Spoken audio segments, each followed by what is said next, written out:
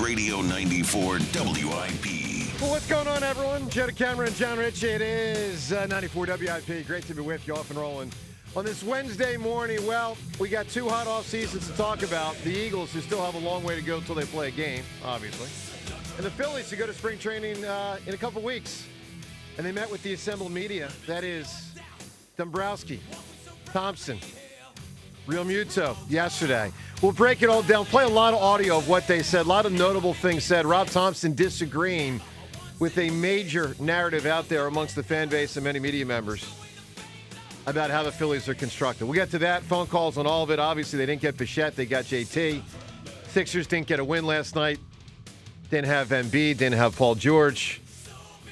Running Maxey into the ground. I think he played 97 minutes last night. No, it was 43. Look, we'll get to it all. They're really running him ragged. But, all right, all of it on the table. 215-592-9494. Eagles coaching search for the OC, the whole deal. Richard Rich, good morning. Hello, Joe. Hello there, Johnny. Some older golf balls had honey in the center. The Walter Hagen Honey Center was one of them. This is like 1930s and to 1950s. So not that long ago, they thought honey was an appropriate filling I don't know what to say for about golf that. balls. All right, whose sister in a movie was Honey? On the second day in a row, I'm giving you a trivia question from your thing. Whose sister? A guy is talking on the phone to Honey, and a gal sitting next to him who's very good looking and thinks that he's got a girlfriend, and he says, "No, that was my sister." And then he gets hit by a car. It sounds super familiar. It's Brad Pitt in that movie that 3-hour movie, Meet Joe Black? Oh, Meet Joe Black. Yeah. Wow, that is a deep cut by you. I never saw That's Meet because you Joe love Black. Claire Good movie. Forlani so much. I'm a huge fan of I her, know man. you are. Huge fan of her. It's a strange movie, but it's a really strange yeah, movie. it is. Anyway, no, cool fact, John. Then I could give you the fact that actual cocaine used to be in, Coca-Cola. You want to talk about what's in there? But anyway, so let's get to the makings of the Phillies, the parts of the Phillies. No Honey, but a lot of frustration amongst a lot of people. So two different things really on the table today. One is the overall offseason for the Phils, what they've done, what they haven't done, what you wanted them to do, and what you're happy and disappointed about. All of that on the table, your assessment of how they have comprised this thing. It looks like this is largely it. Maybe a minor move or two, maybe Bader. I mean, Dombrowski was pretty clear yesterday. Don't expect anything big. For the most part, what you got is what you got. So the overall Phillies offseason on the table at 215-592-9494. But so too is specific reaction to what was said yesterday. Because a lot was said. Matter of fact, before we get to anything, let's listen to Dave Dombrowski, what he said about almost getting Bichette, but not getting Bichette.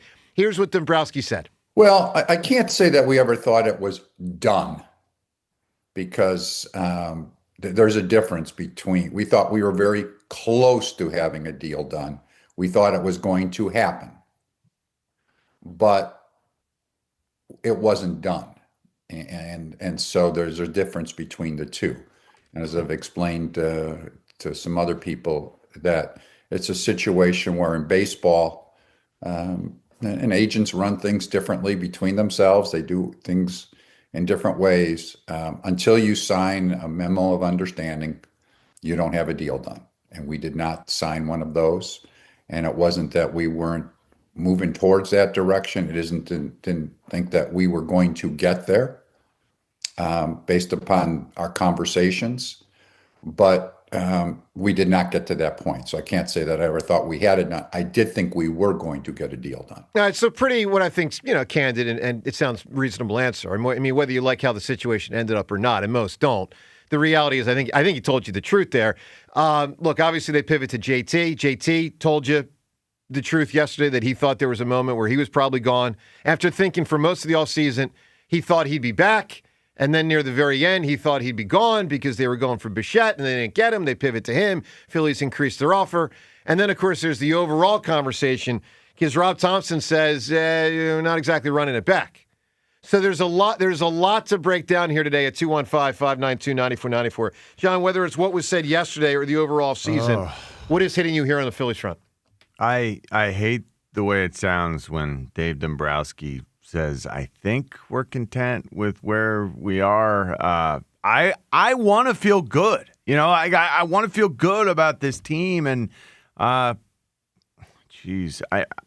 keep it's so sad that my mind keeps jumping to Harrison Bader. Like, well, maybe if they sign him, I'll feel better about this whole thing. We all will. But I feel like that's all that's left now. Pretty much. Like, Yeah, that that's really, it feels like there's nothing else.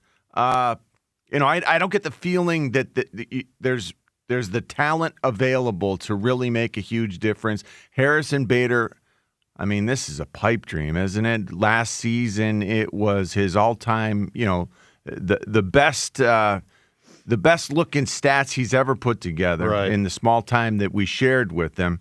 We can't really expect that level of performance from him, but I do think he brings the special sauce. Like he brings some extra swagger that we need and the positivity, and he makes us better. I wanted to feel good about Dave Dombrowski. That normally when he sits up there and talks, I feel so confident with where we sit. Yeah, I know. And it felt like he didn't have all the answers yesterday. And not only did he not get Bo Bichette to come to Philly, he lost Bo Bichette to the Mets. But I will say he also lost him to the Mets, though. To be fair on this front, I wouldn't want a guy who can opt out after a year. I'm being honest with you. Like the whole idea, if a player plays great, and it's good that he plays great because he helps you for that 1 year. But if he plays great, he opts out and you probably lose him. I mean, not necessarily, definitely, but probably. And then if he stinks, he opts in, and now you're saddled with the guy that stinks. Well, I would love to have the player. If that's what it took to sign the player. Well, that's what it would take. Okay. Well, I'd prefer to have the player. With the Bryce Harper thing, he was a little ticked off about what Dave said the last time Dave talked. Right. And I feel like that's the most positive thing I can take out of this offseason, that Bryce Harper got a fire lit under his butt because of Dave Dombrowski saying he didn't have an elite season. Yep. Now Bryce Harper's wearing the not elite T-shirt in the batting cage. I love that he's in the batting cage. I love that he's motivated enough to go out and make a shirt to wear while batting in the batting cage. But I guess the big takeaway for me is I felt like we had a chance to supercharge this thing, and instead it feels I agree, John. Instead it feels like now we're sitting where we were before. Yeah. It seems transparent as to why you went back and signed JT after you missed on Bo Bichette. Of course. And it feels like we can't even get rid of the guys we don't really even want, or we're not sure if we want. Like, how are we as fans supposed to feel about Alec Boehm and Nick Castellanos? You've offered them up for anyone's taking, and they're here. No, not on Boehm. Boehm, no. Casti, yes. Two different categories. Casti, yes. Okay, but everyone knows that there were issues with Alec Boehm last year. They are not solid on Alec Boehm. Right. He was all but available. I mean, like dangled. Yeah, they'd like to improve there, and both guys for sure are still here. Well, look, Dave Dombrowski says he thinks he's content with where they are. Well, I think I'm discontented with the not the effort, lack of urgency, the failure. Yeah, he's now telling us that. It's good the enough, Mets went and out it's and not. traded for Luis Robert last night. Yeah, but I think he's not enough. But I think he stinks. I mean, you can think what you want, but they're still doing things. I know and they that's are. the Yeah, point. but they also traded away little Nimmo. things. They let Alonso walk. Like, the Mets offseason's been super weird. It doesn't make any sense to me. Look, guys, here's where I'm at on the Phils, and we'll break it down, and we'll continue to play the audio for you, 215-592-9494. Here's where I'm at, big picture, Phils, 3 points. Point 3 is my most important point today, but 3 points. 1, I'm excited for the Phillies. 2, I think they have one of the top teams in baseball. Now, You're excited for the Phillies. I am excited. I'm very excited for the Phillies. Boy. Top teams in baseball, whether the top 5, top 7, top 3, they're somewhere up there, and that gives them a shot. But here's the third point, and this is what's very in line with John. I'm disappointed they didn't do more in the offseason. I'm disappointed in the offseason. I mean, I can be excited and know that they have a shot to win a World Series and likely to win 90 or something games and compete. Fun they summer. They have a lot less of a shot than they should have had. Well, yeah, if Dave Dombrowski would have been successful. I don't give them an. It's an F. James, I don't give them an. It's a fail. It's not a fail, but here's the. How is it not? What did they do? They added Adolis Garcia. I understand. It's that. a fail, like a failing grade this offseason. All right, so I don't go there. If they were to get Bader, and I don't think they will, I'd feel a lot better. Maybe it'd be a D- if they get Bader. Here's the heart of the problem. Here's the heart of the problem. It is Bohm. And it is Bohm related to the 2-hole or the 4-hole. The heart of the problem is the offense. And the heart of the problem with the offense is who the hell hits in the top 4. And you know 3 of them. 3 of the top 4 in whatever order are Trey Turner, Kyle Schwarber, and Bryce Harper, as they've been the last 3 years.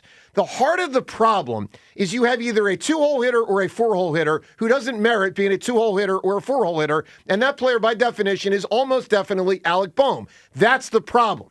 The problem in the offseason, like, I don't go as far as James does to say F, because I still think my team measures up in a lot of ways. I, for instance, don't want Luis Robert on the team. I think he stinks, so I don't want them to make moves just to make moves. I want good, smart moves. I think Robert is a bad move for the Mets. I think the Mets have had a disastrous offseason, so I think James has an overspeak there when he says F. I think that's out of frustration. No, it's not an overspeak. I think they failed this offseason. I know you do. I know you do. I mean, real quick, what have they done? No, what positive? But to me, James, here's what an F is. I ripped up my team, and now I don't have a chance. No. Well, You grade the offseason as it is. Every team gets a grade. So you're saying the only Fs are the teams that rip up their teams? No. Teams that make huge mistakes. I don't think the Phillies made a huge... They had an awful offseason. They had a honestly, disaster is the word for their offseason, in my opinion. Look, they did not accomplish what they set out to accomplish. Well, that's for sure. Nothing. You're right about that. What did they do, Joe? What did they do this offseason? They're running it back. Right. They I added understand Adolis Garcia and they let Ranger walk. They are a worse team today than they were at the end of last season. It's a failure. They've added two outfielders that it feels very like 2 guys in, 2 guys out, similar. Now we'll see how Crawford measures up. But no, I guess the difference I make is I'm not happy with the offseason either, but this is me, guys. I think James is going too far when he says F. I mean, to me, F is you don't get to advance from 4th to 5th grade. Like, F, like you have to go to summer school. Like, to me, that's They got worse. Well, they are a worse team. Well, we knew in losing Ranger, they probably would get worse. Right, but we thought they would add to the offense. We thought they would change. They didn't. Like they I don't understand what grade would you give them? I would give them a C. Yeah, I think it's a failure of an offseason. They went in trying. They did not want to run it back. They did not want to do this. You're right. And they are. They failed. Like, I don't know what word there is other than this failure. Is not the You plan. can't call it a gut punch and in the same 20 minutes say you're content. No, I understand. No, Ray, I thought that was bad. That was bad. There's no question. To John's point, I don't think things were really well presented. I'm not saying they were. No. All right, we'll play the audio. We'll take your reaction. 215-592-9494. Do you go as far as James with your opinion and frustration, or are you a little bit more measured? Some would say reasonable, like the hammer. Joe DeCamera, John Ritchie, where do you stand in the offseason? What was said yesterday? We'll play you more audio, including coming up next, what Rob Thomson said about how they are not running it back, which I think he's wrong about. Joe DeCamera, John Ritchie, Devin Seltzer, and Ray here on 94 WIP. If you are tired of your house being uncomfortably cold, and you're going to find that out today, and paying those high electric and oil bills to keep the heat on, which is shockingly expensive this time of year, you'd love to have new windows, but you don't want to have to pay a fortune for them. Well, January is a great time to replace your windows thanks to Window Nation. Over the last 20 years, Window Nation has installed over 3 million energy-efficient windows and helped tens of thousands of homeowners keep their homes comfy and cozy year-round while also saving them money on monthly utility bills. My kids and I love the way our new windows look and function, and it's wonderful to be more comfortable in the winter while saving on the bills. You know, these windows, they do their job. And right now, take advantage of Window Nation's Buy 4, Get 4 windows free sale. Plus, you could get them with 0 down, 0 monthly payments, and 0 interest for 2 years. Don't wait to put an end to your window problems. Save big with Window Nation's Buy 4, Get 4 sale going on right now. But this offer ends soon, so schedule your fast free estimate right now. Do like I did and call 866-90-NATION or visit windownation.com. Feel bad about losing control this holiday season? You don't know Jack. Right now at Del Toyota, you can buy with no money down and 0% APR financing every day. DelToyota.com. Jack. Sell them for less. Hey, hockey fans. Now with BetMGM, you can win a share of $10,000 in bonus bets when your anytime goal scorer nets 3. Enter BetMGM's Hat Trick Jackpot all season long for your chance to win some major bonus bets. It's easy. Just log in and opt into the promotion. Then make an anytime score bet on any hockey game of at least $10. If your player of choice scores 3 goals instead of just 1, you'll win your share of the $10K in bonus bets. There's nothing quite like watching a game with a hat trick, especially when it means you could win a share of $10,000 in bonus bets. Ready to shoot your shot? Download the app today. BetMGM. Make it legendary. BetMGM and GameSense remind you to play responsibly. If you or someone you know has a gambling problem, help is available. Call 1-800-GAMBLER. BetMGM.com for terms and conditions. 21 plus to wager. Pennsylvania only. Existing customer offer. Subject to eligibility requirements. Rewards or bonus bets that expire in 7 days. When you need to know, depend on KYW News Radio 103.9 FM. Philadelphia has activated an enhanced code blue due to the bone-chilling temperatures. Construction unions agreed to help fund a low-income housing project in West Philly. And Carlos Beltran and Andrew Jones are going to the Baseball Hall of Fame. Phillies legend Chase Utley came up short of the needed votes. Get the latest anytime on KYW News Radio. Now on Crystal Clear 103.9 FM. You've never needed us more. If your old heater decides to call it quits in the middle of winter, no biggie. Horizon Heating and Cooling are your local experts at keeping you warm inside while kicking the cold to the curb. We'll be there to help same day with no emergency fees, even on nights and weekends. Horizon even replaces your broken unit the next day with free estimates available. And right now, trade in your old unit and get up to $5,000 toward a new HVAC system installation. So don't let heating issues stress you out. Book horizonservices.com today. I know that hiring can be challenging. You need someone to match your role perfectly. Well, now you can meet them fast on ZipRecruiter. Build your team, build it sooner. Meet your match on ZipRecruiter. Just head to ZipRecruiter.com/free right now to try it for free. That's ZipRecruiter.com/free. Meet your match on ZipRecruiter. Try it free. As a mom, comforting my family is what I do best. Vicks Vapor Stick provides soothing, non-medicated Vicks Vapors in an easy-to-apply stick, and it dries fast, so there's no mess. I use it to comfort myself and my family. Thanks, Mom. Vicks Vapo Stick, soothing comfort for the whole family. And try Vicks Vapo Shower Max for steamy Vicks Vapors when you need more comfort for yourself. Use as directed. Today, a mix of sun and clouds and not as cold. High 38. Weather brought to you by Staples. 2026 is here, and at Staples, deals mean business. Like up to $100 off custom print orders. Head into the new year looking good for less. Staples. That was easy. Ends 1/31. It's playoff time. You know how it goes. Big hits, hard yards, and a whole lot of opinions on Monday morning. But buying a car, it shouldn't feel like a contact sport. Hi, it's John Ashow, the Cars Are from Colonial Hyundai. Here at Colonial, we keep it fast, easy, simple. One car, one price, one visit. Only at Colonial this month, drive home any new Hyundai of your choice, like a brand new Tucson, for just $199 per month. No whistles, no flags, no unnecessary roughness. Colonial Hyundai makes it easy to get out of your old car or truck by offering the highest trade-in values in the region. We have over 200 vehicles in stock. Konas, Santa Fe's, Palisades, Elantras, all with incredible offers and incentives. Our state-of-the-art dealership is designed to make buying, leasing, or servicing your vehicle faster, easier, and better than ever. As always, every new Hyundai comes with America's best warranty, a 10-year, 100,000-mile powertrain, and Hyundai Assurance. Shop us online 24/7 at colonialhyundai.com. Colonial Hyundai, the faster, easier, better way to buy a Hyundai. 2026 Tucson SE lease for $209 a month for 36 months. 7,500 miles per year. $3,995 plus tax, tags, and fees. Stock number H260186. See dealer for details. 94 WIP Sports Update. Brought to you by Lexus of Cherry Hill, family owned and operated. Visit lexusofcherryhill.com. Well, it would appear Eagles are not going to get that interview with Mike McDaniel for the offensive coordinator gig, as reports from ESPN's Adam Schefter says McDaniel is taking that job with the Chargers. Eagles did interview Brian Daboll Tuesday. Inquirer's Jeff McClain posted, Daboll clearly a top target for the Birds, adding there is internal support to bring in someone who would make significant changes to the offense. Eagles may have competition, though, with Robert Saleh in Tennessee. Sixers fell to the Suns 115-106. No Joel Embiid or Paul George. Dave Dombrowski seems quite pleased with the Phillies' relatively quiet offseason. We did rebound in the sense that we signed JT right away, which I'm very fortunate that we're very fortunate he didn't sign somewhere else. And I think overall of the wintertime, I like our club. We have a good club. You know, I've just said it's a situation. People forget we re-signed Schwartz. Well, the Mets continue to be busy. They acquired center fielder Luis Robert Jr. in a trade with the White Sox.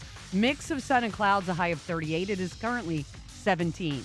To listen to Sports Radio 94 WIP, download the free Odyssey app or tell your smart speaker to play 94 WIP. Sports Update on 94 WIP. You are waking up with Joe DeCamara and John Ritchie. This is the WIP Morning Show. Sports Radio 94 WIP. All right, there's one more key piece of audio to play before we go to the phones, and that's Rob Thomson from yesterday. So, Topper's telling you it's not rain announced. Topper's telling you it's not cold outside. I'm trying to use the red analogy. Topper's telling you it's not cold outside. Hey, Topper, it's cold outside. So he's saying they're not running it back, but they are. You want to talk about nibbling around the edges? Sure. Yeah, you never come back with the same 25, 26 players, but I mean, come on. This is running it back. Here's what Rob Thomson said yesterday. We're going to add 3 new relievers. We got a new right fielder. We're going to put Crawford. Crawford's going to get every chance to play. We probably got a rookie starting pitcher in Painter. We got Otto Kemp, who wasn't here at the start of last year. So we're turning over 20 to 25% of our roster. So if you think that's turning it back or running it back, whatever the saying is, yeah, I can't help you. Yeah, I didn't like that comment. Devin, what'd you make of that? I know you were there for all this stuff yesterday. What'd you make of it?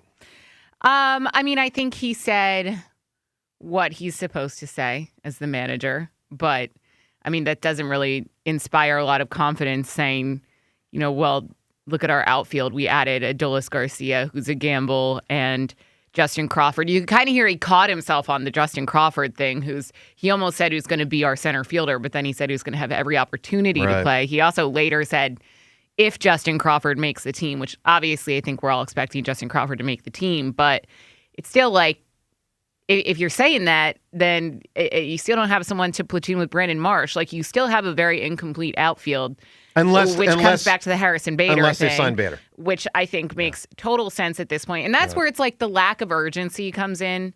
And I just feel like they're not really feeling it, where it's like, go out and get a guy like Harrison Bader at this point. Like, what else can you do? You might as well. It's not going to hurt. It's not like he's going to make $500 million, you know? I was very disappointed once again, but par for the course with how this Phillies offseason has gone. All right, so we'll pose this Twitter poll question because I think it's the only lever left that they would choose to consider. Because Dombrowski was very clear yesterday, don't expect a $200 million player or even a $100 million player. He didn't use those words, but essentially, he was asked about a big free agent. He's like, no. So let's bring it down to Bader. Twitter poll question of the day brought to us by Armin Chevrolet. Arriving shortly, the all-new 2027 Chevrolet Bolt EV, starting under $30,000. Reserve yours today. Together, let's drive. ArminChevy.com. Poll question: do you think the Phillies will sign Harrison Bader? Yes or no? We had a poll question yesterday. If they get Bader, would you be happy with the offseason? 48% said yes. 52% said no. I was shocked by that. I was too. Because, would I like them to sign Bader? Yes. It doesn't make me feel better about the offseason? Right. No. Like a tiny bit. Like I just said, I go from F to a D-. Okay. All right. How does everyone size it up? What they said, what they didn't say, what they did, what they didn't do. 215-592-9494. We'll get to the Eagle stuff, offensive coordinator search and more coming up shortly. Darren in South Philly right now. Darren, good morning. Good morning. Hi, but Darren. no, Joe. What's up, bud? What are you smoking? There's not a chance in God's hot sun, Harrison Bader or anything. Let me just say this, and you know me pretty well at this point. OPP? I'm always always an optimistic when it comes to something. Come on, Darren. That was pretty good. That was pretty good. What? There's not a chance in God's hot sun the Phillies can do anything. With the exception of, extending my opening day, no. You will see me at the ballpark maybe once this season. There's nothing they can do. They basically said, here's last year's birthday present. Let me rewrap it for you, and it's going to be better than ever. No, there's nothing they can do. I mean, the only person, James said this too, I feel sorry for the whole organization is John Middleton, because he's actually trying to spend money. Like everybody else seems to think they had their head. Well, he is, but Darren, you know what's notable? They would not have had JT if they got Bichette, which means, and I'm not criticizing them when they spend hundreds of millions, but I do wish they could have had JT with Bichette. It's just... That's here nor there. We got used as a stalking horse, and worst of all, it was to the bleeping Mets. Like, I'm sorry, it's mind-boggling that they seem to have their heads buried in the sand. They failed. James is right. It is an F loss. Like, there's nothing, and you seem to be happy with the participation trophy. No, they are running it back. You're misinterpreting what I'm saying. I am disappointed in their offseason, but I would rather they stand pat than choose the wrong players and ripping it up. That's what I'm saying. There's a difference. Well, no one was saying rip it up. Well, let me put it this way. Luis Roberts. I think that guy stinks. So I know for a lot of people, it's like, whoa, the Mets got a new toy yesterday. Yeah, I don't want that toy. Like, I'd rather have Crawford than Robert. That's just me. Joe. I don't think Robert's a huge, I don't care if Roberts goes up. I'm talking about Bo Bichette, and then the Dodgers seems to just acquire everybody. I know. Yeah. I don't think we're giving the Phillies credit for not adding the wrong guys instead of not adding the right guys. But that's why I don't give them an F. I give them a C. I think you're way too nice a grader. I want you to teach. Yeah, I wish I had as a teacher. I would have done much better in school. I had 1 year I taught her. I'd have got you an A. The way no, Darren, you would have been a G. How do you grade their right, Darren, public presentation? Because this is part of it too, and it's not just yesterday. This stuff, and we're going to go through it. I mean, Rhea just played the "People forget we signed Schwarb's" comment, which was one of the dumbest things I've ever heard a general manager in this city say, or president of baseball, whatever. But the tone deafness of how they've conducted this whole offseason. I agree. Like that, we talked about it, but to sell Bichette to the city and then get played like that, and then be like, "Well, we got JT, congrats, we're so happy," and then to come out yesterday and say this stuff, it's just, it concerns me how unaware this franchise is of how they're viewed and of where they're headed. That's a fair criticism. Can you ever criticism. Imagine Howie Roseman saying or getting away with the word content? Yeah, that's a fair point too. I don't disagree with Howie's like, we didn't win the Super Bowl, so I suck. I don't have confetti. That's what he says every year. He's like, if I don't win the Super Bowl, I failed. Yeah, well, yeah, but they're also not talking about last year anymore. They're now talking about the new year. That's what Howie's saying. After this past year, he failed. No, I understand that, but my point is, what was presented yesterday wasn't about last year. It was about an upcoming year, which it was about this offseason as well, though. No, but the offseason is about the upcoming season, and we can't say yet they failed in 2026. They haven't even had play ball yet. Haven't even played first pitch, let alone last pitch. Well, of course, but we're grading the offseason. All right, Rhea, what is your assessment of the situation? I really didn't like Topper's attitude about, if you think we're running it back, I can't help you. Felt that was a little ignorant. It was. If he wanted to say, we're bringing back a majority of players who helped us win, 95, 96 games this year, that's truthful. But the I can't help you, I know. I mean, it was just, I hated it. It was listen, guys, I'm not defending the presentation. I agree with you. I guess what I'm defending is I just happen to think they have a better team than you guys happen to think. I think they have a fine team. Yeah. I just No, I think they have an outstanding team. Look, hold on. You're going a little far. The Dodgers are outstanding. The Phillies have a very good team. Hang on. When I hear fine, all right, I'm just talking. To me, that's 84 wins. All right, they are a good to very good team. They are not great. They're not great. The Dodgers are great. Good to very good. For that's what they are. years. I know. They're the same, and maybe slightly worse. A jump. We were expecting a jolt. We were expecting major market improvement that we could see just by the star that we landed. And we were basically told, hey, guys, don't worry. Feels like we're getting them. All right, Devin, in a word, the Phillies are what? Or phrase, because it might be very good. In a word, the Phillies are... No, the team, like not the strategy. The Phillies team is... Old. No, I mean, come on. What are they? They're mediocre. Stagnant. But mediocre. No, they are at least very good. So, if people can't give me that the Phillies are at least very good, then we're talking insanity I do agree we need to keep in mind how many games they won last season. Something that is like haunting me, and I keep going back to, was Harrison Bader at the end of the season. You know, everyone knew his option, his contract's coming up. He's going to opt out for more money. And he spoke, I believe it was like right before one of the final, home games, like first or second game against the Dodgers. And he said for his future, he wanted to sign with the team that had the best chance of knocking off the Dodgers. And that was the Philadelphia Phillies at the time. I can't really imagine that he still has that same mindset, or anyone has that same mindset about this Phillies team now. Oh, I disagree. Just given the other moves that other teams have done, that the Dodgers have done, I feel like it's... Well, who in the National League do you think has a better chance to beat the Dodgers than the Phillies? I don't know. I don't think anyone in the National League beat the Dodgers. I mean, the Mets have made moves to try. Yeah, but I don't think the Phillies haven't. Yeah, but if you're saying the premise is Bader wants to be, and I think a lot of that's just word talk, because I think at the end he wants to get paid. But if his premise that he publicly put out is that he wants to be with the team that has the best chance to beat the Dodgers. It's the Blue Jays. No, in the National League, you said, right? Say the National League. No, you said the team. The team. All right, well. So probably the Blue Jays, maybe. Yeah. I mean, maybe look, the he hasn't signed. Look, he's looking for bucks. And maybe they'll pivot back to him. I tend to think they won't. I'd like for them to pivot back to him. That would make me happier, clearly. But, I mean, they were trying to get Bichette. They didn't get him. Obviously, there's a pivot to JT. I hope there's a pivot to Bader. Probably won't be. We'll see. Your reaction to it all. By the way, AMA today at 7. You ask, we answer. Questions from Facebook, Twitter, and the text line. What do you want to know? Throw us some good or great questions. Also, coming up, we'll get into a big question. Who's going to be the Eagles' offensive coordinator? Because it looks like it will not be their number one target, who it appears is going to the Chargers. We'll get to that reality, who they may pivot to, and all this with you on the phone lines. 215-592-9494. Plus your chance to win auto show tickets today. We'll have some fun with that, phone calls and all of it. And what JT said about the Phillies pivoting back to him. We'll get to that and more. Phone calls and all of it on 94 WIP. Season 2 of Unrivaled Basketball is here. The energy is unreal. It's the best women players on the planet.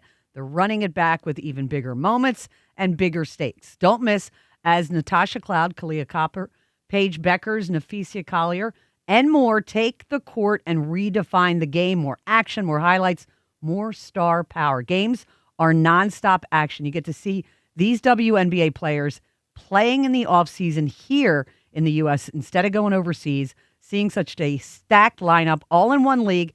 Every matchup feels big. Create it by WNBA stars. Unrivaled gives athletes a high-quality, U.S.-based off-season league with better visibility and support. Watch the Lunar Owls take on Breeze this Saturday, 7:30 Eastern p.m. time on True TV. Every matchup, every highlight, every moment that makes you jump out of your seat. It's all back and bigger than ever. This is not your regular season. It is Unrivaled.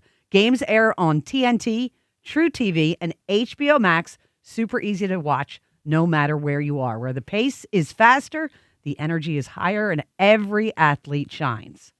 Happy New Year! It's a Robin from Robin Ford, Delco's #1 Ford destination for over 6 decades. Don't wing your winter car decisions. Give us a chirp. Joe from Edgemont, you're on the air. Yeah, I'm looking to score a great deal on an F-150. Is March a good time to buy? The early bird doesn't wait till spring. Get to Robin Ford during the Robin Ford Early Bird Sales Event. Drive home in a new Ford F-150 with 0% financing for 72 months. There's no stopping the Robin. Call me now, 866-THE-ROBIN. Up next, Tam in Springfield. Hey, looking at a new Explorer, but want to stick to my budget. Exactly why people come to Robin. Nobody gets plucked on price at Robin Ford. During Robin's Early Bird Sales Event, drive home a new Ford Explorer for only $389 per month with no money down. No matter where you are, you're closer than you think to a better buying experience at Robin Ford. Online at robinford.com. Robin Ford, where cars and trucks are sold cheap, cheap. Pump up your energy savings with the new Bradford White Aerotherm G2, the only hybrid electric heat pump water heater manufactured in America using the finest components from around the world. It's a Bradford White, so it's built to be the best for years of reliable performance, top efficiency, and energy savings. Plus, rebates and tax credits could save you thousands more. How you heat your water matters. So ask your plumbing pro about the Aerotherm heat pump water heater and visit BradfordWhite.com to learn more. It's about time pros had one partner for the whole job. Why juggle 10 different suppliers when one can do it all? At the Home Depot, you'll save with pricing built for pros. You'll stay on track with job site deliveries, scheduled, next day, or same day. And you'll get every size, every finish, every job lot quantity you need. One partner for the entire job. That's how pros get more done. The Home Depot Pro. It's about time. Welcome back to Winter Hack Radio, the place for clever hacks to survive the season. Icy driveway? Well, try spreading sand or birdseed to help with traction.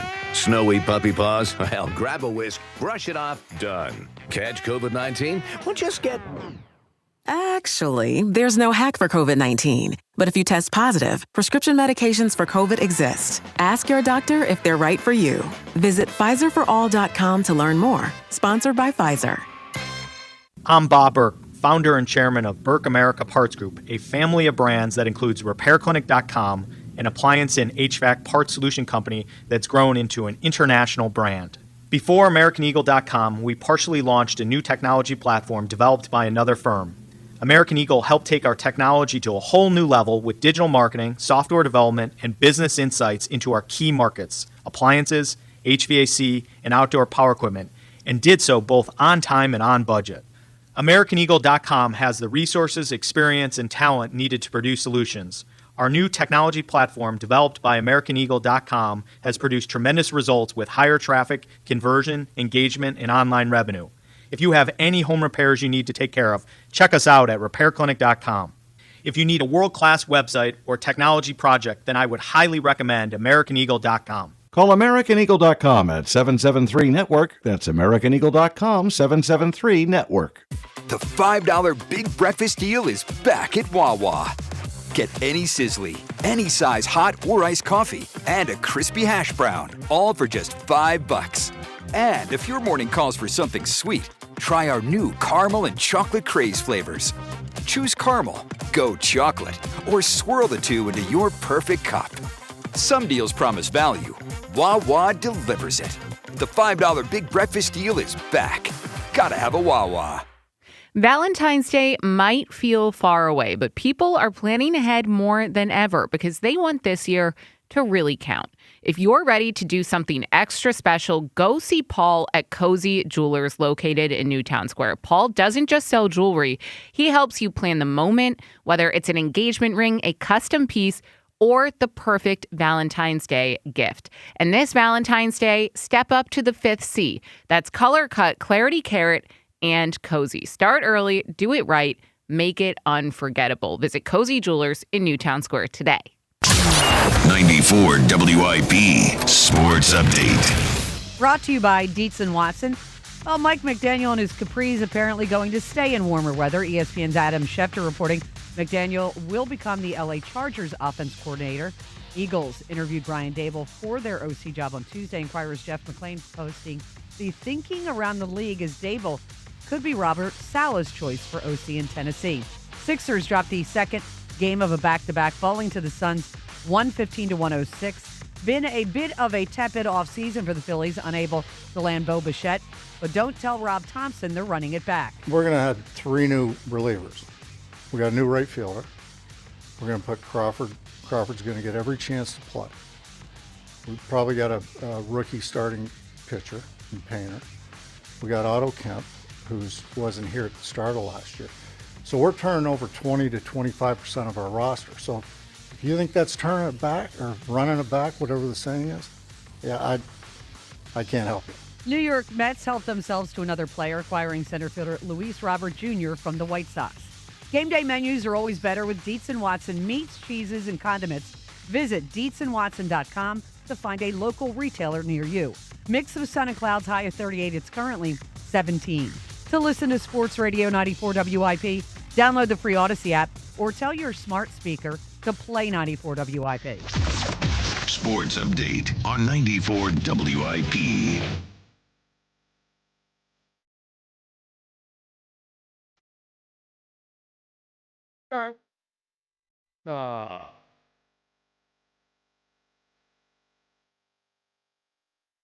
Who's going to talk? They're going to have some respect for this.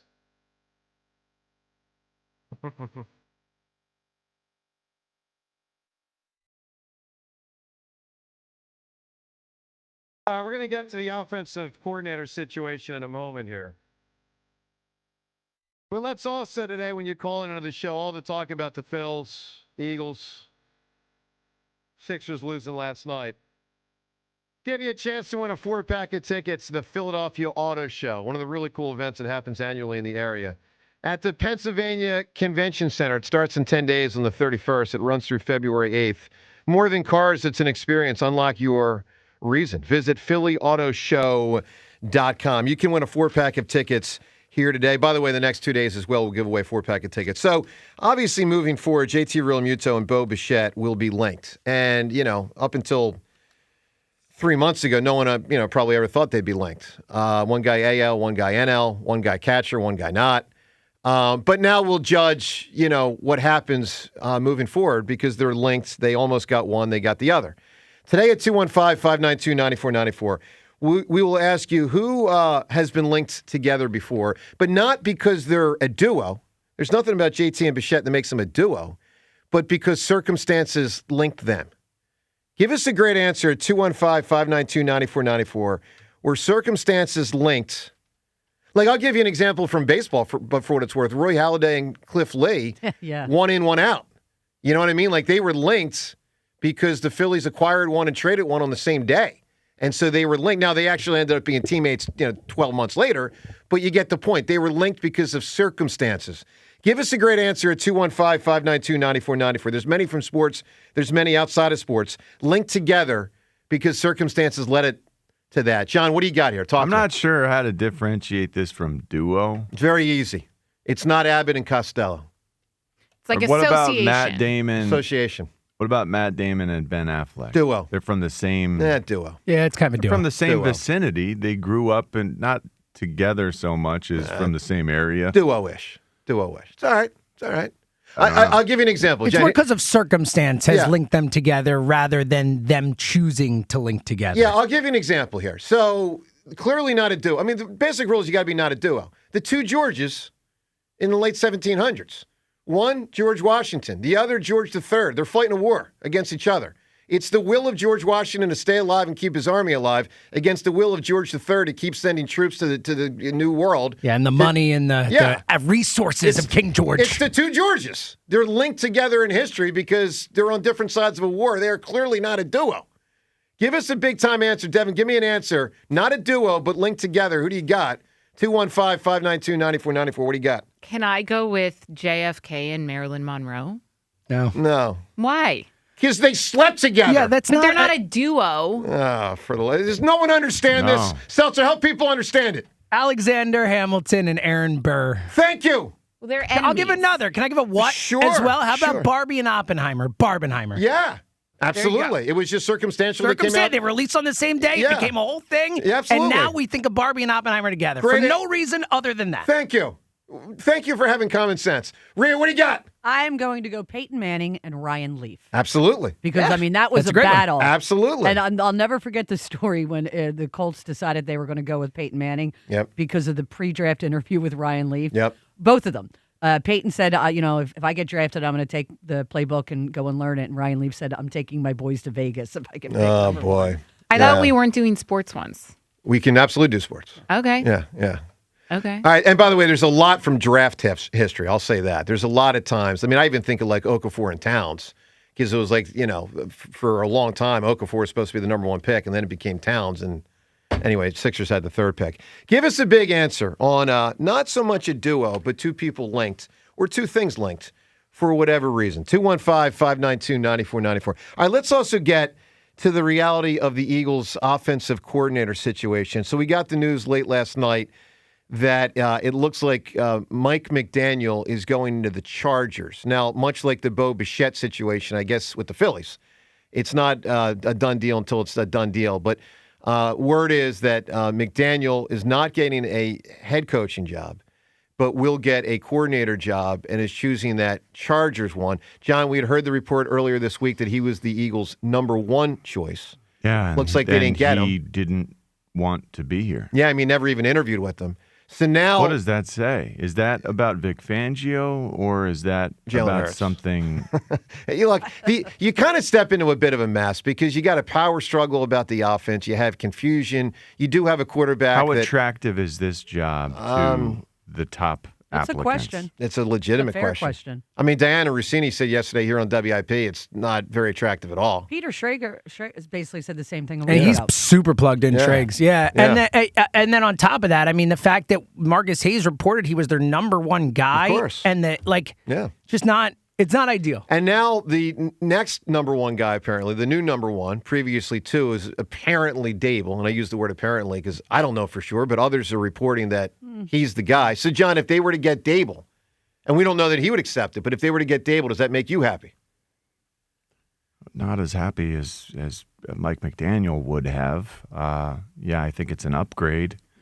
I'm not overjoyed. You don't sound like him. I think in defense of Dable, you do have he's been around for a while, and he's called plays in a lot of places. Yep. And we know he can do that. Maybe he'd be willing to stick around, because he is, not old, but older than a Mike McDaniel. If he gets a head coaching opportunity, he's gone in a year. But it's possible that, Well, and this is terrible to say, but it's possible that because of the way things went most recently with his head coaching duties, it really wasn't that spectacular. Yeah, he might not get hired as a head He coach. might not Yeah. get rehired away as quickly as some of these other guys would. I think that's fair. So maybe that's a positive for our purposes because he would stick around for longer. And he has, a history of being able to develop a quarterback. I mean, he's done this with Josh Allen up in Buffalo. Yep. Although now it's caused me to question how much was Dable, how much was even the other quarterbacks that Josh Allen was learning next to. The one thing I heard about him, Davis with Josh, Webb being one of them. with Josh Allen, is he was very entitled when he came into the league, and that Dable was kind of integral to fixing that mindset of wanting to be, and coached him hard. Yeah, very that hard. would be great. Yeah.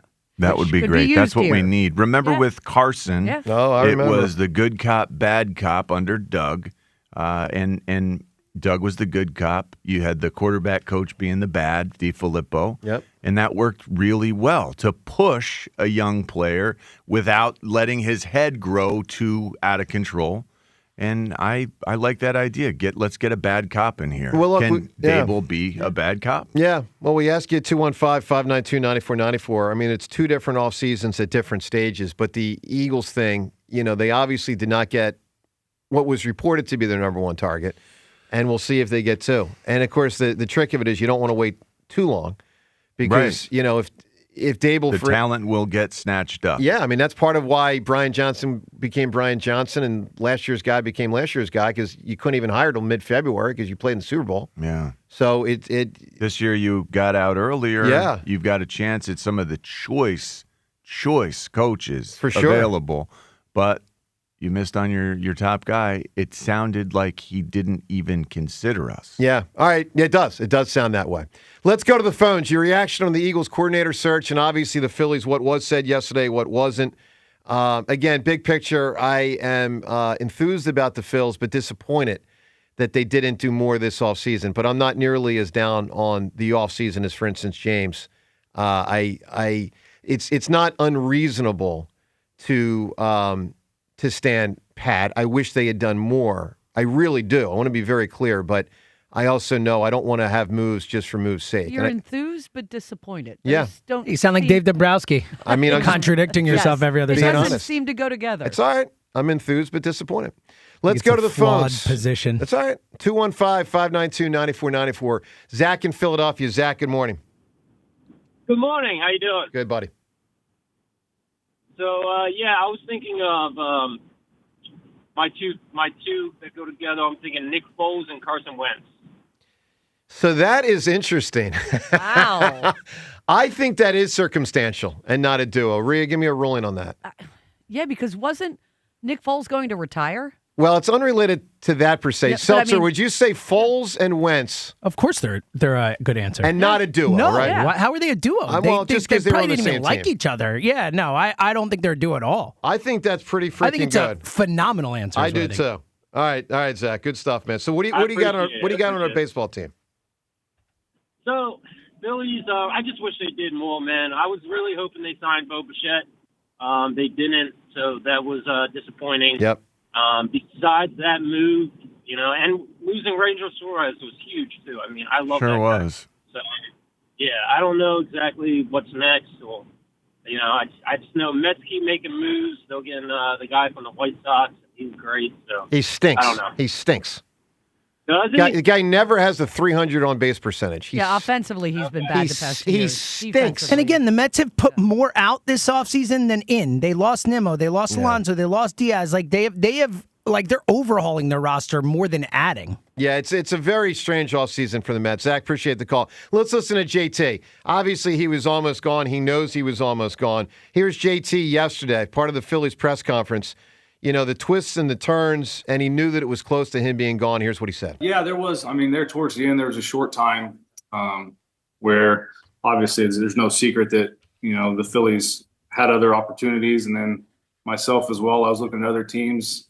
There at the end, it got a little stressful to where, we thought there was an opportunity or a chance that we weren't going to be back, which, obviously wasn't ideal for us. We made it pretty clear that we wanted to be with the Phillies from the start. So luckily that didn't last too long, and we were able to come together and get a deal done. So, John, you're the one person here, and any of us can speak to this from the standpoint of, for instance, working in radio or other jobs, but you're the one person here from a pro sports standpoint that could speak to this conceptually.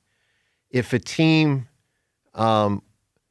liked you, loved you, but didn't want you more than someone else, but then didn't get that person, and then comes back and says, but we don't want you to forget we did love you the whole time, and we are willing to give you those extra couple million. How would that make you feel? It feels so fickle.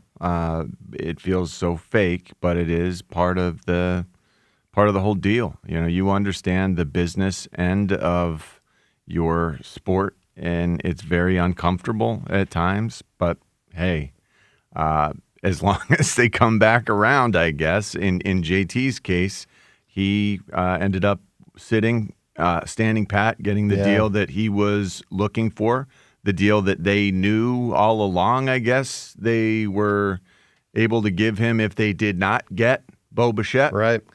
So, man, if I had my druthers, it would have been Bo Bichette here with a lesser catcher, and maybe Harrison Bader on top of it. Yeah. I really felt like that would have been the explosive, exciting offseason that really made me say, I'll give it an A. No, I get it. I'm excited about this report card. Yep. I feel like this is such a far cry from that. I don't even know. I'm not going to grade it an F like Jimmy, but my gosh, it's disappointing. So flat. Like, how can you? Again, my biggest issue is not missing. It's on not having a little more spine with the guys that you don't want. Like, I know that this team. I know that they're not convinced on Alec Bohm. Right. I know that he should have been somewhere else. I know they're not convinced on Nick Castellanos, yet both guys remain. Well, forget the Cassidy thing. It was announced yesterday he's going to be gone. He's gone. Don't worry about that. He will not be on the Phillies. Okay. Dombrowski said it yesterday. He will not be on the Phillies. Then Alec Bohm, why? What's the plan? Yeah. He has been a liability at times, not because he's not a good hitter, but because he's been a head case. And we. Well, he's not the hitter thing. So that's interesting because he's good enough. He's okay, but not the kind of guy that you can say, I'm positive he's in my top four. Last year, he was up there. Last year, because he was the best we had to rely on him for protection. It does not feel like it's consistent enough to rely upon. It's not. And yet, here he is. I agree. Right back where we started. That feels insincere that he's still, counted on. Yeah. I mean, doesn't that feel like a big lie, like a big swirling joke, like no one really believes in this guy, but here he sits because no one else believes in him either? Pretty much. Go ahead, Devin. I asked Rob Thomson, are you, because it was right after Topper was asked about, Bryce Harper and his not elite and like his mindset going into the season. And I followed up asking about Alec Boehm. Like, are you concerned, just knowing that he, like, there's no way he didn't see the rumors talking about how he'd be moved. And I think Topper had to say this, but he goes, well, we were never intended, like you got, like the media said that we were going to move Alec Boehm. Like we didn't know if Bo Bichette would be playing third base or what we would do. We were looking at a few different things. So kind of like covered it up. And then he said, we just need to make sure Alec Boehm is healthy this season. And I know he's had issues like in and out throughout the last couple seasons, but like, I don't know the severity of the injuries, and I think that they want to give it a shot now that they're not going to get Bo Bichette with Alec Boehm and see if he can, be a better guy offensively and defensively. But the mentality stuff is a worry, like the slamming the helmets and the sulking and all of that. But Rob Thomson didn't seem to be worried about that. Plus the lack of power. I mean, his lack of power is for a third baseman who, by the way, but I don't know if that goes back to his health and him not being fully healthy. But he's never really had power. I mean, isn't he like 6'5"? Yeah, he's really tall. Like he's 6'5" and he hits like 13 homers or But something. at least he runs really fast, Joe. Look, I'm frustrated too. Let's get But you're enthused. Well, I am enthused. I can be enthused and frustrated at the same That's time. a hell of it. Like you should run on that campaign for president. It's a weird. It is contradictory. I'm enthused, but Seemingly. disappointed. It does seem. It is. I mean, So, James, you are officially not enthused on the Phils. No, absolutely Opening not. day, you're not going to be excited. Like I'm excited for baseball because it's my favorite sport and all that. But like I'm excited to watch the sport. Yep. I am not excited about this Phillies team. Like I am not hopeful about this Phillies team. I think it is more likely they miss the playoffs than win the World Series. You know what I mean? Well, yeah. I mean, you're going to two extremes. But teams get to points. Like I agree when you always sports are not just about championships. There's a lot of other stuff that goes on, but certain groups of guys on teams get to a point where it is all about championships. And this Phillies team is at that point where there is no outcome to this season that is acceptable or that we will be happy with unless they actually win the World Series. Even losing in the World Series, it could be better than we thought. It's not a successful, happy season. So, like, there is a bar here that has to be cleared, and they got further away from that bar this offseason. How big an uptick in the team's chances do you give it that Bryce is more focused because he feels like he's been slighted by the GM? I think it's a slight downtick. That might help, but I think the downtick is you lost a Ranger and you don't quite know what Wheeler's going to be. I think like Or it could Painter. be Painter and Crawford could be great at super young ages. Who knows? I doubt it, but it is more likely they will be worse this season than better. It's more likely based on the offseason. I mean, it is. Well, I would agree it's more likely they're worse, but I also think they're still 90-something wins. And it's also more likely that the Dodgers are even better. I agree with that. I just don't know where the enthusiasm comes from. Because my team is still one of the better teams in baseball. The Dodgers are. They have a worse chance to win than they've had the last few years, and it's all about winning now. You asking me what gives me enthusiasm? I think I have one of the 5 or 6 best teams in baseball. That's what gives me enthusiasm. 215-592-9494. All right, up ahead, more of what Dombrowski said, plus the Hall of Fame voting situation. Chase Utley and no. How close was he?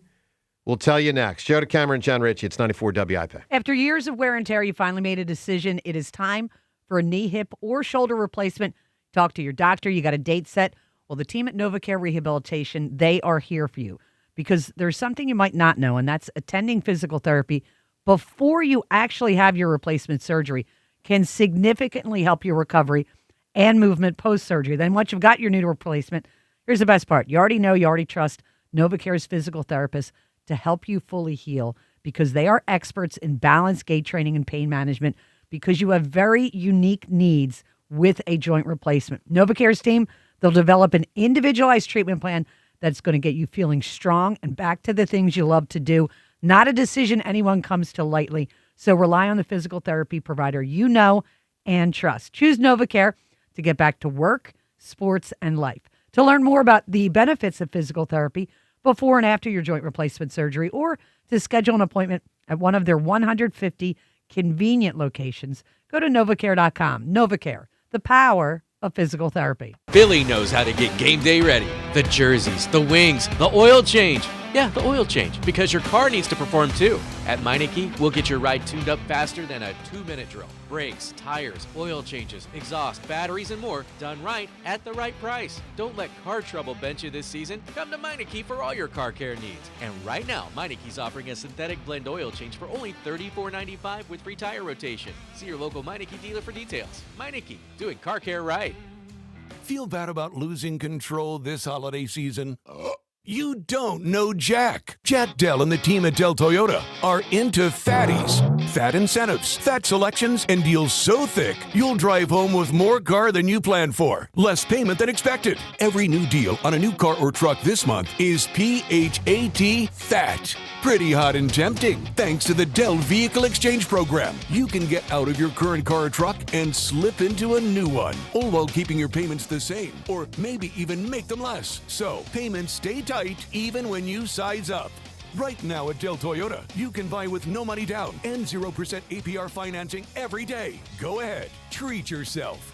Dell Toyota is close, only 8 minutes west of Exton on Route 30 in Thorndale, or visit them online at DellToyota.com. If you're afraid you're going to pay too much for your next car, you don't know Jack. Se habla español. Jack, sell them for less. Includes all rebates and incentives. Offers cannot be combined. Excludes taxes and tags. Well, good morning, kiddo.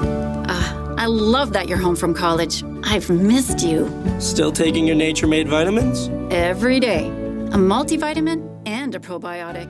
You better be taking yours. Still looking out for me, Mom. I'll never stop. Made to care for you every day. Nature-Made, the #1 pharmacist-recommended vitamin and supplement brand. Find us in the vitamin aisle, based on a survey of pharmacists who recommend branded vitamins and supplements. At Uline, they know firsthand the road to success is an uphill climb. Uline started in the family basement, and through hard work is now North America's most trusted shipping and industrial supplier. They get what it means to have the support of reliable, hard-working partners. So they keep 41,000 items ready to ship. Whether your company is still in a basement office or expanding cross-country, Uline will be there on your road to success. Visit uline.com. Okay, I have to tell you, I was just looking on eBay where I go for all kinds of things I love, and there it was. That hologram trading card. One of the rarest, the last one I needed for my set. Shiny like the designer handbag of my dreams. One of a kind. eBay had it, and now everyone's asking, ooh, where'd you get your windshield wipers? eBay has all the parts that fit my car. No more annoying, just beautiful. Millions of finds, each with a story. eBay. Things people love. One of the most important days of my life involved Benari Jewelers. That's how much I trust them. I'm talking about my recent engagement. Yoni and his team at Benari worked with us to custom design a ring with simple touches that mean the world to us. Every detail perfect, every step easy. And Benari made it feel like we were the only two people in the world that mattered. If you're ready for your own perfect moment, go see my friends at Benari Jewelers, Newtown Square in Exton. What if your instincts could pay off?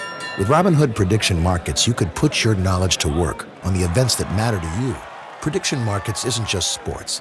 It's the Fed rate decision, your favorite award show, and so much more beyond the playing field. Trade events with Robinhood. Visit Robinhood.com/predict. That's Robinhood.com/predict. Futures and cleared swaps trading involves significant risk and is not appropriate for everyone. Event contracts are offered by Robinhood Derivatives LLC, a registered futures commission merchant and swap firm. This is the story of the one. As the purchasing manager at a manufacturing plant, she knows the only thing more important than having the right safety gear is having it there when you need it. That's why she partners with Grainger for auto reordering, so her team members can count on her to have cut-resistant gloves on hand, and each shift can run safely and efficiently. Call 1-800-GRAINGER, click Grainger.com, or just stop by. Grainger, for the ones who get it done. This is an Odyssey Sports Minute. Sponsored by Robinhood. Your money, your move. Here's one you won't get anywhere else. Record broken in Arizona by Adrian Stubbs with 100 points in this high school basketball game for Maryville High School. But not just 100 points, 100 points in 3 quarters of play. Stubbs and his team's 109-25 victory over Umakofa writes his name in the history books. I'm Drake Cole. Hey, Joe Cameron here. Let me tell you about United Tire and Service. They are the best in the business. Phenomenal with what they do. I take my car to United Tire, and I certainly encourage you to do so as well. You know, every United Tire location is owner-operated, and there are 10 different locations throughout the Delaware Valley. Phenomenal people, by the way.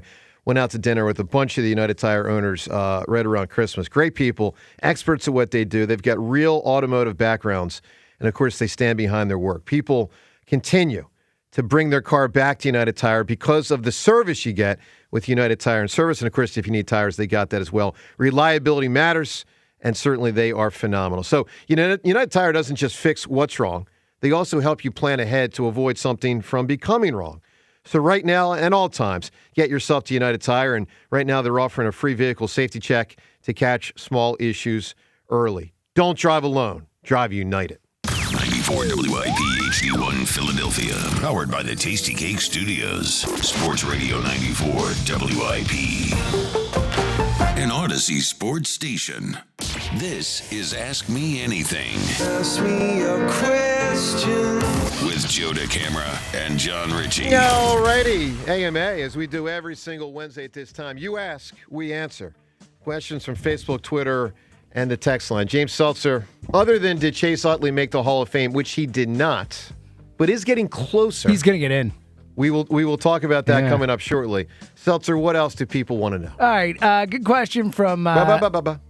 You'll be the judge. I'll be the judge. All right. So I enjoy this because I think John is correct to point this out. What? Hey, Joe, we haven't got an update on your planner recently. Any updates on what you got going on? All right, so now I got to tell you with my life today. You got to pull out the old book.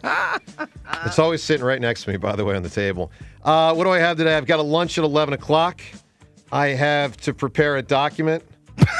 I do. Could you please not do that when I'm taking a sip of my hot chocolate? Prepare a document. Get it ready. I have to prepare a document. Has to be prepared, and it's on my list. Are you kidding me? No. It's amazing. Well, I want to try to finish a document. So I have a document. It's a work in progress, and did someone snort? I snorted. You made me snort. All right, so there's a document I'm working on. Obviously, we got a Flyers game later tonight. Did you write it down that way? Prepared document? Prepared document. Wow. Yeah. Stunning. Let's see. I want to. Yeah.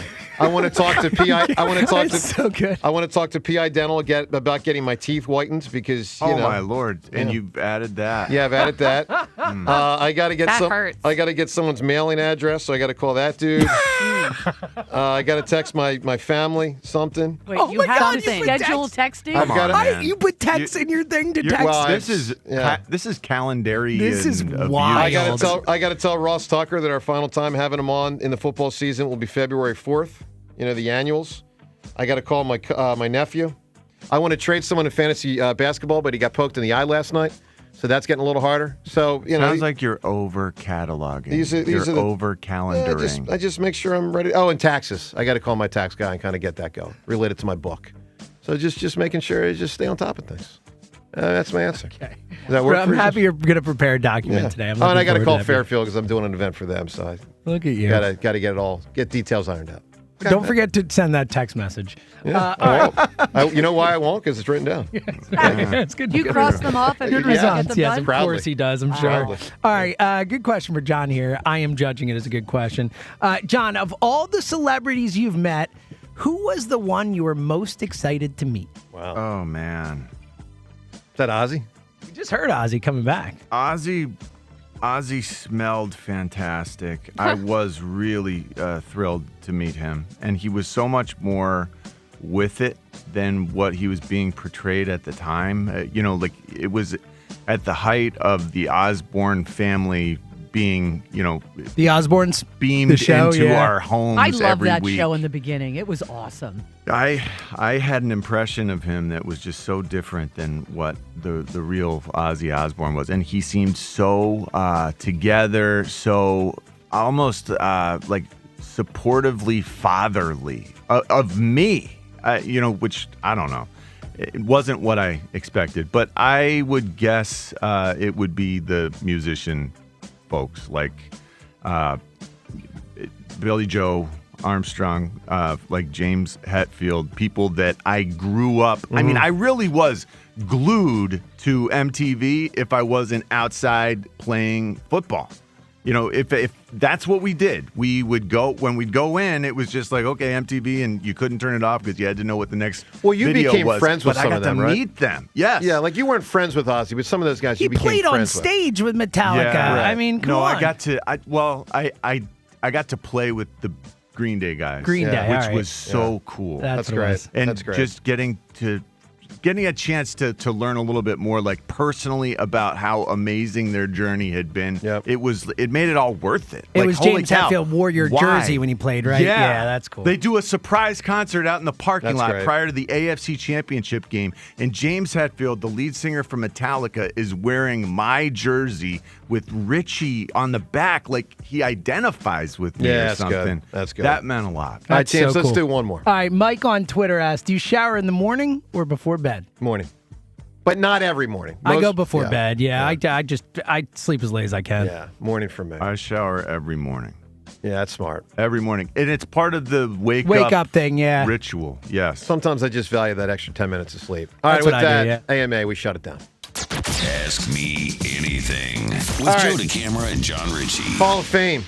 So all of our dudes fell short, and I expected that they would, but Chase Utley's getting close. So let's go inside the Hall of Fame numbers. First off, congrats to two dudes that made the Hall of Fame, and I do think they both deserved it, and that's Carlos Beltran and Andrew Jones. Obviously, we saw both of them a bunch because they were, National League players. Andrew Jones, we saw a ton with all of his years with the Braves. Chase got close, so you needed 75% of the vote. Chase was next at 59% of the vote. So there's a good chance that he's going to get in next year. Now, James, can you remember off the top of your head who's eligible next year? So the top guy next year who I think will get in is Buster Posey. Buster Posey is like the best guy on the ballot, but after that, it's pretty light. I think there's a really good chance Chase Utley gets in the Hall of Fame next year. Wow. So Chase got 59% of the vote. Bobby Abreu got 30%. Jimmy Rollins got 25%. And Cole Hamels got 23%. It's a good showing by those guys. Joe, it's a good showing. I agree with you. Especially No. because Jimmy was at like 5 a few years ago or whatever. Yeah, I Wasn't he? Or remember. like 7 or something. Now, I've said before, and believe me, I take no joy in saying it, I wouldn't vote for any of them. I would vote for Jimmy. You I'd would vote for Jimmy? Chase. Yeah. So I'd be more inclined to vote for Jimmy, but I would go thumbs down on all of them, which I'm not happy to say. I mean, I'm just giving you my honest opinion. But Do you think Barry Larkin deserves to be in? I did. Yeah. I did. Yeah, definitely. I did. But Barry Larkin was better than Jimmy, in my opinion. I think yeah, so but too. I mean, like markedly so. That Yeah, Enough. I think For me, enough. Yeah, I think Yeah. Barry Larkin's one of the more underrated players of a generation. No, he was great. I'm just saying, I thought they were closer than. No, a lot of people made that argument. So anyway, you can react on the reality of Chase getting close, and we'll see in 12 months if he gets in. 215-592-9494. Let's talk to Dennis in Newtown. Hi, Dennis. Hey, good morning, everybody. Joe, I'm out of breath with that planner you got. Jeez, I'm really tired. You got a tough schedule there. Dude, I only gave you. Well, this was a light day. Normally, I've got a lot more. This is a light day. Okay.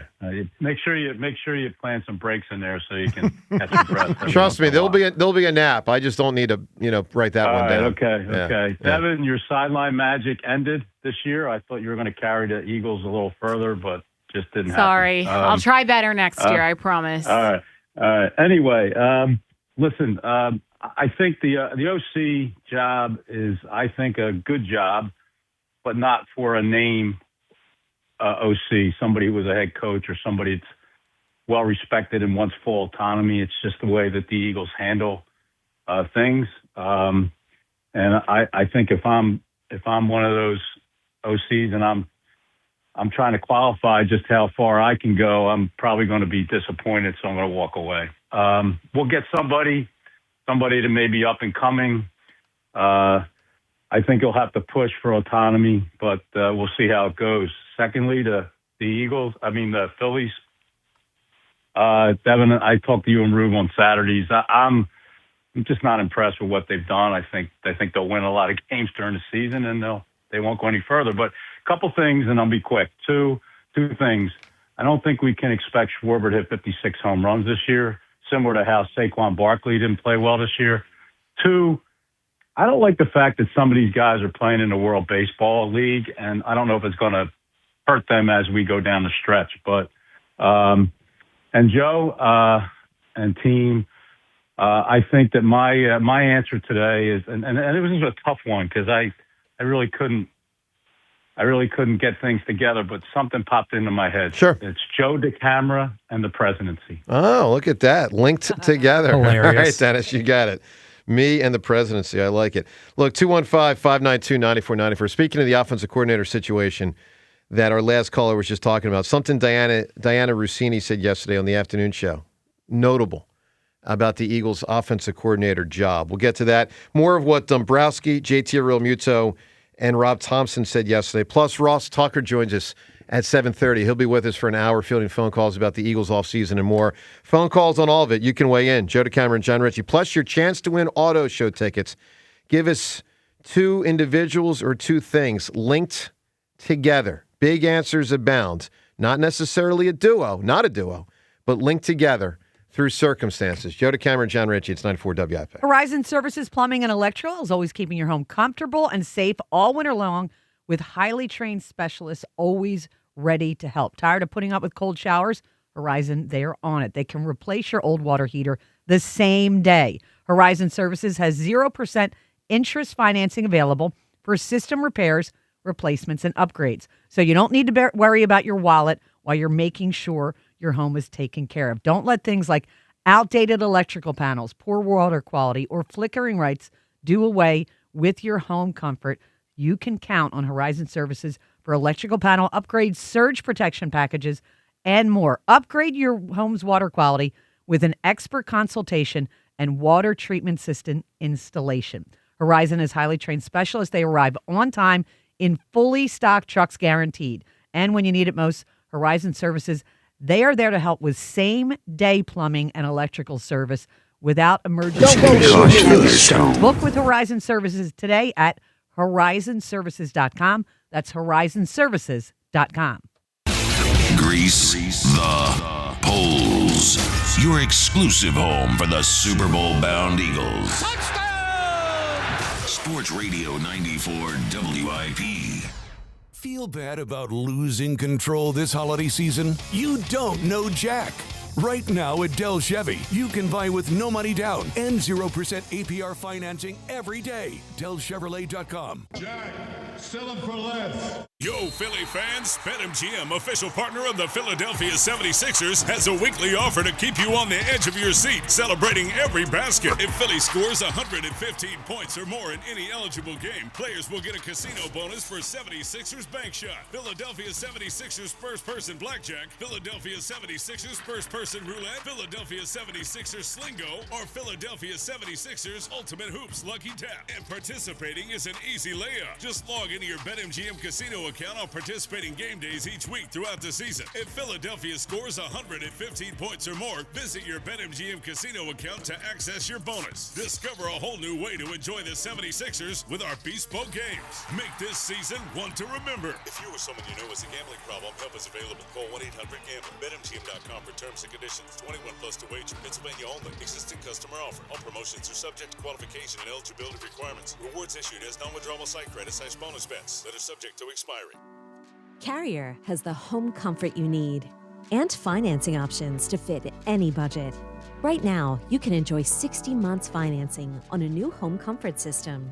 Turn to your local Carrier home comfort expert for efficient heating and cooling performance, healthier indoor air, and convenient monthly payments for qualified buyers.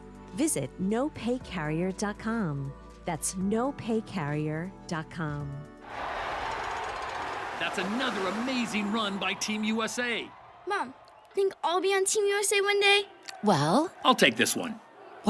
Are you speaking to us? Yes, and to answer your question, anything's possible, especially with Xfinity. So, I can be the best snowboarder ever? Well, I can't guarantee that, but Xfinity can guarantee that your internet price won't change for 5 years.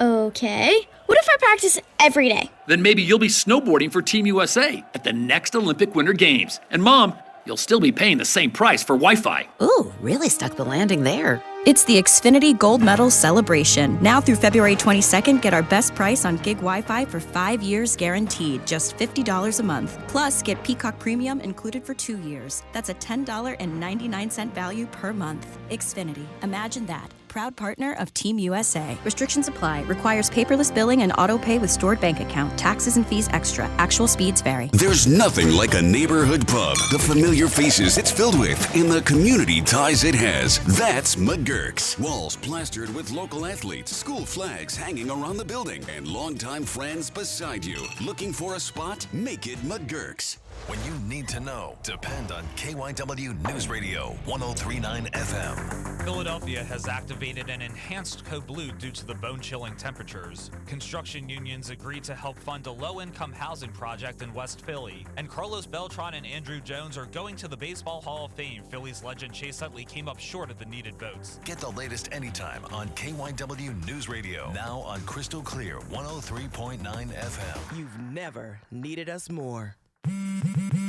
Straight Talk presents The Math of More. Here's how it works. When you say yes to more with Straight Talk, you're left with more for all the other good stuff. So getting an unlimited plan starting at just $25 a month equals more savings for your family's weekend adventures. And with a network covered by Verizon, you can share more from wherever you go. It's simple math, really. More equals more with Straight Talk. Available at straighttalk.com and Walmart. Taxes and fees apply. The $25 plan requires a compatible unlocked device and a new line of service. Additional terms apply.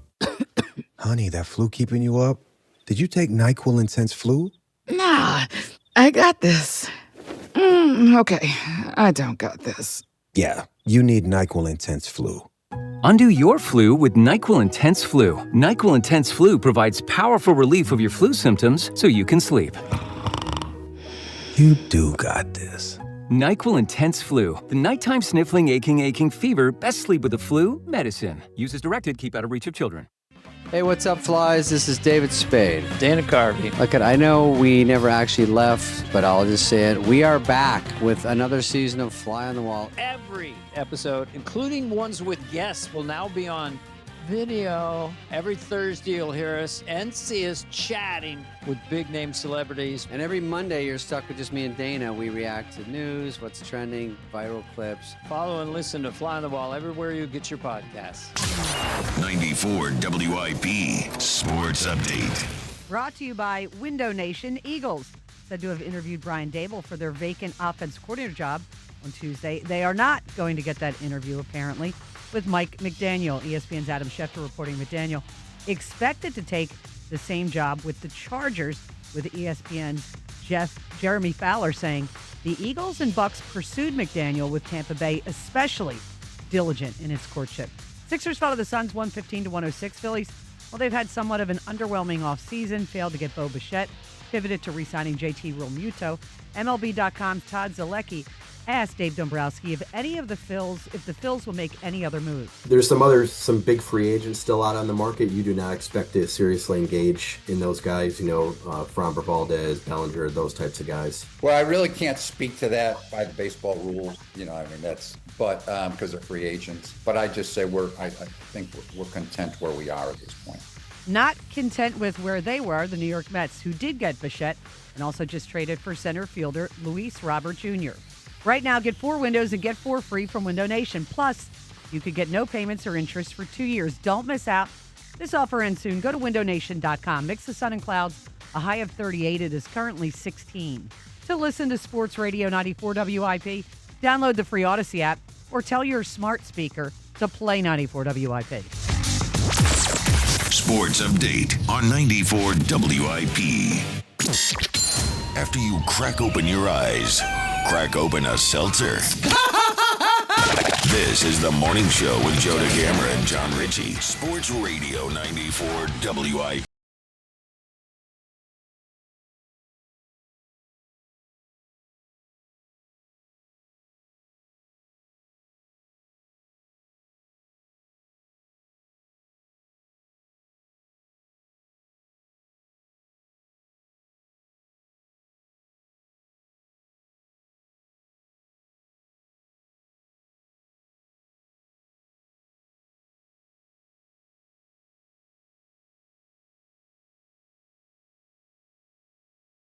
Coldest day we've had. So I feel like the last couple of days have been like the coldest day, but this is definitely the coldest day. I got in my car today. It said 7 degrees. And tomorrow's colder, I believe, and then the next day is colder.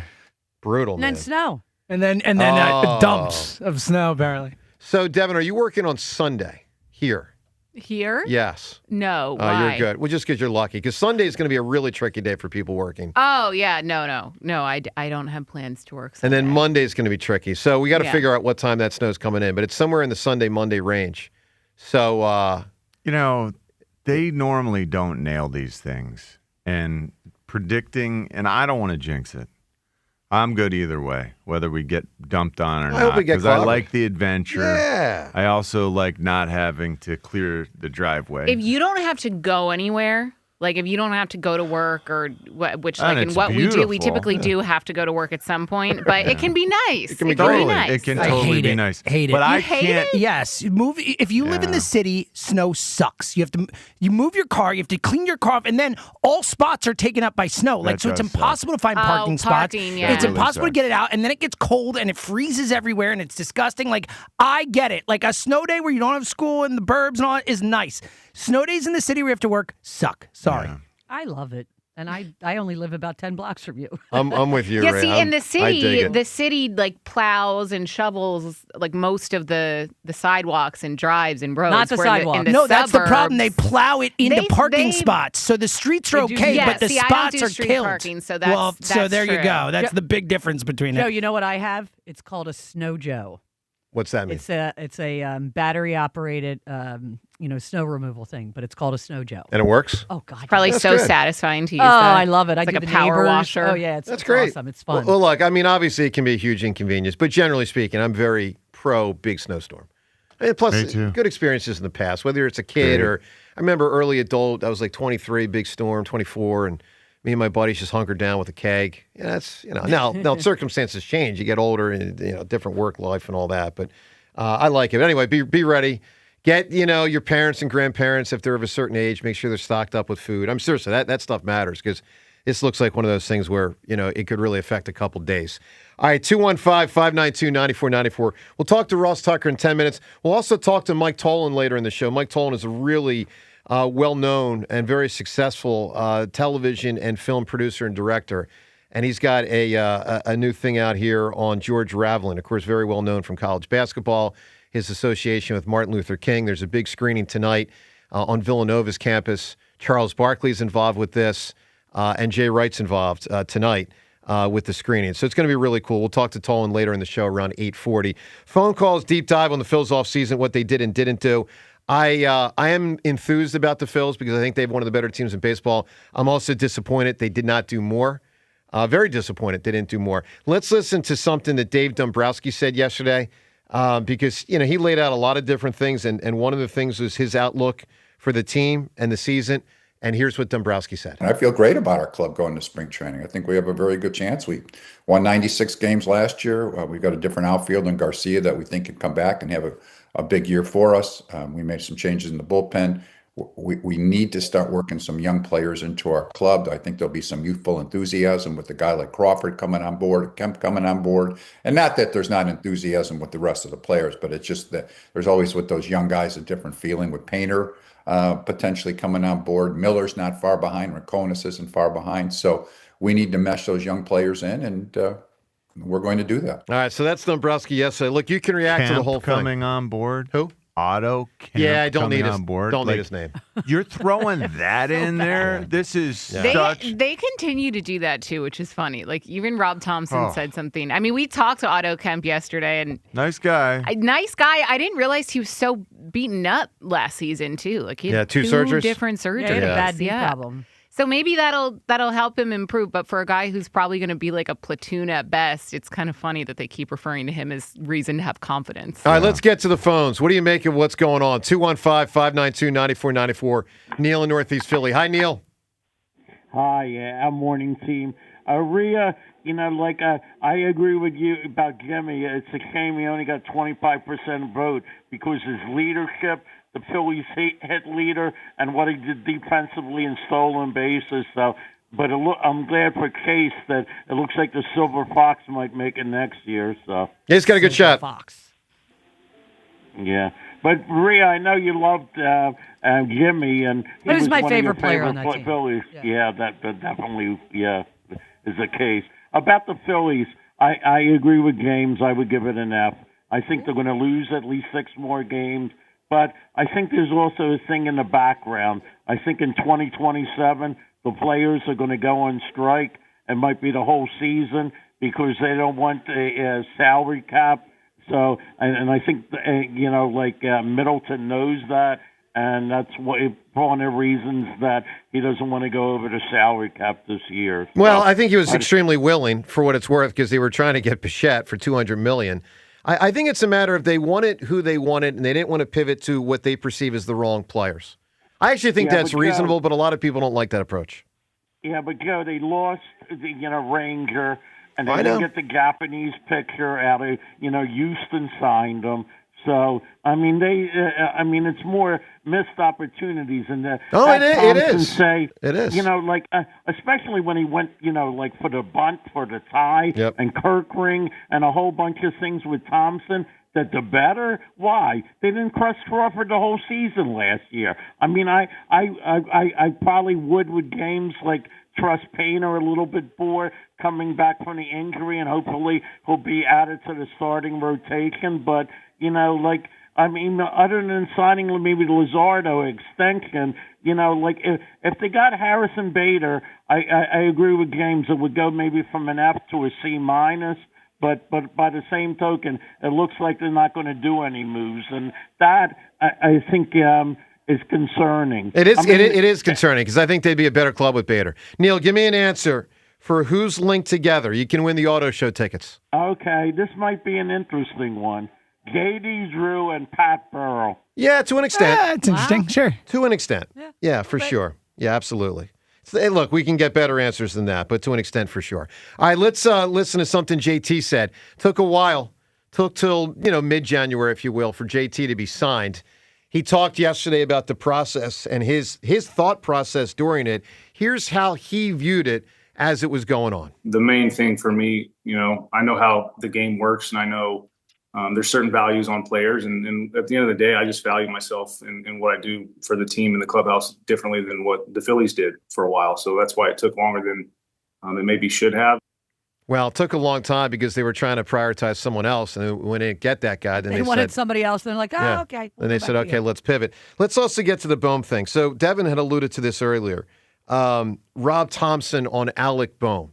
This was an interesting answer and is either farcical or an indication that they had something else up their sleeve than what people perceive. So if they had gotten Bichette, a lot of people thought Bohm was gone. What Rob Thompson's saying is not necessarily. Believe him or don't at your own discretion. Here's Rob Thompson yesterday. I don't think we ever said that Bohm was moving if we got Bichette. We never said that. We had a couple of different ideas. So, I'm sure he's going to be motivated, committed to spring training, and we just need to keep him healthy so he can produce. So to the best of my understanding, there was really three options. A lot of us saw Bohm as the cleanest option, but there were three. One was trade Bohm, play Bichette at third. Another was trade Stott, play Bichette at second. And another, which I think most of us think was probably not much on the table, but theoretically, Bichette to third, Bohm to first, Bryce Harper to right field, and then take the right fielder and combine him with the center and left fielders and juggle it that way. Now, let's just start with this. Does anyone think Bryce Harper to right field was really on the table? No. Dave said it, and he's like, he's staying at first. And honestly, I think what else is Rob going to say there? Like, I think they clearly were going to move Bohm, and he's trying to say, well, we didn't get Bichette. Of course we weren't going to move Bohm. We love Alec Bohm. Hold on, James. They might have moved Stott. They might have. I think it's... regardless of who they were going to move, what's he going to say there? Well, we were going to get rid of Bohm, but we didn't get Bichette, But my point is they might have moved Stott. It may have been a situation because, look, I've said before, I think Bohm's better than Stott. See, the irony is Bohm gets more criticized. At what? At what hitting. At overall baseball player. I think Bohm is a slightly better player. Here's the way I'll break it down. I think he's a better hitter. We all know he's a better hitter and Stott's a better fielder, and then you say who nets out. Here's the issue as I see it. Part of the frustration with Bohm with the fan base is greater responsibility has been placed on him, meaning he hits in the top four, and Stott typically hits in the bottom 3 or 4. And so I think the Bohm experience has been more frustrating. If Stott was batting 2 or 4 consistently, which is essentially where Bohm typically hits, I think people would be more apt to say, let's dump Stott. But because they've given more chances to Bohm near the top, that's why I think people get more. No, look, John, you bring up his body language and all that, and that is a factor also. One thing about Bryson Stott, he's always been a pro on the field. He Totally. never lets Total pro. the circumstances impact what he exudes. Yeah. And Bohm does. And that doesn't work It for the city of affects Philadelphia. his play. It does affect his affects play. Alec Bohm's play. Well, it affects our mood. And I can't believe, and it's been years that we've been watching this. I can't believe that he's still here and that we're supposed to try to look past this when we continue to see it. I know. And it's detrimental. I think it's detrimental to the way this team ultimately is able to play. Devin, what was it like being part of all this yesterday? What did you notice in it? I mean, obviously we all watched it, but what did you notice through the whole thing? Well, so it was interesting we had the Zoom with JT Dombrowski, and Rob Thomson was on the Zoom. He weighed in, in the final minutes. And then being in a baseball ballpark in the middle of winter when it's like 10 degrees outside is just a very strange experience. Right. It's like being in like a haunted house in a way. It was very empty and strange, but it was still good to, get to talk to some of these guys in person. Christopher Sanchez was also there, Tanner Banks, Otto Kemp, Rob Thomson. So did it make me excited? No, because I'm not excited about the moves that the Phillies have made thus far. They haven't done anything, I think, to instill excitement in me and the media and the fan base, in anything, or even to instill, fear in their opponents coming up this season. It just feels like a lot of defending. Like we heard Rob Thomson, well, we weren't going to move Alec Bohm. Well, we aren't running it back. We heard Dombrowski say, we're content with where we are. People forget we signed Kyle Schwarber. Like, it just feels like they're constantly trying to say, like, look, guys, we're actually not that bad. Like, look at everything we're doing, and it's just not working. All right, so this whole Phillies thing's on the table. Your reaction, for discussion, at 215-592-9494. Your reaction to what was said yesterday by Dombrowski, Rob Thomson, and Real Muto. A lot was said. If you're just tuning in, we'll continue to play audio throughout the show because they said a lot on a bunch of different topics. What is your reaction to the overall Phillies offseason, what they've done, what they haven't done, and whether you're happy at a very basic level? By the way, we had a poll result yesterday to the question, will you be happy with the Phillies offseason if they re-sign Bader? 48% said yes. 52% said no. Now, I will caution you to know that I don't think they will get Bader. I would certainly feel a pretty good amount better if they get him. I don't think they will get him. That is also part of now today's Twitter poll question of the day, which is brought to us by Armin Chevrolet. It's Chevy Equinox month. January means huge savings on every Armin Chevrolet Equinox. Together, let's drive. ArminChevy.com. The poll question, do you think the Phils will re-sign Harrison Bader? Yes or no? You can vote at Sports Radio WIP on Twitter and weigh in on all this at 215-592-9494. All right, let's get to the Eagles as well. And in doing so, bring in one of our weekly guests we love having on during the football season, national and local football analyst star, Ross Tucker. Ross, good morning. Ooh, star. I like that. Thank you, Joe. Thank you. When you got hired by CBS to announce actual NFL games, there's a different threshold than appearing on this show. You know what I mean? I'll take it. But I love being on this show. Can I ask a baseball question, quick? Please. So two things. One's an observation, one's a question. The thing that's so interesting to me about every sport always is that you never really get credit for bringing back your own free agents. Because in the minds of the fans, it feels like we already had those guys. I agree with that. I really thought Schwarber was going to sign with the Reds, to be honest with you. He's from out there. I heard they offered him a lot of money. I actually thought Schwarber was gone, so that was huge. And I'm going to say this, Ross, before you continue. That's where I think when James gives the Phillies an F for the all season, it's unfair. But keep going. Yep. So anyway, I just think it's interesting.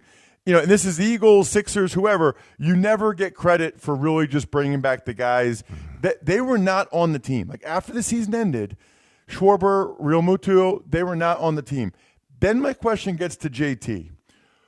When everybody was so disappointed when they re-signed him, was it just because they didn't get Bichette, or was it something to do with bringing back JT. Mostly because they didn't get like Bichette. a fallback. Yeah, fallback. Mostly. Okay, so it was. Yeah. I just wanted to make sure that I understood that correctly. Yeah. Because for a while it felt like everybody was like, "We got to get JT back. We got to get JT back." And then it was when we thought we were going to get Bichette. It was like, "Oh, Bichette." And then when that happened the same day, I don't know. It just seemed like everybody was mad that they brought back JT. No, that's pretty much what it is. And I thought maybe I was missing something. No, I mean, there is concern with him as a declining catcher and now 3 more years, which will take him toward his late 30s. Most people did not want to give him a 3-year contract, Ross, for what Yeah. it's worth. Like, people might have wanted him back, but I don't think there's But not at 3 years. almost any Phillies fan who wanted 3 years. And I Okay, didn't so want you- dumb questions. If, let's say they got Bichette. Yeah. Who's the catcher then? Someone else. Someone else. Someone Yeah. else. Which a lot of Phillies fans would be fine with. Younger, a cheaper guy. catcher. Yeah. Just a younger. Well, it might have been an older cheaper, but a cheaper but one the way or the point other. is that JT, the thought process. I mean, is, younger than JT, but not necessarily a young catcher. Just a cheaper catcher was who they would have had. And the thought process is he's a descending player. He's not like a great catcher anymore. And I mean, to an not worth the extent. money? To an It's going to extent. be 35, 36, 37 for the He deal. even admitted yesterday he's been declining, although he did not think it's related to his increasing age. And I'm like, well, dude, I mean, let's put 2 and 2 together. You went from 32 to 33 to 34 to 35. That's why you're declining. Got but it. Yeah. All right, let's get to the phones, obviously, on all this. Phillies and Eagles, 215-592-9494. Actually, before the phones, Ross, let's address there's a lot of Eagles stuff. So let's start offensive coordinator. yeah, big news. Sounds like they are not going to get who was reported to be their number 1 target, which is Mike McDaniel. Reports link him now to the Chargers. It's not official yet, but it looks like he's going to be their OC. So is Brian Dable the guy? Do you think Brian Dable will want it? Where do you think this situation goes? Well, I guess the first thing is I'm always a little bit skeptical of, the reports that say he was their number 1 guy. I mean, they've already talked with or going to talk with 7 people. And I would also say, I don't know that Doug Peterson was their number 1 guy in 2016 or that Sirianni was their number 1 guy in 2021. My point would be, especially when they hire someone from another organization, the Eagles' track record with coaching staffs and coaches is pretty darn good. And their philosophy of casting a wide net and being patient seems to be the right one. I'm not even sure people were enamored with Kellen Moore before last year. It wasn't like people were like, oh, Kellen Moore. I mean, the Cowboys had just fired him. He had been with the Chargers for a year. That hadn't gone that great. The Mike McDaniel thing, I do think that would have been a really interesting fit because of how good he is in the run game. Now, he would have had to change what he does a lot because everything was timing and anticipation with Tua. That's not really hurts his game. But I don't know. His wife's from California. A lot of times these guys, when they're deciding where to take a job, if they're all coordinator jobs, that's a big factor. Herbert is a good guy to work with. And let's be honest, there's lower expectations out there. Herbert's never even won a playoff game. If he goes out there and wins a playoff game, he's a hero. And this is where I feel like sometimes a little bit the passion, I guess I'll call it, of the Philly fans and media probably hurts the Eagles a little bit in some of these scenarios. So does it hurt the Eagles for just Mike McDaniel, or is I this think job it's hard to fill because, in part, we are so difficult to please? And Ross, I'll add this before you answer it. They egged the last guy's house. Yeah. That's exactly correct. I think your point makes sense. I mean, if you're coming from afar and you got 7 different options, do you want to go to the place where they egged the guy's house? That is 1,000% correct. Look, I'm not blaming anyone. I'm just saying the way Patullo was treated last year, which I thought was unfair because I thought more needed to be put on the players. I mean, even the players had said that. I told you guys a few weeks ago the offensive line had gone from being the best in the league to probably not a top 10 unit. The way Patullo was treated, let's just say this. Anybody that's a coach in the NFL is very well aware of what it's like to be in Philadelphia in general, to be the offensive coordinator in particular. They know about Patullo's house being egged. They know what the environment here is like. It's not a positive. I'm not blaming anybody. I'm just telling you, it's not. Well, Like I'll certainly blame the people that freaking egged his house. I'll blame those people. Correct. But like the point is when like when any of these guys that have other options, like Brian Dable, right? Like there's a lot of talk that maybe Brian Dable will go to the Titans. When these guys are sitting down with their wife and their kids or their family, and they're talking about, okay, where do you live? Yeah. What are the expectations? What's the weather like? Where do we want our kids to go to school? The way Philadelphia is, it's not a positive. Ross, how much of the O-line's drop-off this season was Jeff Stoutland's responsibility, and how much does Jeff Stoutland's involvement as the run game coordinator impact how attractive this job is? We know that Mike McDaniel was a really creative run game deviser himself, and I sort of wondered how's that gonna work? How does that conflict with Stoutland's role? We love Stoutland as a fan base. How much of a concern was this year's offensive line performance as it pertains to Stoutland, and how much of a concern is Jeff Stoutland's presence as making this a less attractive destination for an offensive play caller? Really good questions. I think the Eagles were probably worse at every offensive line spot this year. I thought Jordan was a little bit worse than he had been the year before. Landon and Juergens, you could tell, were coming back from injuries and fighting injuries all year. I thought there was a decent drop-off for both those guys. Steen is probably a league average player. Steen's probably a little bit worse than Becton, but Becton didn't have a good year, so that's like a wash to me. And then I thought Lane was playing pretty well until he got hurt, and then I was Fred surprised Johnson, that he was getting bull rushed the way he was getting a little bull bit, rushed. yeah. And then Fred Johnson's not close to Lane in the run game. Fred Johnson can hold his own a little bit in the passing game, so they were legitimately worse at all 5 positions on the offensive line, which it's funny because like when everybody's, look, I'm on all the text threads with my high school buddies and whatever. When everyone's like just killing Patullo the whole time, Patullo's not, and Sirianni, they're not going to be at those press conferences and say every offensive lineman's worse than they were last year. Right. They're not going to say we've had a huge drop off on the off. Like they're not going to do that because they're loyal. But it was a major factor. And your question about, so I don't think it was that much Stoutland during the season, John, although I will say this, they had more guys unblocked this year than I can remember the last couple of years combined. Yeah. So whether that's because Toth was in and out of the lineup and they had different guys or guys were hurting, I can't believe how many times guys were in the backfield hitting Saquon. They could not get him to the line of scrimmage clean. It was 40% of the snaps he was getting hit in the backfield. I don't know about his presence, but that's an interesting question because if you're a guy like Mike McDaniel and you consider yourself a run game guru and you know that they're keeping the offensive line coach, Stoutland, and he's the run game coordinator, I think those guys probably would like the idea of working together. But if you feel like you'd be stepping on someone's toes that's very well revered, that's an interesting thing I had not thought about, John. All right, so look, both these teams' off seasons on the table. The Eagles at a different stage than the Phillies off season. Phillies go to spring training really soon, and it looks like the team we've got is pretty much what we've got. Dombrowski talked a lot yesterday, and then the Sixers who lost last night without Joel. Flyers back at it tonight. Let's get to one more piece of audio of Dombrowski and then to the phones. This is Dombrowski yesterday, maybe the most notable part of the press conference when he used the term gut punch to describe the Phillies not getting Bo Bichette.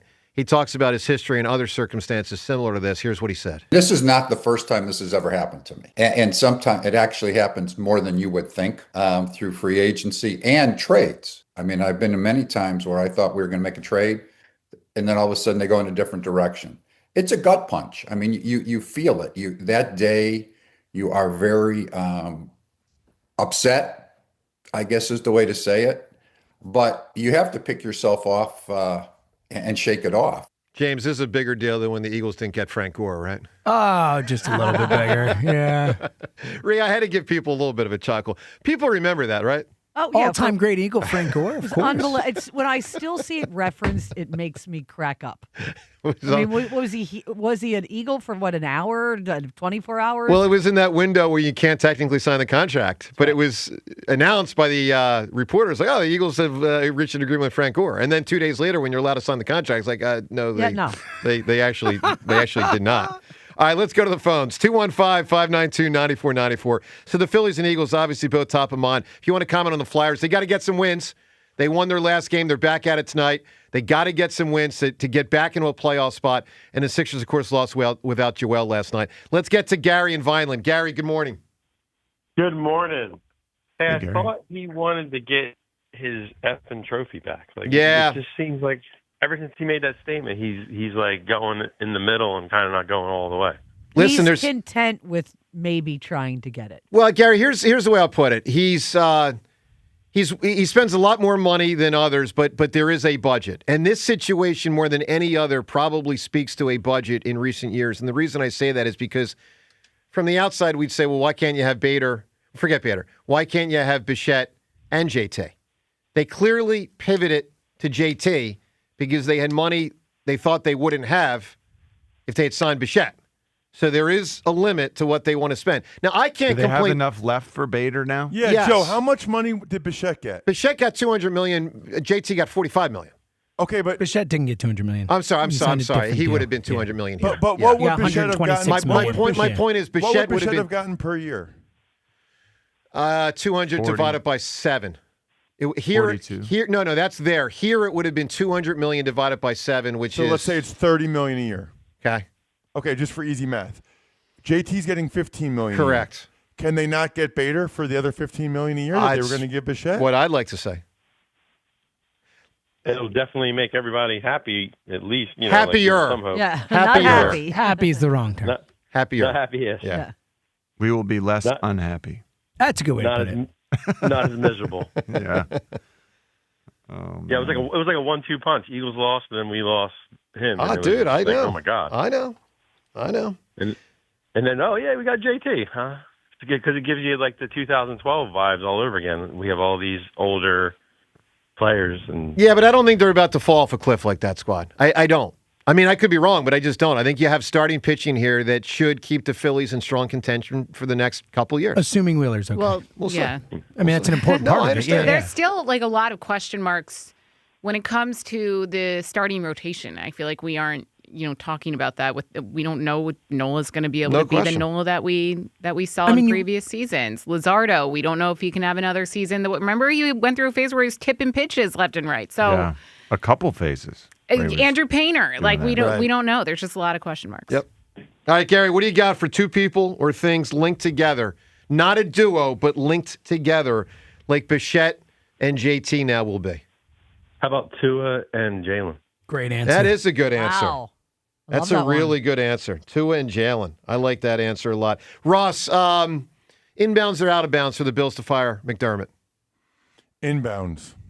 Yeah, inbounds. Listen, I mean, it's sort of similar to what the Ravens did with John Harbaugh. I think we all have this question at times in life. Is just being good enough to not be good enough okay? Well, it's like the Phillies. It's the Phillies conversation It's we're having. 100%. Yeah, it's the Bills and the Phillies are very You similar. know, Good I comp. think is I think Good is comp. fascinating about that. At the exact same time that the Bills fire McDermott, the Packers are extending LaFleur and Gutekunst. The Packers, think about the Packers, the high-level quarterback play they've had, they have not been in the Super Bowl since 2010 with Aaron Rodgers winning MVPs, 3 of them or whatever, Yeah. Jordan Love. The Packers are content being in the mix every year and giving themselves a chance. Terry Pegula, the Bills owner, now he's taking a risk because he waits now to fire him, which I understand, but now Stefanski's gone, Harbaugh's gone. Who's he going to get that's better? There's some talk that maybe they would hire Dable to be the head coach, but Pegula thought, I'm not okay just giving us a chance every year. I'm going to take the risk and take the chance that someone new can get us over the hump. I don't think there's a right or wrong answer, but it is interesting that a franchise without ownership, like the Packers, they're very happy just being in the mix every year. But when there's an owner, they can get impatient and say, okay, I'm sick of this now. We got to try something else. Well, let's talk about impatience, Ross, and bring it to the Eagles. For 2026, job more on the line, Sirianni or Jalen?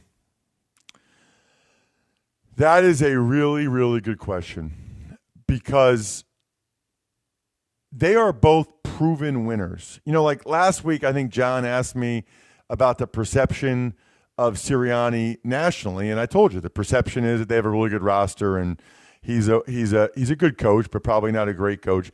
I would just say it's impossible to win as much as Sirianni has and be a bad coach. That's impossible.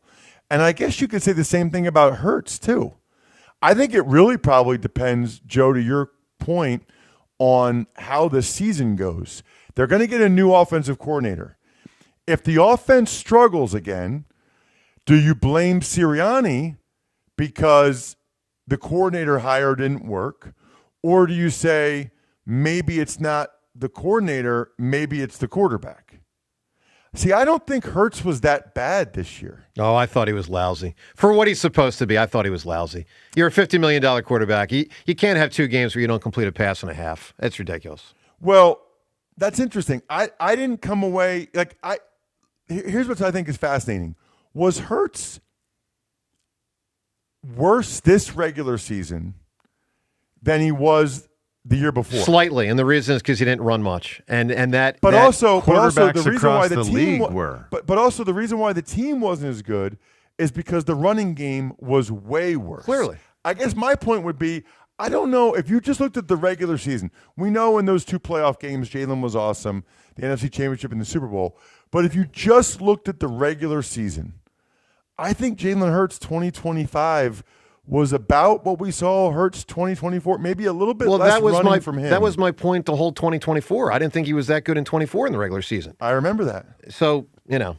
All right, let's get some calls in here. Where do you stand on all of this? 215-592-9494. By the way, if you missed it earlier, James gives the Phillies an F for the offseason. I think that's crazy talk. James, give me the argument why it's an F. Because they got worse, man. They are a worse team today than they were when the season ended. This was the most important offseason of this era, of this group. Like, we all knew it. We talked about you can't run it back. The only thing you can't do is bring back the exact same team. And they did. Adolis Garcia and Justin Crawford as your offensive improvements? I mean, we don't even know that they are improvements. Adolis Garcia had a worse year or as bad a year last year as Castellanos, essentially, minus the defense. And Crawford's 21 years old. He's going to be 22. Like, I don't know how you could look at this as anything other than an F. All right, here's where I go. Easy retort. An F is the worst grade you can get. There's no such thing as a Z. Yes. Okay? But it's all relative, right? Hold on. F is the worst you can get. Yes. They could have not signed Schwarber. Exactly. They could have fallen. I was okay with that. They could have fallen out of being a playoff team. Well, it does make you think like maybe signing Schwarber wasn't the best course of action. I didn't think it was. Honestly, if I knew they were just going to sign Schwarber and JT and that was the offseason, I might have just blown it up. Well, honestly. I would not.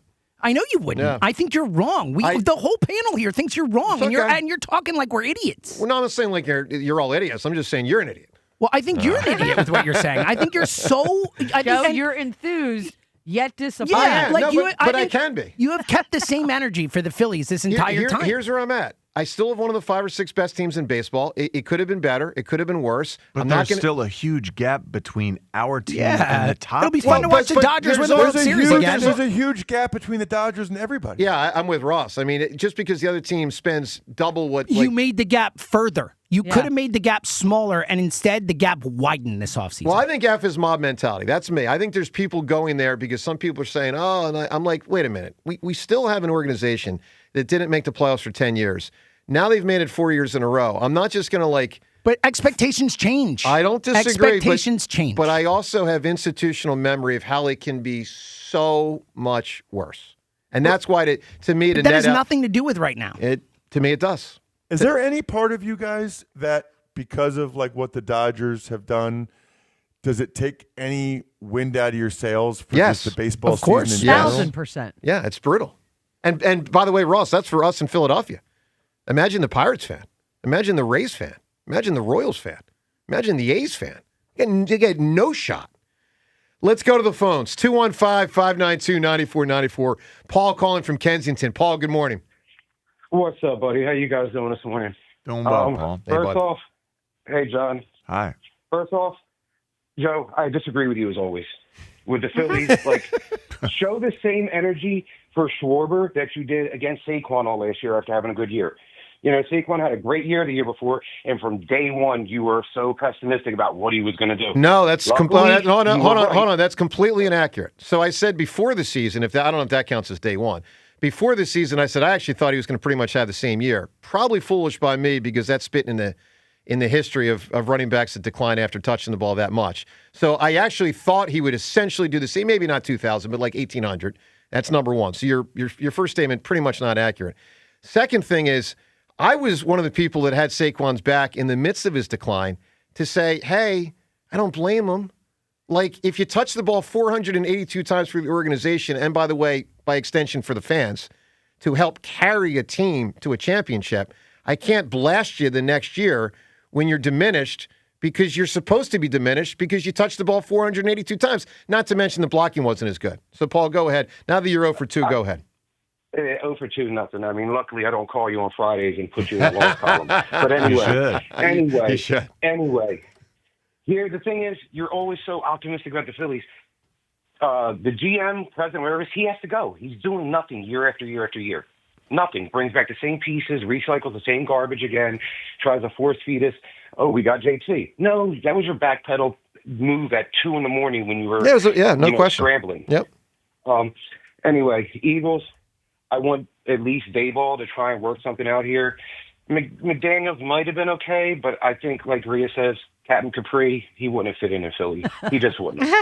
And we need to do something because the Eagles broke my heart. The Phillies look like they're about to break my heart again.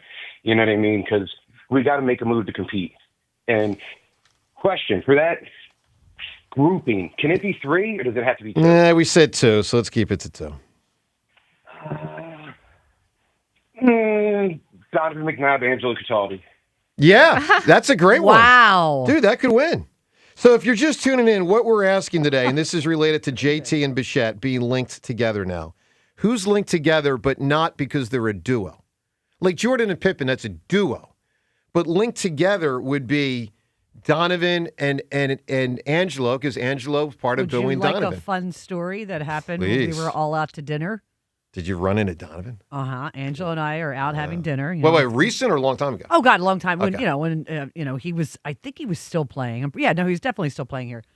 And somebody brought him by the table, and he was very polite. And I said, I think it was Gail and I both said, Ange, you should send him like a really nice bottle of champagne or wine or something like that. And I paid for it. Oh no. Yeah. Yep.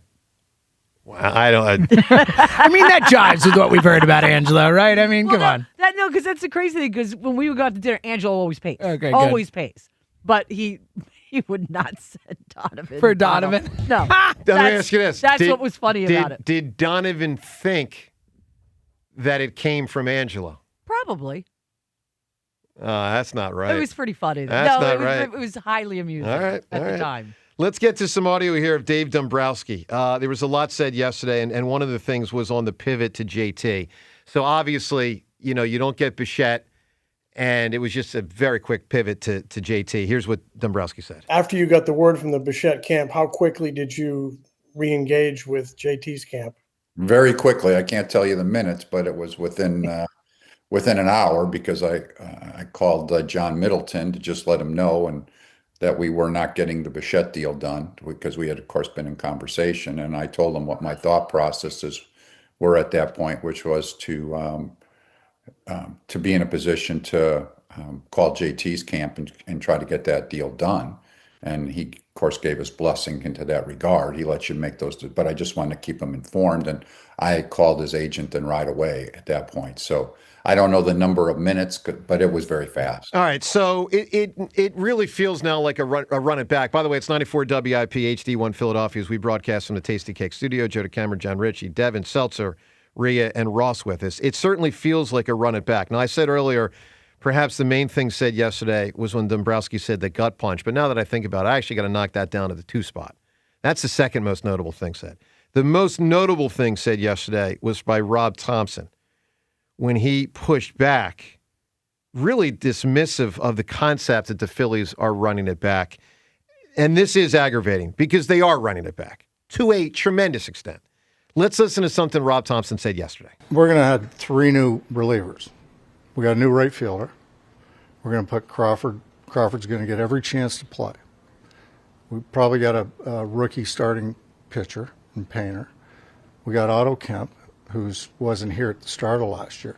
So we're turning over 20 to 25% of our roster. So if you think that's turning it back or running it back, whatever the saying is, yeah, I can't help you. You know, I can be enthused about the Phils, but still be really aggravated on that front. That's an outrageous statement. Well, yeah, that's like saying that's like a football team Otto saying Kemp we changed a guard, one safety, and the one long snapper. But it's a different team. We got 3 new relievers.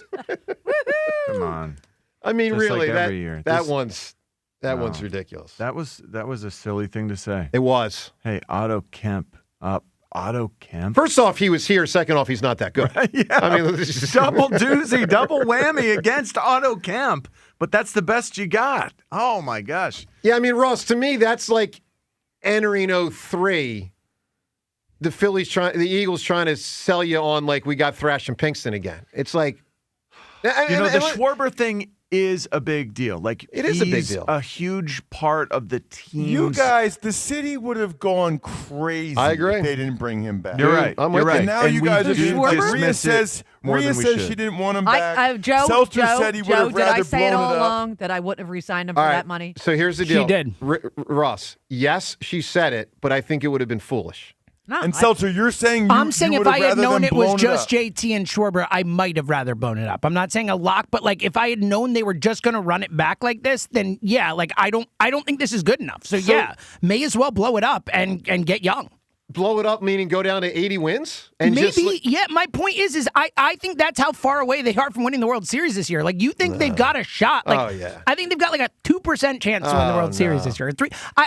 I think it's like, I mean, look at the odds. The Dodgers are so by far. The Dodgers are plus 220. I've never seen a team be that low in odds before a season starts in any sport ever. I hear you, but James, here's what I'd say. I can't have the back end, I'll call it, of greatness or near greatness of Wheeler and Bryce Harper and just say, white flag. I'll see you in 10 years. But you are essentially white flagging. You're white flagging. No, they had opportunities. They got worse this offseason. No, I wanted them to get better. But, James, you can't say bringing back No, they're not literally. I'm just saying I don't think they have a real chance. James, hang on.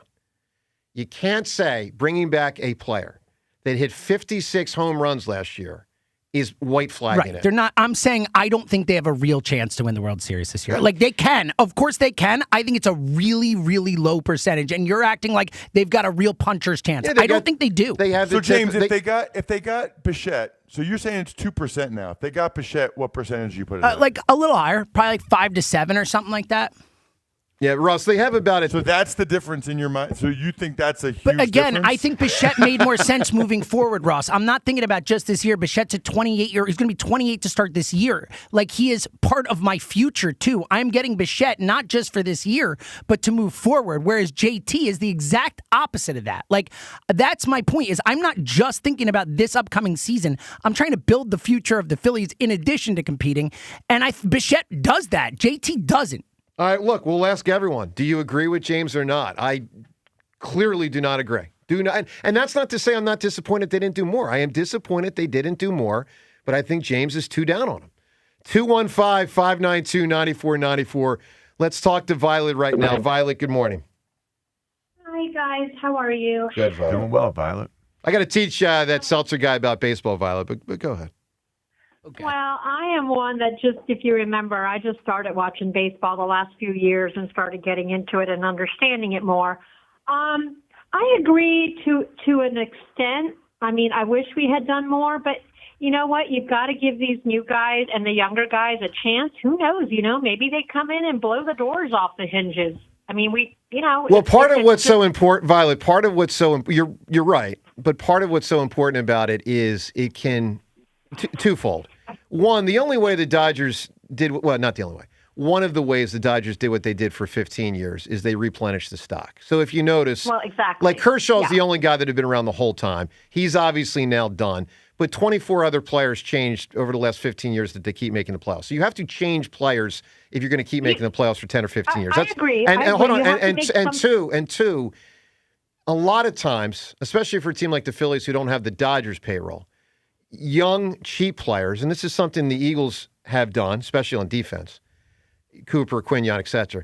You need young, cheap players so that you then do have money to go sign others. I mean, you hope that Crawford can be young and, cheap, I should say, for the next 6 years. And then that gets you a different free agent, even though they didn't land the big guy this year, external, someone else next year or down the road. Anyway, go ahead. Well, now I understand, and I love JT, and I think he is one of those players. He reminds me of Schwarb. I don't think his age is really going to matter now. I know that the catcher position is a little bit tougher on the body. However, I think the way that they train and keep themselves in shape, I don't think it's going to be a real huge factor. I totally agree that, yes, we should have brought in something because you can't keep having the same results with the same staff. And it's just like the Eagles. I've always said you can't always go, sometimes you get what you pay for. And I'm sorry, but I am still so upset with the Eagles that this season turned out the way it did. There's just, I don't even know who wants to come in and take this job. I mean, honestly, to tell you the truth. Well, wait till I play us some audio, Violet, because Diana Rossini pretty much said that yesterday. It's horrible. I mean, there's so many things going on. Who the hell wants it? All right, Violet, I hope somebody can come in and fix it. Wait till you hear what we're about to play. Give me an answer for the auto show tickets. Who's linked together? Yeah, I'm sorry. I'm not really good on that with the fly. So sorry. No worries. I only had Travis and what's her name, but they're already a couple. It's all right. I don't have a good answer. There's plenty of answers out there. It's okay. Could have said Lee and Grant. Certainly weren't a duo. They're on other sides. Yeah, that's certainly top of mind. All right, Diana Rossini. Let's get to this. So she was on the afternoon show yesterday. And the point Violet just made is something that Diana Rossini essentially, a little bit of reporting, a little bit of analysis. And this does not speak well to the Eagles. If you missed it, looks like Mike McDaniel is going to be going to the Chargers. It's not official yet. I mean, look, it's 5 a.m. out there right now. But it sounds like that's a deal that's going to be consummated today. And he's still wearing capris. Right. And, reports over the last few days where he was the number one target. Now, Ross, to your point, you never quite know if that's true or not because stuff like that can come from agents to drive up prices, et cetera, et cetera. But listen to what Diana Rossini... Think about that combo, though. That is a really strong combo when you've got Jim Harbaugh, the disciplinarian, the, rah-rah football guy, and the meeker... but really sharp, play design. Mike McDaniel, who fell, still screwed up, who fell sort of by the wayside as a head coach because of the discipline. Well, things went off the rails in Miami. Them together, that's going to be pretty exciting. All right, let's listen to Diana Rossini, and this does not speak well to the Eagles situation. Do you think the Eagles' offensive coordinator job is an attractive job? No, I don't. I think coordinators that are on this list are aware that navigating Philly is difficult. And I mean, because of the way it's set up right now, who's on the team and really what it's going to look like in the next few months. So Ross, that ain't great, man. And I think what she's talking about is Jalen's limitations as a quarterback, power struggle. Does the OC really have say? Is Sirianni dipping his hand in there? Is Howie telling Sirianni what to do? Is Lurie involved? Is AJ on the team or not? Is he happy if he's here? We know he's probably going to be unhappy if he's here. If I don't get AJ, do I get Manny Moe or Jack to replace him? Like, that is a lot for someone to walk into. Is Are Goddard the back? fans in the local morning show going to rip me no matter what I do? Yeah. Are people going to egg my house? Like, seriously, like, that is, it's not good. There's no question that there's some concerns for anyone that would want that job. I would just push back on it a little bit and say the last two guys that did a really good job both got head coaching jobs. You know, like, everything she said is fine. Yeah. And we've talked about all the concerns with the job, but let's talk about the other aspect of it. You have some really good personnel to work with, really good. And the last two guys that did the job at a high level both got head coaching jobs as a result. Well, that's true. I mean, that's the thing. Like, when you look at who you'd be working with, you're working with a guy like Saquon Barkley. You're working with Jalen Hurts, who won Super Bowl MVP. Well, Joe maintains that's a detriment. Yeah, you're working with, when healthy, not this season, but you're working with one of the best O-lines in the league usually. So, like, I just don't understand the narrative that it's not a desirable job. Yeah, Kevin Patullo's house got egged by kids. That was unacceptable. But it's not like, I don't know. If I was a candidate, I wouldn't say, like, oh, I'm not going there because the fans are mean or, you know there could be frustrations. You know what it is? And I talk to these coaches a lot about it. A lot of taking jobs is entry point. So, like, Bill Parcells used to talk about that. You ever notice every time Bill Parcells took a head coaching job somewhere, they were like 2-14 the year before. Larry Brown, same thing. Absolutely terrible. Yep. And so, even if I think he realized I can do a few things, get them to be competitive, I'm a hero. Everything after that is gravy or icing. Last year for Patullo was probably the worst entry point I've ever seen. They won the Super Bowl. They had everybody coming back. Like, that's the worst starting point you can have. Now, I think that what's the interesting thing is, what do we think the entry point is for this guy? Because whoever it's going to be, they were not very good on offense last year. And the fans were so down on Patullo and are so excited about anyone different from the outside that I do think if they come in and show any progress, or if it looks better than it did last year, that guy also has a chance to be a hero. And if they have major success and go to the Super Bowl or whatever again, he'll have a great chance to get a head coaching job. So it's a much better, it's not as good of an entry point as some of these other places, but I do think it's a better entry point than Patullo had, and I do think it's a more desirable job than Diana makes it out to be. All right, look, 215-592-94 to weigh in on all of it. More of what Dombrowski, Rob Thomson, and JT said yesterday, plus the Hall of Fame voting. Chase did not make it, but he is getting closer. He certainly is getting closer. Plus, we'll talk to Mike Tolan next segment as well, well-known director and producer who's got a new documentary out about George Raveling, which is going to debut tonight on Villanova's campus. That and more with Ross up ahead on 94 WIP. If this is the year you finally decided to make it official, like I did, maybe you got a Valentine's Day proposal coming up, well, Benari has great news for you. Have you started looking, or are you ready to make the decision about a ring?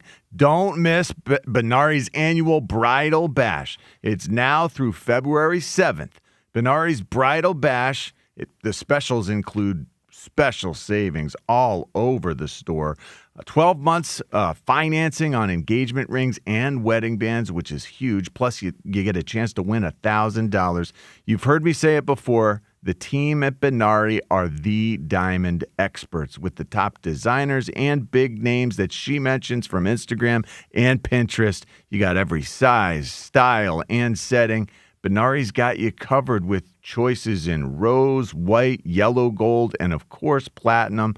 And during Benari's Bridal Bash, they'll make sure you save more. And if you don't find the perfect ring for you, build it like my fiance and I did. We built our rings, designed them ourselves with the staff. Benari's staff can help you build the perfect ring for you every step of the way. And They'll even give you 1 year to finance based on approval. That's Benari's Bridal Bash. Now through February 7th at 2 locations in Exton and Newtown Square. Go to BenariJewelers.com. The Eagles' 2025 season will tick away. A disappointing end to a promising 2025 season. Anytime you lose, you're frustrated. Now, the noise gets louder. Some notable Eagles are going to be gone. Who comes in to repair an offense in disarray? The Eagles have fired Kevin Patullo. How can they get Jalen Hurts back on the MVP track? Everything was there in front of us. We just got to grow from it all. Is A.J. Brown open to a trade? It is hard to find great players, and AJ is a great player. All the Eagles' offseason happenings happen here. Do whatever it takes to win now and still build for the future. Sports Radio 94 WIP. They can overcome this. Hey, Joe DeCamera here. When it comes to my car, I trust United Tire and Service, and I've been going to them for years. Every United Tire location is owner-operated with owners who have real automotive backgrounds and stand behind their work. People are keeping their cars longer than ever, and reliability matters when you're driving your family around. United Tire doesn't just fix what's wrong, they help you plan ahead. Right now, they're offering a free vehicle safety check to catch small issues early. Don't drive alone. Drive United. Hugh Douglas here. It's playoff season. The hits get harder, the nights get colder, and the stakes, well, they get a little higher. But some things don't change, like the slow pour of Jack Daniel's Tennessee whiskey over ice. Jack Daniel's and playoff football go hand in hand. So make sure you pick you up a bottle at your local fine wine and good spirits stores. Try out the Tennessee Honey, Fire Apple, or the new Blackberry flavor. And don't forget Classic Old No. 7 Black Label. Celebrate responsibly. Enjoy even more before you spend with Caesars Palace Online Casino. Download today and register with code RADIOLAUNCH. $10 no deposit casino bonus on select slot games. One-time wagering requirement. Plus 100% deposit match up to $1,000 on select slot games. 15 times wagering requirement plus 2,500 bonus reward credits. Must be 21 and physically present in Pennsylvania. Minimum wagering within 7 days required to unlock bonuses. Full terms and wagering requirements at Caesars Palace Online/promos. If you or someone you know has a gambling problem, call 1-800-GAMBLER. Feel bad about losing control this holiday season? You don't know Jack. Jack Dell and the team at Dell Toyota are into fatties. Fat incentives, fat selections, and deals so thick, you'll drive home with more car than you planned for. Less payment than expected. Every new deal on a new car or truck this month is PHAT fat. Pretty hot and tempting. Thanks to the Dell Vehicle Exchange Program, you can get out of your current car or truck and slip into a new one, all while keeping your payments the same, or maybe even make them less. So payments stay tight even when you size up. Right now at Dell Toyota, you can buy with no money down and 0% APR financing every day. Go ahead, treat yourself. Dell Toyota is close, only 8 minutes west of Exton on Route 30 in Thorndale, or visit them online at DellToyota.com. If you're afraid you're going to pay too much for your next car, you don't know Jack. Se habla español. Jack, sell them for less. Includes all rebates and incentives. Offers cannot be combined. Excludes taxes and tags.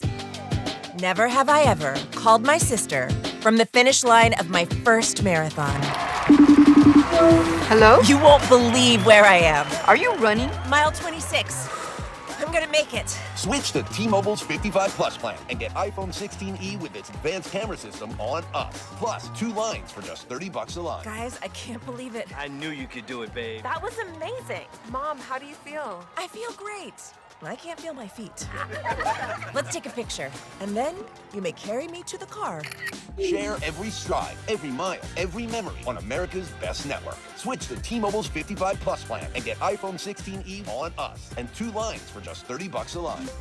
With 24 monthly bill credits and 2 eligible port-ins on Essentials 55 Plus for well-qualified customers with autopay plus taxes, fees, and $35 device connection charge. Credits end and balance due if you pay off early or cancel. Contact us. Finance agreement 128 gigabytes, $599.99 required. Best mobile network in the U.S. based on analysis by Ookla of Speed Test Intelligence Data 1H 2025. Visit T-Mobile.com.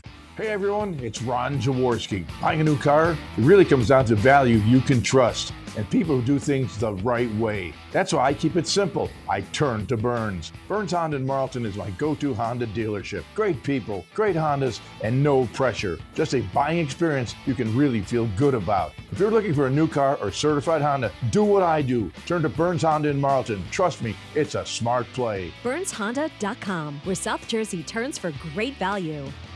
When it comes to your home, you shouldn't have to roll the dice with a small contractor or pay the high prices of a giant one. At Lemus Remodeling Group, a family-owned company, you get the perfect balance. From roofing and siding to windows, doors, and gutters, the Lemus team delivers quality work, honest pricing, and a home that feels brand new. Call 610-GO-LEMUS to schedule your free consultation today or visit their website at golemus.com.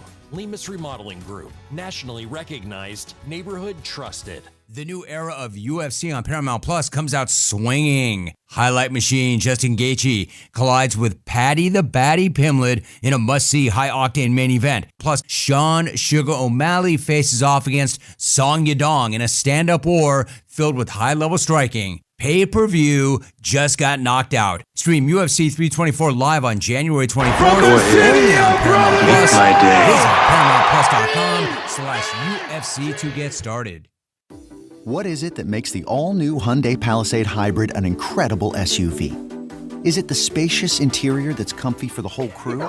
Or the capability to go off-road? Maybe it's up to 600-plus miles of range. What if it's all of that and more? What is it then? The all-new Hyundai Palisade Hybrid. So much more than just another SUV. Visit HyundaiUSA.com or call 562-314-4603 for more details. This is an Odyssey Sports Minute. John Harbaugh was introduced to the world as the New York Football Giants head coach yesterday. We wanted to be very clear, it's the New York Football Giants. He won't report directly to GM Joe Schoen, and when Joe Schoen spoke on that, it wasn't exactly clean. I mean, how could it be? The head coach won't report to the GM? Early issues in New York, seemingly at least. I'm Drake Toll. 94 WIP Sports Update. Brought to you by Borgata Hotel, Casino, and Spa. NFL insider Jordan Schultz says the Buffalo Bills will interview Brian Daboll for their vacant head coaching job. Adding Daboll and Josh Allen have maintained a very strong relationship from Daboll's time there as OC. Of course, the Eagles still in need of an offensive coordinator. Mike McDaniel, which Inquirer reported was the Eagles' number one priority, apparently taking the OC job with the Chargers. And Justin Herbert for ESPN's Adam Schefter. Daboll, by the way, reportedly interviewed with the Eagles on Tuesday with the Athletics' Diana Rossini, saying the Eagles and Titans are pushing hard to land Daboll. Rob Thomson pushed back on the Phillies run-it-back narrative, talking about some of the new faces, even at one point referencing Otto Kemp. We're going to have 3 new relievers. We got a new right fielder. We're going to put Crawford. Crawford's going to get every chance to play. We've probably got a rookie starting pitcher in Painter. We got Otto Kemp, who wasn't here at the start of last year. So we're turning over 20 to 25% of our roster. So if you think that's turning it back or running it back, whatever the saying is, yeah, I can't help you. Cozy up this winter at Borgata's Moon Deck Experience. Relax and enjoy the season with a specialty menu and festive cocktails. Book now, theborgata.com. Mix the sun and clouds, high 38, currently 17. To listen to Sports Radio 94 WIP, download the free Odyssey app or tell your smart speaker to play 94 WIP. Sports Update on 94 WIP. Back to the WIP Morning Show with Joe DeCamara and John Ritchie on Sports Radio 94 WIP.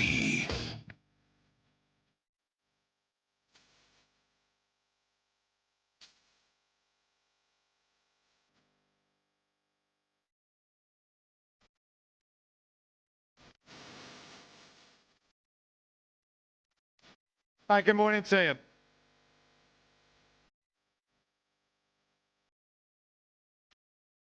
Really looking forward to talking to Mike Tolan in about 20 minutes. Got a new documentary out on the legendary George Raveling. If you don't know about George Raveling, I'll say this. Legendary college basketball figure. Coach on the 84 Olympic team with Jordan and Ewing. instrumental in signing Jordan and Nike. And right there when Martin Luther King gave his I Have a Dream speech. It's a life right there, man. That's a life. That's a life. Yeah. So, and he passed away, not too long ago. September, I believe, last September. So, yeah, sometime recently. So, a new documentary's out, and Mike Tolan, who's a really well-known producer and director, put it together. And there's going to be a screening tonight at Villanova as it debuts. Jay Wright's going to be there. Charles Barkley's involved in this as well. So we look forward to talking to Mike Tolan coming up in about 20 minutes. Ross Tucker with us right now for about another 10. A few ways to go here. Let's get to something Dombrowski said yesterday, because this is a pivotal point of what was presented yesterday. Perhaps the third most important thing yesterday was Dombrowski, I think, basically saying what we got is what we got. Like, don't expect more, not much more. So he's asked about big free agents. The question is whether Harrison Bader is part of this answer or not. You listen and then you judge.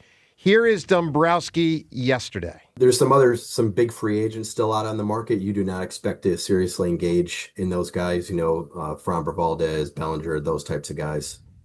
Well, I really can't speak to that by the baseball rules. Because they're free agents. But I just say I think we're content where we are at this point. All right, my interpretation is no Bader. Now, listen, to be fair, the players that were asked about are more like $100 million players, not $30 to $40 million players. So maybe he's only talking about those guys and not Bader. He also, I don't know if it was content. Yeah, it's not. But he also said word. something similar. Way back when they signed Adolis Garcia in December, he said our outfield is pretty set. And then, yesterday Rob Thomson says, well, if Justin Crawford makes the team, he's going to play as much as possible. What I took was Dombrowski said they still need to add depth pieces, and I just hope that whether that's a Harrison Bader or whoever else in the outfield, when you break down that outfield, it's still one of the worst offensively in the sport. And if someone goes down, like who do you have depth-wise? Right. Nick Castellanos, they're probably going to eat that money. He's not on the team. You're kind of, fingers crossed for Adolis Garcia, but just in case, it would be nice to have someone who can step in when necessary. And then you have Brandon Marsh, who can't hit lefties still. So, I just think that they still need to add a few more pieces. I'm very disappointed with the outfield. Very. 215-592-9494. Ross, one more thing here. I have a question for you then. Well, let me present something to you on the Eagles, and then we'll get back to the calls. What's your reaction, Ross, to the news that was reported this week? And, let's be real, not a shock, that AJ multiple times wanted out. I mean, didn't he look like a player that wanted out? Yeah, I thought he did. And I thought he – look, I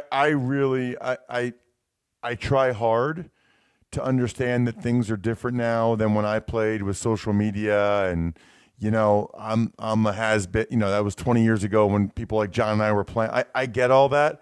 I really, really struggle, especially after wins, when you're doing social media posts and making it about you. And that's tough for me.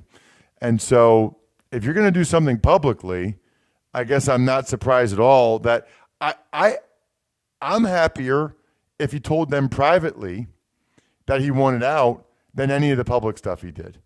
If he really wasn't happy and thought he should go somewhere else and he voiced that privately and said, I just think it'd be better for me to go somewhere else, I got no problem with that. Well, Ross, you know what the biggest problem is? What's going to happen? It affected his play on the field. Exactly. That's the core of the issue. That did, and he didn't block like correct. He did other years. So I'm on sideline Sunday for Seattle and the Rams.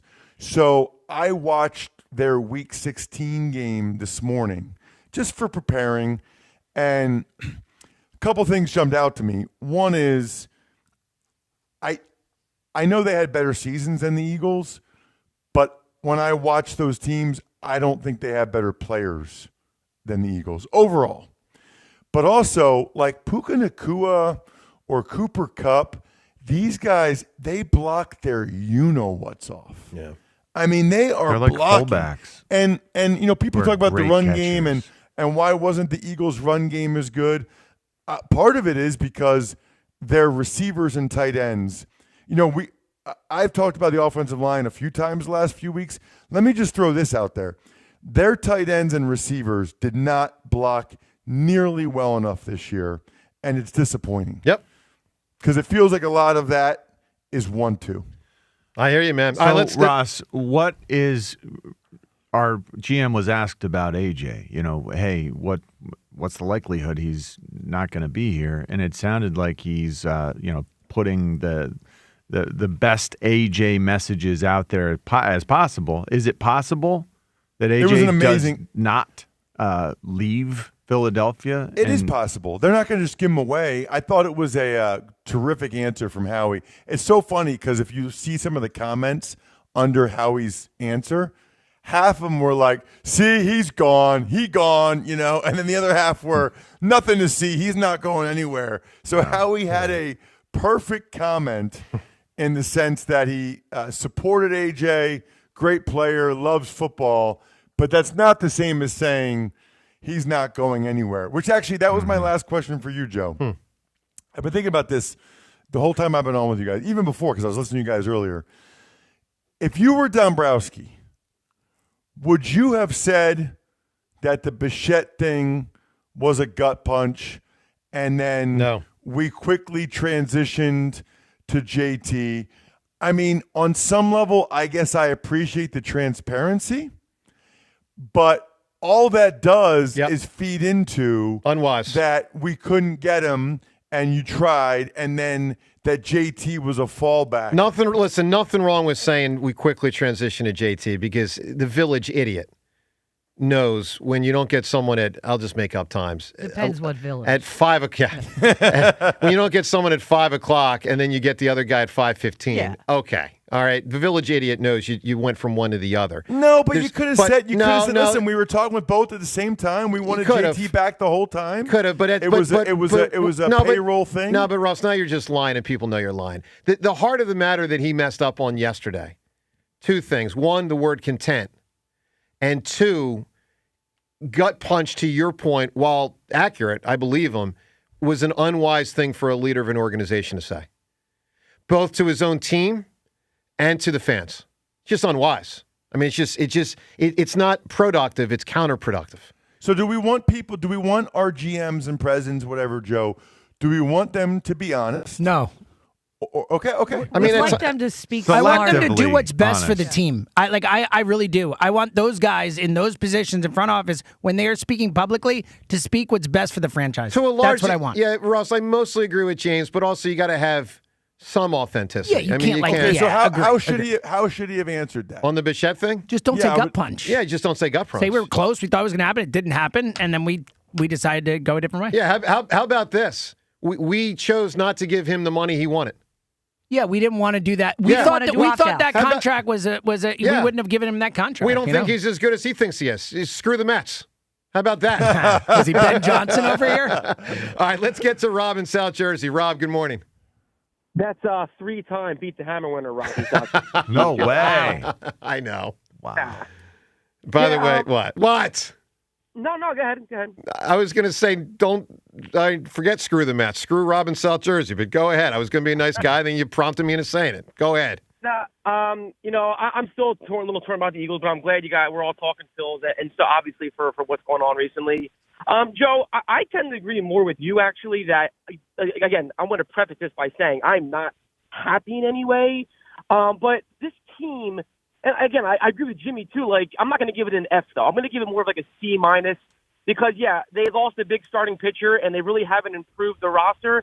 But at the same time, when you look at it, this is a good roster. Correct. Turner had a very good year last year. I think he was third in NL MVP voting. We all got to be honest about Bryce. Bryce needs to be Bryce again, and I don't know if that's going to happen. The only thing that I don't understand for the life of me is that Alec Boehm has no chance of being on this team next year with the unrestricted free agent. Meaning 2027? Yes, and for whatever... He's got a chance, but it's unlikely. It doesn't seem like he'll play well enough that they'll want to invest in his future. Correct. And the one thing that I've never understood about Alec Boehm, and I like Alec Boehm, he seems like a great guy.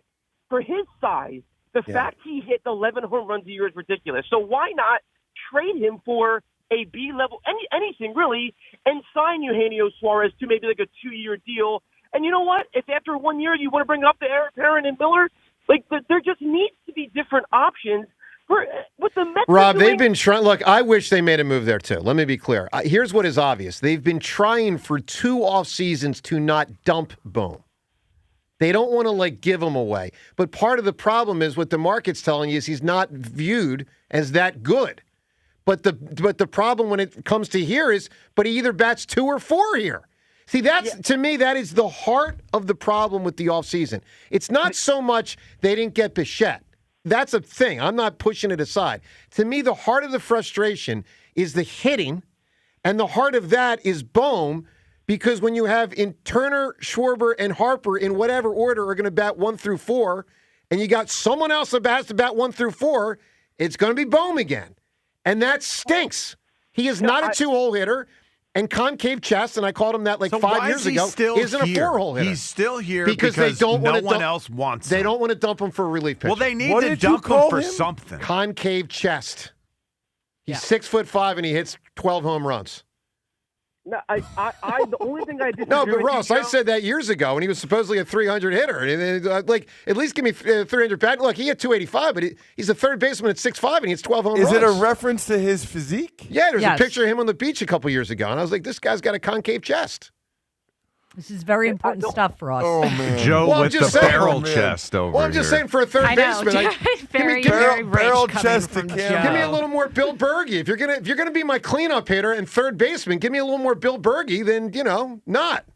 Man, Alec Bohm really triggered Joe there. I didn't think that was going to happen. I mean, he triggers me too, so it's okay. But by the way, Rob, I'm kind of joking. But right? you're joking, but it's also true. He should be able to hit for more power. Right. He has not put in the work, whether it's swing angles, whether it's lifting, whether it's whatever. He is too big to hit as many homers as he does. Right. As few. That's what I mean. Right. It's few. It is on him also. Totally. I mean, it's year 7 time. Dude, I need development. No, that's you guys are both. That's totally true. He has to hit more home runs. I will say, I think I'm in the minority with Bader. I mean, I like Harrison Bader. I thought what he did last year was great. But the one thing I do agree with Dombrowski, if Justin Crawford's going to be up here, he does have to play, and we don't know what we're going to get from him. They're going to have to get a right-handed bat for Marsh. And again, I guess my sentiment is the same as last year. I called you guys a lot, but I called you, I remember, the day before opening day last year. While I'm not, this makes no sense, but while I'm not happy with the off season, I'm still very excited for opening day. So They am have I.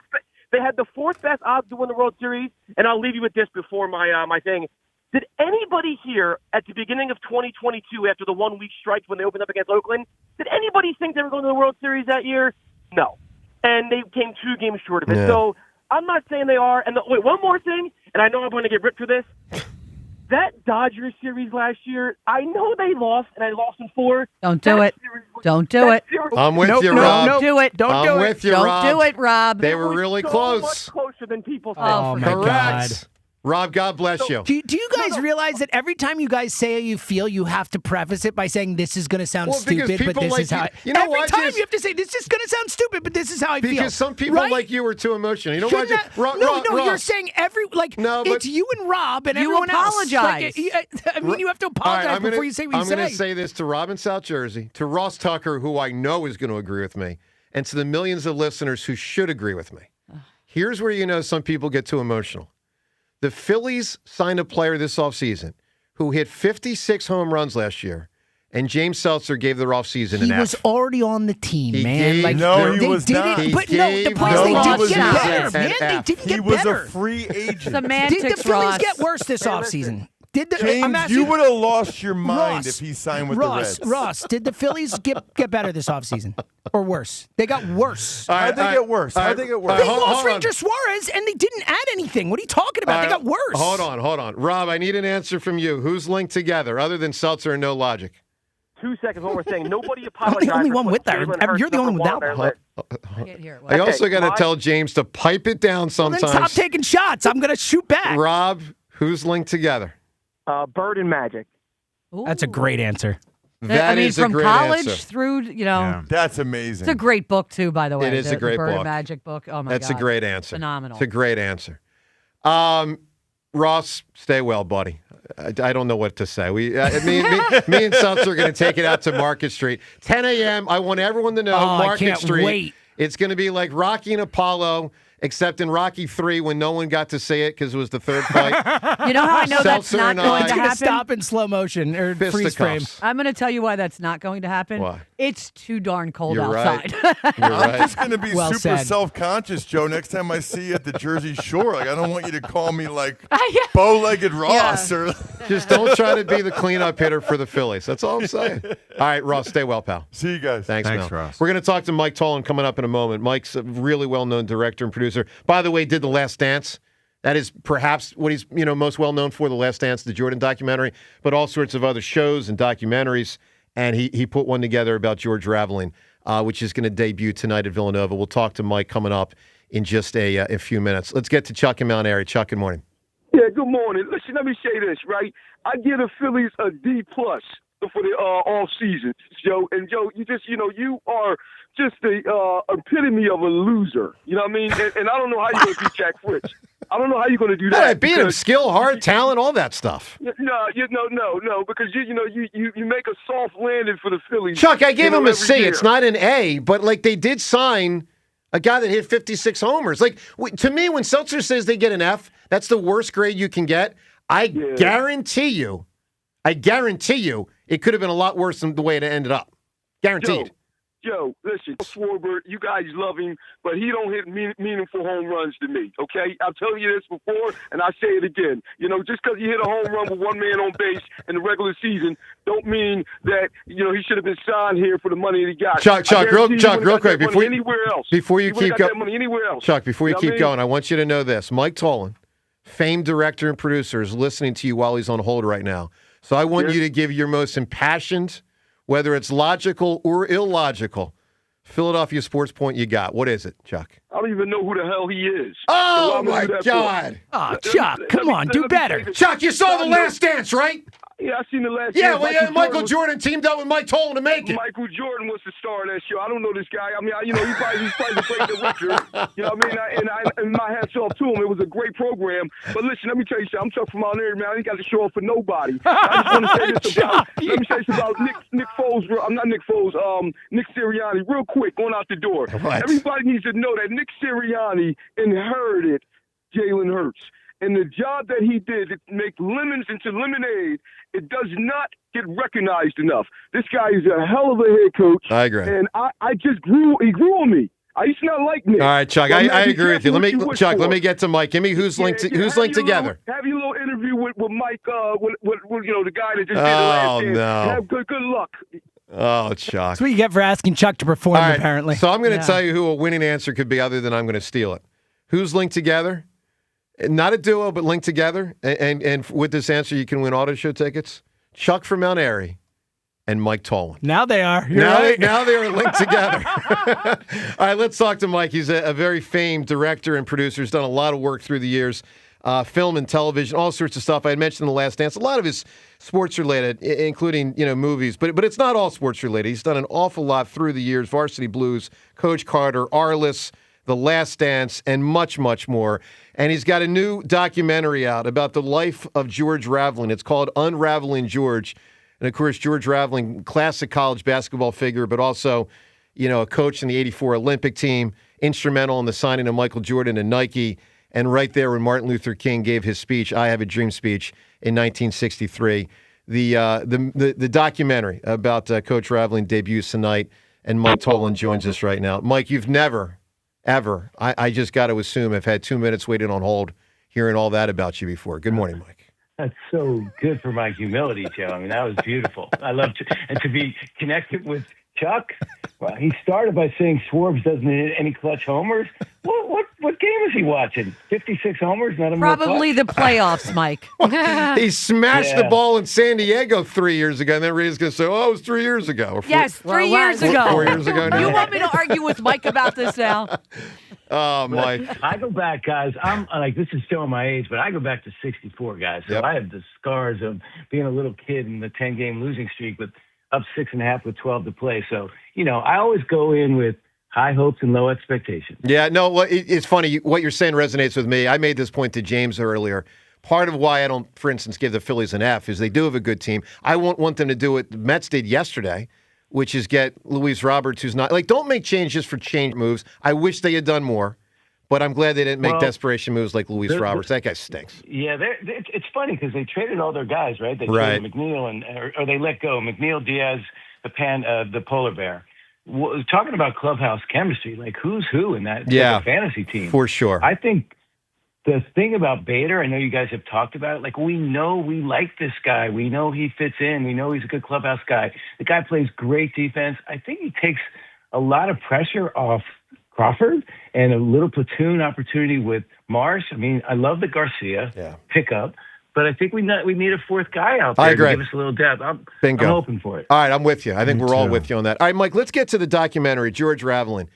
So, and again, it's called Unraveling George. In a nutshell, and I know it's not easy to take a full doc and condense it down into an answer, but can you just sort of weave the amazing elements of George Raveling's life that you're trying to put into one documentary?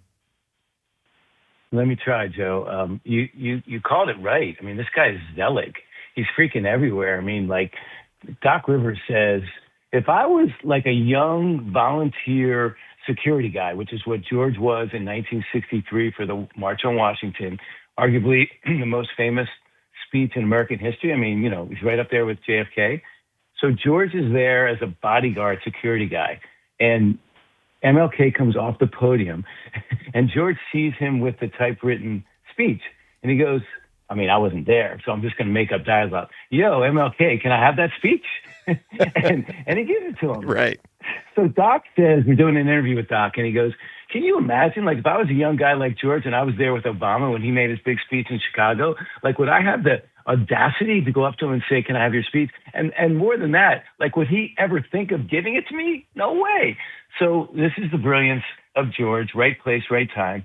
There have been offers of $3 million for it, and he's not taking it. He gave it to Villanova. It's now in the Smithsonian. There's just something about his benevolence, his spirit of loyalty, integrity, and grace. Everybody loves George, and that's the thing. I started doing this doc. I'm like, nobody knows who this guy is, right? But everybody who does know him loves him. What a great way to start making a film.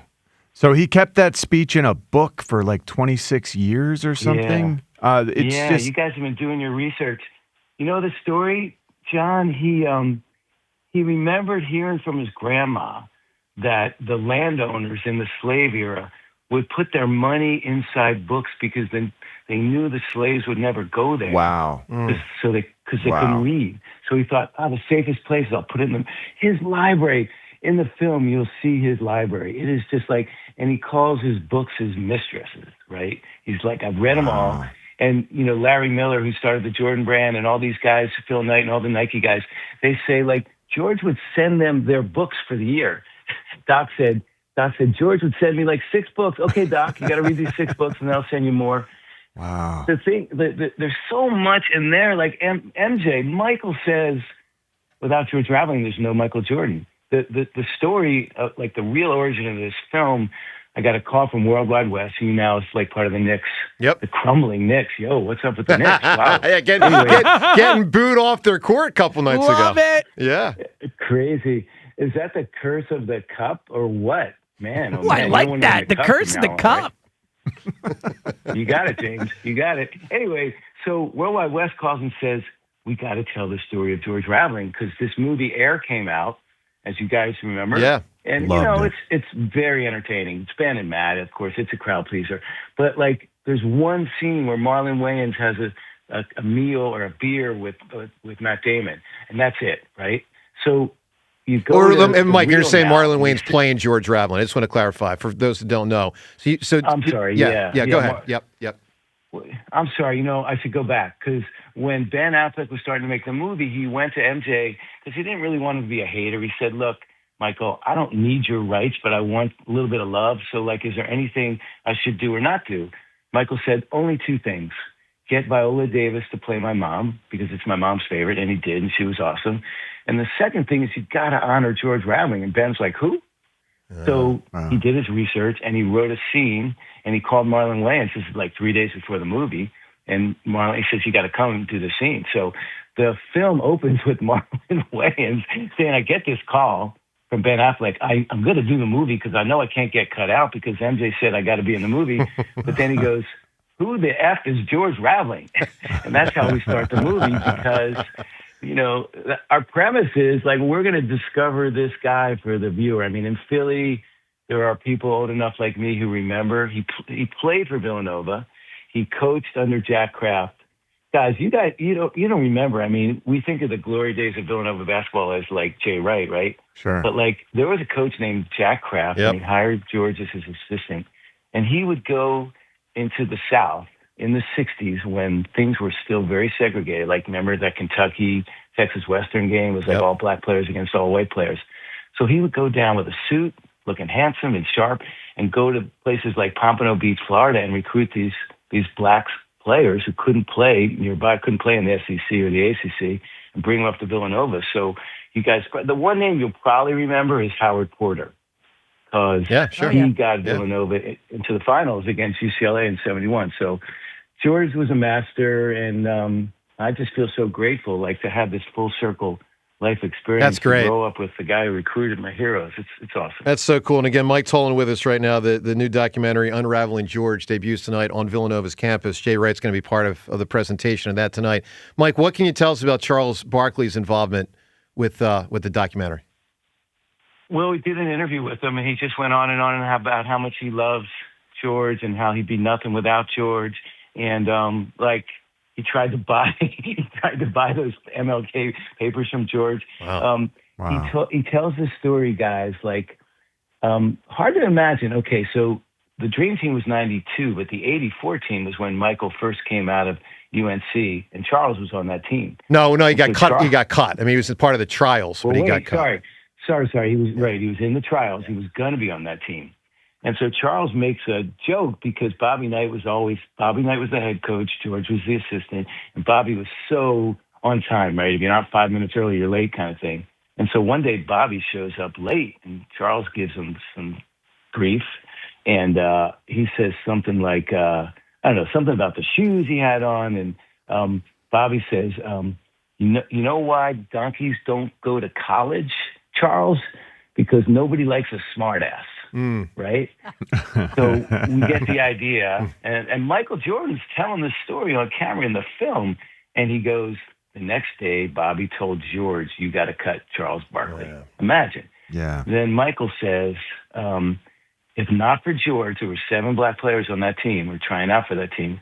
He said, if not for George, we'd have all gone home. Wow. Well, yeah, I mean, the word was Barkley was either the best or second best player in the trials, and Bobby Knight was trying to instill discipline in the rest of them, and that was part of cutting Barkley, but everyone knew it was kind of a farce because Barkley was amazing. Well, it's an amazing story you're presenting here. Mike, let me ask you this. For those that cannot attend tonight at Villanova, where will people be able to see this in the coming days, weeks, and months? Well, we're gonna be on Turner during the tournament. Maybe I'll come back with you guys during March Madness, and I can give you guys the actual, airtime, and everybody can TiVo it or watch it because it's really worth seeing, especially with the Philly sports fan perspective. He is really the OG. That's awesome. And final thing, Mike, I just want to make sure because we can't get this answer. George Raveling passed away, not too long ago, but he would not agree with Seltzer that the Phillies get an F for the offseason, right? I mean, they did sign as a player that hit 56 homers. They got worse. It's great. Awesome. They got further away from winning the World Series. Wait a second. Hey, Mike. I'm so with you on that, Joe. I mean, it's like, look, we got a closer that we didn't have for most of the season. We got Painter, who we didn't have. We have 2 guys. We got Crawford coming in, who I think is going to, sooner or later, one of these guys have to really be real and really break. I don't know. I think we get a bad rap. Let's talk about this. Seltzer gives us the bad rap. Like, do you realize? Well, yes, I'm surprised at James. Like, James, they're going to pay with the luxury tax and with the $5 million buyout. He's leaving after a year. We know that. They're going to pay $90 million for 1 year of Bo Bichette, who's never hit 30 home runs I think in the his Mets career. contract is nonsense. I'm with you. I think the Mets contract is so silly, and I wouldn't have wanted them to give it. But, they just got worse this offseason. What am I supposed to do? Like, I agree with you. They're one of the better teams in the league, and they can compete. But they lost Ranger Suarez, and they didn't get better. That could be true, but they still got a good shot. They got a better Luzardo. They're going to have a I don't way know. better Luzardo goal. pitched the most innings he Bryce. pitched in his life last year by miles. We don't know. Isn't Bryce motivated? Well, Sure. hopefully. I mean, yeah. According to we've Rob seen- Thomson, more motivated than ever. Mike, here's where I'm going to end with this. And first off, congrats on the documentary and good luck tonight. All that. I'm Thanks, going Joe. to end with this. Thanks, Joe. I'm going to my boss after the show. Seltzer out. Mike Tolan in. Oh, yeah, I'm sure Mike would want to come in every morning. Mike, you want to wake up at 3 every I'm morning and moving come in here? Mike gets to work I'm with moving such back from amazing. LA. I missed the snow. Hey, hey, can I get a duo? Did anybody? Yeah, so say, hold on. No, it's not a duo. Two people linked together. So we're not looking right, for I know. Jordan and Pippen. I heard the distinction. Give me the answer. Can we do Jimmy and Chase? We can, but they're kind of a duo because they were shortstop, second baseman, pairing, flipping the ball to each other for 10 years. But yeah, it's okay. It's all right. All right, Mike. All right, Stay, you're giving me grace, man. I appreciate it. Mike, stay well. And again, Thank congrats you, on the Mike. documentary, man. Really good stuff. Great talking to you guys. Thanks, Have pal. a great day. See you, bud. All right, there he is, Mike Tolan. Mike Tolan there with us, and we appreciate him carving out some minutes. Real cool stuff. It debuts tonight on Villanova's campus. All right, 215-592-9494. Let's give you the Twitter poll question of the day. John, give me your honest gut feeling here. Twitter poll question brought to us by Armin Chevrolet. Arriving shortly, the all-new 2027 Chevy Bolt EV, starting under $30,000. Reserve yours today. Together, let's drive. ArminChevy.com. Do you think the Phillies will re-sign Harrison Bader, yes or no? Oh man, I feel like they have a great chance, and I'm Is that a yes or no? disappointed. So I'm going to say No, just Two-thirds your, No, no, not of yet, us. not yet. We don't vote till the end. Your personal opinion. okay. John's yeah. ready to get out of here. I thought the show was done. I'm ready.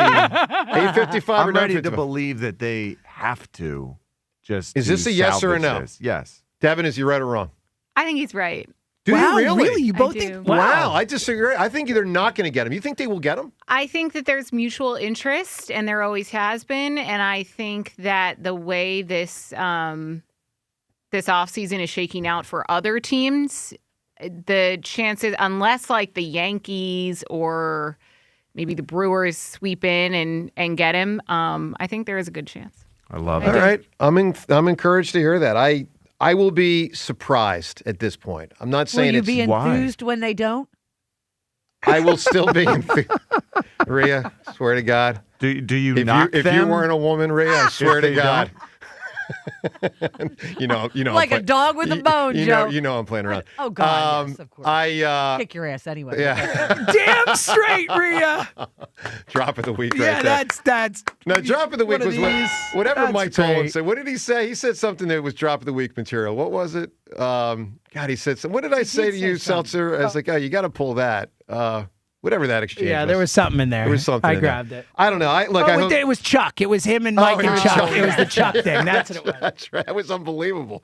I don't know. I don't think they'll get Bader, but I hope that they use remaining money to pivot back to him. And I would be more enthused, but I'll be enthused anyway. But I can also say I'm disappointed they didn't do more, because I am, clearly. All right, more of what Dombrowski, JT, and Rob Thomson said. Plus, Sheil on the carousel of NFL coaches and coordinators and where it's going to land. We'll talk to Sheil coming up in about 10 minutes. Phone calls and all this on 94 WIP. You know, Lexus at Cherry Hill is all about upgrading. It's a new year, so it's time to upgrade to a brand new Lexus, and they've got them there for you at Lexus at Cherry Hill. The L certified winter collection sales event's happening right now at Lexus at Cherry Hill. For limited time, receive special finance rates on select L certified Lexus vehicles now through March 2nd. You can choose from over 300 new and pre-owned vehicles, all backed by the luxury, performance, and reliability Lexus is known for. Lexus at Cherry Hill, they've proudly served the Delaware Valley since 1989. They are family-owned and operated, veteran-owned, and committed to delivering an exceptional customer experience every single time. In fact, Lexus at Cherry Hill, they are now an 8-time J.D. Power Dealer of Excellence for the customer sales experience, a distinction earned only by the very best. I know this. I've been leasing cars from Lexus at Cherry Hill over a decade. So stop in today, see the incredible team, experience firsthand why they continue to earn this prestigious honor. Shop online anytime at LexusofCherryHill.com. That's Lexus of Cherry Hill, family-owned, veteran-owned, and driven by excellence. For more information, visit jdpower.com. The $5 Big Breakfast Deal is back at Wawa. Get any Sizzli, any size hot or iced coffee, and a crispy hash brown, all for just $5. And if your morning calls for something sweet, try our new caramel and chocolate craze flavors. Choose caramel, go chocolate, or swirl the two into your perfect cup. Some deals promise value. Wawa delivers it. The $5 Big Breakfast deal is back. Gotta have a Wawa. It's playoff time. You know how it goes. Big hits, hard yards, and a whole lot of opinions on Monday morning. But buying a car, it shouldn't feel like a contact sport. Hi, it's John Ashow, the Cars Are from Colonial Hyundai. Here at Colonial, we keep it fast, easy, simple. One car, one price, one visit. Only at Colonial this month, drive home any new Hyundai of your choice, like a brand new Tucson, for just $199 per month. No whistles, no flags, no unnecessary roughness. Colonial Hyundai makes it easy to get out of your old car or truck by offering the highest trade-in values in the region. We have over 200 vehicles in stock. Konas, Santa Fe's, Palisades, Elantras, all with incredible offers and incentives. Our state-of-the-art dealership is designed to make buying, leasing, or servicing your vehicle faster, easier, and better than ever. As always, every new Hyundai comes with America's best warranty, a 10-year, 100,000-mile powertrain, and Hyundai Assurance. Shop us online 24/7 at colonialhyundai.com. Colonial Hyundai, the faster, easier, better way to buy a Hyundai. 2026 Tucson SE lease for $209 a month for 36 months. 7,500 miles per year. $3,995 plus tax, tags, and fees. Stock number H260186. See dealer for details. This is the story of the one. As the purchasing manager at a manufacturing plant, she knows the only thing more important than having the right safety gear is having it there when you need it. That's why she partners with Grainger for auto reordering, so her team members can count on her to have cut-resistant gloves on hand, and each shift can run safely and efficiently. Call 1-800-GRAINGER, click Grainger.com, or just stop by. Grainger, for the ones who get it done. It's impossible to have a bad day when you start it with Chick-fil-A. Hi, I'm Miles. And this is Grant. And the little thing we love about the Chick-fil-A chicken biscuit is how the fluffy, crispy goodness wakes us up in the morning. The chicken is crispy, the biscuit is soft, it's iconic. Throw some jelly on it, you can throw some honey on it. It helps me kick off the day. The hash browns are great. And I really like the shape of them too. Little circles of crispy goodness. Yeah, those early morning chicken biscuits are just great, man. Mornings are a little bit brighter with the Chick-fil-A Chicken Biscuit and Simply Orange Juice. Available on the Chick-fil-A app. Real guests paid for their testimonials. I'm Piera Palazzolo, VP of Digital Marketing for the American Management Association, a company focused on the management training skills needed to enhance the careers of business professionals. We did our research when it came to the best companies for website development and chose AmericanEagle.com. And we couldn't be happier. AmericanEagle.com worked closely with us to understand the front and back end requirements needed to launch an e-commerce website that could handle the complexities of running thousands of seminars nationwide. Our robust new website and improved SEO saw immediate increases in site traffic and web revenue. If you're in need of managerial effectiveness and success, visit our website at amanet.org. If you're in need of a website that provides an unparalleled consumer experience, I highly recommend AmericanEagle.com. Transform your business today. Dial 877-WEBNOW1 for a free digital consultation with AmericanEagle.com. I'm Paul Cozy from Cozy Jewelers, and we're not your typical jewelry store. We're a family-owned jeweler and manufacturer, crafting nearly every piece right here in-house. When you shop with us, you're getting a curated, custom design experience, not just a selection of cases on a shelf. That means every piece is personal, crafted with care, and made to last. If you want something different, truly unique, and made just for you, this is fine jewelry the way it's meant to be. Come see us in Newtown Square and step up to the 5th C. Color, cut, clarity, carat, and cozy. The new era of UFC on Paramount Plus comes out swinging. Highlight machine Justin Gaethje collides with Paddy the Baddy Pimblett in a must-see high-octane main event. Plus, Sean Sugar O'Malley faces off against Song Yadong in a stand-up war filled with high-level striking. Pay-per-view just got knocked out. Stream UFC 324 live on January 24th, only on Paramount Plus. Visit ParamountPlus.com/UFC to get started. I checked Allstate first and saved hundreds on my car insurance. Really smart. Unfortunately, I didn't check if I took the gas hose out of my car's tank. Ooh, not smart. And I drove off while still attached to pump number 3. Yeah, checking first is smart. So check Allstate first for a quote that could save you hundreds. Potential savings vary, subject to terms, conditions, and availability. Allstate North American Insurance Company and affiliates, Northbrook, Illinois. This is an Odyssey Sports Minute. After being fired by the Miami Dolphins as their head coach, Mike McDaniel has landed his next job, the offensive coordinator of the LA Chargers.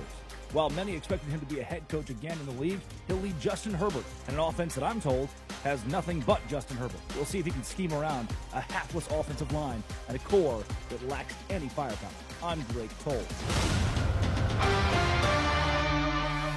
In Pennsylvania, no one wins bigger and workers' comp than Pond Lehocky Giordano. Led by Sam Pond and Jerry Lehocky, this powerhouse law firm is built on grit and real-life experience. Sam's not just a lawyer. He's a union kid from Northeast Philly who's known for his grit, his courtroom fire, and fighting like hell to win. This firm has recovered billions for injured workers and people like you. Call Pond Lehocky Giordano today for your free consultation. They'll fight like hell to protect your future. 94 WIP Sports Update. Brought to you by Window Nation. The Athletics' Diana Rossini says the Eagles, as well as Titans, are pushing hard to land Brian Daboll as their next offensive coordinator. Daboll supposedly interviewed with the Eagles on Tuesday. Competition, though, from the Buffalo Bills, who will interview Daboll for their open head coaching job. Obviously, he was there, the offense coordinator with Josh Allen before. Dave Dombrowski says it was a gut punch to not land Bo Bichette, but content with their offseason. We did rebound in the sense that we signed JT right away, which I'm very fortunate that we're very fortunate he didn't sign somewhere else. And I think overall in the wintertime, I like our club. We have a good club. You know, I've just said it's a situation. People forget we re-signed Schwarbs.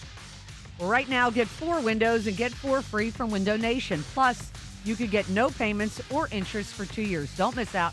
This offer ends soon. Go to windownation.com. Mix of sun and clouds, a high of 38. It is currently 21.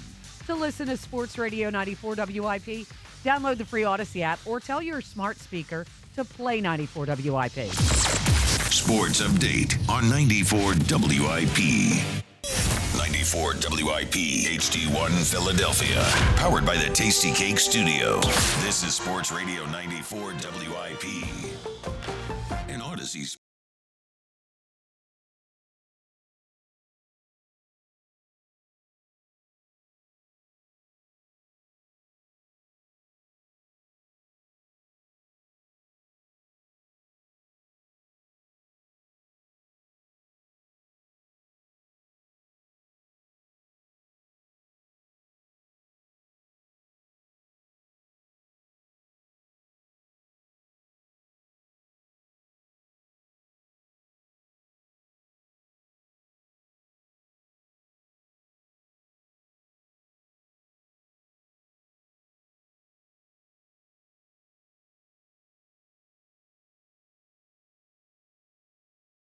Capati in just 1 minute, but I want to play some audio for you if you missed it of what Dave Dombrowski said yesterday.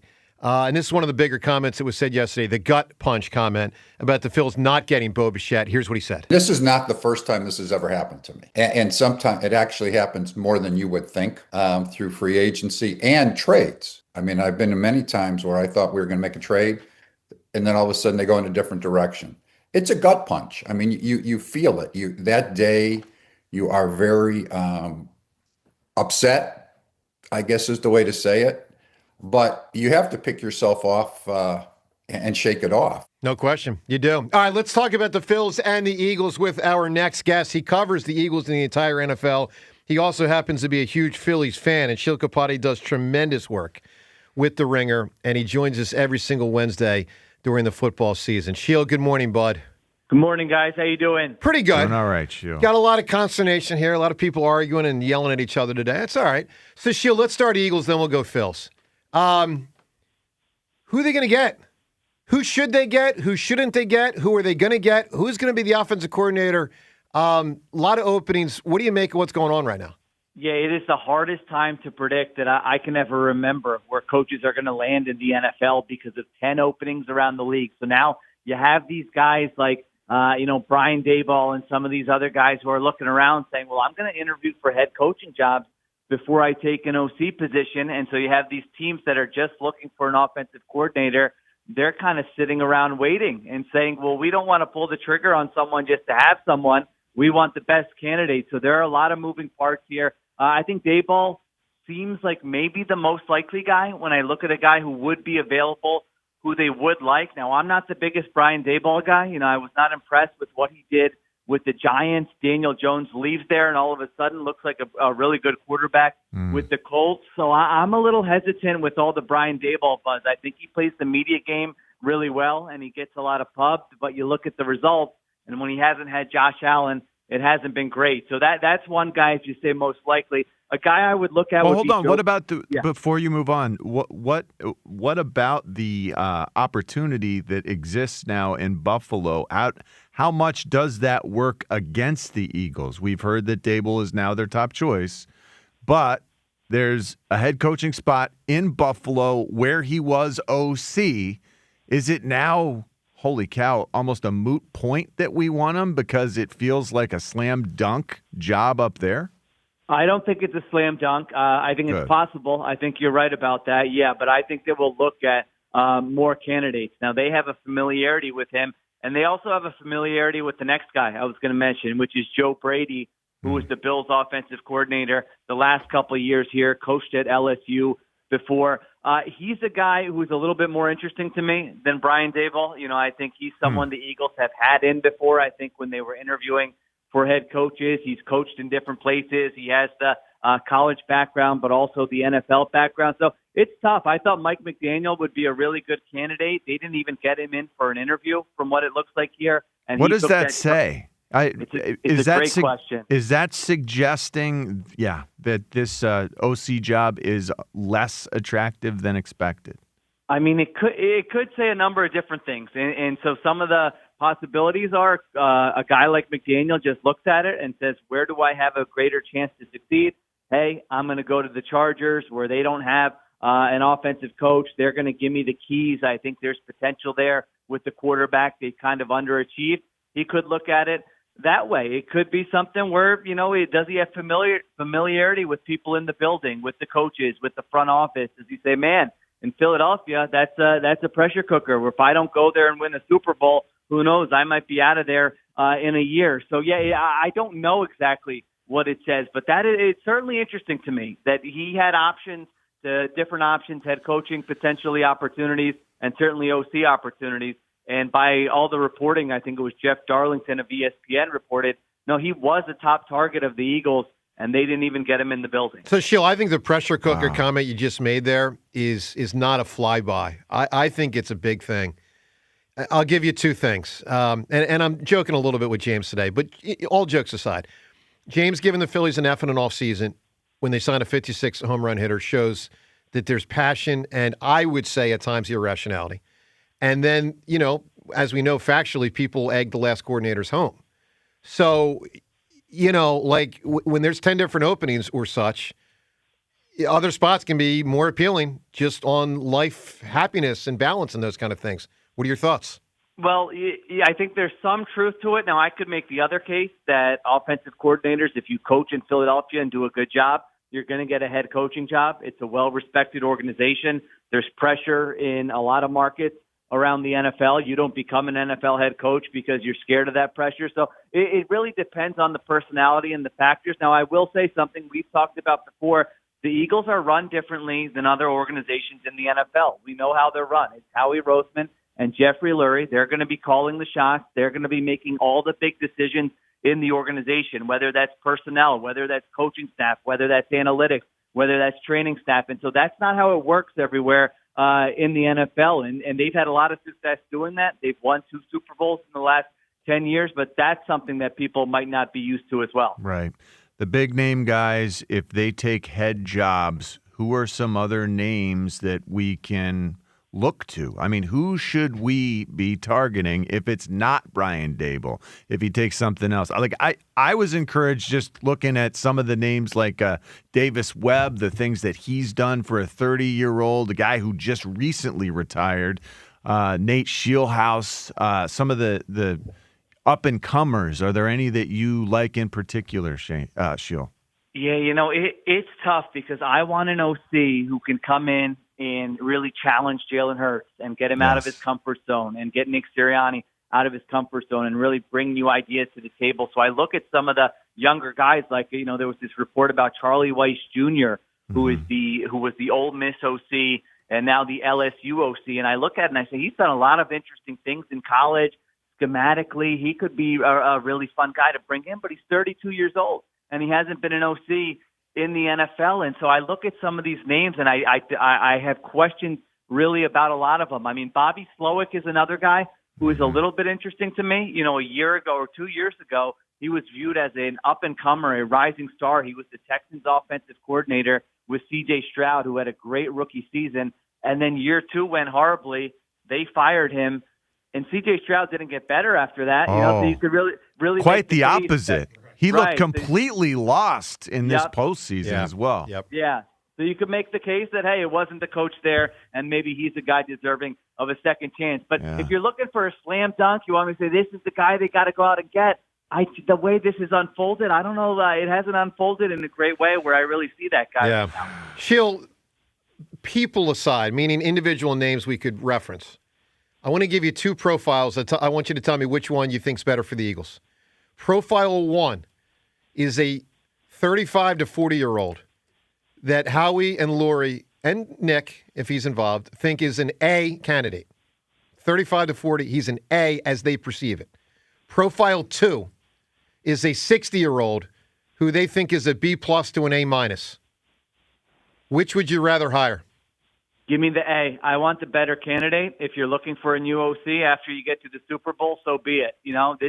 This is their window. They've got players right now. And I wouldn't be looking too far ahead saying, hey, we want someone who can stick around for a while. Now, if you do hire the 35 to 40-year-old, I want to make sure that you're looking at the staff saying, who's our quarterbacks coach? Let's build a pipeline so that if this guy ends up getting a head coaching opportunity, we have someone who we feel really good about promoting, who knows the scheme, who knows the system, who knows the players. But, yeah, I hear what you're saying. Ideally, that would be fantastic to have a guy for 3 years, 5 years, whatever it is. But I'm looking at, they said it in their post-game press conference. We believe we can win now, and that's the priority, and I think they're right about that. Realistically, how involved is Nick Sirianni in this offensive coordinator search by your estimation? And how much does that, impact the way that we're perceived? I mean, I guess you covered that a little bit. We are set up differently than other teams. Does that make us look a certain way through this process, looking for an OC? Yeah, it feels like the organization might be pretty sensitive to this. That's just looking at kind of that press conference with Howie Roseman stumping for Nick Sirianni and some of the messaging coming out of the building. I mean, listen, if you're asking me who I think is making this hire, I think it's Howie Roseman and Jeffrey Lurie. Now, if Nick Sirianni says, I hate this guy and I don't want him anywhere near me, maybe they have a conversation. But no, I mean, Nick Sirianni will be involved, as much as, hey, he can be in on the interviews and meet the guy and maybe if there's a tiebreaker or something. But I think, we saw what happened when Nick Sirianni picked his offensive coordinator. It did not lead to positive results. And so we saw what happened the last time this occurred with the organization, and Howie Roseman and Jeffrey Lurie take over. And again, I'm not saying that as a negative. They have hired good people. They hired Vic Fangio, and they got you to a Super Bowl. But I do think that's how it kind of works here. Sheil Kapadia from The Ringer with us, as he is every Wednesday. All right, Sheil, let's get to the baseball front. So you cover football, but you're a baseball fan and you're a Phillies fan. I want to play two pieces of audio and get your reaction to some notable things that were said yesterday. First, we'll start with Dave Dombrowski on the big free agents, and he's telling you don't expect anybody else. Here's something he said yesterday. There's some big free agents still out on the market. You do not expect to seriously engage in those guys, Framber Valdez, Bellinger, those types of guys. Well, I really can't speak to that by the baseball rules. Because they're free agents. But I just say I think we're content where we are at this point. All right, Sheil, I want you to holster your thoughts on that because now I want to play Rob Thomson, something he said, and then get your reaction to both. Here's Rob Thomson yesterday dismissing or really disagreeing with the concept that the Phillies are not running it back. We're going to have 3 new relievers. We got a new right fielder. We're going to put Crawford Crawford's going to get every chance to play. We probably got a rookie starting pitcher in Painter. We got Otto Kemp, who wasn't here at the start of last year. So we're turning over 20 to 25% of our roster. So if you think that's turning it back or running it back, whatever the saying is, yeah, I can't help you. I should have said dismissing the notion that they are running it back. I said it backwards. Sheil, what is your reaction to what you heard and what it all means? Yeah, I think they are. They are running it back. I mean, you're talking about the outfield, and Garcia is probably as close to Nick Castellanos as you can get in Major League Baseball. It's been one of the worst hitters in baseball the last couple of years. And Justin Crawford, if he gives you league average center field play, it's a big win. So yeah, I understand the disappointment from the fan base. I get it. Now I will say this: they did win 96 games last year, and even if they're a little bit worse this year, I still think this is a playoff team. And I have sat through many seasons of Phillies baseball where it's mid-July and the team doesn't have a chance to even make the playoffs. And so I view it a little bit differently as everybody else, where I say, give me a fun summer. Kyle Schwarber hit 50 home runs. Let me go watch Christopher Sanchez pitch. And once you get into a 5-game series, they're not as good as the Dodgers. We know that. They're probably not going to win. But, I think that's how you have to kind of view this season, because they didn't get better. I don't really think there's any argument that they got better with the moves they made this offseason. Well, I agree with everything you said. I'll say this. You're right. They probably won't win that 5-game series against the Dodgers, but it doesn't mean they can't. And I think some people are too down on them. I mean, I agree with that. They still have the starting pitching. They still have the closer. And you know what? The lineup is going to be up and down. We know that. Here's what you have to hope, is that the bottom doesn't fall out this year, where all these guys who are in their mid-30s, this is the year where everybody hits the decline, everybody has injuries, and now we're talking about, hey, that run is over, and now it's a disastrous stretch, because that season is coming at some point. I don't think it's going to be this year, but that would be kind of the worst-case scenario. All right, Sheil, final thing. Let's address the Baseball Hall of Fame. For those that don't know, yesterday it was Carlos Beltran and Beltran, I guess I should say, right? Beltran and Andrew Jones that made the Hall. I think they both deserved it. They both got it.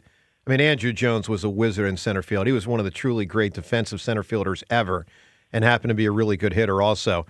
So, Sheil, here's the reality of the 4 Phillies of note, and I'm curious if you think any of these 4 should make it, not will make it, should.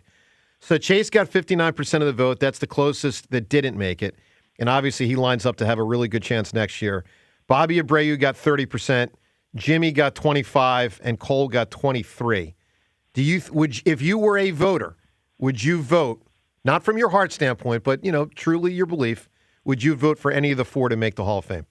Yeah, I think Chase has a great shot, like you mentioned, with the votes there. I think Jason Stark has made the strong case for Jimmy Rollins over the years, so I'm going to go with him and say he should get in. And Cole Hamels, honestly, I haven't studied the numbers enough to know whether he passes the traditional markers that you need. But if you're asking me from an eye test, from what I remember watching him pitch and that era, I would be a yes on him too, and I would be a no on Abreu. But again, I might be wrong there on Hamels, but that's just kind of what my heart is saying from watching. Your heart. Sheil, I love 3 of the 4. Really, none of us can say we love Bobby Abreu, right? No. We can like him, but not love him. No. I love 3 of them, Sheil. I'd go 0 for 4 on the Hall. I just... really? Yeah. You don't think Chase Utley's going to get in well, the I'm Hall saying, of Fame after this vote? Well, what I would do. Oh, what you would do. Okay. Yeah, I would... look, to me, Chase follows the... not quite Don Mattingly, but to me it's similar to Don Mattingly, Will Clark, Eric Davis. These are guys that for 5 to 7 years were frickin' amazing. Darryl Strawberry, Doc Gooden. I mean, there is a lot of players in baseball history that for 5 to 7 years were a top 5 to 10 player in the sport, maybe the number 1 player, but didn't do it long enough with excellence. And I'm not happy to say I wouldn't vote for him. I'm just being honest. I wouldn't vote for him. 5 to 7 years is enough for me. If you're saying 2 to 3 years, yeah, that's a 5 to 7 years of greatness where you are the best at your position in the sport. I don't know. Chase was certainly that. I mean, look, from it'd probably be like certainly 6 to 11 and maybe 5 to 11.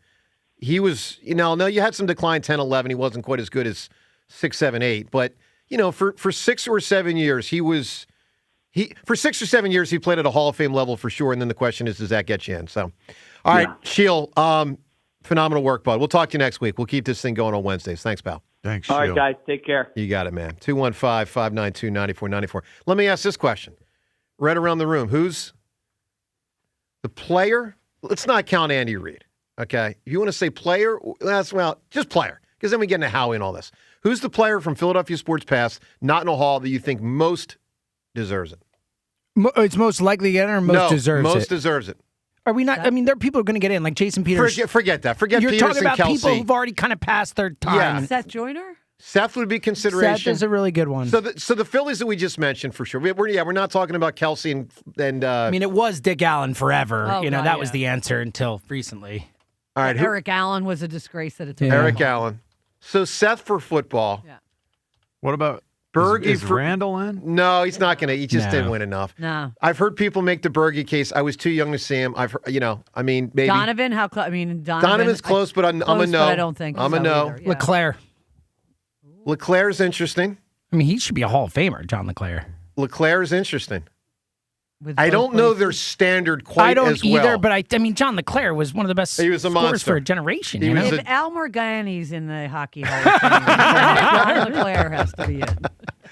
I mean, we're not missing a Sixer because because the level is so low. I mean, Matt Geiger might get him one day. Oh my God, that would just be so bad. Obviously. That's pretty good, man. Not going to lie. That's pretty good.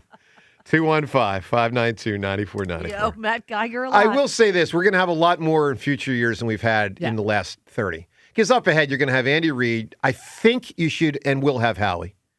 You're going to have Jason Peters. You're going to have Jason Kelsey. Lane Johnson, probably. You're probably going to have Lane. You're probably going to have Chase. It's pretty good. Bryce Harper someday. Bryce Harper for sure. Zach Wheeler, maybe. Maybe. You got a lot there. All right, what do we got? I don't know. We got Time's Yours, more of what was said, including JT upon rejoining the Phillies. What he said, that and more. Time's Yours and your phone calls to 94 WIP. A hotel can offer a great club or a bar. A resort could provide a high-end restaurant or a spa. But if you want it all, dining, bars, pool, spa, gaming, clubs, and shows, it takes much more than the boardwalk. It takes a village. It takes a Borgata. If it takes the best dining tables under the same roof as the best gaming tables, if it takes one pool being just a dozen poolings away from the next, if it takes trying your luck and a new dish on the same night, if it takes room service and bottle service, it takes nothing short of a village to make your stay. So they built one, and they call it Borgata. Visit theborgata.com to learn more. Must be 21 or older. Gambling problem? Call 1-800-GAMBLER. The Eagles' 2025 season will tick away. A disappointing end to a promising 2025 season. Anytime you lose, you're frustrated. Now, the noise gets louder. Some notable Eagles are going to be gone. Who comes in to repair an offense in disarray? The Eagles have fired Kevin Patullo. How can they get Jalen Hurts back on the MVP track? Everything was there in front of us. We just got to grow from it all. Is A.J. Brown open to a trade? It is hard to find great players, and A.J. is a great player. All the Eagles' offseason happenings happen here. Do whatever it takes to win now and still build for the future. Sports Radio 94 WIP. They can overcome this. Brad Evans here to help it beat the Bulls for the West 1-1 Sports. With Bo Nix out, the Broncos are turning their backup. Jarrett Stidham owns opportunistic legs. In 4 career starts, he averaged 23 rush yards per game against a New England D that allowed 16.2 quarterback rush yards per game in the regular season. Give me the over. Stidham, 15.5 rush yards at -115. Bet smarter, beat the books. Download the BetMGM app today. Earn an accredited MBA in as few as 16 months for about $21K at University of Maryland Global Campus. Explore 10 specializations including finance, HR, cyber technology, and more. Plus showcase the value of your MBA with a comprehensive learner record and digitally demonstrate in-demand skills and credentials to employers. No application fee if you apply by February 11th. Learn more at umgc.edu. Certified to operate in Virginia by Chev. That's another amazing run by Team USA. Mom, think I'll be on Team USA one day? Well, I'll take this one. Are you speaking to us? Yes, and to answer your question, anything's possible, especially with Xfinity. So, I can be the best snowboarder ever? Well, I can't guarantee that, but Xfinity can guarantee that your internet price won't change for 5 years. Okay. What if I practice every day? Then maybe you'll be snowboarding for Team USA at the next Olympic Winter Games. And Mom, you'll still be paying the same price for Wi-Fi. Ooh, really stuck the landing there. It's the Xfinity Gold Medal Celebration. Now through February 22nd, get our best price on gig Wi-Fi for 5 years guaranteed, just $50 a month. Plus, get Peacock Premium included for 2 years. That's a $10.99 value per month. Xfinity. Imagine that. Proud partner of Team USA. Restrictions apply. Requires paperless billing and auto pay with stored bank account. Taxes and fees extra. Actual speeds vary. Day and night, PGW puts our energy into keeping you safe at home. PGW's 24/7 safety monitoring, infrastructure upgrades, and industry expertise help to deliver the essential energy you rely on and trust. And every mile of infrastructure we upgrade keeps energy delivery in Philadelphia more clean and more affordable. When you see us in your neighborhood, we're working harder than ever to stay on schedule and continue the work of keeping you safe at home. Remember, natural gas smells on purpose. Smell us? Tell us. PGW. Hey everybody, this is Hugh Douglas, and I'll say it, Tasty Cake doesn't miss. They're always rolling out amazing treats. For a limited time, you can get your hands on the salted caramel baked pie. Oh, that sounds tasty. It's a graham cracker crust caramel cheesecake flavor. That's the problem in the best way. And the mint chocolate candy cakes family pack means you're covered all week unless your family finds them first. Maybe one of those will become your new favorite. Classic snacks, new favorites, same great Tasty Cake, except no substitute. Feel bad about losing control this holiday season? You don't know Jack. Jack Dell and the team at Dell Chevrolet are into fatties. Fat incentives, fat selections, and deals so thick, you'll drive home with more car than you planned for. Less payment than expected. Every new deal on a new car or truck this month is PHAT fat. Pretty hot and tempting. Thanks to the Dell Vehicle Exchange Program, you can get out of your current car or truck and slip into a new one, all while keeping your payments the same, or maybe even make them less. So payments stay tight even when you size up. Right now at Dell Chevy, you can buy with no money down and 0% APR financing every day. Go ahead, treat yourself. Dell Chevy is close, located on Route 30 in Paoli. You're just minutes away. If you're worried you're going to pay too much for your next vehicle, you don't know Jack. Online at DellChevrolet.com. Se habla español. Together, let's drive. Jack, sell them for less. Includes all rebates and incentives. Offers cannot be combined. Excludes taxes and tags. You know that Big Bargain detergent jug is 80% water, right? It doesn't clean as well. 80% water? I thought I was getting a better deal because it's so big. If you want a better clean, Tide Pods are only 12% water. The rest is pure, concentrated cleaning ingredients. Oh, let me make an announcement. Attention shoppers, if you want a real deal, try Tide Pods. Stop paying for watered-down detergents. Pay for clean. If it's gotta be clean, it's gotta be Tide Pods. Water content based on the leading bargain liquid detergent. I checked Allstate first and saved hundreds on my car insurance. Really smart. Unfortunately, I didn't check if I left the pizza box on top of my car before driving home. Not smart. Oh, and a semi just turned my deep dish into a thin crust. Yeah, checking first is smart. So check Allstate first for a quote that could save you hundreds. Potential savings vary, subject to terms, conditions, and availability. Allstate North American Insurance Company and affiliates, Northbrook, Illinois. Back in 60. Are you really eating during the commercial break? You bet. These Factor meals keep my head in the game. Oh, yeah? So what do you got there? This year's filet mignon and creamy Parmesan shrimp. With Factor, I get chef-prepared, dietitian-approved meals delivered weekly. Perfect for pros like us. Oh, so you're a pro now, too? Box says Factor, eat like a pro. So, yeah. I think it's time for you to share a bite like a pro. No. Get your own at factormeals.com. Factor, eat like a pro. We finally switched to T-Mobile because with them, we can be connected here and there. Let's watch a movie. And we have Netflix included to enjoy our favorite shows and movies. ¿Qué tal está? Bacanísima, pero ya la vi. Now the hard part is getting them to agree on a movie. Switch today and get the new Samsung Galaxy S25 Plus with Galaxy AI. All on America's best network. Visit a store, T-Mobile.com, or call 1-800-T-Mobile. Best mobile network in the U.S. based on analysis by Ookla. Speed test intelligence data to H 2025. Receive Netflix standard with ads on us with qualifying plans. Hey, Joe Cameron here. Let me tell you about how PI Dental Center has helped me through the years and how they can most certainly help you as well. You know, they're phenomenal with what they do with complex dental treatment. I've been a patient in PI Dental now for 25 years. For me, it's been the more simple dental treatment. Year-to-year maintenance, being in good shape, staying in good shape. And I always have, and certainly always plan to, with the great care of PI Dental Center. But a lot of people have major problems, major pain. Maybe you don't like the way you look, and it actually creates a self-esteem issue. Dr. Wolfinger once told me about 65% of their patients are just based on they just want to look different.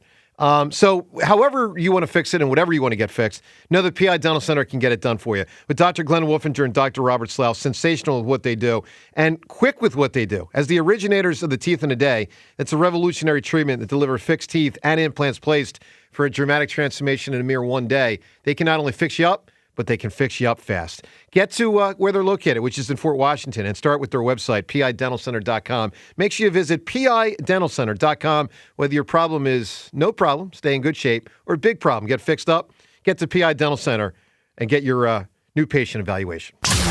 94 WIP Sports Update. Brought to you by Aero Mexico and the Philadelphia International Airport. Mike McDaniel was said to be atop the Eagles' wish list for their new offensive coordinator. He appears on the verge of taking the OC job with the Chargers. And Justin Herbert, next up on the Eagles' reported list, Brian Daboll, was said to have interviewed with the Birds on Tuesday. Well, Buffalo Bills are interviewing Daboll for their head coaching job. And ESPN says Daboll and Josh Allen have maintained a strong relationship dating back to when Daboll was the offensive coordinator with the Bills. Now Aero Mexico is flying nonstop from Philadelphia International Airport to Mexico City. Book today at aeromexico.com. Mix of sun and clouds, high 38. It is currently 21.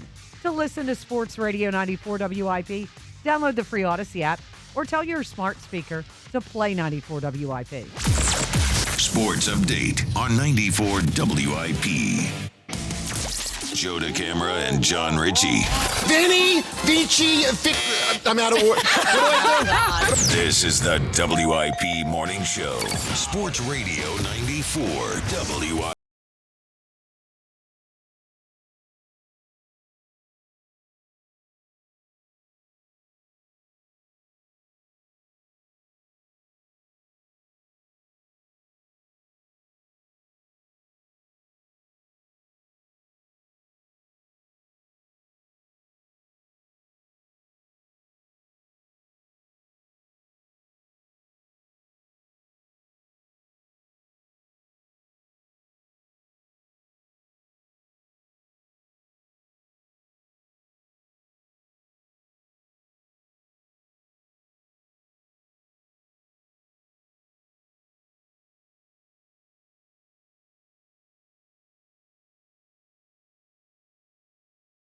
People think the Phillies will get Bader. Now, let's just remind people, yesterday's poll was, will you be happy with the Phillies offseason if they get Bader? That means in light of, otherwise it's pretty much done.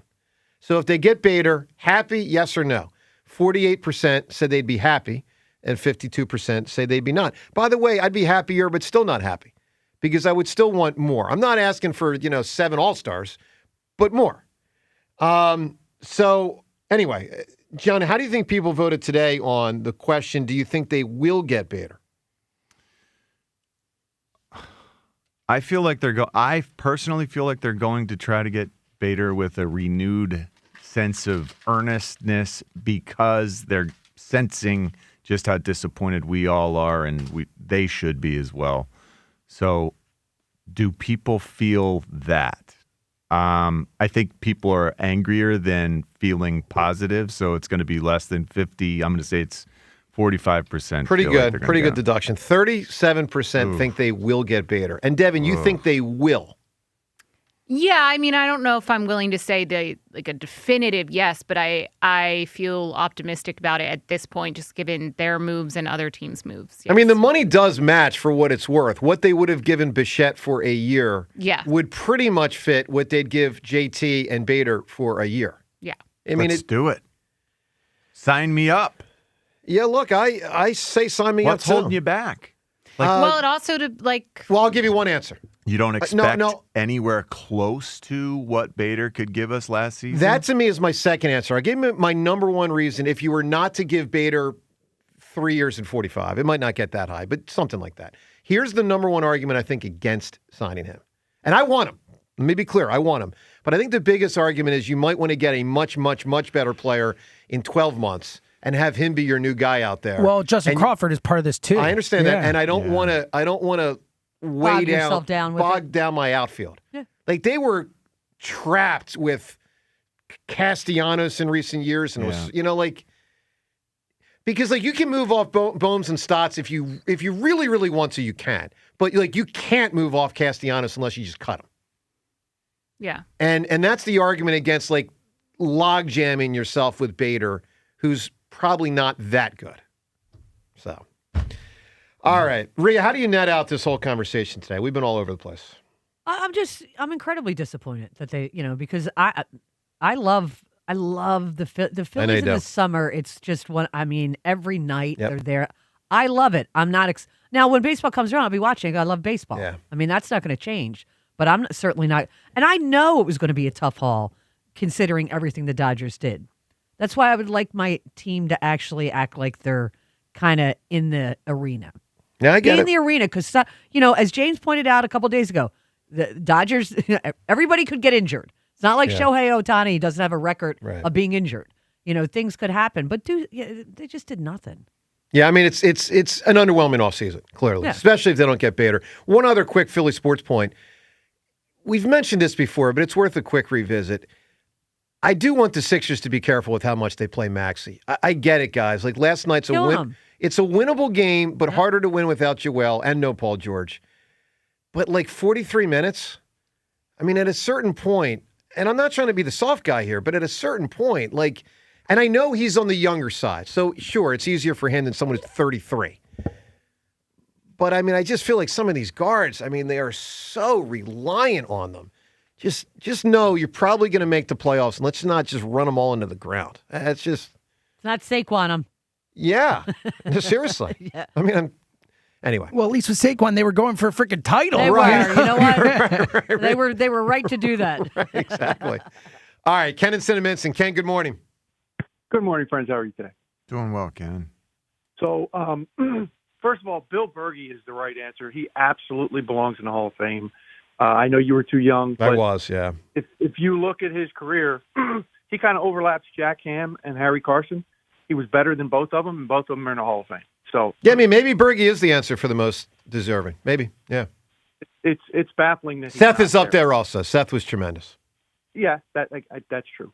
So, Joe, James is closer to right on this than you are, which is not surprising.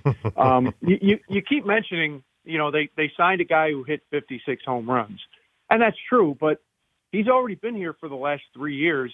Re-signing Kyle Schwarber does not put you any closer to winning the World Series. And the fact of the matter is that the Phillies got further away from winning the World Series in this offseason than they got closer to it. Yeah, no, Ken, that is true. But here's my quick rebuttal. But if James is going to give them the worst grade possible of an F, I can say they could have gotten much, much further from winning the World Series than they are. If they did not get Kyle Schwarber. Our grading systems are just very different, clearly. You gave them an F. You gave them the worst grade possible. Because they got worse. Yes, I think they got an F. They didn't get better at all. They didn't pass the offseason. Ken, to me, an F is I blow it up and I remove my chance from having. So we have different, grading systems. So I'll tell you what an F is to me. An F is hearing Dave Dombrowski say yet again, "We like our club." I can't take that anymore. When he says that, the sound of his voice. All right, let me ask you this. What is he supposed to say, though, Ken? Because I do like the club. I do want the general manager or whatever the hell his title is to accentuate, we actually do have a good team. This wasn't a season-ending press conference like Howie and Nick just did. This was we're about to go to spring training in a moment press conference. What do you want him to say? I don't like my club? This was the owner wants $3 million butts in the seats again next year, so... Yeah, that's what our number one priority is, and I've been saying that for a while. That's not true, Ken. That's part of it. That's not, Ken. They spent. Again. Let me just say: is he supposed to say I don't like my club? But Joe, this is what I don't understand. Why are you so willing to just give them a pass? What do you expect? Do you really expect them to get better than the Dodgers? That's an unfair expectation. Why are you so willing to do that with this team? I don't understand. Look, because I think people miss. Let me give you, Ken. Let me give you the heart of it. And you guys know I've been hard on the Eagles, but I haven't expressed outrage that they didn't win the Super Bowl this year. I think the heart of it is I perceive it, me versus a lot of others. I just think a lot of other people think it's so easy to win a Super Bowl or a championship in whatever sport, and it's freaking hard. And I accept that. Hold on, Ken. I accept the fact that my baseball team is trying really hard to win it. I'm frustrated, like you are, that they haven't. They're trying really hard. I do. Oh, they just gave a 30-something-year-old $200 million. Yeah, I do. I mean, that's the difference. But that's the difference. You think that they're trying really hard to win the World Ken, Series. they could have not given Kyle Schwarber $200 million. And that it's $200 million. That would have been fine because re-signing Kyle Schwarber did not put them any closer to winning the World Series. It makes them closer than Ken. It makes them closer than not having him, right? Well, maybe just to clarify, it's 150 they gave Kyle Schwarber. Okay, but Ken, can we agree that they'd be further from winning the World Series if they had not signed Schwarber and didn't replace him with anybody? Can we agree with that? Obviously. Okay, thank you. But I mean, that's like, can we agree the sun rises in the east? I mean, let's talk about something that's more relevant, which is the owner pretending that his number one priority in life is winning that World Series. Look, I don't fault him for it. The guy's running a business, and the guy doesn't have as much money as that ownership group in Los Angeles. Right. I get it. Right. Now you're talking about billions, so it's a stratosphere that regular people like us can't even comprehend. Right. But but don't go out there and say things like stupid money and I want my effing trophy back. When what you That's really fair. want That's is fair. 300 effing butts in the seats next year. Well, yeah. Look, I think some of those past comments haunt them. It reminds me a little 100%. bit. Reminds me a little bit of the gold standard thing. Yep. Reminds you a little bit of the Quarterback factory. This quarterback factory. Sixers. We owe you one until they broke through in '83. There's a couple comments through the years, and I agree with you. These have been notable comments. Ken, give me an answer.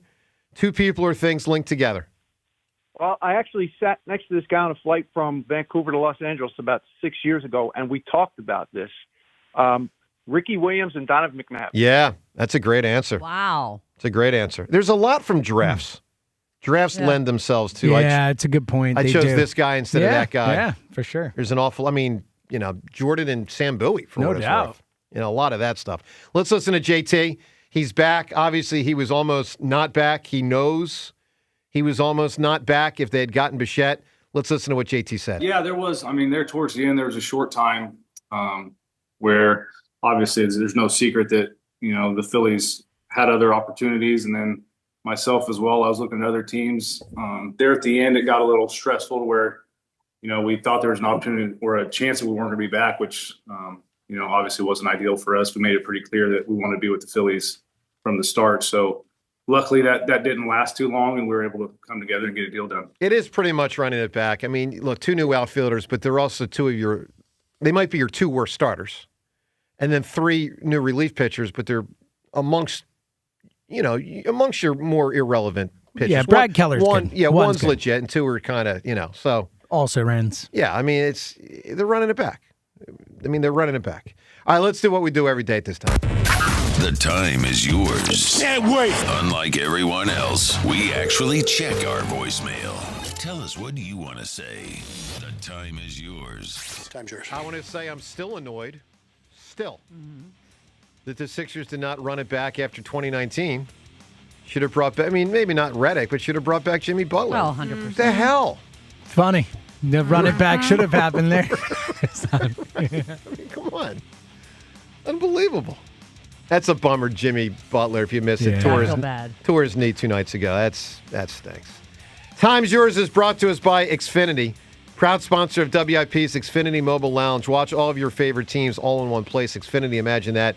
Let's hit it with Time's Yours. Come on, Topper. What are you talking about? You're obviously running it back. And the worst thing is, we brought you back. You're the issue, too. Time's Yours, Joe. I don't mind having Topper back. I do mind what he said because he was flat wrong yesterday. Come on. When you have the core of the team back and other peripheral players that aren't core, you're running it back. I don't know what all the buzz is about Harrison Bader. He had a couple good months with us last year. Granted, he was a spark. He's a lifetime 240 hitter, number one. Number two, where are you going to play him? Dombrowski pretty much said Justin Crawford's the center fielder this year. So I don't know. We'll see. Time's yours. Yeah. All good points. We need depth. We need Well, there's depth that. out there. Devin, you did pick up that one comment, though, which is right, that he did not, they did kind of walk back whether Crawford's like the guy. Yeah, like they, at multiple points, both Topper and Dombrowski did not say, like, he's our everyday center fielder. So, I mean, they do need depth. They really do. Well, and not just depth. I think Bader would be their best outfielder. Well, and Crawford could also learn from him because Bader, even though he had his best offensive year, he's a consistently good defensive player, especially center field. So. How can you be enthused about this Phillies team? It's the same team. It's going to be the same garbage that you've watched the last 3 years. This team is garbage. No. So, I said this before the season last year, and I'll say it again. This team sucks. So here's the deal. Here's where that guy's so wrong. Guys, and like, God bless you if you want to do it.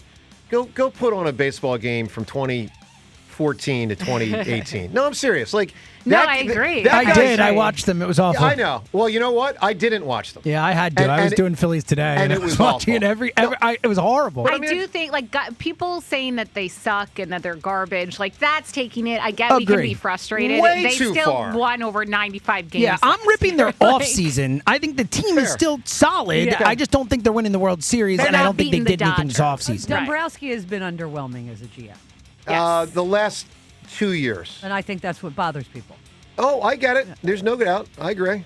James, that it? That's it. With that time, I mean, they were good times yours calls, albeit, guys, read Thomas Paine. Common sense. And with that, some of you need to learn it. And with that, we shut it down. The Time's Yours line. Leave Joe and John a message of your thoughts, compliments, and complaints. Call 215-238-4500. You can have Cesar, Freddie Galvis, Nick Williams, Maikel Franco, and like Jeremy Hellickson as your opening day I know, pitcher. but again, I'll say what I said before. Expectations change. And They this do. team, They do. the expectation They for do. this team now is win the know. World Series. All right, John, how do you net this out? I sense that you're sort of in between me and James, which is the same as being in between me and Rhea. Where do you net this out? I feel underwhelmed by our offseason, and I still feel like this team can do better. And that will be represented by signing Harrison Bader. I don't like it's not the optimal end result that I would have hoped for, but it's better than where we sit right now, and it makes me feel like we have more hope. Do you think James and Rhea are too negative? Yes. I did too. But It's shocking that I James has been lumped in with understand. me as negative. This is great. I feel honored to be on Rhea's side. This is good. And Devin, you're more with James and I'm not Rhea than me and going John? to, like, say that this team is garbage and give them an F. Well, but to be fair, we didn't say they're garbage. I give their off-season. I know, I'm talking about the guy on Times Yours, but, like, I feel like that's a sentiment I see all over, social media from fans. I feel similar to Richie, just very underwhelmed and that's how I feel. Not excited. Well, that's it's not just how I kind feel. of like, like I'll be excited when I go down to spring training. Like, yeah, I miss baseball. I love watching baseball, but there's a lack of enthusiasm, I think, that will come along with it, knowing that, this team likely will lose to the Dodgers again. I have a lot of hope. If they even hope. make the postseason. I have a lot of hope that our stars are going to do some extra heavy lifting this year. I'm encouraged by Bryce. I think Bryce feeling Harper will have a good challenged. year. I'm really encouraged by that. I'm encouraged by the Mattingly addition. I do think that can pay some dividends. I don't know how much. We're stretching. I acknowledge that. But again, we're talking about one of the best players in the world, and Bryce Harper, when he's right and ready to go, can he return to earlier form? Well, they really could use it, especially because We need it. they didn't really upgrade the lineup. So they really could use Bryce getting back to peak form, which probably going to be hard, but at the very least, you want him better. Because last year, he took a pretty big day. At least we know that he is a little bit angry wearing the not elite Maybe. shirt. I like that added motivation. Yep. All right, let's come up with a winning answer for the auto show tickets. Two people linked together through circumstance. I think there's 5 here, and they're all from sports. So the first was Foles and Wentz. The second was Tua and Jalen. The third was Donovan McNabb and Angelo. The fourth was Bird and Magic. And the fifth was Ricky Williams and Donovan McNabb. Two Donovans. I think Donovan and Angela is the funniest answer. Yep. I think Bird Magic's probably the winner. I like Bird and Bird Magic. Magic.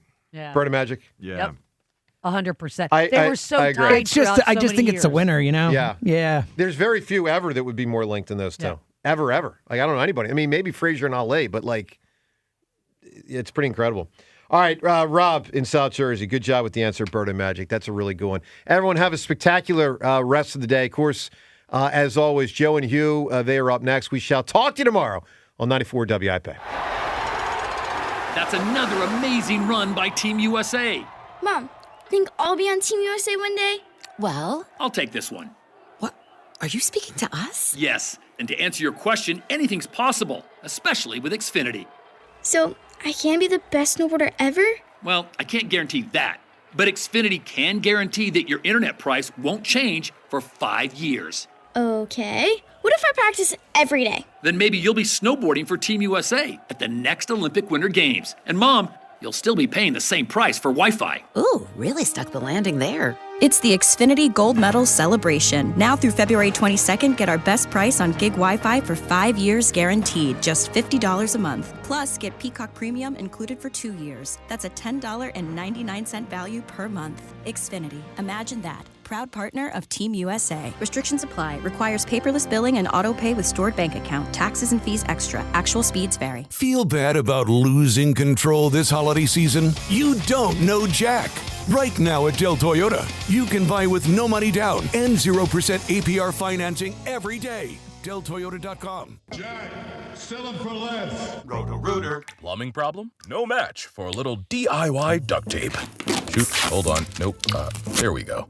No match for a little... dang it, wait. Duct tape and a wrench. Leaks are no match for duct tape and a wrench. And a bucket and a towel, more duct tape, a hammer, this random tube I found in the basement, another bucket, more tape, a little more tape. Perfect. On second thought, maybe leave plumbing to the pros at Roto-Rooter. And away go troubles down the drain. Hi, it's Pete from Chicky and Pete's with a forecast you will love. Chicky and Pete's 2026 Snow Days. Every Tuesday in January, mouth-watering bread dipping good, Chicky and Pete's snow crab legs for just $20.26 per pound. Spread the word. Chicky and Pete's 2026 Snow Days every Tuesday in January. Chicky and Pete's snow crab legs for just $20.26 per pound. Restrictions apply. Snow Days from Chickies and Pete's. When you own a house, you know you're going to have issues, right? And the thing you always want to know is who to call when something goes wrong. You always want to say, I got a guy for that. Well, thankfully, I now have an HVAC guy, and you can too. Sela Heating and Air. Your air conditioning or heater, they got it. They also do plumbing. They do electrical. Get yourself on a service or maintenance plan like I've got. They're coming out same day or the next day for almost everything. No upsell, no hidden costs, just honest expert advice with Sela. Go to Sela.com to get your guy. That's SILA.com. Buying a car, it shouldn't feel like a contact sport. Here at Colonial, we keep it fast, easy, simple. Only at Colonial this month, drive home any new Hyundai of your choice, like a brand new Tucson, for just $199 per month. No whistles, no flags, no unnecessary roughness. ColonialHyundai.com. Hey, it's Ike Reese. Tasty Cake knows you love the classics, but it's a new year. Time for new Tasty Cake favorites. For a limited time, grab the salted caramel baked pie. It brings a graham cracker crust and a rich caramel cheesecake filling. And the Mint Chocolate Candy Cakes Family Pack delivers the perfect mix of mint and dark chocolate. You can always get your go-to snacks, but try something new this year. Every bite, every time, Tasty Cake delivers. Accept no substitute. Whether it's midfield or in the red zone, our hometown team can handle anything thrown their way. That's why PNC is proud to be the presenting sponsor of the Eagles Radio Network and support the team's dedication to smart, tested tactics. Being adaptable and preparing a solid strategy pays off. And just like any big game, when it comes to your finances, there is a lot on the line. Having a dependable team allows you to make the plays you need to reach your goals. PNC Bank, brilliantly boring since 1865. PNC Bank, National Association, member member FDIC. It's time to get focused. Focused on improving the lives of our beloved pets by feeding them the most nutritious pet food on the planet. With 2 decades of experience, the Dogs and Cats Rules stores can guide you in the right direction to meet your pet's needs. Fads come and go, but there's no substitute for premium meat inclusive food for your pets. If you changed your pet's food lately and they're starting to look like a shaggy dog, smelly ears and biting their feet all the time, you need to come into one of our 7 very convenient locations or visit dogsandcatsrule.pet. This is the story of the one. As an HVAC technician, he and his digital multimeter are in high demand. So when a noisy office HVAC turns out to be a failing blower motor, he doesn't break a sweat. With Grainger's easy-to-use website and product information, he selects the product he needs to keep everything humming right along. Call 1-800-GRAINGER, click Grainger.com, or just stop by. Grainger, for the ones who get it done. Are you 50 or older? This news is for you. The CDC recommends you get vaccinated against pneumococcal pneumonia. Even if you're healthy, your age puts you at risk. People 50 or older are over 6 times more likely to be hospitalized with pneumococcal pneumonia compared to adults 18 to 49. Just one shot can help protect you. Learn more and schedule at vaxassist.com. That's VAXassist.com. Sponsored by Pfizer. What if your instincts could pay off? With Robinhood Prediction Markets, you could put your sports IQ to work on the games you know best. It's not you against the house. It's you participating in a live market. Buy or sell your predictions all game long. Trade every play with Robinhood. Visit Robinhood.com/predict. That's Robinhood.com/predict. Futures and cleared swaps trading involves significant risk and is not appropriate for everyone. Event contracts are offered by Robinhood Derivatives LLC, a registered futures commission merchant and swap firm. The new era of UFC on Paramount Plus comes out swinging. Highlight machine Justin Gaethje collides with Paddy the Baddy Pimblett in a must-see high-octane main event. Plus, Sean Sugar O'Malley faces off against Song Yadong in a stand-up war filled with high-level striking. Pay-per-view just got knocked out. Stream UFC 324 live on January 24th, only on Paramount Plus. Visit ParamountPlus.com/UFC to get started. This is an Odyssey Sports Minute. What kind of a dumpster fire did the Cleveland Browns have to be that someone's willing to withdraw their name for their head coaching job to go be a coordinator elsewhere? Yet that's exactly what Mike McDaniel did. Where do you go now if you're the Browns? You're already a joke. Now you're a joke that can't find anybody that wants to be your head coach. At least not the kind that you need. Someone who can come in, take control, finally get things pointed in the right direction despite your meddlesome owner. I'm Chris Mack.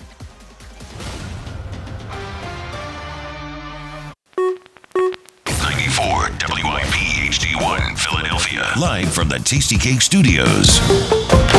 An Odyssey Sports Station. This is Hugh Douglas and Joe Giglio on Sports Radio 94 WIP. Welcome on in. It is the Midday Show. Hugh Douglas, Joe Giglio. You guys with us. 215-592-9494. A lot to get to. Kyle Quinn is behind the glass. We'll get to the Phillies, whatever the heck that was. That press conference yesterday felt like a consolation prize. Chase Utley making his way up the Hall of Fame voting, and a lot to get to with the Eagles offensive coordinator search. Good morning, Hugh Douglas. Good morning, Joe. Good morning, Philadelphia fellas. Don't be too truthful in you know, when you're being forthcoming. Sometimes it's better to just, you know, I'm not gonna say lie. That's kind of what you're saying. But sometimes, yeah, you can't be truthful all the time. Man. Sure, the truth hurts. We were trying to tell you that last week. Yeah, I mean, I'm figuring that out as I meander through life. Yeah. can't be honest about everything. Well, okay, am I allowed to be honest about something to start off the show? Well, I just once in a while, I know you said sometimes it's easier or better to just kind of not tell the full truth. Sometimes I think the best way for us to get through an issue is to just talk through an issue with all the truth out there. And what you about to do? Well, I mean, what you about to do? I just feel like this is going somewhere where it's going to make me a little uncomfortable. Okay, you know what? It might make people uncomfortable, but sometimes the truth makes people uncomfortable, Hugh. And the truth is pretty obvious after what's gone on, I would say, the last 12 to 14 hours in the offensive coordinator search around the NFL. So we had some news last night, and we got some news just before we came on the air. And neither thing is pretty for the Eagles offensive coordinator search. So last night, we get the news that Mike McDaniel, reportedly the Eagles' number one target, did not even take an interview here and is taking the offensive coordinator spot with the Los Angeles Chargers. So that's the first domino that fell last night.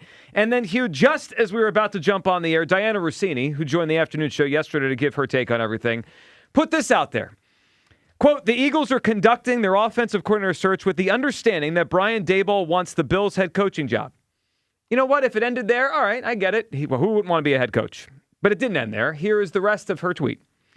If he doesn't land it, Daboll is expected to wind up in Tennessee as the offensive coordinator for Cam Ward and the Titans, per sources. Hugh Douglas, in the last 12 to 14 hours, Mike McDaniel has taken the offensive coordinator job for the Los Angeles Chargers, and Brian Daboll, according to Diana Rossini, is either going to take the head coaching job in Buffalo, which is totally understandable, or the offensive coordinator job for Cam Ward and the Tennessee Titans. And yesterday, we talked through all this stuff, and I said, I don't think this is as attractive as a job as we think it is, and I listed like 5 or 6 things. But, Hugh, sometimes the most obvious thing is the real thing. And it's pretty clear to me that this is an indictment on Jalen Hurts.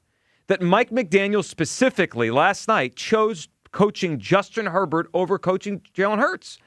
And if Brian Daboll has an opportunity to coach Jalen Hurts, who he knows and has coached, or Cam Ward, who has one uneven year in the NFL, and he's choosing Cam Ward, this is an indictment on Hurts, Hugh. I know that people are not going to like to hear this, but I truly believe that offensive coordinators are looking at this situation and saying, hey, I don't know about this quarterback. You look at his numbers last year, it's bottom half of the NFL. Mm-hmm. He didn't want to run much.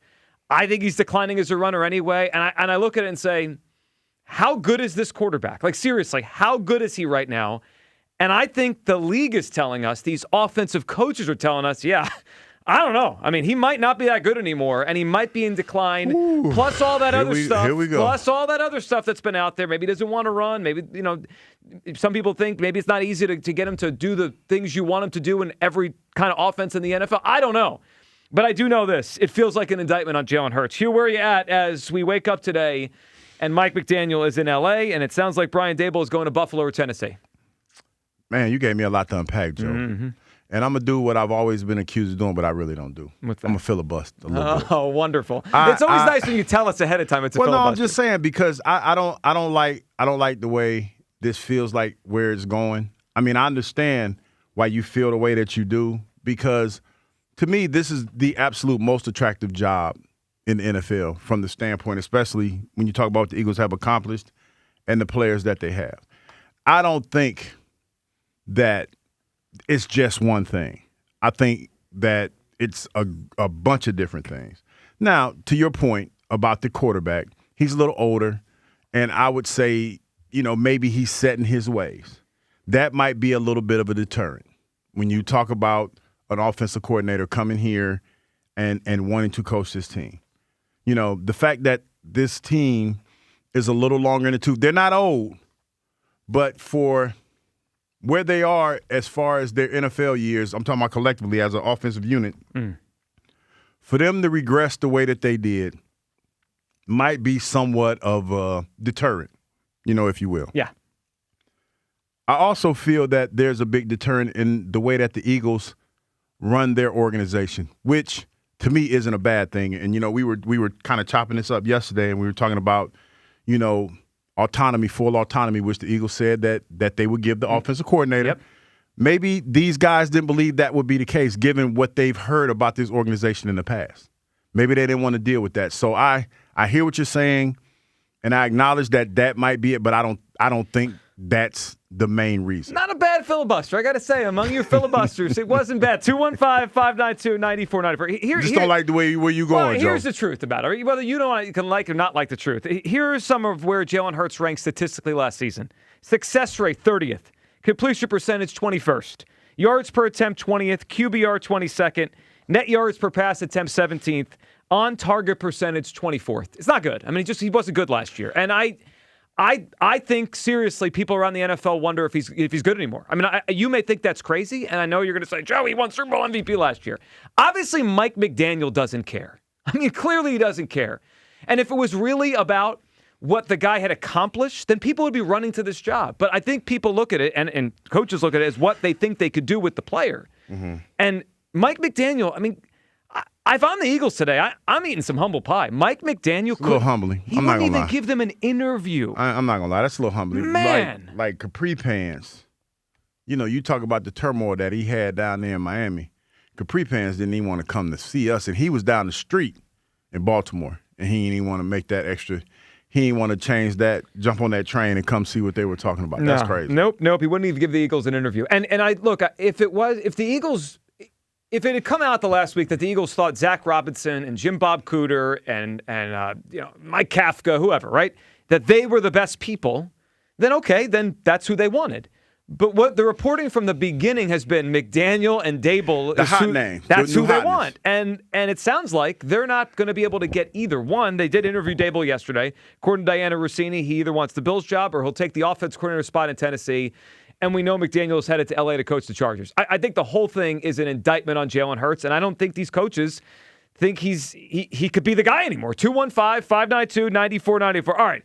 Let's hear from some people, ex-NFL players, their feelings on all this. Last night, as soon as the McDaniel news came down, Emmanuel Acho, he saw it similar to how I did. Here's Acho last night. Mike McDaniel taking the Chargers OC job, huge indictment on Jalen Hurts.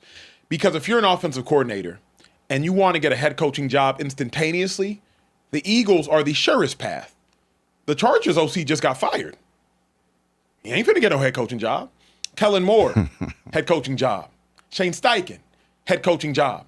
So if you trust your ability as an offensive coordinator, not Brian Johnson, not Kevin Patullo, then the Eagles are a feeder system to a head coaching job. So why the hell would you not want to go coach the best offensive roster in football? Why the hell would you not want to go be a coach on a team where you have seen two OCs in the last 5 years get head coaching jobs? If you desire to get another head coaching job, Mike McDaniel, the only reason that I could suggest is if you have questions or concerns about how you will be limited based upon the quarterback. I don't like that guy. I don't like him. But he gives you a lot of meat to chew on. I know. When he says what he says. Well, because we're trying to understand why this is happening. I don't like that outfit he had on at the Super Bowl either. Like he was about to go sing with Jonas. This is how we know that someone is making a good point when we rip their outfit. Start ripping him personally. Yeah, I get it. I mean, I did rip him when he was No, sitting. you did. I did rip him when he was sitting. I was like, dog, what you got on? Yeah. It was him, and who was the other receiver? Boy, they were dressed like a boy band. Yeah, to your credit, you did that live on the air when everyone in our audience could hear you. Yeah. That was what they call a professional. I'm doing what everybody else do when they hear something they don't want to hear. Oh, he dresses like a boy. He's at a boy band. So this is the Douglas we're getting today? Deflecting Douglas? Doesn't like the truth. I don't feel like dealing with this today, man. Sorry. Have we found out if he thinks that it's an indictment on Jalen Hurts, or is we still on the filibuster? No, he's still filibustering. I don't feel like having this conversation today, man. That's too bad. Sorry. Too much sense. Buckle up. All right. You got the offseason has just started, I think Hugh's in for a long offseason. I got to tell you. Okay. Sing the Carpenter song, Hugh. We've only just begun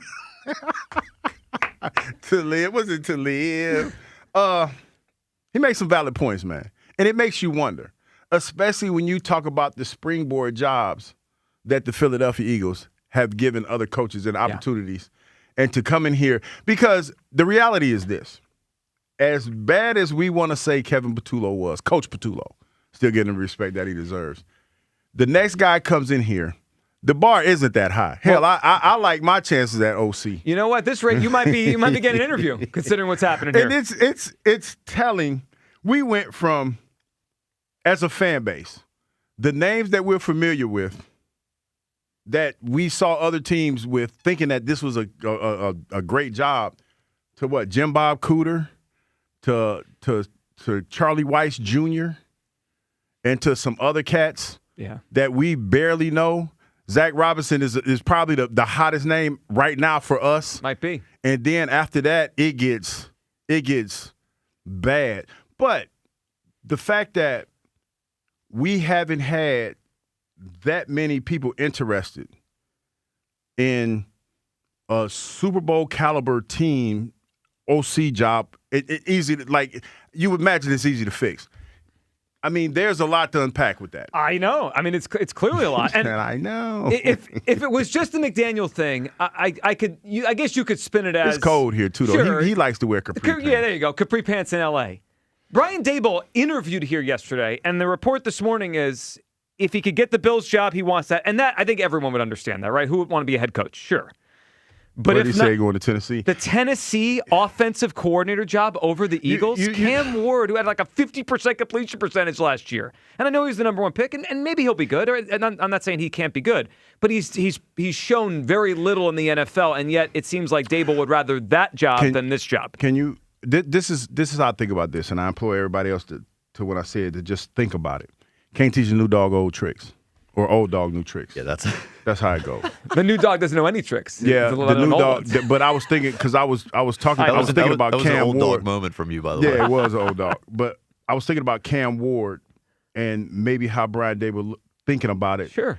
Because he did say something not too flattering about Jalen when we played him the first time. Yeah, he talked about how he saw guys open all over the field. He saw guys open, and for somebody that you like, there's a lot to unpack here because there's. Obviously, Jalen talks to Coach Daboll, and for Coach Daboll to fire that salvo in a meeting, it's not great. It's not good. And then on top of that, comes in and interviews for the job and say, "Hey, dog, if I don't get this head coaching job, I'm off to Tennessee. I'm going to go ahead and go down to Tennessee." It's a mess. The whole thing is a mess. All right, let's hear one more That's thing crazy. before we get everyone's take. 215-592-9494 for Steve Smith. Now, this was, I think, a week ago or so. This was not specifically about about the loss to the Niners and the season. Right. It wasn't specifically about this coordinator search, but it's Steve Smith. I mean, the guy was a tremendous wide receiver for a lot of years in the NFL. His take on the real problem in his mind with the Eagles offense. The biggest problem, though, with the Philadelphia Eagles offense over the last couple of years, you had Brian Johnson, offense coordinator. He was let go.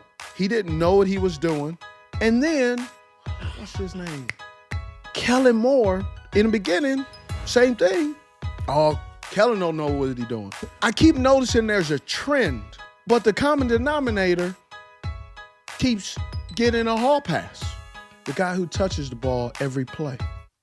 The guy who touches the ball every play. So there's Steve Smith. We heard what Emmanuel Acho said, and I think it's pretty clear. This is an indictment on Jalen Hurts. I think we just watched the top two Eagles candidates go somewhere else and go to other quarterbacks. But if I asked everyone listening, rank quarterbacks in the NFL, I mean, everyone would have Cam Ward below Jalen Hurts, right? And that would be totally fair just based on their careers in 1 year. That'd be fair. Totally agree. I think it'd be split, but a lot of people in our audience would have Jalen Hurts above Justin Herbert.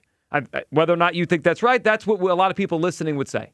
And Mike McDaniel just decided he wanted to go there and coach him in that offense. I just think the whole thing feels like an indictment on Jalen Hurts. Where do you come down? 215-592-9494. Kyle, what are you feeling this morning as McDaniel to L.A. and Daboll either to Buffalo or to coach Cam Ward as his offensive coordinator? The whole thing is and should be a wake-up call for everybody. I mean, all this crap about where Jalen's top 5 or he's better than Josh Allen, he's better than Josh Herbert or Justin Herbert. Like, it's time we drop the act with all that stuff if we haven't already. Put the fries in the bag. Yeah, because all those fries in the bag. All the things that people throw out there, the Super Bowl MVP stuff and, you know, the whatever the quarterback rating last year, nobody cares. That's pretty clear. Nobody cares but you guys. Like, so we got to get that out of our vernacular. Like, this entire situation, actually, I got to be honest, it's a little bit humbling for me, too, because yesterday when I was saying that this isn't a very attractive job, I didn't say it was like a very unattractive job. It just wasn't very attractive. The Titans thing makes no sense to me. You're going to because at least we're churning out head coaching candidates. Yep. Like that happens, right? We're, I guess, 2 for 4 with getting head coaches. The other 2 got fired. I understand that. But you're going to sit here and tell me that going to Tennessee to be with Robert Saleh and Cam Ward, like in Tennessee, is better than here. I mean, that whole thing is jarring, and it's I think you guys used the perfect term for it. It's very humbling, and I think a clear indictment on how other coaches around the league view the quarterback. We've only just begun. You gonna sing your way through this one today? This is gonna be a big time Hugh performance that I can feel it. It's just when you look at it and what we're left with at offensive coordinator potentially. Yeah. It's not It's not great. Well, Elliot has his updated OC rankings. Elliot will join us at noon today. It's a sad state of Zach affairs. Robinson, Jim Bob Cooter, Bobby Slowick, 1, 2, 3. So this is where we're at. I'm rooting for Cooter just because. I know you are. Let's go to the phone lines here. Keith in Bucks County's up on WIP. Hey, Keith. Hey, guys. Hey, Keith. I just want to make a point here. I don't care about Mike McDaniel or Brian Dable. I get the point that you're trying to make. Mm-hmm. What did these guys do that is so amazing that you would even care what their opinion is? Mike McDaniel did nothing with 2 quarterbacks in Miami. Brian Dable thought Daniel Jones was the next coming with the general manager of the Giants. Clearly wrong. Neither of them can evaluate talent. So why would I care what their thought process is? Well, Let so them Keith, somewhere else. Well, I can tell you why, Keith. But it's not what I think of them. It's what the Eagles thought of them. Reportedly, they were the top 2 guys they wanted, and those people chose to go other places. So forget if you like them or I like them, Keith. The Eagles thought they were the best offensive minds available, and they got turned down. Like that. Well, I think you're missing the problem. It's not so much do you think they're good. The Eagles thought they were the best candidates, and the best candidates said no. Okay, well, then maybe you know what? I don't know if you play poker, but sometimes the hands that you get pushed out of turn out to be the best hands that you didn't play. Sure, yeah. Because somebody actually had a better hand. Yep. This might be one of those instances where maybe this is a blessing in disguise. Maybe there's somebody out there that is better, that's in the college ranks right now, that they're going to go look at. You know, you don't put all your cards on the table, and I don't think the Eagles are dumb enough to do that. Well, they did it. I mean, they already did it. They already did it. Keith, they did it. They told any reporter that was listening that it leaked out they wanted McDaniel and Dable, and those 2 people said no. So, Keith, I'm fine if you want to have optimism, right? And this happens sometimes, right? Like Doug Peterson turned out to be a way better hire than people anticipated. Same thing with Nick Sirianni, Andy Reid. I mean, you're right. They could find the next great coordinator that's not named McDaniel or Dable. I totally agree, but it really doesn't. It's not the conversation. Like, this is an indictment on what people think of Hurts. That's what's going on here. I am not, you know what? I'm not sure that it's just an indictment on Hurts. I think it might be an indictment, if you want to look at it, on how the Eagles, specifically Sirianni, and I love the guy. I just do. You can't argue with success. But how he handles his top-notch players. I think they look at this back and forth that went on all year with A.J. Brown and Hurts and the offensive coordinator and the head coach and what went on the sidelines.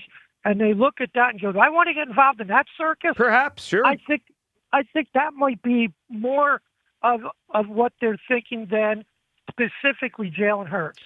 Keith, it may be. I mean, I can't get in their heads. I think that stuff is part of it. But I think we're... I'm trying to say I want to frame this. I think we aren't seeing the truth about Jalen Hurts. I think the league is telling us he's in decline, and we don't want to believe it. And that's why I said last week we scapegoated Patullo. The quarterback had a bad year. And is that all Patullo's fault? If these coaches thought it was all Patullo's fault, they would look at Jalen as a distressed asset that they could fix. Right? Like, I could fix him. He's still got a lot of talent in his body. He could be great again. This is telling me these coaches, and say what you want. I know this last caller tried to downplay McDaniel and Dable's career, and that's fine. I mean, if you don't think they're that smart, that's fine. They've been a lot around some good quarterbacks and offenses. Yeah. I mean, like Mike. And that's how Dable springboarded his job with the Giants into the job. Of course. He had Josh Allen. Right. So I think whether or not you think they are the best coaches, they obviously have been on some high-powered offenses with some good quarterback play in the last decade or so in their different stops. So I think they know what they're looking at, whether or not they're the best coaches or not, and they didn't want to come here. He's a piece. I think, DeCarlo, you got to look at it like this. Sometimes you have one piece of the puzzle. He didn't have any of the pieces in New York for the most part. Right. So now you come here.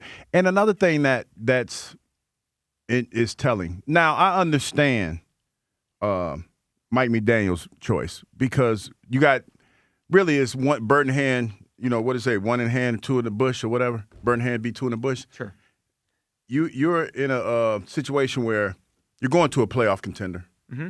The Eagles were a playoff contender. Both made the playoffs. And the weather's nicer. Weather's more conducive to what you've come from. Right. So I can kind of give him a pass on that. Dable? But Dable, when you talk about you was on a losing franchise and you're going to another franchise that you actually have to resurrect. Eagles won 11 games last year. This job, when you talk about this defense and where this Eagles team could potentially be and just coming in and just tweaking the offense a little bit, that to me feels like that would be the easier fix. That would be the more attractive job in my opinion. So there's something to that. There's something to, I think, to teams not choosing the Eagles. And it might be the quarterback. It might be. Well, we got 20 minutes in. We got the might. We got a might. Well, it might be we got because some singing. We got a might. Because look at, and I think this is where people have to step back. And I know the first thing they say, well, what did Coach Moore do, Kellen Moore do in New Orleans? Kellen Moore had that team fighting for a playoff spot in his first season. Yeah, sure did. That's pretty impressive with a quarterback, Tyler Shuck, that nobody heard of except me because I had vision. Like I knew when I saw him play that one time when he was on the top 10. You didn't even know his name. You didn't know the guy's name. I knew when he was on the top 10. I was like, that guy right there. Yeah. He can play. That's an eye right there. That's an eye for talent. That's right. All right, 215-592-9494. Mike McDaniel chose the Chargers last night, did not even give the Eagles the courtesy of an interview. According to Diana Rossini, Brian Daboll's off the board as well. Either going to take the Bills head coaching job or join Robert Saleh as the OC in Tennessee. The whole thing to me, the top two Eagles candidates not coming here is an indictment on Jalen Hurts. I think the league's telling us this guy is going backwards here. When we come back, what Diana Rossini said yesterday on WIP about the Eagles' open offensive coordinator job. That's next. Your calls, Midday Show, Sports Radio 94 WIP. A hotel can offer a great club or a bar. A resort could provide a high-end restaurant or a spa. But if you want it all, dining, bars, pools, spa, gaming, clubs, and shows, it takes much more than the boardwalk. It takes a village. It takes a Borgata. If it takes the best dining tables under the same roof as the best gaming tables. If it takes one pool being just a dozen pool lengths away from the next. If it takes trying your luck and a new dish on the same night. If it takes room service and bottle service. It takes nothing short of a village to make your stay. So they built one, and they call it Borgata. Visit theborgata.com to learn more. Must be 21 or older. Gambling problem? Call 1-800-GAMBLER. Warm up your home this winter with a brand new roof from Home Genius Exteriors. Call now and get 50% off all roofing materials plus 0% APR and no payments till 2027. And for a limited time, you can get free attic insulation. Call Home Genius Exteriors now at 855-UR-GENIUS for your free, no obligation roof and attic inspection. That's 855. The letter U, the letter R, Genius. Home Genius Exteriors, the genius choice in roofing. See website for details. Breaking news. TurnersvilleJeep.com is now the #1 volume Jeep, Dodge, Ram dealer in South Jersey. Come see why more customers trust TurnersvilleJeep.com for the best inventory and the best prices in the tri-state area. With over 400 new Jeeps, Dodges, and Ram trucks to choose from, there has truly never been a better time to get the vehicle of your dreams and at payments anyone can afford. Reserve your vehicle today at TurnersvilleJeep.com. Again, that's TurnersvilleJeep.com. Wing Pole, Wing Pole, Wing Pole! Clover's Gate, where the tradition continues. Wing Pole 26, Friday, February 6th. Doors open at 8 a.m. Philly's largest wing eating contest. Thousands in cash prizes. Alexis, Texas, and madness all day. Clover's Gate, Philly. CloversGate.com. That's another amazing run by Team USA. Mom, think I'll be on Team USA one day? Well, I'll take this one. Are you speaking to us? Yes, and to answer your question, anything's possible, especially with Xfinity. So, I can be the best snowboarder ever? Well, I can't guarantee that, but Xfinity can guarantee that your internet price won't change for 5 years. Okay. What if I practice every day? Then maybe you'll be snowboarding for Team USA at the next Olympic Winter Games. And Mom, you'll still be paying the same price for Wi-Fi. Ooh, really stuck the landing there. It's the Xfinity Gold Medal Celebration. Now through February 22nd, get our best price on gig Wi-Fi for 5 years guaranteed, just $50 a month. Plus, get Peacock Premium included for 2 years. That's a $10.99 value per month. Xfinity. Imagine that. Proud partner of Team USA. Restrictions apply. Requires paperless billing and auto pay with stored bank account. Taxes and fees extra. Actual speeds vary. Buy 4 windows, get 4 free with no payments and no interest for 2 years. Visit windownation.com. The $5 Big Breakfast Deal is back at Wawa. Get any Sizzly, any size hot or iced coffee, and a crispy hash brown, all for just $5. And if your morning calls for something sweet, try our new caramel and chocolate craze flavors. Choose caramel, go chocolate, or swirl the two into your perfect cup. Some deals promise value. Wawa delivers it. The $5 Big Breakfast Deal is back. Gotta have a Wawa. Get more out of your next drive at Elite Acura. Enjoy 90 days of deferred payments on select vehicle purchases through March 2026. Shop now at EliteAcura.com. Not all will qualify. See dealer for details. This is the story of the one.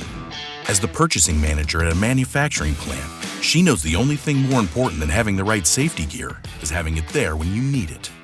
That's why she partners with Grainger for auto reordering, so her team members can count on her to have cut-resistant gloves on hand, and each shift can run safely and efficiently. Call 1-800-GRAINGER, click Grainger.com, or just stop by. Grainger, for the ones who get it done. I know that hiring can be challenging. You need someone to match your role perfectly. Well, now you can meet them fast on ZipRecruiter. Build your team, build it sooner. Meet your match on ZipRecruiter. Just head to ZipRecruiter.com/free right now to try it for free. That's ZipRecruiter.com/free. Meet your match on ZipRecruiter. Try it free.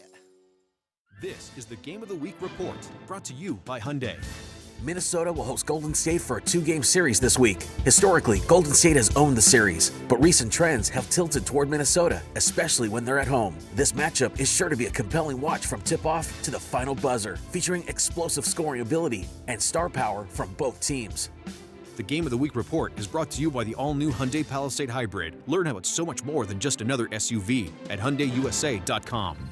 What is it that makes the all-new Hyundai Palisade Hybrid an incredible SUV? Is it the spacious interior that's comfy for the whole crew? Or the capability to go off-road? Maybe it's up to 600-plus miles of range. What if it's all that and more? What is it then? The all-new Hyundai Palisade Hybrid. Is it the driver behind the wheel? No. Are you sure? The all-new Hyundai Palisade Hybrid. So much more than just another SUV. Visit HyundaiUSA.com or call 562-314-4603 for more details. What's good, y'all? It's Von Miller, Super Bowl MVP, Sagmaster, and now your host of Free Range. This is where NFL meets real talk. Every week, I'm bringing you inside the game, from locker room stories to league-wide headlines. You want football IQ, locker room insight, and real conversations with the people shaping the league? Welcome to Free Range with Von Miller, where nothing is off limits and every down counts. New episodes every Wednesday. Listen and follow Free Range with me, Von Miller, wherever you get your podcast. Back to Hugh Douglas and Joe Giglio on Sports Radio 94 WIP.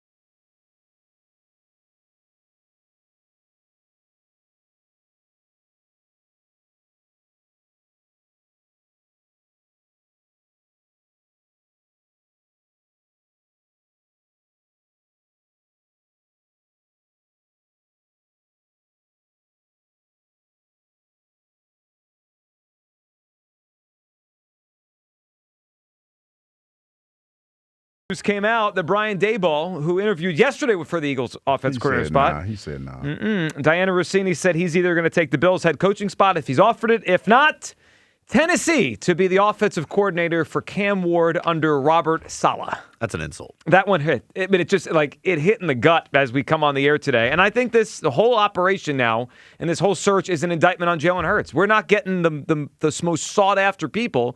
And I think it's a tell that these coaches don't think as highly of Jalen Hurts as we do. And I think it's quite simple, and we're ignoring the truth here. Hugh, I think, sees some of it, but is clearly filibustering through the first hour of the show. There's a lot to unpack here. I don't just think it's just Jalen Hurts, but I pick up what you're putting down. Yeah, it's there. All right, 215-592-9494. Diana Rossini was a guest yesterday on WIP on the afternoon show. Here's what she said about the position. Now, this was before McDaniel took the Chargers job, before the news came out about Daboll. This was Diana yesterday on the afternoon show. Do you think the Eagles' offensive coordinator job is an attractive job? No, I don't. I think coordinators that are on this list are aware that navigating Philly is difficult. And I mean, because of the way it's set up right now, who's on the team and really what it's going to look like in the next few months. I think this offseason of any team right now in the NFL, I think this Eagles group has to probably do the biggest revamp of figuring out what they are.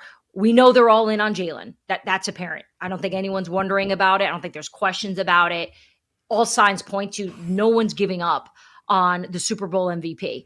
I just think that what is going to come with it are some hard decisions and figuring out who wants to be there and maybe perhaps who they need to bring in. And so in terms of the coordinator, I think they get it the way we see it as looking from the outside. The roster's there. The skill is there. Look at this team, which is why it was so disappointing that they lost to the Niners, because it's just on paper, it's not even close. But I just don't think it's the easiest place to just step into, especially if you're a coordinator looking to have a successful few years. All right, a lot to unpack the way she framed it. First of all, she was very quick here to say no. Right? Spike asked her, is this an attractive job? No. Right? And then she ran into her reasons why. It's kind of interesting how she framed it, because the only thing she seemed to be steadfast on was that Jalen will be the quarterback next year. Right? She mentioned the other parts could change. Now, what does that mean? I don't know.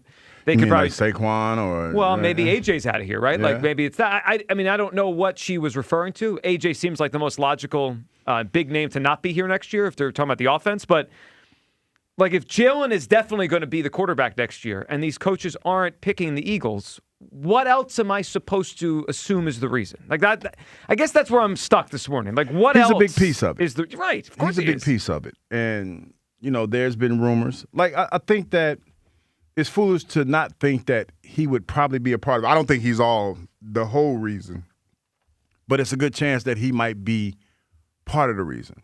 And I say that because of some of the things that we've heard. The common denominator thing that nobody wants to talk about, the fact that, he said himself the offense is going to look the way that he wants it to look. Sure. And it looked horrible this year.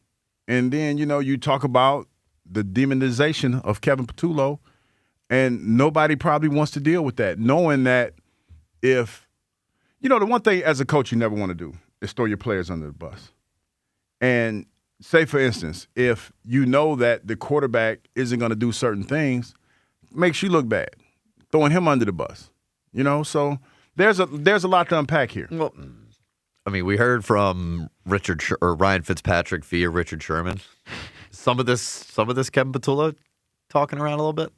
Well, yeah, I mean, he talking records. Well, we can laugh at that, but as more coaches come in and out of here, these coaches all know each other, right? Like word travels. I mean, validating that parking sticker. Yeah, I mean, by saying what he's or not doing anything, not coming here. To me, this is an attractive job, no question about it. And Hugh, to hear Diana say that, but it's not. I mean, I think it's becoming increasingly obvious. It's not like you could think it's attractive as you thought, at least. Yeah, that's what I'm saying. By her saying that, and she said it without batting an eye. I know. And again, like I'm sure we'll hear she doesn't know what she's talking about. Just like you guys thought she didn't know what she was talking about with the AJ. Hack reporter. Yeah, I mean, but she talks to people in the NFL. She knows what she's hearing. That's why she's a good reporter. So she's hearing that from agents of coaches, right? Like that's why we're here. Why we're here.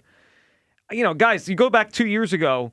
They fired Brian Johnson. I think it was 4 days later they had Kellen Moore secured. This one is now a week off of Patullo. It feels a little long. It doesn't feel great. For this job to be as attractive as it is. I still think it's attractive. Yeah, you could keep saying that. I'm going to say it to the cows. Yeah, until Jim Bob Cooter's hired. All right, let's go to the phone lines here.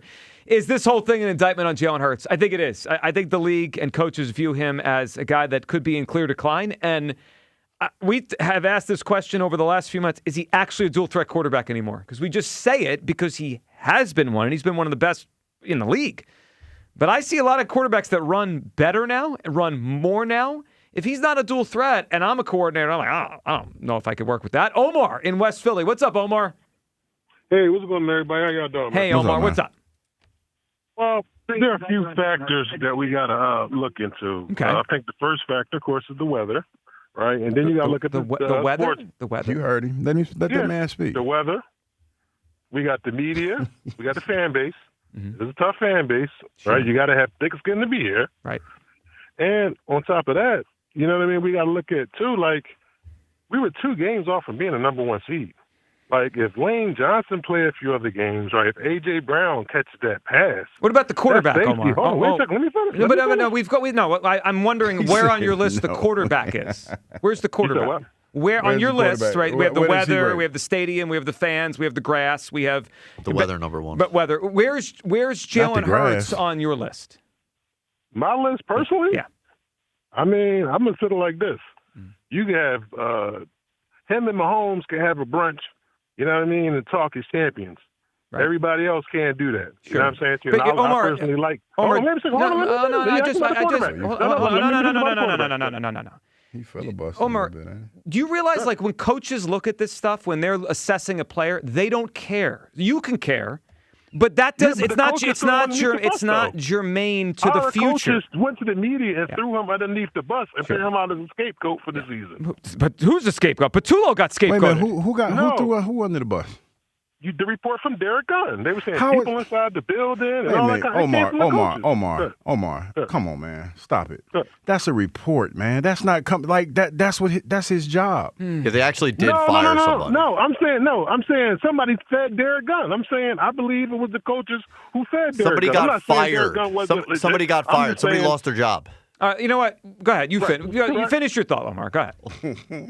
Well, my thought is this simple, right? Just forget about all that other stuff, right? We never had a hot shot coach ever come in here. So again, how we them got control and all that kind of stuff, we got a built system.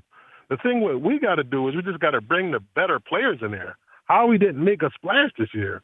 We need better players. That's all. Hold on. Time out. What position on offense do you want them to go and upgrade? Right guard?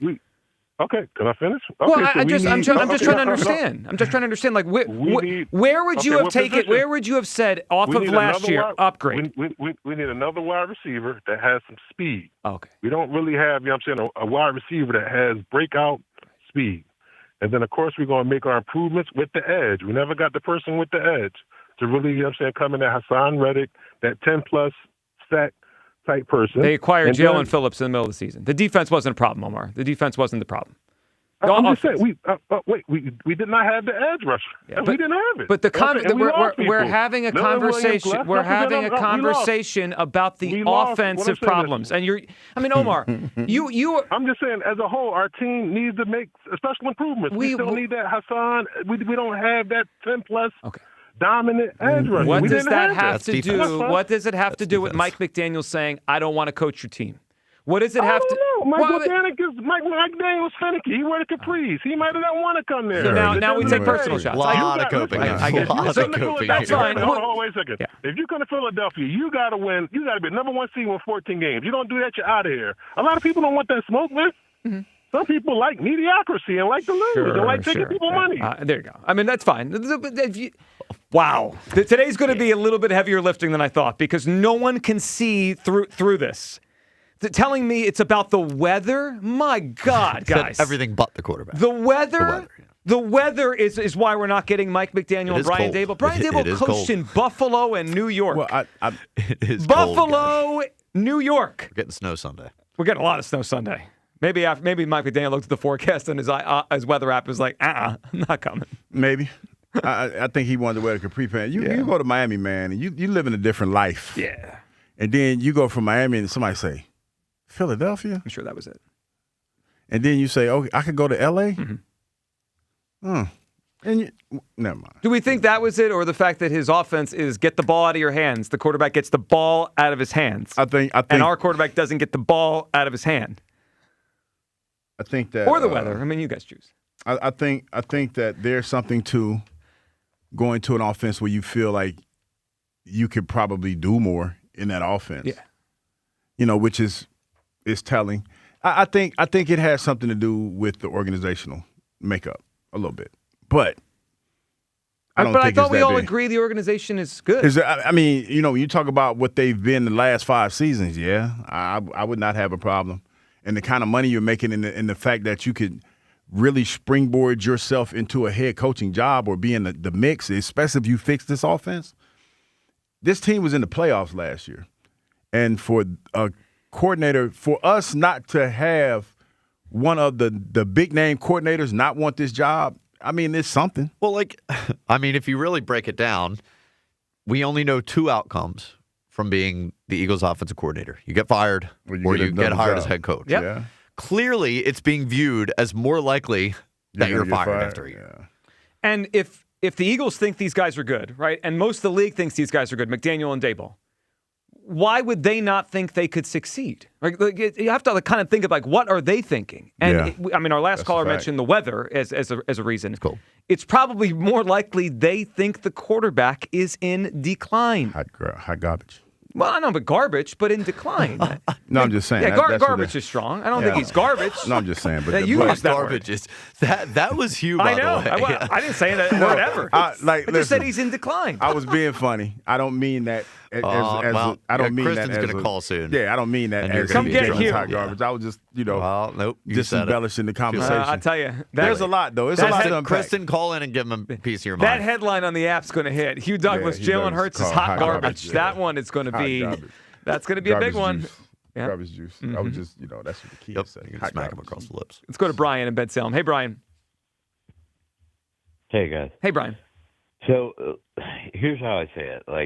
And Hugh, let me ask you a question. If you're playing Stoutland line, these guys are coming straight up. They're not shifting. They're not motioning or anything like that. If I'm an OC and you go, you got to take Jeff Stoutland and you can't do any motion because that's the way he wants to block. Why would I take that? I don't believe that to be the case. I don't believe. I know he's the run game coordinator and things of that nature, but these offensive he's the one common denominator besides Nick Sirianni. Well, and the quarterback is too. That's another pretty big one. The quarterback is also the other common denominator. And Big Dom. Tom, yeah. Big Dom. But yeah, you're right about the quarterback. But the quarterback, if you're a player and you played, and I played, not to the level you did, but when my coaches go, this is what we need to do and how we're structured, you fit into that mold. And if you're the quarterback and you don't have the RPO game. Let's just talk about RPO. Okay. His RPO game, if it gets effed up because they don't do any motion, why the quarterback are you going to go, why would I put myself in a position where I'm just going to get blown up? It's the same thing with Saquon. Which way Saquon ran this year, he knew he was getting blown up. Right. He knew. So this is Stoutland's, the whole operation is now Stoutland's fault. No, I'm not saying it's all his fault, but I'm saying you got to take Stoutland. Well, so Brian, I think to your point on this, I think it's interesting, and I think if you're right, it does seem like it could impact things. I mean, some have thought that maybe Cliff Kingsbury wouldn't be interested in that because he's kind of has his own offensive line guy. But last week, Howie Roseman said, and Nick said, full autonomy. Full autonomy says to me that if they find the right person, that person could do whatever they want with the staff. So I don't know this, but I don't know that whoever the next coordinator is has to keep Stoutland. I don't know if that's the case. But he's been here 10 years. He's been here. I know, and you're right. He has lived through many coaches. Yeah, they have kept him through number of coaches, no matter what. Yeah, and there's some loyalty to him. So if there's, I'm just saying, if it's his fault. No, I'm not saying it's his fault. I'm saying he's part of it. And Brian, I get it. So, and Brian, it's a good phone call. I think it's interesting to bring to the conversation. So far, I'm just trying to unpack this. 3 callers into this conversation. I was just going to say, can we keep track? I'm keeping track. Okay, so of we have all of the things that people have said before Jalen. So we have McDaniel and Daboll aren't that good anyway. We have the weather. We don't have a good edge rusher. I love that. I think he threw in Milton Williams last, which is obviously not part of this conversation. Stoutland. We got WIP. Yeah. Howie. Okay. The weather. Yeah. So everything but the quarterback. Yeah. I get it. That makes a lot of sense. I think Chris in Middletown is up next. What's up, Chris? Good morning, man. Good morning, Chris. What are you feeling? Guys, here's what I'm feeling. All the Philadelphia fans out there, all of you people listening right now, take the ride. Take the red pill. Take the truth pill. Because you're all drinking the Kool-Aid and telling yourself a whole bunch of lies. Jalen can't throw the ball because it's too cold. Jalen can't see the receivers open because the sun was in his eyes. Jalen played great, and it was just Hugh Douglas who continues to spew lies on WIP and Joe Giglio. You know, like, guys, at some point you just have to stop here. Let's face facts. We have an open OC position, and all of you Jalenites and all of you false believers out there, all of you blue pillars that want to keep yourself plugged into the system and continue to be zombies, you don't want to admit this. You have an open OC position. If it's so great, why aren't the great OCs banging on the door to come here? You know what? They're not. They're going someplace else because the reality is this is not an appealing place. You have a general manager who is not going to allow you to bake the cake. He's going to give you ingredients he wants to. Look what he did to Vic Fangio. Vic Fangio came in here, and I'm drawing a blank on the LSU linebacker that played, I'm sorry, I think it was White, that played in Tampa. Came here, and Vic was like, he thinks he's not playing. I'm going to start Zach Bond over him. Smart move by Vic. Didn't play him. You know, he brought in Hugh's favorite defensive end that Hugh touted as the next Hugh Douglas to come to Philadelphia from the Jets and Huff, and didn't let him do it. So, like, that's what Howie's going to do. As OC, if he brings you in an offensive part, he doesn't care if you want it or not. You're stuck with it. You got a head coach that is so desperate that he does something here other than shuffle core values and just spew nonsense at the mic. That is what goes on. You're going to have to deal with him. You're going to have to deal with his temper tantrums on the sideline, his emotions, his craziness. There's so much going on, and you have a quarterback that has just been completely exposed. Defensive coordinators know how to scheme him. All of you people that defend him and think he's great, you ran out there and criticized Josh Allen for how he looked. You should be embarrassed of yourself. Look what that San Francisco 49ers defense looked like. They were trash, and we couldn't score 20 points against that abysmal defense that Seattle just cut apart like a hot knife through butter. So you know what? All of you need to wake up and face facts. We are stuck, and all we're going to get is Hugh's cooter. That's it. Damn. Man, yeah, Chris, we appreciate it. And a little mic drop at the end there. Crazy. I'm telling you, that Jim Bob Cooter news drop is going to hit. It's going to hit. It's really going to like just stick. You think it's happening today? Well, I don't. I mean, are we at desperation mode? You're looking for on Cooter Watch right now? We might be on Cooter Watch. Yeah. I didn't think we'd get here. Well, I wish we were on McDaniel Watch or Dable Watch, but those things are not happening. We are. We're watching out for Cooter. Yeah, Cooter Watch is crazy. This is going to be a day. I mean, I can just feel it already. I mean, again, now Chris at least came in with some clear eyes and open to the idea that we have some question marks going on around here. But the first few people that jumped in today, I mean, the amount. I mean, I applaud the delusion. I applaud the filibustering. I mean, you learn from the best in Hugh Douglas. But there's obvious the truth that's happening in front of our eyes that nobody wants to see this. It doesn't line up. It doesn't add up. If all the things we say are true, then someone would want this job, right? Like if it feels like it, Joe. I mean, I'm not gonna lie. It's I don't subscribe to what you're putting down, but there's something there. You know, when you talk about, especially with Dable, and I go back and look at it. He said it. There were people open when he said it. People open, and he was talking about the quarterback. And for him to come here knowing Jalen as intimately as he does. You would think that would be an attractive thing because, hey, look, two things happen. You fix a quarterback that you know. And when I say fix, people, because I don't feel like arguing with y'all today about this. But when I say fix, I just mean come in and fix the offense. Yeah, make it better. And get him going. Play to Jalen's strengths. You don't decide to do that to go work with some young man that you possibly feel is – put you in a better situation to be successful. Well, my theory on that, and I think it's interesting the way you framed it, play to Jalen's strengths. I'm not sure at this stage of his career what his strengths actually are anymore. I'm not. And you might say, oh, here's Giglio being a hater again. Just lay him out. Is he still one of the best runners at the position? I don't think he is. I watch better runners all over the place now. I mean, Caleb Williams, Josh Allen, Drake May. I mean, they all run better than him now. So, all right, so he can still move a little bit, but he's not an impact runner compared to what he was 4 or 5 years ago early in his career. Okay, so that's not really a super strength anymore. And we don't even know if he wants to do it based on the reports this year. And then as a passer, what are his strengths? Like, he doesn't throw in anticipation. His deep ball used to be one of the best in the NFL. This year, it went down considerably in terms of his accuracy. Mm-hmm. He doesn't seem to throw over the middle of the field much. I think we are seeing these coaches are telling us something, and we don't want to listen to what they're saying. So it's that we argue about the weather. Say he ain't the guy he used to be. The weather. He's not the guy he used to be. The weather is my favorite one so far. 215-592. With a straight face, too. Said that with a straight face. He said it with a straight face. It's the weather here in Philadelphia. Again, one of these coaches. Maybe he was talking about us when he meant the weather. Fat weather fans. Oh, maybe he's talking about you. Yeah, maybe. Oh, Hugh Douglas' fault. A hater. 215-592-9490. Where do you come down on this? McDaniel took the Chargers job. Brian Dable, according to Diana Rossini, is either going to take the Bills head coaching job, which is obviously totally defensible. Like, who wouldn't want to be a head coach?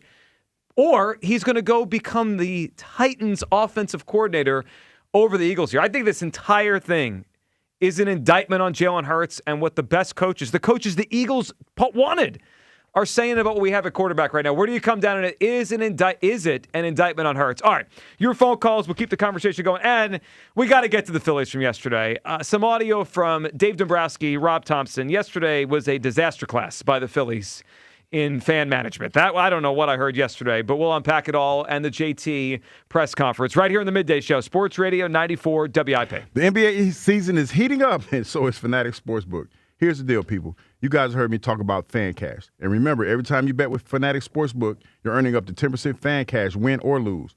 So even if your bet loses, you're still stacking fan cash. Fan cash unlocks value you can get, unlike other sports books, like more bets, unlimited profit boost, or your favorite player props, authentic NBA gear, game tickets, and access to exclusive Fanatics events like Fanatics Fest in New York City. But that's not the only play that they have.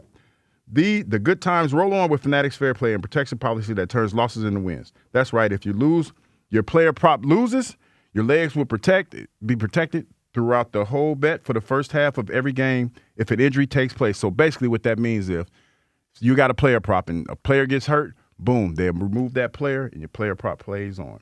Make the switch to the sportsbook that gives you more to play with. Winning hits different over here. Must be 21 plus. Gambling problem? Call 1-800-GAMBLER. Hey, it's Mike Quick. It's time to cut your old point-of-sale systems and revolutionize your business with PDQ POS. Joe Flynn and his team at PDQ have been the industry leaders for over 35 years. They offer everything from mobile POS to self-serve kiosks and the best service and support in the industry. For the fastest, easiest, and most reliable POS available, trust PDQ POS. No matter how many locations you have, they'll build a custom solution for your business. Visit PDQPOS.com. Well, fellas, it's 2026, a brand new year, which means we all have to make ourselves better in some way. Yeah, Fritz. How are you making yourself better? Are you kidding? How could you make this better? This is as good as it gets. Blue Chew, Jack. That's a way you can make yourself better where it really counts. Better in the bedroom. Yeah, listen, the gym is great, eating better is great, but let me tell you what's better than great. Chewables from Blue Chew. Just imagine her telling all of her friends about your performance. Come on, man. And if you go to BlueChew.com, you don't have to make any doctor's appointments. You don't even have to go to the pharmacy. Sure don't. They ship it to you in a discreet, hard package. Your first month with Blue Chew is going to be free. Yup, I'm still paying for it. You're paying for it? Give me a break. You won't even pay for parking. Use code 94 at checkout at BlueChew.com, and your first month is free. And then you can... chew it and do it. Breaking news. TurnersvilleJeep.com is now the #1 volume Jeep, Dodge, Ram dealer in South Jersey. Come see why more customers trust TurnersvilleJeep.com for the best inventory and the best prices in the tri-state area. With over 400 new Jeeps, Dodges, and Ram trucks to choose from, there has truly never been a better time to get the vehicle of your dreams and at payments anyone can afford. Reserve your vehicle today at TurnersvilleJeep.com. Again, that's TurnersvilleJeep.com. We finally switched to T-Mobile because with them, we can be connected here and there. Listos todos. Estas son las mañanitas. Now we just need to harmonize. Switch today. Get 4 Samsung Galaxy S25 phones with Galaxy AI. Plus, get 4 lines for just $25 per line. Visit a store, T-Mobile.com, or call 1-800-T-Mobile. With 24 monthly bill credits, 4 new lines, and 4 eligible trade-ins. For well-qualified customers with auto-pay plus taxes, fees, and $35 per line connection charge. Credits and balance due if you pay off early or cancel. Contact us. Finance agreement required. $5,000. That's the average amount of money people in the U.S. are now spending on gas in a year. $5,000. That's crazy. If you drive, you have to download Upside, the free app that gives you cash back every time you get gas. That's right. You can earn real cash back with Upside just by buying the gas you're already buying. You can literally start earning cash back today. I use Upside every time I fill up, and I've already made around $200-$300. You're putting gas in your car anyway. Why not get real cash back? If you like free money, download Upside. I'm saving the cash I earn from using Upside to help pay for a vacation later this year. Download the free Upside app now to earn cash back every time you buy gas. Use promo code FRESH to get an extra 35 cents per gallon on your first tank. You can cash out anytime right to your bank, PayPal, or a gift card for Amazon and other brands. Just download the free Upside app and use promo code FRESH for a 35 cents per gallon bonus on your first tank. That's code FRESH for a 35 cents per gallon bonus. The new era of UFC on Paramount Plus comes out swinging. Highlight machine Justin Gaethje collides with Paddy the Baddy Pimblett in a must-see high-octane main event. Plus, Sean Sugar O'Malley faces off against Song Yadong in a stand-up war filled with high-level striking. Pay-per-view just got knocked out. Stream UFC 324 live on January 24th, only on Paramount Plus. Visit ParamountPlus.com/UFC to get started. This is the story of the one. As an HVAC technician, he and his digital multimeter are in high demand. So when a noisy office HVAC turns out to be a failing blower motor, he doesn't break a sweat. With Grainger's easy-to-use website and product information, he selects the product he needs to keep everything humming right along. Call 1-800-GRAINGER, click Grainger.com, or just stop by. Grainger, for the ones who get it done. This is an Odyssey Sports Minute. Of the 14 head coaches the New York Giants have had in the Super Bowl era, only 2 have captured the ultimate prize, and the 11 who didn't at least appear in the Super Bowl before the end of their 4th season didn't stick around for a 5th. If you're a Giants fan, that has to be the goal with John Harbaugh. It may seem like a wild leap from where they are right now, but it shouldn't be if you're willing to hand over the keys to the entire organization to one man, as the Giants have done. I'm Chris Mack. 94 WIP HD1 Philadelphia. Live from the Tasty Cake Studio. Sports Radio 94 WIP. An Odyssey Sports Station. The Eagles off-season happenings happen here. You can do whatever it takes to win now and still build for the future. Sports Radio 94 WIP.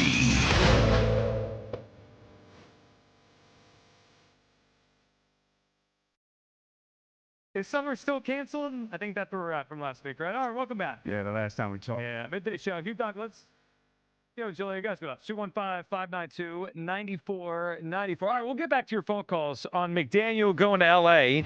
and Dable reportedly choosing the Titans offensive coordinator spot over the Eagles. Maybe the guy who said the weather was onto something, because not only is it cold, but summer's canceled. Well, and we're going to get like 20 inches of snow Sunday. That's a lot. So maybe, That's a lot. Maybe I was a little hard on the weather ready? guy. Yeah. Are we ready for the snow? Yeah, you get some snacks. You need some snacks. Well, I'm going to get more than snacks if we're getting Like 20 some inches eggs of snow. or something. What are you getting if we're getting 20 inches of snow? I don't live that far from the grocery store. I Dude, can walk. if there's 20, what, you're gonna walk in the snow? I can walk. Yeah. I know you can Yeah, walk. I ain't got- You don't strike me as a guy that walks around in the snow. I walk in the snow. Okay. It's like not that far from the grocery. Okay. All right. We'll get back to your phone calls on the Eagles. Elliot's going to join us at 12. He has an updated list of OC candidates. I can't wait to break that down with Elliot coming up at noon today. But Hugh, yesterday we had ourselves a Phillies press conference, and I got to say, bad job by the Phillies to roll JT out yesterday. It felt wrong. Like, it almost felt like he was the consolation prize. Like, he knew that. I know, but they didn't have to do a press conference. No, they didn't. They didn't. I mean, we needed that yesterday? I mean, we Yes, didn't. we did. Well, I mean, maybe we did to unpack it, but I don't think as a fan base we needed that yesterday. It just felt like bad PR by the Phillies yesterday. But as everyone is frustrated with the offseason that has been, because it has not been a good Phillies offseason, Dave Dombrowski and Rob Thomson, both at separate times yesterday, tried to kind of remind us that they have done some good things around here. Could we first hear Dave Dombrowski? He doesn't want us to forget what they have done this offseason. We did rebound in the sense that we signed JT right away, which I'm very fortunate that we're very fortunate he didn't sign somewhere else. And I think overall in the wintertime, I like our club. We have a good club. I've just said it's a situation. People forget we re-signed Schwarbs. That right there took me out. That one right there took me out. Why? Because he said it with so much glee. Now, I understand his excitement because, we were all worried about whether Schwarbs or not would come back. But, dog, that's not the same as the Bo Bichette. Like, you're trying, with all due respect, you're trying to make us feel better about your flub. You had all of us thinking that Bo Bichette was a done deal. And people were excited about that. Yeah. And then you come back and hit us with, hey, we got Kyle Schwarber, which is not a bad. It's not a bad thing. But dog, you can't come on. So first of all, I don't think anybody forgets that they signed Kyle Schwarber. Yeah. But it became, they made it less important to people when their name was added into the Bo Bichette sweepstakes. Yes. Yeah. So, like, if they're using forget in that way, then they made people forget. Well, and then let's look at the timeline, because you told us when the Kyle Schwarber deal was done, if I'm not mistaken, that you were done. Done deal. We're good. But then they jumped into Bichette. Yes. That's the problem. See, that's where you need some people in the office that understand the psyche of this fan base. And they should have told you before you had that press conference, hold up, dog. You might not want to go out there and say exactly what you said, because nobody wants to hear that today. In effect, it reminds me a little bit of this Eagles thing. And what I mean by that is our first caller today said, well, McDaniel and Daboll aren't that good anyway. Well, okay, that's fine if you believe that. But the Eagles wanted them, right? Yeah, that was their first move. Right, so the Eagles were interested very strongly in McDaniel and Daboll. So when we don't get them, I can't spin it as, well, they're not good anyway. Well, if the Eagles we wanted didn't want them, you no way. Yeah, right. Yeah, you did. So the Phillies are going to try to spin now, Hugh, and I think we saw this yesterday. Hey, we're still a good club. But weren't they telling us they didn't think they were quite good enough by going after Bichette? In a sense, yes. Yeah, so when you go you after you acknowledge that you needed to make a splash, yes, Joe. Right. You acknowledge you needed to make a splash. Exactly. And you also acknowledge that as good as you are, you're not good enough to beat the Yankees. Excuse me, Dodgers. The Dodgers, Yeah. I'm sorry. No, yeah. I mean, the Dodgers become the new Yankees. I mean, you're right. I mean, that's where this whole sport is, trying to chase the evil Dodgers. empire. I was thinking the evil empire. But they're the new evil empire. They're the new, Yeah, I agree with you. The whole sport is chasing the Dodgers. So you have Dombrowski saying that yesterday. And then, there's, I think, a very fair representation that the Phillies are running it back, right? Schwarber was here anyway. And JT was here anyway. Well, listen to Rob Thomson yesterday as he's trying to make it sound like, well, we're not really running it back. Here's Topper yesterday afternoon. We're going to have 3 new relievers. We got a new right fielder. We're going to put Crawford. Crawford's going to get every chance to play. We probably got a rookie starting pitcher and Painter. We got Otto Kemp, who wasn't here at the start of last year. So we're turning over 20 to 25% of our roster. So if you think that's turning it back or running it back, whatever the saying is, yeah, I can't help you. All right. I mean, to be fair to him, he's right. But the problem is there are a bunch of names that, well, Painter was a name we heard last year a lot that regressed, that we were excited about. Probably not as much this year because we don't know what you're going to get from him. And everybody else is just it doesn't move the meter. I'm glad you said that. So, all right, look. Of all the moves they made this offseason, bringing new people, and I think the Brad Keller signing is the best one. The relief pitcher from the Cubs, he'll set up Duran, right? That's good. He mentioned they have 3 new relievers. The other 2 guys he's referencing are Jonathan Bolin, who they got in a trade from the Royals from Matt Strom, and Kyle Backus from the Diamondbacks. If those guys came into the studio and I said their names, the audience wouldn't know who they are. Like, Topper, you have to realize, I'm not saying they can't help the team. Maybe they're going to be good. But it doesn't pop to 99% of the fan base who the people you're talking about are. All right, Topper, if you want to say that you're not running it back and you want to play semantics, fine. I'll play ball. Then you got worse. Oh, you're right. Are those guys better than Matt Strom? Nope. Probably not. You're right. Because they're fine. You're not running it back. You're worse. That's worse. Are you? I mean, that's really when next time he speaks, which could be with one of our shows at spring training or just a press conference to start spring training. I think it's a very fair question. Rob, do you think your roster is better than the roster that walked off the field in L.A.? And if he says yes, I think he's a liar. He's lying. It's not. I mean, now doesn't mean they can't get better or outperform things or change our minds, but it's not on paper a better roster than walked off the field in L.A. I mean, we all know this. And Rob knows it too, and he's spinning it. He's lying to us. So you don't want to call him a liar, though. Well, it doesn't feel like you're being truthful. It feels like spin. You know something about spin. He's filibustering. I speak truth. There's such a thing as lying by omission. Yes. Well, it's telling half the truth and just kind of ignoring things. Which Hugh does a lot. I wouldn't say that. All right, can they salvage the offseason, or are we cooked here? Is this what it is? Oh, no, they broke me. I'm out. Yeah, I don't think. I mean, unless you go get Bo Bichette, which I don't think you can do. No, he's a Matt. That's what I'm saying. We did. He signed the papers. Yeah, that's what I'm saying. I don't think you could do that. Well, all right, so I think this is not going to end up being remembered as a good offseason. There are still some things they could do to salvage the offseason, though. I mean, Cody Bellinger is still a free agent. I don't expect them to get Cody Bellinger. I don't think they will. But he's still a free agent, and he would be an enormous upgrade for this team. And right now it seems like Yankees, Mets, or maybe a couple other mystery teams. I don't know if they have any kind of urge to go and offer a huge deal to Cody Bellinger, but that could, in effect, salvage the offseason. So that's one thing they could still do. He is still a free agent. Mm-hmm. And then, Hugh, two other things that would not, in terms of change the roster, do much, but they would make them better set up for now and the future. One would be, and we really haven't brought this name up in a while, bring back Harrison Bader. The people liked him. I know, when we first got him, he was just a guy, but he brought a lot of energy. Mm-hmm. He definitely brought a lot of energy. I don't think it's still going to move the meter, but it's a decent consolation prize. It would make me feel better. I mean, they would be a better baseball team if they had Bader as another option in the outfield than whatever they have now, because, boy, they're putting a lot of eggs into the basket of, Justin Crawford's just going to play every day. All right. I mean, this is true. I hope he can play, but we've seen many times where rookies go through lumps. I mean, Justin Crawford is a first-round pick. He's got amazing pedigree. I loved watching his dad play, but I don't know if he's going to be a great player from day one. He may take time. So Bader would at least be a hedge. That would make me feel better about where they're at. And the last thing, and I know it doesn't change the season to come, but Jesus Luzardo a couple weeks ago said he wants to stay here long-term. He only has 1 year left on his deal. I mean, Hugh, I'd feel better if they took the money they were offering Bichette, right? Because there's a gap between what they gave JT and what they offered to Bichette. Obviously, a huge gap.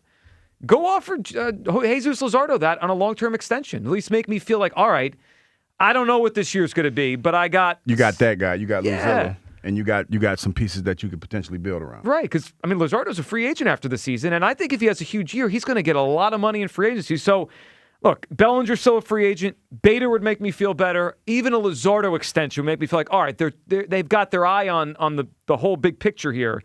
That would salvage it to an extent for me. But as they're at right now, I mean, please, with the spin about 3 new relief pitchers. I mean, Topper, come on. Yeah, it sounds like you trying to get excited about something that nobody else sees. Well, yeah, I mean, it just felt like spin. All right, 215-592-9494. For your reaction to the Phillies, are you broken like Kyle, or can they salvage this offseason with a few weeks before spring training? Let's go to the phone lines here and discuss the Phils and, of course, the Eagles' offensive coordinator spot. They don't have anyone yet. The interviews are still going on.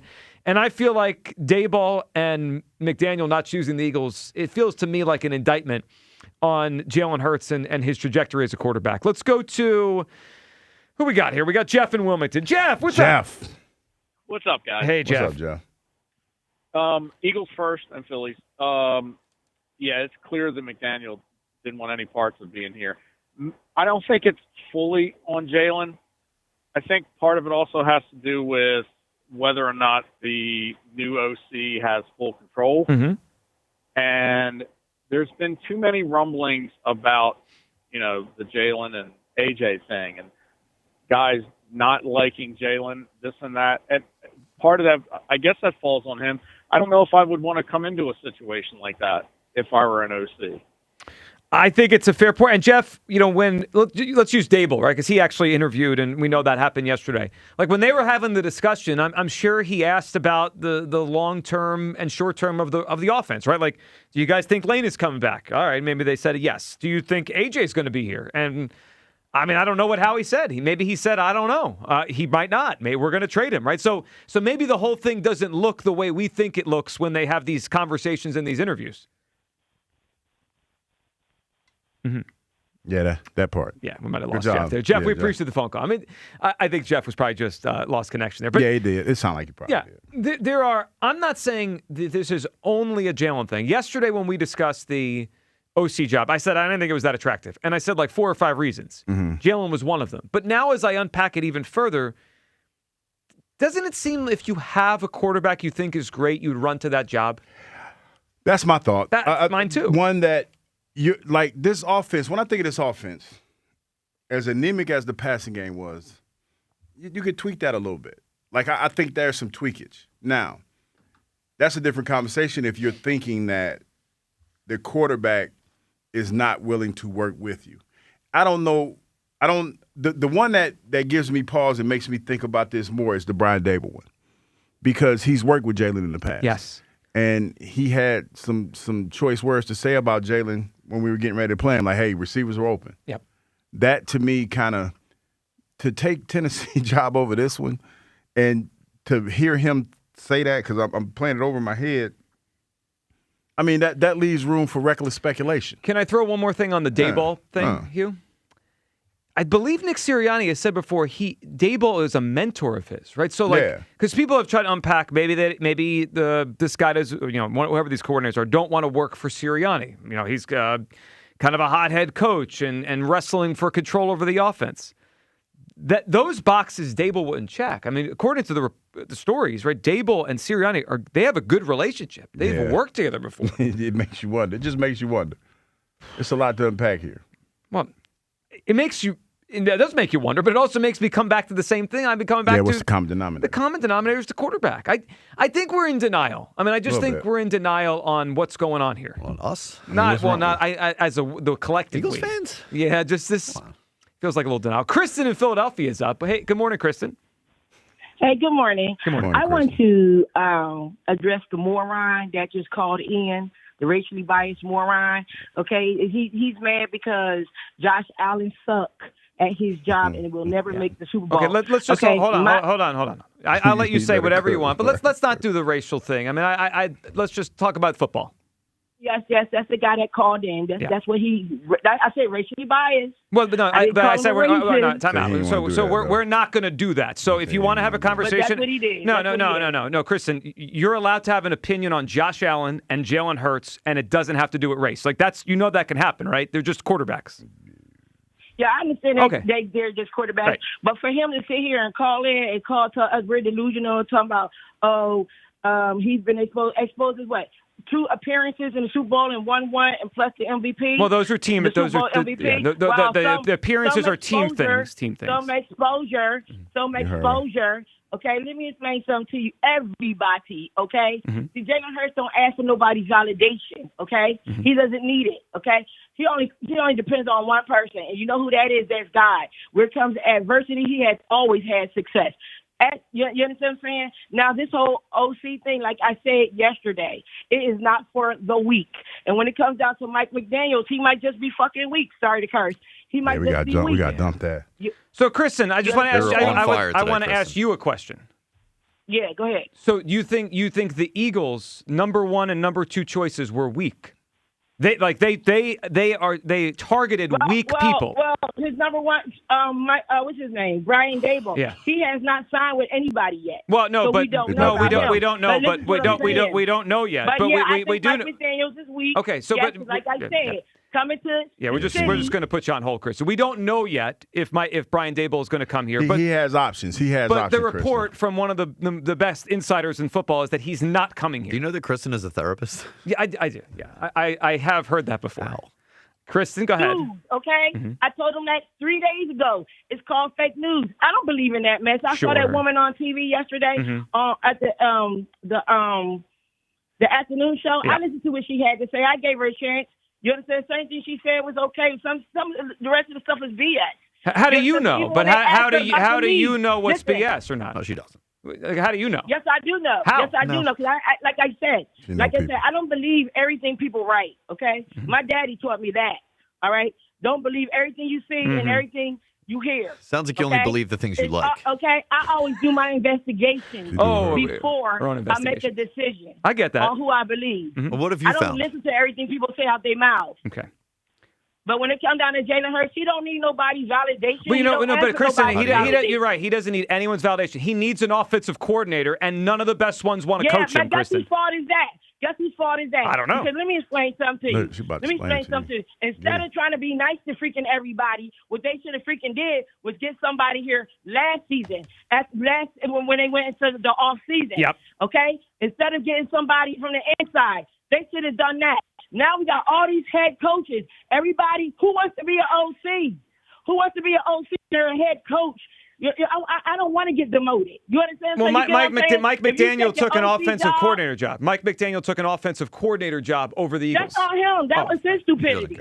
Come on, let's be real. Yeah. That's on him. Mm-hmm. Okay, who cares? Well, the Eagles do, Kristen, because they wanted him. Okay. Oh well, that's their problem because they should have got somebody. Well, it's ours in too. I mean, we like Kristen, one last question, because you seem like a thinker, and I like that about you. I like callers that are thinkers. Like have you thought that possibly the league says the quarterback's not that good? Have you thought about that? No, of course not. No. Okay. Because only a fool would believe that. Well, only a fool would believe that. Well, all right, Kristen, then count me as a fool. Count Mike McDaniel as a fool. Count Brian Dable as a fool. And count... I will. Okay. And I will, and did, and will, okay? Yeah, we know. We can tell. Are we good? And will. Okay. Yep. Thank you, Kristen. We Hey, appreciate Kristen, the phone have call. a great day. Today was your day. She was too far. I mean... She's fired up. Yeah. So I wanted to get to that at the end because go after Hugh. Like there's I'm glad she didn't get me today. Yeah, she had all. This You're lucky. So. That's because you were filibustering. No, I mean it's. I you know what? I like that. That was fun.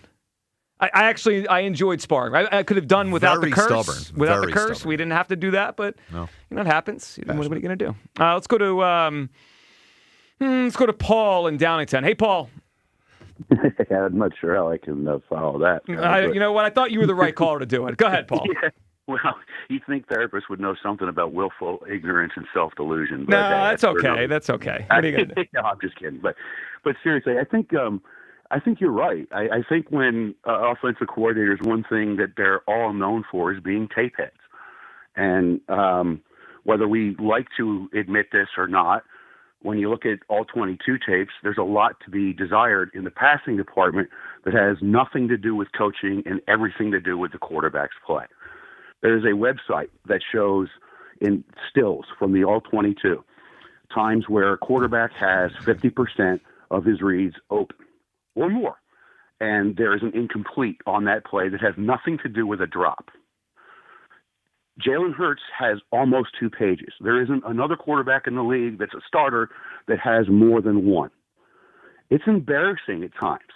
And I think that when you look at it objectively, I think an offensive coordinator would have to ask himself, especially one that has some pedigree, how am I going to fix this in a late 20-something quarterback that has been coached since he was 7?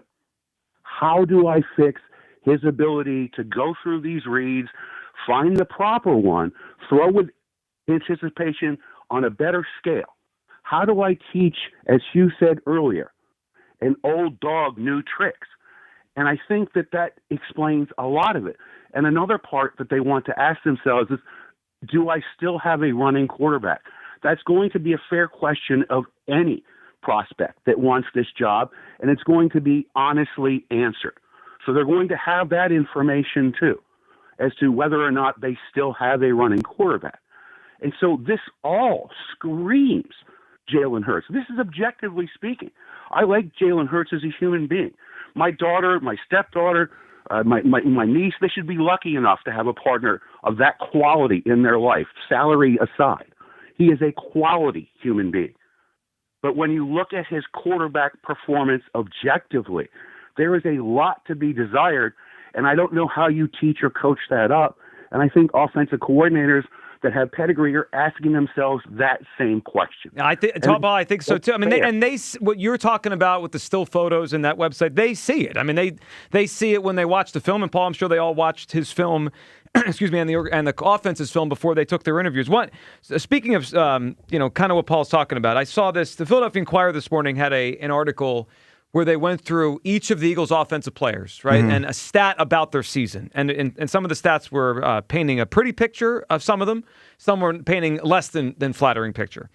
And one of the ones that stood out about Jalen Hurts that I thought was just like, wow. So it was about Jalen Hurts when targeting open receivers. And that was defined by when a receiver has at least 3 yards of separation, which that feels like a lot in the NFL, right? It is, and it happens quick. People have to understand it happens quick. Okay, so, and then I would think the 3 yards of separation would be achieved by one of two things. Scheme, right? Like a guy gets schemed open, and maybe that wasn't what was happening. Or your cuts, right. your route running. The talent of receivers, right? And Devontae and AJ obviously have a lot of talent. So when targeting receivers this season with at least 3 yards of separation, which is gigantic in NFL terms, his completion percentage this year was down 25 percentage points from last year. That's a huge dip in accuracy. Yeah. It's a huge. I mean, and again, I don't know why that happened. I don't know if the Eagles know why it happened. But I'm wondering if these coordinators look at it and say something's off. Like he's not throwing. He's not pulling the trigger. Or when he is, his accuracy is off for whatever reason. Guys, I don't have the answer to why Jalen Hurts seemingly is in decline, but my sense is that these coordinators are telling us they think he's in decline. 215-592-9494. Where do you come down? Is the offensive coordinator situation right now an indictment on Jalen Hurts? I think it is. Daboll to the Titans? Yeah, that's crazy. I can't even say the Titans. Yeah, you wild for that one, though. Yeah, and of course, McDaniel last night taking the Chargers job. Where do you come down on this? Is this about Jalen Hurts and the Phillies? We'll get to more from yesterday's press conference, the JT Realmuto portion of it. It was awkward, to say the least. What came from that next? Your phone calls. Elliot joins us at noon. It's the Midday Show on Sports Radio 94 WIP.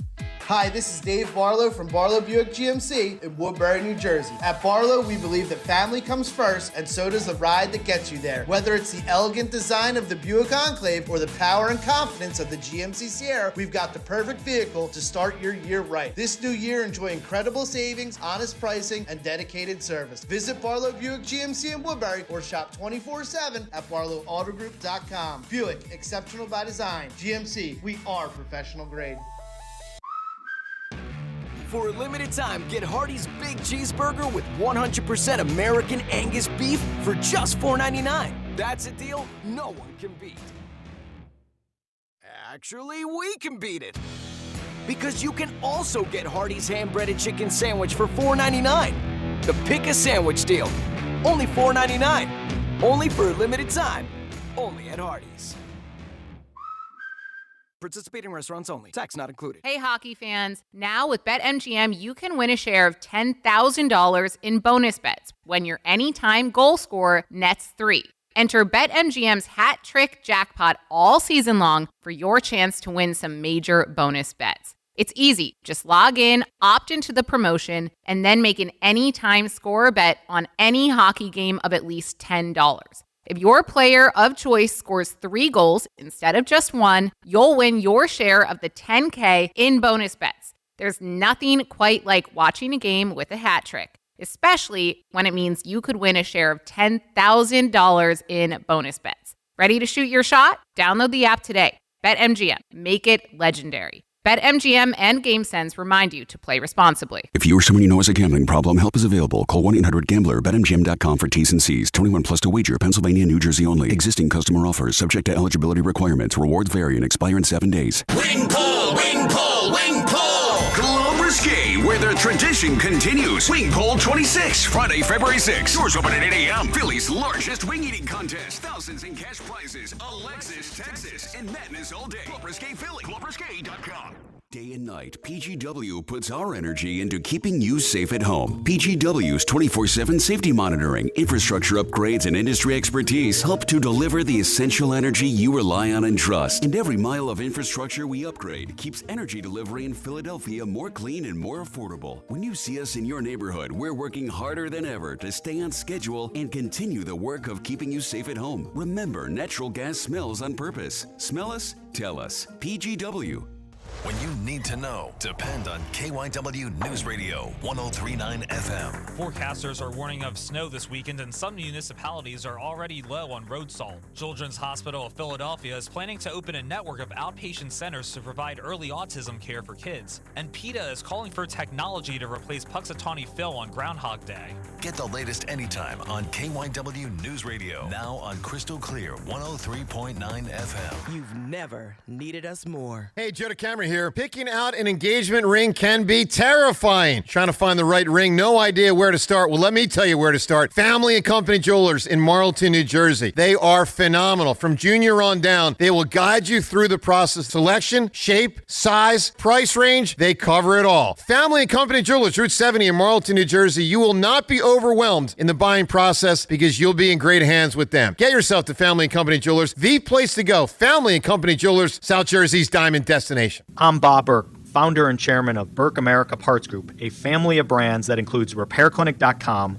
an appliance and HVAC parts solution company that's grown into an international brand. Before AmericanEagle.com, we partially launched a new technology platform developed by another firm. American Eagle helped take our technology to a whole new level with digital marketing, software development, and business insights into our key markets, appliances, HVAC, and outdoor power equipment, and did so both on time and on budget. AmericanEagle.com has the resources, experience, and talent needed to produce solutions. Our new technology platform, developed by AmericanEagle.com, has produced tremendous results with higher traffic, conversion, engagement, and online revenue. If you have any home repairs you need to take care of, check us out at RepairClinic.com. If you need a world-class website or technology project, then I would highly recommend AmericanEagle.com. Call AmericanEagle.com at 773-NETWORK. That's AmericanEagle.com, 773-NETWORK. Partly sunny and not as cold through the afternoon. High 38. Weather brought to you by Duke's Mayo.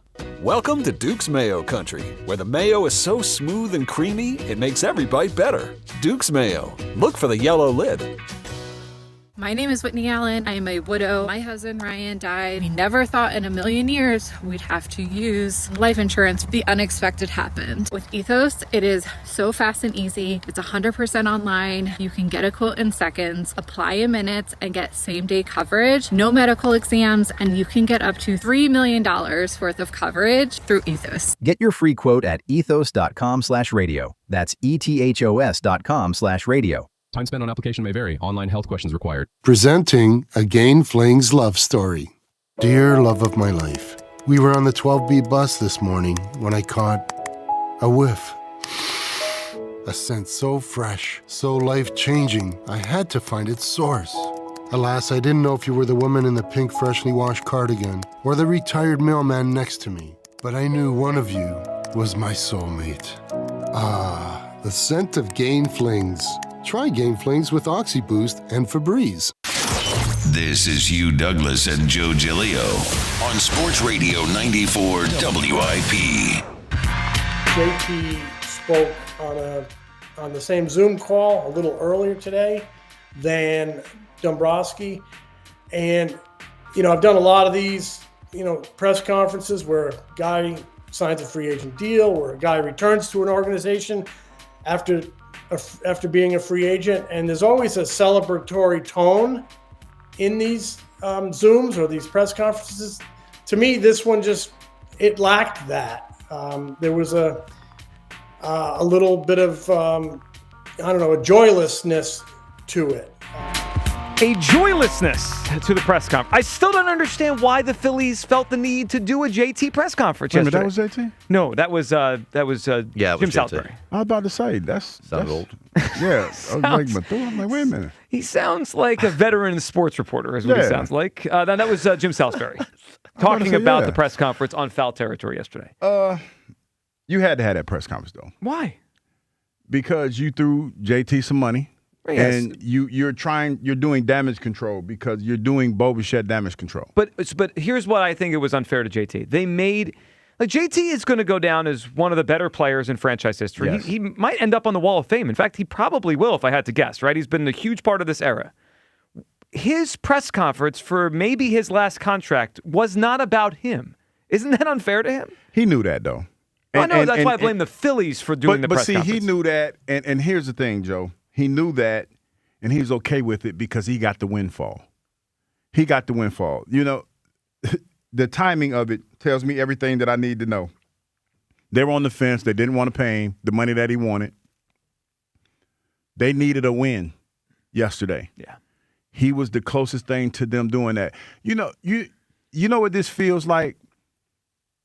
And with all due respect to everybody that works in that organization, but this is when you need some fresh blood in the building that kind of tells you what you're missing, because there's an age gap between me and the young Thundercats out there. So in order for you to try to be relevant and stay in touch, you gotta kind of bridge that gap and talk to younger folks. For you to not know that when the Mets came in, and they gave him 3 years, and you're trying to give him 7, and they undercut you because you don't want to give out those shorter deals and the opt-outs with it. And you don't want to do that. You have to adapt. You got to adapt or die. Well, you do. And you said there that JT became kind of like their fallback. Well, here's JT yesterday explaining how it all came down and how, like, let's start with the beginning of the process. And he basically said, like, hey, I thought I was worth more than they did, and that's why this took so long. The main thing for me, I know how the game works, and I know there's certain values on players. And at the end of the day, I just value myself and what I do for the team and the clubhouse differently than what the Phillies did for a while. So that's why it took longer than it maybe should have. So I think that is totally understandable, and that kind of what we all thought, right? Like, he wanted something, they didn't want to give it to him, and that's fine. But then he goes on to explain that as soon as the Bichette thing happened, suddenly they valued him differently. Here was JT yesterday. Yeah, there was. There towards the end, there was a short time where obviously there's no secret that, the Phillies had other opportunities, and then myself as well. I was looking at other teams. There at the end, it got a little stressful to where, we thought there was an opportunity or a chance that we weren't going to be back, which, obviously wasn't ideal for us. We made it pretty clear that we wanted to be with the Phillies from the start. So luckily that didn't last too long, and we were able to come together and get a deal done. So basically they offered him more money as soon as Bichette walked to the Mets. Yeah, because you had to. You had to at that point, because you miscalculated. Whatever happened in that meeting that you had with Bichette, whether it was a handshake or a deal on principle, whatever, it changed within 24 hours, and you didn't get it done. You guys were out popping champagne, and you thought the deal was done in principle. He was like, "No, can you match this deal?" I would almost probably guess that he probably came back to him and said, "Hey, the Mets are offering me this," and somebody said in that meeting, "I'm standing on business. This is the deal we did. This is the deal we're going to do," not knowing that there's a good chance that if you draw that line in the sand, he's walking away. Yep, and he walked away. He did. All right, so let's hear one more from Dombrowski here, which really sums everything up in a perfect way. And then we got an update for you from Jeff McClain on the Dayball McDaniel situation with the Eagles. But first, Dave Dombrowski yesterday on why they were so transparent through the whole thing with JT that they might pivot to Bichette, and then obviously they came back to him. Here's the way Dave described that. Well, it did get very close. I won't go into the blow by blow, but it's a situation where we got to the point. And his agent, again, who I talked to, Matt Mercado, had always told him, and I think it's the right thing to do, if we got to the point where we thought we would go in a different direction, I wouldn't want him to read about it in the paper. So I did let them know we were getting very close to making a deal. And at that point, we weren't going to be able to make both of them at that particular time. Okay. So yes, we did get to that point, and I understand, and it's not an ideal scenario. It's a difficult situation, but I think sometimes you have to do things in a professional fashion, even though it's not easy. Look, I understand that Dave is a man from a different era, and maybe it's just a matter of speaking. But Hugh, does anything sum up a team that might be behind the curve than to use the phrase "didn't want him to read about it in the newspaper"? Yeah, because most people, we're tethered to our phones and we get alerts. I know I get Yahoo alerts. Yeah. I get Twitter alerts when it's specific things. Jack is always, shout out to Jack, is always on top of the baseball news. I don't think JT was going to find out about the Bo Bichette pursuit in the newspaper. No, the paper thing's got to stop. We got to stop with the paper thing. It's just I get it. It's really a figure of speech, right? He didn't want him to find out through other people. Yeah, through the funny papers and not. But Dave, and I read the Inquirer, like I read it every day, but like I don't read the paper version of it, like the print version. They need to hire some young people in their PR. They need to hire some young cats. It doesn't fit. It makes you think like they're behind. If we're talking about the newspaper, we're behind. Everything about this offseason makes you feel like that's the case. Nothing. If you're a diehard baseball fan, from the way you handle Bryce Harper, and then backed off of that stance, the way that you handled this whole offseason with this Bo Bichette stuff and JT for that matter, it makes you feel real antiquated, and that you need to move a little differently. Like you're still moving in a way where, VCRs and newspapers. Yeah, were still like a hot thing back then. Yeah, we got to evolve. All right, do we have an update on the Eagles' offensive coordinator search? Yes. So according to Jeff McClain, the Eagles met with McDaniel virtually. Okay. Per league sources. Wasn't a formal interview, but was an in-depth conversation. McDaniel and Dable would have been given full autonomy over the offense, sources said. There are a few remaining candidates that would have had leverage to get authority, but that doesn't mean Nick Sirianni won't hand over the offense depending on the coach. Okay, well, it's interesting. Two aspects are interesting. One, they did have some contact with McDaniel, so he at least gave them some time a day, right? It was virtual, not in person. Okay. The second thing, though, is we could throw out the idea that they didn't want to work with Sirianni because he would meddle, right? Like, because that's saying no, that they were being given full power over the offense, and they still said no, thank you. How does that make you feel? No thank yous from those guys after Are you ready to have an opinion on the quarterback? It's interesting. No question about it. No question about it. It's interesting. That's crazy. That is crazy. It's ironic that this has been the spot. Eagles have been in this spot for the last 2 seasons with the OC. Kind of makes you feel like they had no choice but to hire from within when it comes to last year. Yeah. I mean, it's a lot to unpack.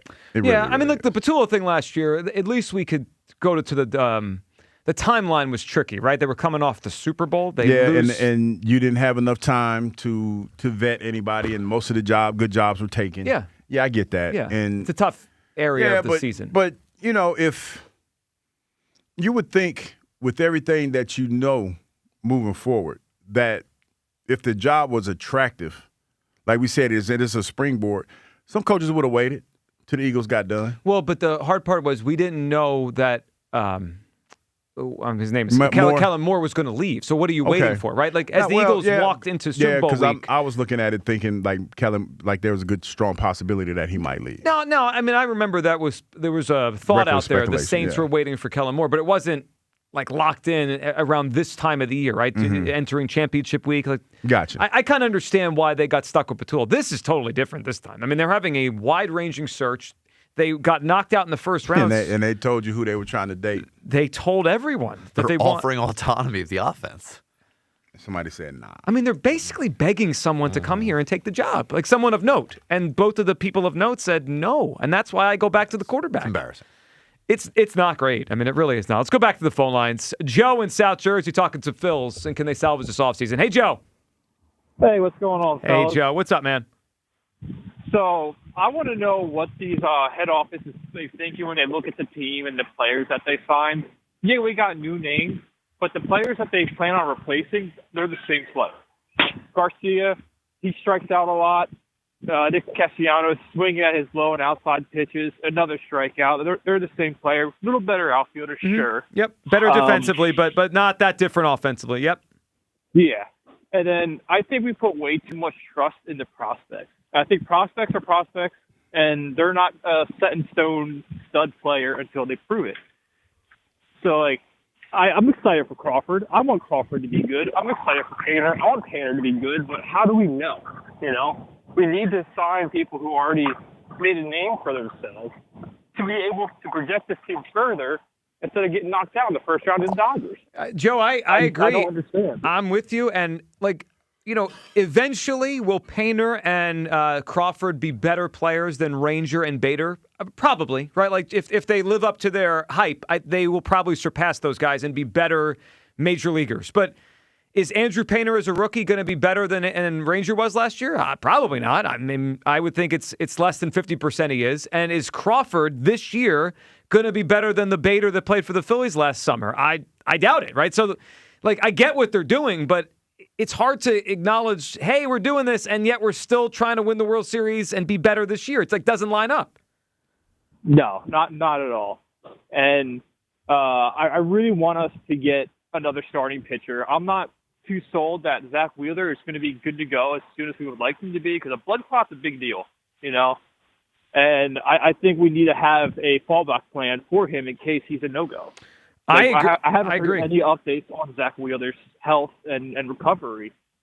And knowing that he's done after this year, like we need to replace him. I mean, there's Valdez is right there. Yeah, so right? there was I think it was John Morosi yesterday. MLB Network mentioned Valdez and kind of connects them with the Phillies. It was more like this could happen, and Joe, we appreciate more than anything concrete. But I think they could use another starting pitcher. I mean, Hugh, they did, and we had Devin on yesterday. She mentioned that they spoke about Wheeler throwing from 90 feet, but I don't know. I mean, until we get to spring training, I don't really know what Zach Wheeler's timeline is. I would hope it's early in the season, but I mean, Hugh, I won't be surprised if he's not ready for opening day. Yeah, because if I'm not mistaken, there's not a lot of people that have come back from this.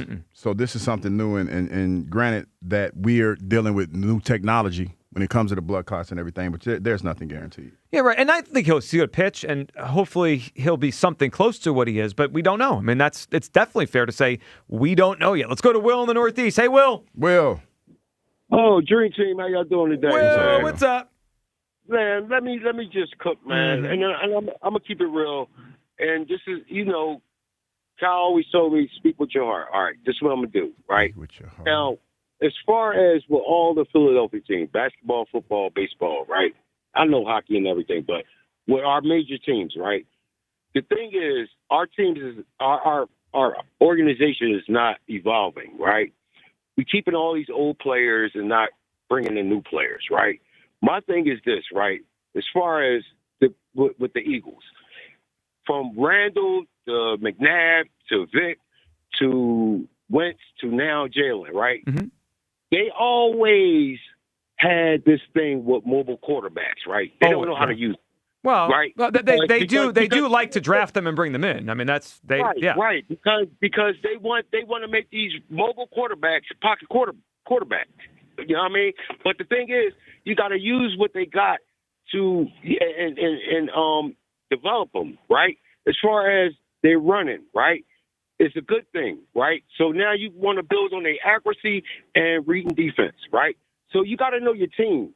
So, all right, so what I'm going to say with the Eagles, right? They got to get that out of their head. It's not Jalen. It's the organization. They always been like this, man. The Phillies, you got to get some more brothers on the team. You know what I mean? Get some heavy hitters and fast. Like everything is evolving. Everything now is fast paced now, right? But we want to keep all the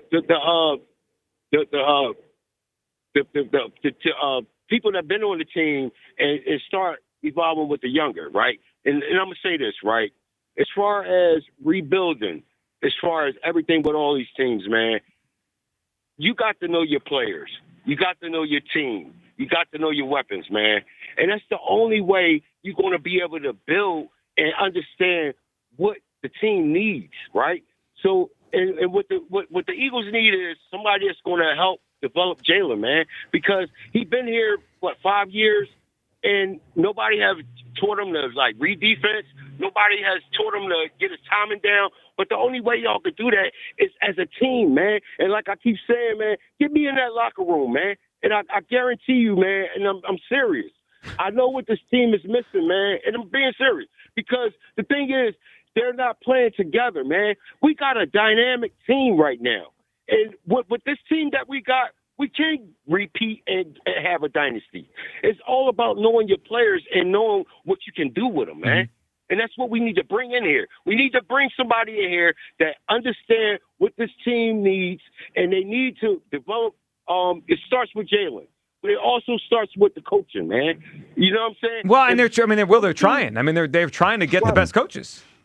Right, but what I'm saying is, it's never going to be better until the coaches and the quarterback get on one accord, so they can get the rest of the team together to I agree. I mean, I think we're on the same. They need better quarterback play. However they get Jalen to play better, they do. So Will said something interesting there, Hugh.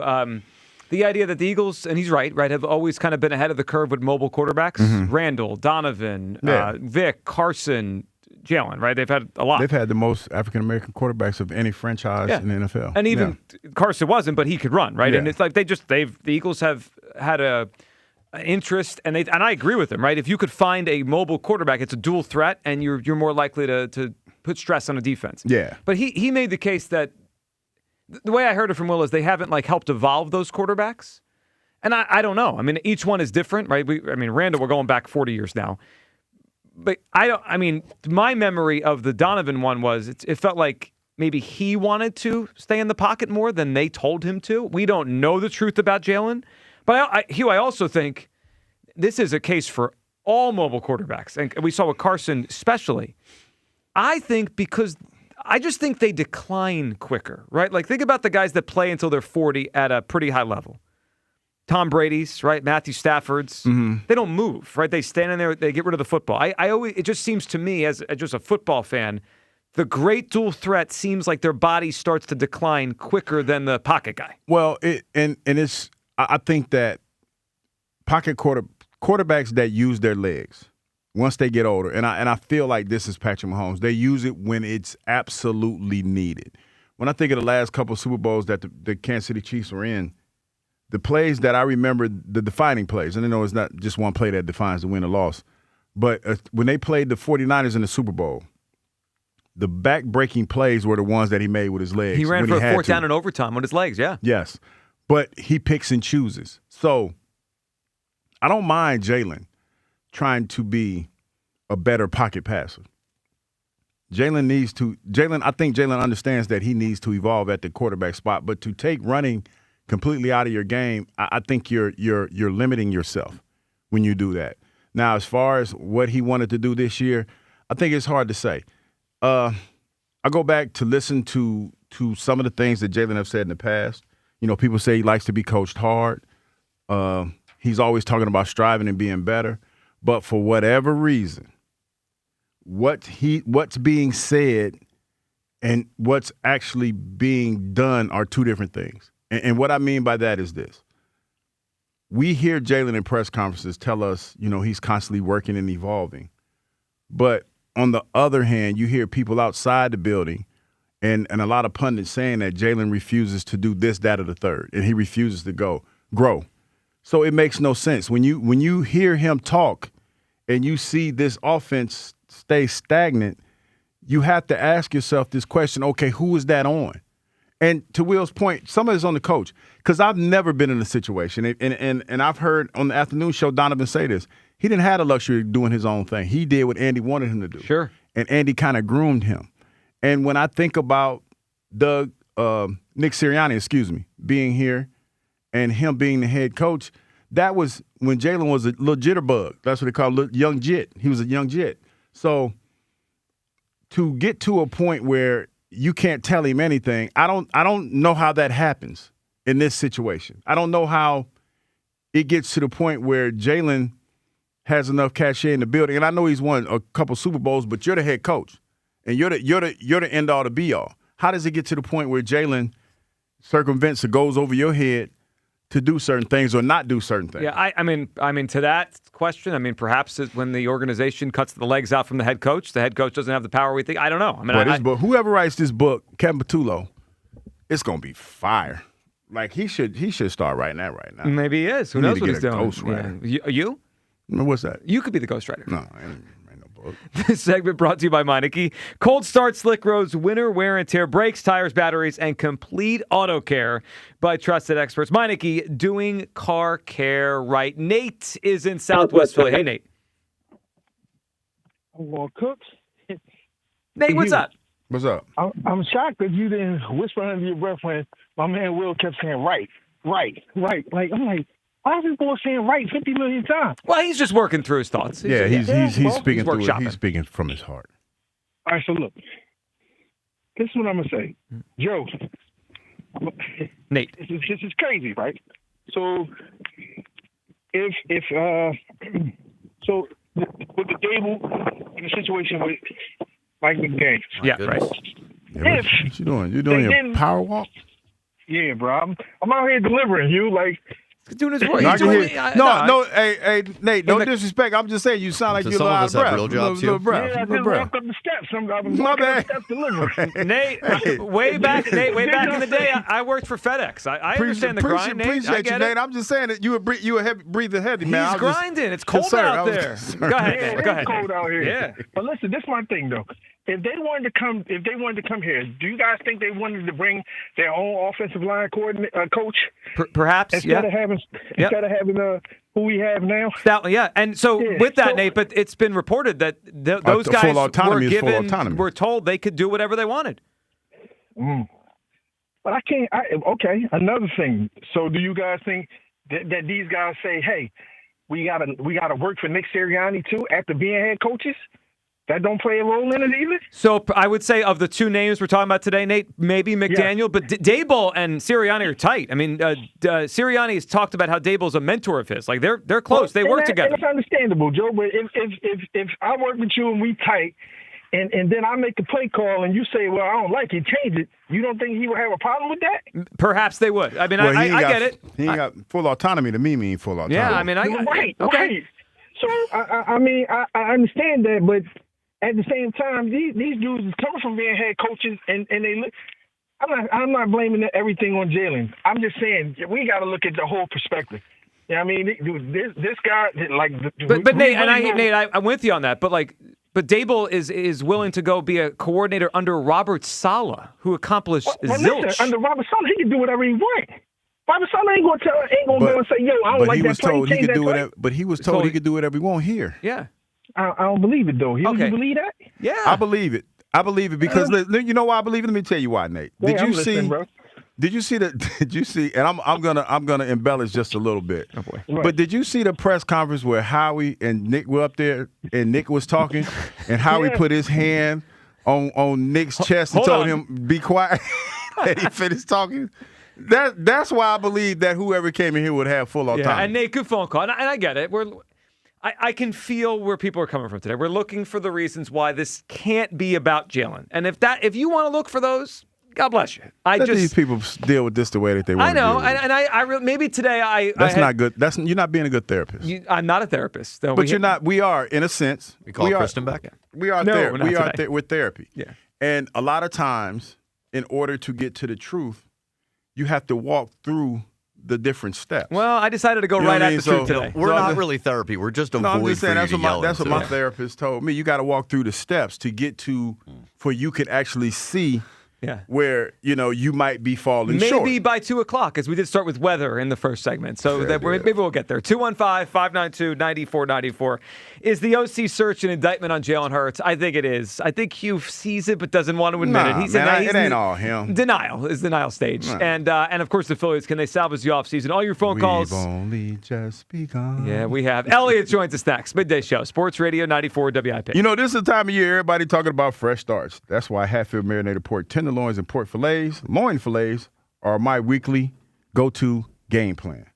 They're preseason packed with protein and oven ready in about 35 minutes, so there's no stress and no guesswork. From savory bacon sugar to Texas Smokehouse, Tuscan herb, or honey garlic teriyaki, these flavors turn busy nights into easy wins. Visit simplyhatfield.com for recipes and where to buy. Hatfield, better care, better pork. The Eagles' 2025 season will tick away. A disappointing end to a promising 2025 season. Anytime you lose, you're frustrated. Now, the noise gets louder. Some notable Eagles are going to be gone. Who comes in to repair an offense in disarray? The Eagles have fired Kevin Patullo. How can they get Jalen Hurts back on the MVP track? Everything was there in front of us. We just got to grow from it all. Is A.J. Brown open to a trade? It is hard to find great players, and A.J. is a great player. All the Eagles' offseason happenings happen here. Do whatever it takes to win now and still build for the future. Sports Radio 94 WIP. They can overcome this. Hey, Joe DeCamera here. Have you always wanted an attractive, healthy smile? Well, PI Dental Center is the place for you. I've been a patient for 24 years, and PI Dental Center has been transforming smiles for 38 years. Board-certified specialists, Dr. Glenn Wolfinger and Dr. Robert Slough, perform complex dental makeovers with their teeth-in-a-day protocol, where dental implants are placed and restored with fixed teeth in just one day. If you're looking for a smile that's monumental, trust PI Dental Center. Visit PIDentalCenter.com. That's PIDentalCenter.com. That's another amazing run by Team USA. Mom, think I'll be on Team USA one day? Well, I'll take this one. What? Are you speaking to us? Yes, and to answer your question, anything's possible, especially with Xfinity. So, I can be the best snowboarder ever? Well, I can't guarantee that, but Xfinity can guarantee that your internet price won't change for 5 years. Okay. What if I practice every day? Then maybe you'll be snowboarding for Team USA at the next Olympic Winter Games. And Mom, you'll still be paying the same price for Wi-Fi. Ooh, really stuck the landing there. It's the Xfinity Gold Medal Celebration. Now through February 22nd, get our best price on gig Wi-Fi for 5 years guaranteed, just $50 a month. Plus, get Peacock Premium included for 2 years. That's a $10.99 value per month. Xfinity. Imagine that. Proud partner of Team USA. Restrictions apply. Requires paperless billing and auto pay with stored bank account. Taxes and fees extra. Actual speeds vary. Philly, are you ready? The debauchery returns Friday, February 6th at Cheerleaders Philadelphia. It's the original wing pole, and you know how we bring it. Doors open at 8 a.m. with our legendary Legs and Eggs breakfast, with the winner of the wing eating competition walking away with a $2,000 cash prize. The wings are tasty, and our wingettes are smoking hot. Triple X superstar Alexis Monroe will be gracing our stages with a mouth-watering performance. Tickets available at cheerleadersphiladelphia.com. Rhea here to tell you about the excitement happening now at Lexus of Cherry Hill. The L-certified Winter Collection sales event is on. New year, new ride. Get special finance rates on L-certified Lexus models now through March 2nd. With over 300 new and pre-owned vehicles to choose from, your next Lexus is waiting. Family and veteran-owned and operated, Lexus of Cherry Hill is proud to be an 8-time J.D. Power Dealer of Excellence for customer sales experience. Start your journey today at lexusofcherryhill.com. For J.D. Power Dealer of Excellence information, visit jdpower.com/US-DOE. Never have I ever called my sister from the finish line of my first marathon. Hello? You won't believe where I am. Are you running? Mile 26. I'm gonna make it. Switch to T-Mobile's 55 Plus plan and get iPhone 16e with its advanced camera system on us. Plus, 2 lines for just $30 a line. Guys, I can't believe it. I knew you could do it, babe. That was amazing. Mom, how do you feel? I feel great. I can't feel my feet. Let's take a picture, and then you may carry me to the car. Share every stride, every mile, every memory on America's best network. Switch to T-Mobile's 55 Plus plan and get iPhone 16e on us and 2 lines for just $30 a line. With 24 monthly bill credits and 2 eligible port-ins on Essentials 55 Plus for well-qualified customers with autopay plus taxes, fees, and $35 device connection charge. Credits end and balance due if you pay off early or cancel. Contact us. Finance agreement 128 gigabytes, $599.99 required. Best mobile network in the U.S. based on analysis by Ookla of Speed Test Intelligence data 1H 2025. Visit T-Mobile.com. Ike Reese here. Winter's coming fast. Snow, ice, wind. Don't wait for your roof or siding to fail. Call Emmons Roofing and Siding now. They've got lifetime warranty roofs and siding, plus American-made Provia and Anderson windows and doors. From Philly to the Jersey Shore, Emmons is a Platinum Owens Corning contractor, which means Owens Corning guarantees their workmanship for life. Life. There's no better roof than an Owens Corning roof by Emmons. Financing? They've got it. Go to callemmons.com and tell them Ike sent you. Let's go! You still got it, but your immune system weakens as you age, making it harder to fight flu, pneumococcal pneumonia, RSV, and COVID-19. Ask your doctor or pharmacist which vaccines you need. Sponsored by Pfizer. Wish your life came with a warning app? That dog does not want to be petted. Well, life doesn't always give you time to change the outcome, but prediabetes does. Take the 1-minute test today at doihaveprediabetes.org. Brought to you by the Ad Council and its Prediabetes Awareness Partners.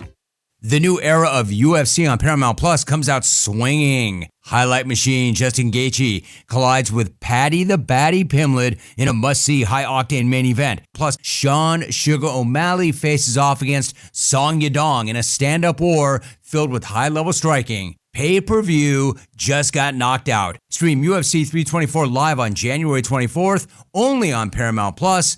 Visit ParamountPlus.com/UFC to get started. I checked Allstate first and saved hundreds on my car insurance. Really smart. Unfortunately, I didn't check if I left the pizza box on top of my car before driving home. Not smart. Oh, and a semi just turned my deep dish into a thin crust. Yeah, checking first is smart. So check Allstate first for a quote that could save you hundreds. Potential savings vary, subject to terms, conditions, and availability. Allstate North American Insurance Company and affiliates, Northbrook, Illinois. This is an Odyssey Sports Minute. Can we stop with the deification of poor Josh Allen? The man played one of the worst games of his career in Denver, costing his team their best shot to go on a Super Bowl run since he entered the league. If it had been any other quarterback, we'd be burying them. Instead, he's being treated like he's Mother Teresa. Don't get this twisted. Josh Allen cost the Bills their best shot at a Super Bowl in his career. Guess what? It's not getting any younger. I'm Chris Mack. 94 WIP HD1 Philadelphia. Live from the Tasty Cake Studio. Sports Radio 94 WIP. An Odyssey Sports Station. Your exclusive home for the Philadelphia Eagles offseason. Is Sports Radio 94 WIP.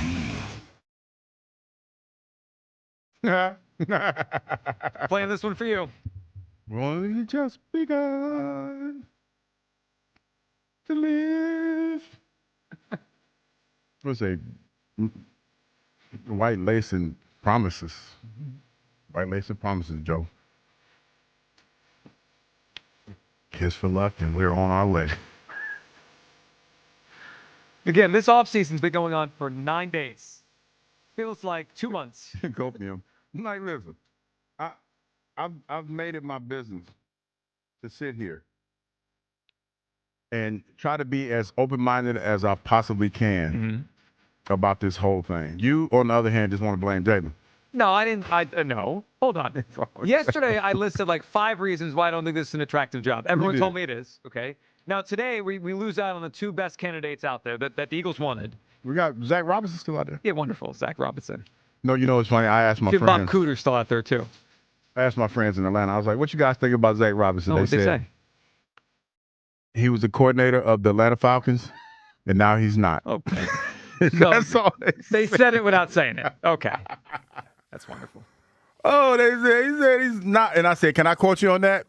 They said yes. Okay. So that was my man, Oren James Romaine. He said that. I'm not trying to blame this all on Hurts. I'm just trying to use deductive reasoning on why these coordinators are like, yeah, I'm out. And where I'm landing is it's probably more about the quarterback than we want to admit, rather than it's about the weather or it's about WIP or it's about the fans. My friend group? I have a friend group of retired players. Yeah, ask them what they think. I'm going to ask them. You do that. What do they think? Why OC doesn't want to come here? Yeah, you ask them, why will you do that? And you're putting your reporter hat on. We're going to bring on one of our reporters. In fact, our Eagles insider, Elliot Shore-Parks, he joins us now. And of course, Elliot Shore-Parks, sponsored by Cozy Jewelers. Step up to the fifth. See, that's color, cut, clarity, carrot, and cozy. Elliot, how we doing? What up? How you guys doing today? Well, we're just trying to figure things out because obviously this offensive coordinator Joe's over here reckless speculating. Well, I mean, I don't even think it's reckless. I just think it's likely. Elliot, all right, before we get into my thought on why this is happening, how would you assess what is happening here? So the last 24 hours or so, McDaniel's taken the Chargers job.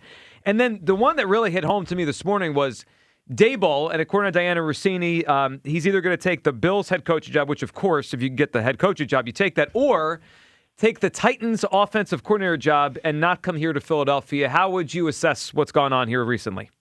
Yeah, I mean, it seems like the Eagles are striking out. The first 2 names we heard when Patullo was fired is that they wanted to add a big name. They wanted to add someone that would fully control the offense. And the 2 names you heard were Mike McDaniel and Brian Daboll. Now, we know they interviewed Brian Daboll, and it seems they had some kind of conversation with Mike McDaniel. But I don't think it's completely irrelevant that he interviewed yesterday, and this morning it comes out that he is going to Buffalo or he is going to Tennessee. So maybe it wasn't a fit on either side. I tend to believe Daboll probably, was not interested in this job. And I think we're seeing the complications of the job. Like I said when they fired Patullo, I did not think this was a super attractive job. Now, I'm sure we will talk more about why that is, but I think it's obvious that finding the right coordinator for this job is not an easy one. So, Elliot, you and I are on the same page with the attractiveness. And I think there's probably 4 or 5 reasons, right? You could go to maybe this offensive personnel in total is in decline a little bit. They're not as young as they were a few years ago, and they're maybe not as explosive. AJ might not be here with a trade, so it may not be what we think it is. So you and I are on the same page there. Elliot, when you unpack why it's not attractive, when you write that list down, what do you come up with? Where's Jalen Hurts on that list? Because I keep coming back to, I wonder what these guys think of Hurts and how good they think he could be in the future. So I don't think he's number one. I do think he is up there, obviously. I think the main issue with this job and why I don't think it is a very attractive one is because generally when you are a top candidate or you are someone that is going for a promotion, right, and you're well thought of in the NFL, you get a lot of say over what your new job is going to look like, right? What type of control will you have? What will your quarterback be like? You'll often get like hey, you're in this for the long haul, right? Like you're gonna help us grow this. None of that is really the case with the Eagles. Jalen is going to be the quarterback. Nick Sirianni is going to be involved in the offense. And the Eagles can say whatever they want, but the proof is in the pudding. And the last 2 first-year offensive coordinators that they hired, they fired after 1 year. And the defensive coordinator, they fired halfway through the season. So there is a proven track record of there not being a long leash here. And I know people will say, well, there's been head coaching jobs. That's true. But if I'm a candidate, I'd rather feel more confidence in what I know the team that's hiring me can control. And they can control how long I get to prove that I can do the job. Nobody can control if you'll get a head coaching job or not, right? Like someone could go in there next year, do an unbelievable job, and just not get a head coaching job. It couldn't happen. But what I do know if I'm a candidate is that if I go in there and I struggle in my first year, I want to go somewhere where I think they will not fire me after 1 year. And so I think the biggest issue with this job is there is not a long leash. You're walking into a pressure cooker situation automatically. And then on top of that, you don't get to pick the quarterback, and the head coach is very involved. Elliot, if you had a guess, how do you think these candidates look at the personnel? Like we look at them here like, wow, right? Look at this collection of talent, and we can go back to great moments they've had not that long ago. Like a year ago, it's championship game and it's Super Bowl and they're scoring 1 million points. But if you just look at this year, right, and you're just kind of looking at it with clear eyes, Saquon Barkley went backwards. The offensive line had serious health issues and went backwards, including Lane Johnson, who's 35. A.J. Brown might not be here. And Elliot, regardless of what Jalen Hurts has done in the past, this past year, his success rate was 30th, completion percentage 21st, on-target percentage 24th. How do you think these coordinators are looking at the personnel on offense? Because I wonder if they say, it's not as good as you guys think it is. Yeah, I think the main concern, if I was an offensive coordinator and I was, potentially going to take this job, the biggest concern for me would be the offensive line. Lane, I assume is going to play next year, but you don't know how much he will play. You don't know if he'll play beyond this year. Landon and Cam are both coming off of bad years. And look, they're both still young. I think that they could rebound from those injuries. But we're not talking about a broken hand that cost these guys like 5 or 6 weeks, right? I mean, Cam had back surgery, and Landon came into the NFL with leg issues and is now once again dealing with leg issues. So you're looking at an offensive line, plus Tyler Steen, who's, an average NFL player, that the center of the line is a big question. And then when you add the Lane question in there, you're talking about 4 out of the 5 starting offensive line positions that if I'm a coordinator and this is my shot, like I'm going to go to Philly with a chance to either get the big, kind of raise I've always been looking for if you're a quarterback coach, pass game coordinator, whatever, or if you're Dable or McDaniel and this is my shot to try to get my next head coaching job. I don't know if the offensive line is strong enough that I feel I'll be able to run what I can run. So I do think the offensive line is a question. I don't think Saquon is. I actually think he played well at the end of the year. He looked spry. I think he's good to go. But Dallas Goedert's a free agent. A.J. Brown might not be there. So, yeah, I think if I'm an offensive coordinator, I'm not looking at this offensive side of the ball as I'll have the best set of skill players in the NFL. They might not even be, top 5, top 8. It's really changed in a year. Elliot, let's go to your now updated rankings of offensive coordinator candidates. So gone is McDaniel. Let's wipe Dable off the board. How do you look at what we know, what they're interested in, the names? How would you kind of rank the top of your board right now? So the name I would keep an eye out for in getting the job is Mike Kafka. He's not number 1 for me, but that's someone I think people should start to wrap their heads around as the potential guy that could get the job. He's been in the building. He's worked for Andy. He's worked for Doug. He's called plays, not a ton, but he's called them. He does have the interim head coach thing that he did, which is, not a huge deal, but it certainly isn't a negative. And he's familiar with the division. Now, I wouldn't like the hire because I don't think he's bringing any real new ideas. And for me, that's what this is about right now. Like, they need to find somebody that is a bit of a departure from what they've had that can just bring in some new ideas. Not going to reshape the offense, not going to come in here and have full autonomy, just somebody that can come in and give some fresh perspective. So for me, Zach Robinson of Atlanta, and I'm sorry to do this to Hugh because I know the reviews out of Atlanta are not great, but he would be my number one guy. He's worked with Sean McVay. He's called plays for 2 years. He had talented players in Atlanta, and I know the results weren't phenomenal, but he also had quarterback change, throughout those 2 years. So for me, Zach Robinson would be number one. And if you don't hire him, then I would go to Jim Bob Cooter. Like, he's been in the building. He's familiar with Jalen. He's familiar with Nick. He was just with Shane Steichen. He called plays in Detroit. So I think that would be like number two for me after Zach Robinson. All right, so Zach Robinson, Jim Bob Cooter, you mentioned Kafka there.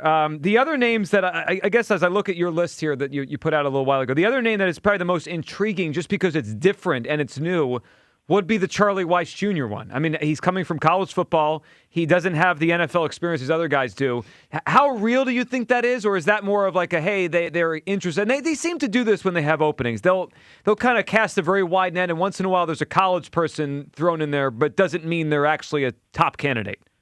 So I view that as more like setting the initial relationship, right? Like, this is a chance to talk to him, to get him in the building. And maybe you don't hire him now, but maybe in 2 years you do hire him, or maybe in 3 years when he's ready to come to the NFL, you've already have a relationship with him. And I think that's a benefit of interviewing a bunch of people, is you get to build relationships with people. Maybe you don't hire all of them, but now if in a year they're hiring a head coach or 2 years they're hiring an offensive coordinator, you have a relationship with that person. Now, in terms of Charlie Weiss Jr., like the actual candidate, I think it would be absurd to hand this offense over to someone that young with zero NFL experience. If there is one thing the Eagles offense has, there's questions on the line, there's questions on receiver, questions at quarterback. There's one thing they have, it's strong personalities with a lot of money and a lot of resumes, right? So if I'm AJ, Devontae, like Lane, Landon, Jalen, Saquon, am I really listening to a 30-year-old guy that's never been in the NFL?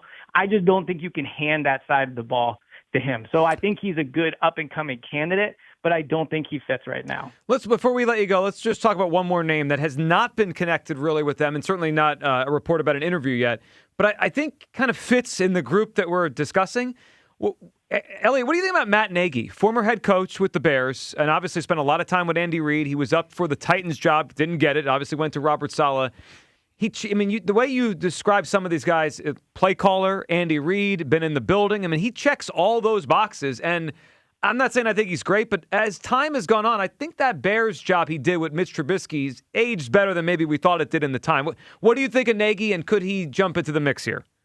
Yeah, I think he would be like a professional hire, right? I don't think he would come in and reinvent the wheel, but I also think he would come in and be able to handle the job, like the pressure of the job, the press conferences every week, the personalities in the room. Like, I think he would bring all of that. And what I would say, too, to kind of everything we've talked about, but I think is important here, I think fans are putting too much of their hope into this offensive coordinator basket. I get that right now it is the big thing, and who they hire, I'm not saying it doesn't matter at all, but the idea that if they hire Mike McDaniel or Jim Bob Cooter, like, there's not a huge difference there. Nick Sirianni is the offensive head coach of the team. Jalen Hurts is the quarterback that has strengths and weaknesses that the coordinator and the head coach have to build the offense around.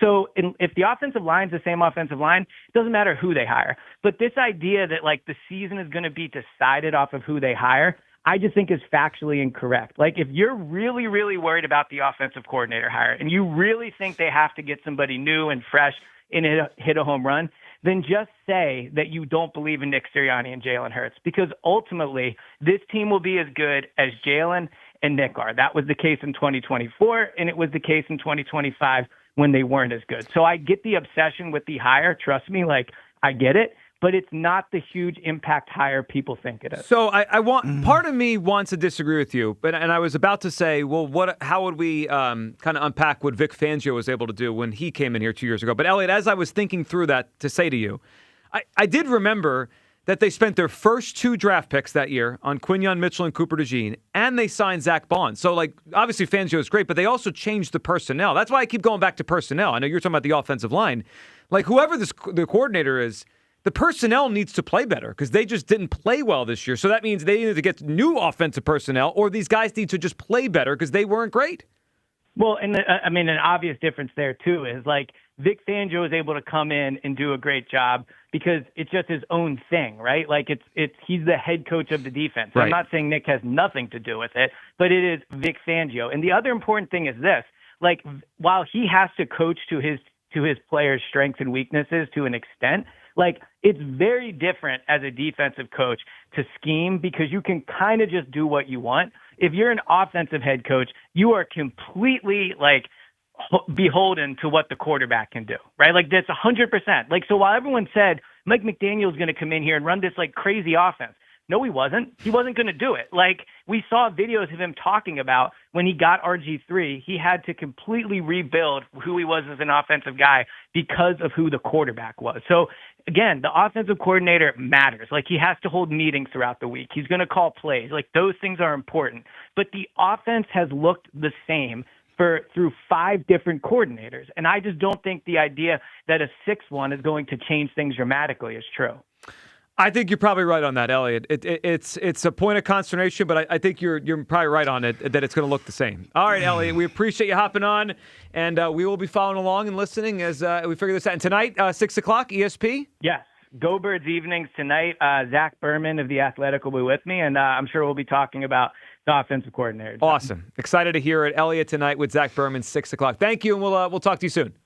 Yep, talk to you guys later. There he goes. Elliot Trueau-Parks. What do you make of the thing he said there, that we're kind of overdoing the importance of this offensive coordinator? I don't think so. I think that there's a lot of questions that need to be asked. And I think that there are a lot of questions, I should say, that are going to be answered. And I think that to sit there and think that this offense is going to stay the same and Coach Sirianni is going to have a big say, this offense has been stagnant. And you can't, to ultimately get to where we want to get back to, it can't be the same. It can't look the same. It can't feel the same. Something has to change. This fan base is pretty smart when it comes to football in certain aspects of it. And if you're telling me that the next guy coming in here is gonna be the same as the last guy, then hell, why did we fire the last guy? Seriously, why did we do it? We needed a head on the stick. Yeah, but that's what I'm saying. And if we come in, I have a feeling that if this offense looks anything like it's looked at the beginning of the year, like every year, even the Super Bowl year, that people are gonna have a problem with that. Yeah. So when he brought up McDaniel, right, he was referencing a video that's been floating out there. McDaniel talking about when he was on the Washington staff, they had to remake the whole offense, right? Shanahan, McDaniel, McVay, they were all there, right? Mm-hmm. And when they drafted RG3, they basically had to scrap their old offense and create a whole new one because he was a young quarterback, right? And they were trying to bring him along, and it worked, right? They won the division that year. So that brings me back to Jalen Hurts. Maybe Mike McDaniel doesn't want to do that anymore, right? He's established now, right? He's sought after. He's not a young coach trying to make his way. He had no choice, right? That staff in Washington, they were young coaches, and they were just told, Dan Snyder's drafting RG3, figure it out. And he talked about how they figured it out. I come back to the Jalen thing. Perhaps Mike McDaniel just said, I don't want to change my offense. Jalen Hurts, either I'd have to change it for him, or he'd have to change what he does for me, and I'm not interested. Or maybe he had a conversation with Jalen, and Jalen didn't sell him on he was willing to learn whatever he was going to teach. Well, that's an indictment on Hurts, too. Well, it's a lot. It's a lot that we can unpack with this. But I don't think, what Elliot said, is going to be the same. I can't see it being the same. I think it has to be more innovative. I do. But if the most innovative coaches don't want to come here, what is that telling us? That's what I keep wondering. What are we learning through this? Well, I think we've kind of already established what it might be, but we don't know. We're recklessly speculating at this point. Well, that's what you taught us how to do. Yeah, we're recklessly. You're the reason we recklessly speculate. Kind of reading some tea leaves here. Yeah, I've been reading them. I just don't want. I just don't feel like. Oh, you don't feel like it? Okay. I don't feel like doing that. Wonderful. I don't feel like doing that. I love how you just openly admit that you're being woefully ignorant. Woefully, hey, Kyle. Woefully. Yeah. Yep. Let's go to woefully. Woefully. Woefully, whatever you want. Whatever. To Black Gritty's up on WIP. Hey, Black Gritty. Woefully? Whoa. What's up? I ain't talked to you guys since last year. It has been a long time. That joke still plays. I'm blaming everybody but Jalen Hurts last. You know what I mean? Like the weather out here. My man wanted to wear capris. He wanted to deal with Vic Fangio. I mean, there is that. You know what I mean? Like I know people are cordial in the workplace, but some things just don't work out. And there's too many openings. Like the whole C is departed. Like 10 openings, that's half the league. You know what I mean? There's too many options out there. And then when you come work here, you know what happens? Howie gets all the credit. You get all the blame. Nick gets all the credit. Nick gets all the blame. I'm listening to ESPN talk, and I'm like, what do you mean is Nick's offense? Nick sat right there with our season on the line, looking at the stars, while Hurts is looking at KP and Tanner are looking at Sirianni, and Sirianni got nothing to say. From that point on, he has nothing to do with his offense, as far as I'm concerned. I'm not really worried about who we get. We need somebody different, somebody outside of this tree, somebody who's not his friend, somebody who can stand up to him and do something, because something's got to change. Now, as much as I defend Jalen Hurts, I'm looking for something so different that I can finally figure out what it is, right? If I get a good offensive mind in here that calls plays well and they start designing up stuff, then I got to see you do something different, Jalen. I can't hear the whole I don't feel like running, all this stuff, all the snitching, all the leaking going on. But if I get a regular dude that comes in here and just basically run the same offense, we're going to be in the same position next year, wondering, is it Nick's fault? Is it Jalen's fault? Like, I need somebody here good enough to tell me whether my quarterback is the issue or his head coach is the issue. And that's all I want right now. That's all I want. But there's too many openings. We ain't going to get who we wanted to. We ain't going to dance with us. It is what it is. But you know what I mean? Joe Giglio, you be wrong so much, man. Mm-hmm. I can't stand you. I can't stand you. I do what I can. Happy New Bear. Happy New Year. And Hugh, yes, you've been doing so good on the internet this year, brother. I appreciate you. You're doing real good out there. I ain't had no Twitter beef in a while. New Year, new Hugh. Yeah, I ain't had no Twitter beef. Black Gritty, we love you, man. Brother. Appreciate it. Good phone call. I appreciate it. I mean, at least Black Gritty came across like he kind of sees it, but he's just going to blame everyone else. At least I can appreciate that he acknowledges what has happened. Being willfully ignorant. Yeah, that's okay. If you want to do that. Ignorant is okay. Yeah, that's okay. I'm not sure. What's my favorite one today? Is it Kristen who yelled at me and cursed, or is it the weather, or was it McDaniel and Dable are bad anyway? One. The weather's the best. Yeah, it's too cold. The weather was pretty strong. Yeah, I like the weather one. It's my favorite excuse today. All right, 215-592-9494. Where do you come down on this whole thing? Is the offensive coordinator swings and misses? Let's call it that. For Dayball, for McDaniel. Or is it an indictment of Jalen Hurts and what the top coordinators in the league think of the Eagles quarterback? Your phone calls on that. Midday show. We got a lot to talk about. We'll get to everyone's phone call. We know people have been waiting. We had Elliot on. So all your phone calls we'll hit next on this and the Phils as well. Midday show. Sports Radio 94 WIP. Right here, boy. The NFL plays on Sports Radio 94 WIP. Sunday, first, it's the AFC Championship game as the Patriots host the Broncos at 3. Then, the Seahawks and Rams lock horns for the NFC crown. Your home for the Philadelphia Eagles and the NFL playoffs from Westwood One. Sports Radio 94 WIP. That's another amazing run by Team USA. Mom, think I'll be on Team USA one day? Well, I'll take this one. What? Are you speaking to us? Yes, and to answer your question, anything's possible, especially with Xfinity. So, I can be the best snowboarder ever? Well, I can't guarantee that, but Xfinity can guarantee that your internet price won't change for 5 years. Okay. What if I practice every day? Then maybe you'll be snowboarding for Team USA at the next Olympic Winter Games. And Mom, you'll still be paying the same price for Wi-Fi. Ooh, really stuck the landing there. It's the Xfinity Gold Medal Celebration. Now through February 22nd, get our best price on gig Wi-Fi for 5 years guaranteed, just $50 a month. Plus, get Peacock Premium included for 2 years. That's a $10.99 value per month. Xfinity. Imagine that. Proud partner of Team USA. Restrictions apply. Requires paperless billing and auto pay with stored bank account. Taxes and fees extra. Actual speeds vary. The New Jersey Lottery has brought its fan-favorite Green Ball promotion back onto Jersey's favorite game, Pick 3. Now through February 1st, when the Green Ball is drawn on Pick 3 evening drawings, players get a free second chance to win.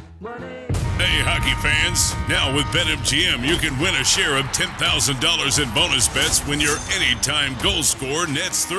Enter BetMGM's hat trick jackpot all season long for your chance to win some major bonus bets. It's easy. Just log in and opt into the promotion. Then make an anytime score bet on any hockey game of at least $10. If your player of choice scores 3 goals instead of just 1, you'll win your share of the $10K in bonus bets. There's nothing quite like watching a game with a hat trick, especially when it means you could win a share of $10,000 in bonus bets. Ready to shoot your shot? Download the app today. BetMGM. Make it legendary. BetMGM and GameSense remind you to play responsibly. If you or someone you know has a gambling problem, help is available. Call 1-800-GAMBLER. BetMGM.com for terms and conditions. 21 plus to wager. Pennsylvania only. Existing customer offer. Subject to eligibility requirements. Rewards or bonus bets that expire in 7 days. Breaking news! TurnersvilleJeep.com is now the #1 volume Jeep, Dodge, Ram dealer in South Jersey. Come see why more customers trust TurnersvilleJeep.com for the best inventory and the best prices in the tri-state area. With over 400 new Jeeps, Dodges, and Ram trucks to choose from, there has truly never been a better time to get the vehicle of your dreams and at payments anyone can afford.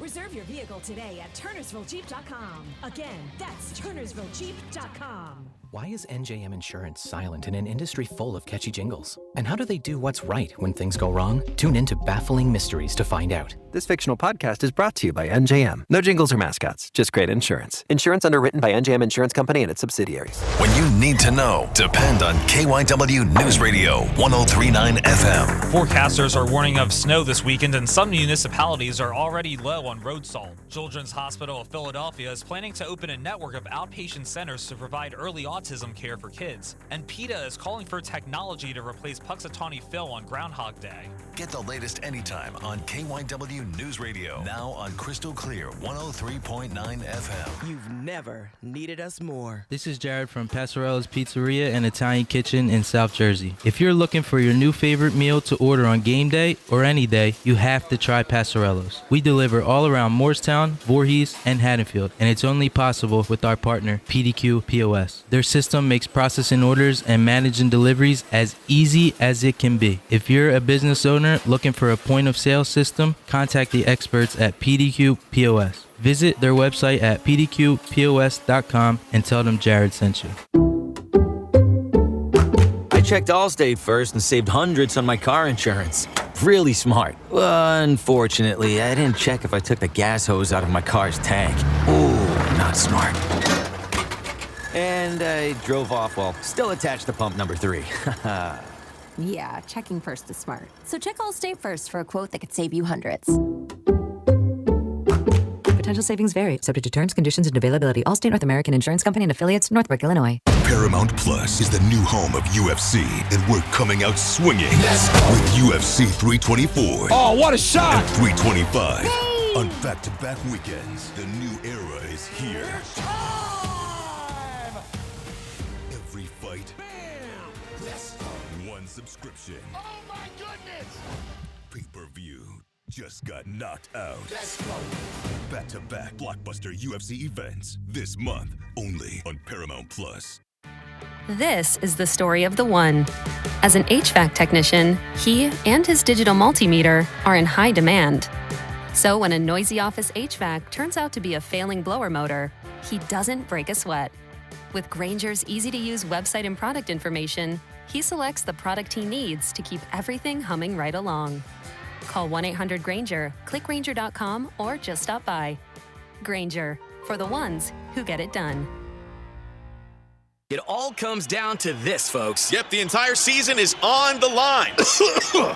But my throat has officially thrown in the towel. Sounds like you need Vicks VapoCool drops. They're max strength and vaporize sore throat pain. Whoa! These VapoCool drops hit fast. Speaking of fast, did you just see that play? Yeah, he vaporized that ball. That pun should have come with a penalty. Vaporize sore throat pain with Vicks VapoCool drops. Use as directed.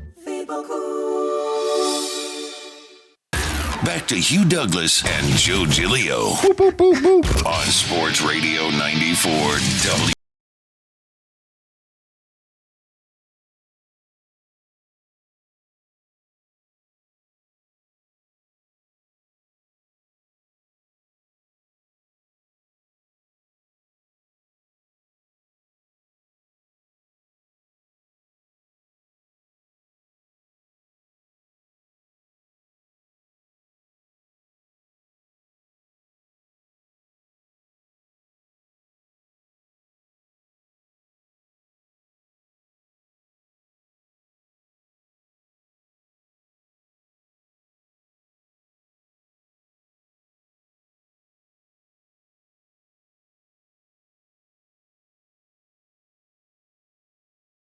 lately, figuring out these poll answers and getting dangerously close every time. All right, is McDaniels to the charge an indictment on Jalen Hurts? Right after we put the poll up, Dable, the news came out, he's not taking this job either. So let's throw the two of them together. McDaniel and Dable not taking the job. Is it an indictment on Jalen Hurts? Hugh, how do you think the people voted today? I'm going to say, I feel like it's 70%, which either way it is, 70% not on Jalen. 68% not on Jalen. I knew it was something. He's looking. I know. I'm not looking. To defend Hugh, Such he a fraud. is he's knee I'm not deep looking. in something else on his computer. Knee deep in 3D printing, dog. You finally look up a Like Bella Danger? Huh?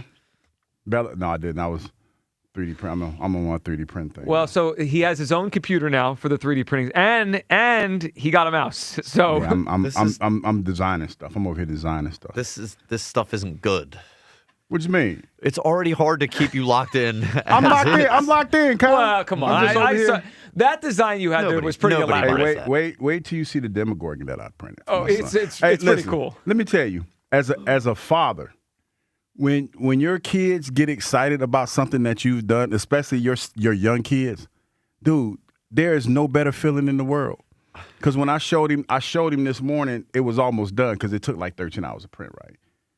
I'm the man. I am the man. When he goes to school being today, in the NFL. No. That's not that dad printed a 3D Demogorgon that has multiple colors. I am that dude. But does not care that you were Rookie of the Year. He does not care.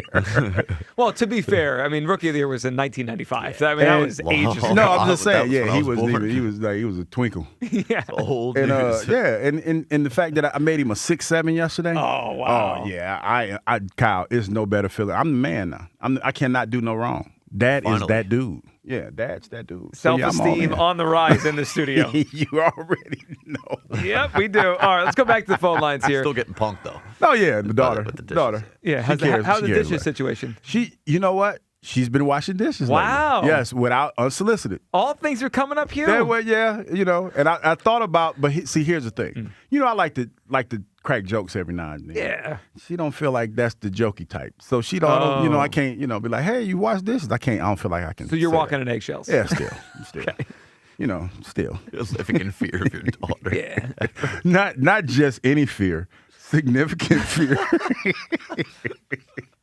Brady Cat Douglas over here. Significant fear. All right, let's go back to the phone lines. Tyrone in Middletown is up. Hey, Tyrone. Hey, how's it going, Joe and you? What's up, man? Tyrone, what's up? Oh, man, but I must say, originally, I am born and raised in Philadelphia. Mm-hmm. I am from South Philadelphia. And that matters because I've been watching the sports teams for a long time. I went to Connie Mack Stadium. Sure, that sounds familiar. Park, yeah. When I was a kid, saw Willie Mays play, Dick Allen. It's great. Let's give us your whole life story. I'll get a man a chance. Maybe Roy Campanella. Yeah, I mean all of them, and the greats. In a synopsis, in a brief way, I'm just trying to say that. He's just trying to give you his history. Pedigree. My view is that I like to see, you can call it that. I'd like to see the Phillies give their rookies a little more grace, and not put their feet to the fire before they even threw or caught or hit the ball, and just let them play, let them graze for a while, plant some seeds, put some water down there, give them some sun every day, and see what happens. You talking about? Now I'm gonna leave that alone. Okay. That's all I had to say about the Phillies. Sure. How about the Eagles? The Eagles. Oh, holy God. The Eagles. Oh my God. Oh. Here we go. Now he's about to cook now. About a week after the game, I'm listening to TV and the story came up about the Eagles. Yeah. And I got in my feelings. And I say, yo, this is only a game, and I'm a fan, but I got a little emotional because they lost, and I kind of like, so this is the deal with me with the Eagles. I think that when they hired a new coordinator, I just would like to see them get someone that has a tree that they fell from, but when they fell, they hit the ground running, not crawling, not with a limp, but somebody that knows how to put together a game plan and formulate drives, situations, in an analytical, professional way, and also allowed to do their thing without people looking over their shoulder, so on and so forth. Because I think that what are we talking about? When the coaches went to meet with, I put yourself in going for a new job. Dog, it take you a and long this time will to be get my there. last comment. Okay. You sit down and you got Nick, Howie, Mr. Laurie, right, and Julian, his son, Sure, you throw who him may in. have been or may not have been at the dinner. And you're sitting on the opposite side of the table. That can be pretty imposing. I don't care who you are if you're not given the keys to the car. So basically, he said he was scared. Yeah, think I don't know. that's If you think Julian and Howie are imposing? You look at it like this here. You have people that are Hall of Fame caliber. Well, yeah, Howie is. in Yeah, the way that they're yeah. the No, way I that they're get it. And viewed. Tyrone, great phone call. And we appreciate it. Now you gonna rush him off? You gonna let him talk all that time, and then you gonna rush him Well, off? he said one more thing, and then we went to a second. You gonna let him talk that long and then Also, rush him I've off? unpacked an issue with Hughes designing during the show. What's that? Well, I think when they gave you the mouse, they didn't realize that when there's a little bit of silence in the studio, we Yeah, can all could hear hear you it clicking away. Clickety mouse. Look, I could hear it. Yeah, okay, we're gonna stop doing. Yeah, well, even if you do, No, it, he maybe he it's got more- the long talking though, I man. It was a know. little Really bit long. did. I know. Like it was just like, what am I supposed to do? I mean, you let him. I didn't touch nothing. I didn't touch nothing. You're just designing your. I'm just like, let me go ahead and see if I can figure out what I'm. The other thing is, it's like I said, it's hard enough as is, but the long talking threshold is now shortened with you. I know. Yeah, because he got the dog. Like by half with this. He with this got lap. the long talking. He really and just as a side, since we're here, when we're out in public, the same rules apply. For long talking. God bless. It was a guy I met. I was out, and he was telling me about his Philly sports story. I'm sure it was wonderful. And I'm like, dog. I said, as much as I would like to hear this story, I have ADD. Get to the punchline. Like with all due respect, and I Was know there a punchline? Well, he didn't get to it. Okay. I think I kind of made him nervous. There wasn't there with the. But here's the thing. I know it sounds rude. It's not meant to be rude. I think you guys poo-pooed But the it's- Shibe Park story. I mean, you talk about Willie Mays and That's all what I'm that. saying. But Dick Allen. like dog. Sometimes when you Not take a sure long how time it to get there, man. You take too long to get there. Just tell the story. All right, let's. Speaking of someone who typically takes a little while to get to the story, Aaron in San Diego. Aaron, perfect timing. Good afternoon, Philadelphia. Hey, Aaron. Way back in 1995, I was attending the University of it's Towson State University when I decided to make a life change and move out to San Diego, California. Hence, Aaron in San Diego. Since today is a day of biographies, I figured I would give you guys all a little history lesson on me. That's what the audience wants. I don't give a Yeah, there you go. Aaron, what do you got? The reason I called in is I wanted to touch base on something that Hugh said after I hung up yesterday about Kevin Patullo. You know, my whole point yesterday about Kevin Patullo and his inability to make adjustments in the second half is a glaring indictment on the head coach, Nick Sirianni. Because Nick Sirianni was supposed to be the one who's an offensive-minded head coach who's supposed to step in and guide Patullo through these, learning curves and what have you. And his inability to do it, it says everything that you need to know about our situation right now. Understood. So, what do you think about the fact that they can't get Dable and they can't get McDaniel? And is this an indictment on Jalen? So here is my thought on McDaniel. Is McDaniel reminds personality is a Carson Wentz personality, right?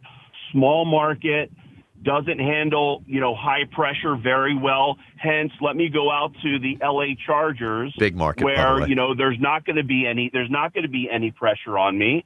I'm going to have a quality quarterback, and I'm going to be allowed to do my own thing. Right. With Brian Dable, let's look at his last year with the Giants. He got a taste of what it was like to work with a young rookie quarterback, where he probably had a lot of – he looked like he was enjoying himself when he's coaching Jackson Dart. So maybe that has something to do with would I rather go? I really want the Bills job. I really want to work with Josh Allen. Right. But if I can't get it, I would rather go work with a young quarterback, that I could build, I can develop, who's open to things, as opposed to trying to get through to a quarterback that has been to the Super Bowl, 2 of the last 4 years, who's been a Super Bowl MVP, who I'm going to have to try to get him to buy into what I'm trying to sell. That's what I think you're looking at in terms of the two big names. Yeah, I mean, it's a lot of long talking and a little bit excuse making, but I think you landed on something there towards the end, that maybe Jalen isn't as open to change as we want him to be, and these coordinators are like, I don't want to go here. Whoa, hold on. But he's the Sky Marshal. Sky Marshal Hurts. Listen to me. He's the Sky Marshal. That's a doesn't add up. I'm actually, call me crazy, but I'm actually starting to think that we made a mistake in letting Kevin Patullo go. And I look at like Shane Steichen, right? Shane Steichen had his struggles through the year. They made it to the playoffs, and then Todd Bowles absolutely positively just outcoached him. The next year he comes back, he takes the offense to the Super Bowl. I think maybe we should have given Kevin Patullo a little bit more leash to get that experience, because he definitely got that experience this year, and maybe see what he could do next year. But finally a decent take from you, Aaron. You know what? I'm impressed. It's interesting, Aaron. And Aaron, one of Aaron's better phone calls. It didn't start great. I mean, it never seems to. But it ended better than I anticipated. He came in with he actually found his way to maybe some of the root of the issues here. He found his way there. Aaron has somehow found a way to start his phone call with a plane crash and then take off. Every time. Yeah, it is amazing how that happened. Now, I don't think most would agree with the idea that keeping Patullo would have been the issue here. I do think when I was listening to Aaron describe, and it reminded me of the first call today, that McDaniel and Dable aren't good anyway. Mm-hmm. It almost is like, I mean, I guess still now, or when you're younger, you ask someone out on a date and they say no, and then you rationalize it with, I don't really like them much anyway. Yeah. Or you try for a job you don't get, like, I didn't really want that job anyway. You can't fire me, I quit. That's the feeling we get with this. Like the Eagle, regardless of if you think McDaniel or you think Dable are geniuses, idiots, they don't want the pressure, whatever. The Eagles want them. Hugh, that's the root of the issue. Like, we can have our opinions on McDaniel and Dable, and I don't think they're perfect, right? I don't think they're like as good as McVay or Shanahan or anything like that, but obviously, the Eagles had them at the top of the list, and they said, no, thank you. Yeah, that's who they wanted, and they made it clear.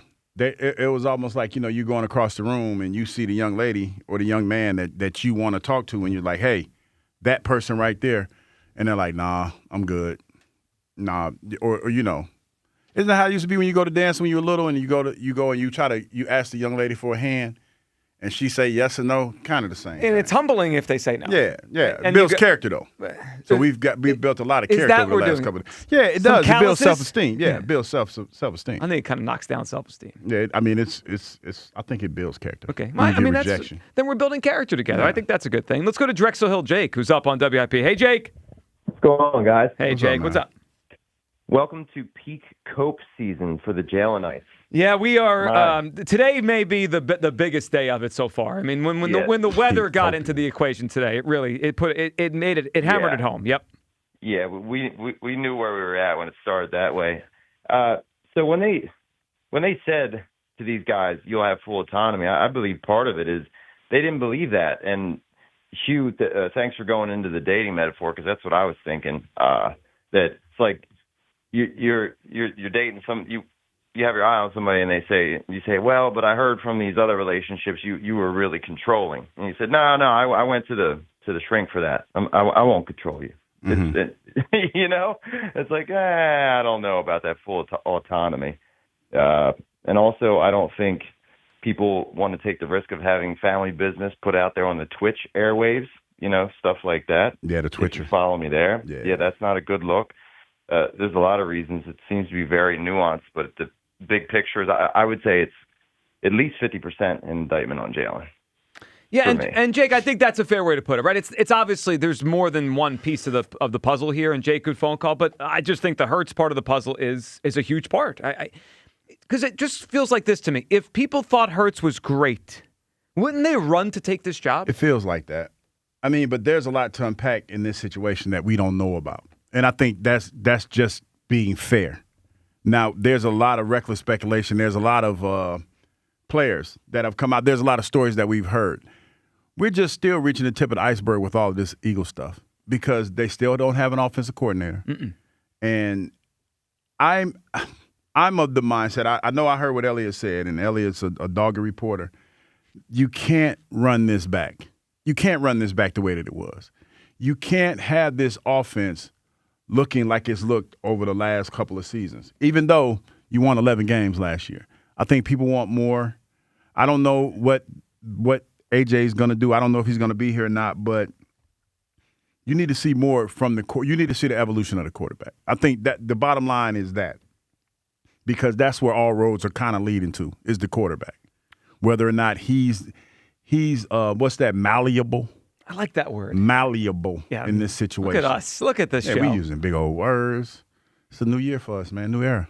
And you have a mouse. I got a mouse, and we about to start. I'm gonna be the man with the youngins with all these 3D. Have you planned more ideas like 6'7" and what? Well, we did the 6'7". Yeah. He did the Demogorgon. I'm gonna take his lead when it comes to this. Okay. Because like when he, when I give it to him, he's probably gonna, lose it.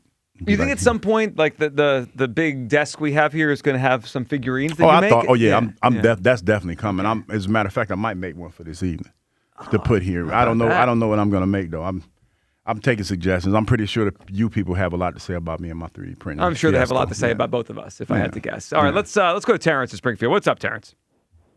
You, Joe, Kyle, what's up, man? Terrence, what's up, buddy? Guys, I want to talk about the Eagles too, but let me talk about the senior citizen Phillies first. Okay, go for it. We got from top to bottom. We got GMs and managers. They got all-timers. They don't think that we're running this thing back, and we got a team. He thinks we're not running it back, but it's the same team. You just add 2 rookies on the team. You're running it back, and he's going to sit there and say we're bringing Swerves back. Yeah, we don't know if Swerve's going to have that same season that he had last year. If I was to guess, I would say he's not going to have that many home runs again. So where is the power coming from? This is why I don't see how a lot of these players can be all in on this team this year, because where are you getting the power from? We don't know how Harper's going to bounce back. We don't know how Schwarber's going to be this year. And, guys, I don't have any idea where the power's coming from. We all know this team is notorious for not heading in the playoffs if they make the playoffs. So right now, I'm out on the Phillies. I don't even care if they have a good regular season. I'm out on these guys because Dombrowski, he doesn't get it. He's running this team like in '96 again, like he's got a Sega Genesis and we got Nintendos. We don't run teams like that. And you can tell by the way he's trying to have guys in these deals. Like, it just ain't cutting it, and that's why we missed out on Bo.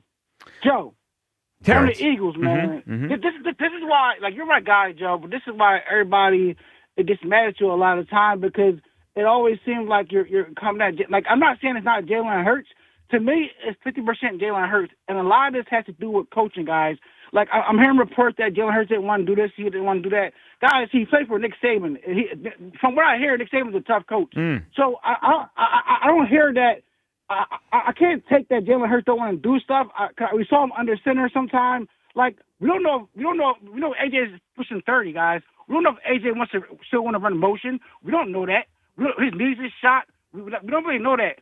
My indictment on Jalen Hurts is 95% of his passes go to A.J. Brown, Devontae Smith, and Dallas Goedert. We never see him throw to the slot receiver, and that's my indictment on him. He don't use the whole field. And we don't know if a coordinator comes in here, like, we don't know if they want to come here with this A.J. situation, if they want to run a more spread offense, and A.J. don't want to, if he don't get the ball. And to me, they're going to be put as a scapegoat. Because as soon as this thing goes bad, Nick Sirianni taking the blame and trying to right the ship that he didn't do in them 2 collapses we had, the coordinator's going to get the blame, and we know this already. So what is Nick going to do in this coaching? We saw Patrick Mahomes, guys, and we know he had Andy Reid all those years. Good coaching. He had Eric Bieniemy. Good coaching. The coaching plays a lot in this, and we know Jalen Hurts, he absolutely has to get better. But I think we cannot put it all on him, Joe, as an indictment. I think that's why a lot of times people, they try to jump on Jalen Hurts bandwagon. I'm not the biggest Jalen Hurts guy, but he has to get better. But a lot of us got a lot to play, man. We got a lot of toy mode in the locker room. We got all these stories coming out. It's a lot to deal with. Well, right there now. is. I mean, there is. It's a lot, right? And it's an offseason that could have a lot of change with it. And Terrence, we appreciate the phone call. I mean, I acknowledge, I said yesterday, I don't think it's an attractive job. And I had like 4 or 5 reasons why. Jalen is one of those things. He's not the only thing. Not the only thing, but he's the quarterback, right? Like the quarterback's He's the biggest piece. The biggest, of course he is. Like when Mike McDaniel takes the Chargers job, is he taking it because of Ladd McConkey? No, he's taking it because of Justin Herbert. Yeah, he likes his chances to get that quarterback to do what he wanted him to do. Yes. He's more malleable. Maybe he just thinks he's better. I don't know. I mean, I don't know what he thinks. All I know is he chose that job over this one. Brian, again, if we want to, and I know a lot of people said McDaniel's soft, he wants warm weather, capris, whatever. If we get to a point in the next day or two where Brian Daboll is named the offensive coordinator of the Titans and he chooses a rookie quarterback, that's done nothing so far in the NFL. Capri pants took me out, though. Well, I mean, it's just. I mean, you really can't be rocking no capris in Philadelphia, though, dog. What you doing? You got to tell your guy Aaron Glenn. He wore capris all year too. I mean, Glenn and McDaniel love the capris. And as far as people being mad, I mean, the pattern is the pattern. I don't care if people are mad. When people don't like what is said, they get mad. That's a you problem. I don't know. I mean, like the quarterback doesn't play well. You can either acknowledge it and say we have to fix this and it's a problem, or we could just put our head in the sand. And I know most people prefer to put their head in the sand. That's okay. Hugh sometimes puts his head in the sand or designs, His head's in his laptop. Yeah. His head's in his mouse. No, I haven't been using I'm doing some other designs now. You're on the clock, by the way. What do you mean? I'm always on the clock, and I'm always present for the most part. But always for the most part. Every time, except for those times I'm not. I still, there are some redeeming qualities with this football team. I do believe that. But the unfortunate situation that we're in now is we're probably going to get an OC that we're going to be looking at sideways. And he's going to have to come in here and he's going to try to throw his weight around, and it doesn't feel like he's going to be in position to do that. Well, I mean, who is he, right? Like, does he? Yeah. That's what we're struggling with, because if we're talking about this team of underachievers and they've underachieved, like the guy that comes in here, we felt comfortable with the Dabolls and the McDaniels and guys like that because we felt that they were going to come in and crack the whip, and they came in. They were innovative. Right. Even when you talk about, it was one play that he designed where Tua Tagovailoa, it was like a flip behind his back. Did you see that one from this year? It was and it was a reverse. Pretty innovative. And we were excited about seeing plays like that, but we're not about to get there. Yeah, probably not. All right, coming up, your phone calls here. And Robert Kraft, he spilled the beans on something coming to the NFL sooner than later. We'll hit that next. More of your phone calls. Is the OC search so far an indictment on Jalen Hurts? I believe it is. Where do you come down? Midday Show, Sports Radio 94 WIP. We finally switched to T-Mobile because with them, we can be connected here and there. Let's watch a movie. And we have Netflix included to enjoy our favorite shows and movies. ¿Qué tal está? Bacanísima, pero ya la vi. Now the hard part is getting them to agree on a movie. Switch today and get the new Samsung Galaxy S25 Plus with Galaxy AI, all on America's best network. Visit a store, T-Mobile.com, or call 1-800-T-Mobile. Best mobile network in the U.S. based on analysis by Ookla. Speed Test Intelligence Data 2H 2025. Receive Netflix standard with ads on us with qualifying plans. When it rains in Philly, your roof better be ready. I'm Merrill Reese. Don't wait until winter blitzes your home. Call the team at Impriano Roofing and Siding, protecting local homes for over 50 years. From roofing to siding to energy-efficient windows, they do it right. No gimmicks, no pressure, just honest work and great savings. Before the next storm hits, visit Impriano.com or call 610-644-4444. The best homes have an Impriano roof. Impriano Roofing and Siding, your home's first line of defense. It's about time your deliveries worked as fast as you do. Your jobs can't wait. That's why the Home Depot delivers when and where you need it. Scheduled, next day, or even same day. You order, we deliver. It's that easy. The Home Depot Pro. It's about time. Wing Pole, Wing Pole, Wing Pole! Club Risque, where the tradition continues. Wing Pole 26, Friday, February 6th. Doors open at 8 a.m. Philly's largest wing eating contest. Thousands in cash prizes. Alexis, Texas, and madness all day. Club Risque Philly. ClubRisque.com. Breaking news. Turner TurnersvilleJeep.com is now the #1 volume Jeep, Dodge, Ram dealer in South Jersey. Come see why more customers trust TurnersvilleJeep.com for the best inventory and the best prices in the tri-state area. With over 400 new Jeeps, Dodges, and Ram trucks to choose from, there has truly never been a better time to get the vehicle of your dreams and at payments anyone can afford. Reserve your vehicle today at TurnersvilleJeep.com. Again, that's TurnersvilleJeep.com. Day and night, PGW puts our energy into keeping you safe at home. PGW's 24/7 safety monitoring, infrastructure upgrades, and industry expertise help to deliver the essential energy you rely on and trust. And every mile of infrastructure we upgrade keeps energy delivery in Philadelphia more clean and more affordable. When you see us in your neighborhood, we're working harder than ever to stay on schedule and continue the work of keeping you safe at home. Remember, natural gas smells on purpose. Smell us? Tell us. PGW. Yo, Philly fans, BetMGM, official partner of the Philadelphia 76ers, has a weekly offer to keep you on the edge of your seat, celebrating every basket. If Philly scores 115 points or more in any eligible game, players will get a casino bonus for 76ers Bank Shot, Philadelphia 76ers first-person blackjack, Philadelphia 76ers first-person roulette, Philadelphia 76ers Slingo, or Philadelphia 76ers Ultimate Hoops Lucky Tap. And participating is an easy layup. Just log into your BetMGM casino account on participating game days each week throughout the season. If Philadelphia scores 115 points or more, visit your BetMGM casino account to access your bonus. Discover a whole new way to enjoy the 76ers with our bespoke games. Make this season one to remember. If you or someone you know has a gambling problem, help is available. Call 1-800-GAMBLER. BetMGM.com for terms and conditions. 21 plus to wager. Pennsylvania only. Existing customer offer. All promotions are subject to qualification and eligibility requirements. Rewards issued as non-withdrawable site credit/bonus bets that are subject to expiry. Achieve your dreams and goals with a home equity loan from American Heritage Credit Union. As a homeowner, reward yourself for your hard work and investment. Home equity can be used in a variety of ways, like completing home improvement projects, fund a family vacation, consolidate bills, or pay for school tuition. Give back to yourself for your hard work. Visit AmericanHeritageCU.org/homeequity to learn more. Insured by NCUA, Equal Housing Opportunity. Not a member? Join today. NMLS 433838. Build your team, build it sooner. Need your match on ZipRecruiter. I know that hiring can be challenging. You need someone to match your role perfectly. Well, now you can meet them fast on ZipRecruiter. Need to hire right away. Start your search for strong candidates. The right fit awaits. All your roles, fill them sooner. Meet your match on ZipRecruiter.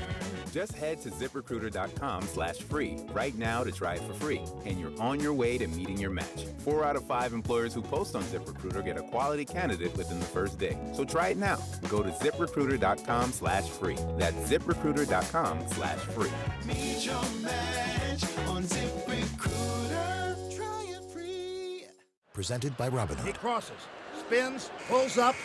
With Robinhood Prediction Markets, buy or sell your predictions all game long. No house odds, just you versus the market. Put your sports IQ to work. Trade every shot, block, steal, run, and moment that shifts the game. With Robinhood Prediction Markets, trade every play. Visit Robinhood.com/predict to start trading. Futures and cleared swaps trading involves significant risk and is not appropriate for everyone. Event contracts are offered by Robinhood Derivatives LLC, a registered futures commission merchant and swap firm. This is the story of the one. As the purchasing manager at a manufacturing plant, she knows the only thing more important than having the right safety gear is having it there when you need it. That's why she partners with Grainger for auto reordering, so her team members can count on her to have cut-resistant gloves on hand, and each shift can run safely and efficiently. Call 1-800-GRAINGER, click Grainger.com, or just stop by. Grainger, for the ones who get it done. This is an Odyssey Sports Minute. The Los Angeles Chargers are expected to hire former Dolphins head coach Mike McDaniel as the team's new offensive coordinator. This is a great move for McDaniel. The objective now for the Chargers is to put in a plan to keep Herbert standing upright in the pocket. Poor offensive play has led to the demise of the Chargers season last year. McDaniel and Herbert are a pairing that will work. I'm Chris Black. 94 WIP HD1 Philadelphia. Live from the Tasty Cake Studios. Sports Radio 94 WIP. An Odyssey Sports Station. Your exclusive home for the Philadelphia Eagles offseason. Great players that underperformed what they should have. Sports Radio 94 WIP.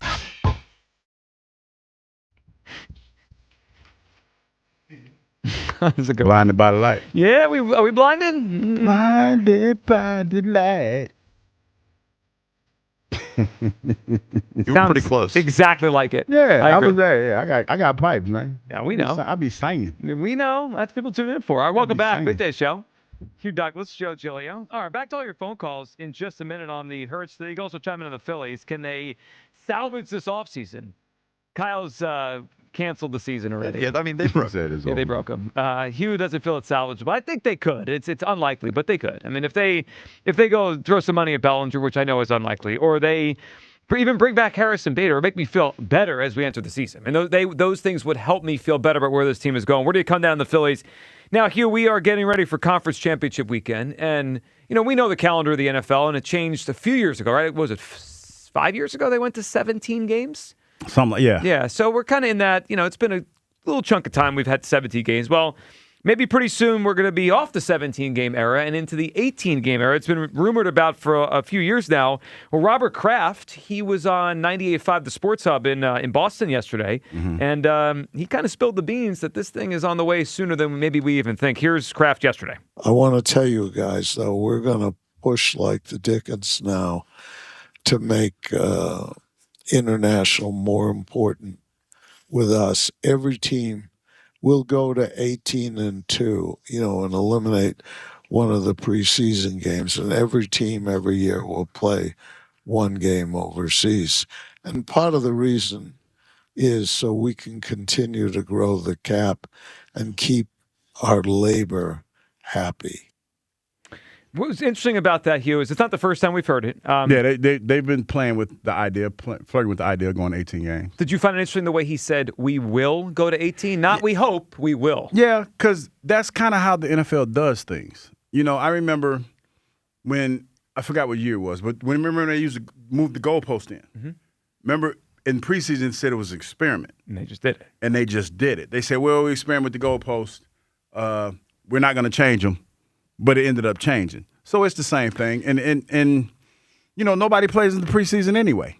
So why not just give them 2 preseason games? Yeah, and look, I'm sure the players are going to want some sort of concession back to play an extra game. Yeah. But it certainly felt to me like this wasn't going to be much of a negotiation. They're going to do They're going to do what they want to do. Yeah, and I would guess it's going to come sooner than later. I mean, I don't think this is 5 years away. I think we are less than that until we have an 18-game season, which I know there's pros and cons, and I think there's something to the NFL having a sense of urgency where every game matters, and the more games we add, the less that is. I'm not going to reject more football, right? Like if you give me an extra Nobody week, is, Joe. Yeah, Nobody and they know it. We take away that third preseason game, and it just becomes a regular season game. We'll complain for a little while, but at the end of the day, we want more football. So yeah, that's what it's going to be. Yeah, I wonder how the calendar would go because right now the NFL starts, right after Labor Day and then ends right before President's Day weekend. Like this year, what's it, February 7th or whatever, 8th? Yeah. All I'm hearing is either way, we as employees of the station lose a day off. If they jump into Labor Day weekend Labor Day or President's Day? Or President's Day. We just bank those holidays and then get extra vacation time. True. Yeah. Sure. So you're saying we're working more holidays, is what you're saying? Well, I mean, clearly. I know. I mean, they have let college football have Labor Day weekend. Something tells me they're going to say, nah. We're taking that one back. Taking it right back. And college football is going to say, okay. Those poor kids. Well, ain't nothing they can do about it. They're not even kids anymore. Sorry. They're like 23 and they're... Carson Beck hasn't attended class for 2 years. It was like I knew that was true, but when he said it, I was like, "This is just the minor leagues." Then. It is amateur league. It's exactly what it is. All right, let's go back to the phone lines here. Titan is in Chester. Titan. Hey, what's up, fellas? I enjoy your show always. Hey, Titan, what's up, man? The conversation today is kind of a little disingenuous. How come? It's not like we don't have a history of when we have a bad OC and what happens. We just had this happen to us. We got rid of those guys, got some legitimate OCs. We won a Super Bowl. Mm-hmm. Is this that hard to figure out? Well, You got a quarterback that outplayed Patrick Mahomes 2 times. There it is. Now all of a sudden he can't play football? Well, no, Titan, That don't I make think, sense. well, because What's your that's no explanation on that? no one said he can't play football. But Titan, players decline. Like, there's a chance that he's not that player anymore. This happens in pro football all the time. And that's a true statement, but this is where it's being disingenuous at. Let's say that with him having a competent OC. And here's the other ugly elephant in the room. Nick Sirianni could never make adjustments. We were complaining about this just a couple of years ago. He hasn't changed, nor has his offense. That's why you need the competent OC. Sure, but why don't those competent OCs want to come here? Listen, are you telling me they don't want to come here because of the quarterback or because they really won't have full autonomy? Well, why Nick did Sirianni really going to give up all of that? Let's be serious. well why did the Eagles tell them that they would have it? That is not. We don't know if that's true or not. Come on, let's be serious. Well, It's tight. We told don't us. know. We don't know if anything that we're talking about is true. We're all speculating. That's what's being reported. No, but I find it fascinating that when it comes to the quarterback, that's where you draw the line. Like it's absolutely fake news. You know what I mean? That's kind of disingenuous if you think about it. Get him. If he hadn't played in the playoffs like he did, you would have a point, and I would make it right with you. 'Cause Well, how did he just play in the playoffs? But he was bad in the playoffs a week ago. No, I got that. I'm talking about with competent offense. Our offense has been terrible all year. My 5-year-old son could have told you the Eagles weren't going to win the playoff game. Yeah. But I mean, how that's much real. of that was because of how the quarterback played? If you got a terrible offense, and it's evidenced by the fact that 14 out of the games in the second half, you don't muster up a touchdown or Yeah, barely why? a touchdown, that's a problem. Why? But do you is there any part of that because of how Jalen played? You talking about football, and I am. and you can speak to this. That's a Jared really good Vicious point. just ran behind my house. Joe Juravicious? You He took telling a me shot. coach? You He telling took me a shot at coaching my didn't team. affect that game? He took a shot. Coaching affected that game. So that was Jim Johnson's fault. What happened in 02? You darn right. He took you out on third downs for no good reason. Well, I think he had it. I think he had a good reason. That was the design of the defense. John Gruden went to the But that elephant was package. Come on, terrible. Titan. And Andy didn't run the ball. Come on, we know coaching matters. You're deflecting. When Andy, Did he? Did Yeah, I I didn't? don't know. I didn't touch nothing. I didn't do anything. I didn't touch nothing. He hung up. My goodness. I just, guys, this shouldn't be that hard. I mean, I can meet you in the middle. Like, I get it. I get that coaching is a part of it, but to not acknowledge that the players are any part of this is ridiculous. I mean, it's just like, it is ridiculous to get to this level. Like, I don't know what has happened, and maybe I'm the fool because I thought we had evolved past this. We did this 6 years ago. I sat here and I said, this quarterback is not playing as well as he used to. Mm-hmm. And I was called every name in the book, and it was everyone else's fault. Everything but a child of God. Everything but a child of God. And it was everyone else's fault but that quarterback. And I said, all right, you know what? I get it. You guys you love the quarterback, and I'm the bad guy. You know what I like about these conversations that we have? Everybody's open-minded until it comes to him. Yes. And I get it. I get it. But even with that, like, even Jalen isn't above criticism. No one is. Even Jalen isn't. As much as Jalen has accomplished. And I think we have to be comfortable with that. And a lot of people aren't. Because it's like he can't do any wrong because he did this, that, and the third. I can't take any of Jalen's accolades away from him. I can't do it. And I will never try to do that. But I find it odd that when we have this conversation, and I try to be as articulate as I possibly can, as you do as well, and people, for whatever reason, they don't want to hear what's being said. Yeah. I don't think anybody here, since we've been having this conversation for the last 3 hours, has criticized Jalen. We're sitting here trying to figure out why we can't get one of the sexy coordinators to want to come here. So let me, because we often go back to what Jalen has done, right? As if that has a lot to do with what he will do in the future. As if we forget. And there was the one part of our conversation with our last caller, he did acknowledge that players like often just fall off in the NFL. This happens. Mm-hmm. So I think we'd all agree Jalen's best season was 2022. right? That was his year. He finished second in the MVP. He was awesome. Everyone here felt similarly. He played great. I just want to go through some of the names, along with Jalen, that were top half of the league in QBR in 2022, just to show, like, because you were this then doesn't mean anything now. Like, you have to keep playing that way. Otherwise, maybe you're not that guy anymore. Top half of the league, 2022 QBR. Tua Tagovailoa, cooked as a starting quarterback. Geno Smith, cooked as a starting quarterback. Marcus Mariota, cooked as a starting quarterback. Derek Carr, beyond retired and cooked as a starting quarterback. Jimmy Garoppolo, who I forgot until the other day that it was the backup on the Rams. And Justin Fields, probably cooked as a starting quarterback. I'm not saying Jalen's worse than those guys, but like there's an example of a third of the best quarterbacks from that year are not even quarterbacks anymore. I mean it with all due respect. The past accomplishments mean nothing right now. Hugh Douglas won Rookie of the Year and look in at him now. 1995. He's cooked. And nobody's putting that guy out on a football field. I caught it straight. Well, is he wrong? No, I'm not playing football. I'm not. I mean, time moves on, guys. I mean, it does. It does. And again, I'm the one that catches strike. Well, but it's cool. Yeah. I mean, you're right there in front of me. I mean, it's like it's easy. Yep. That's all right. I'm a bounce back. I'm gonna go ahead and learn how to do this. You're in your 3D printing era now. Football? I'm in my those 3D days are printing over. era. I went through my soap era. Yeah.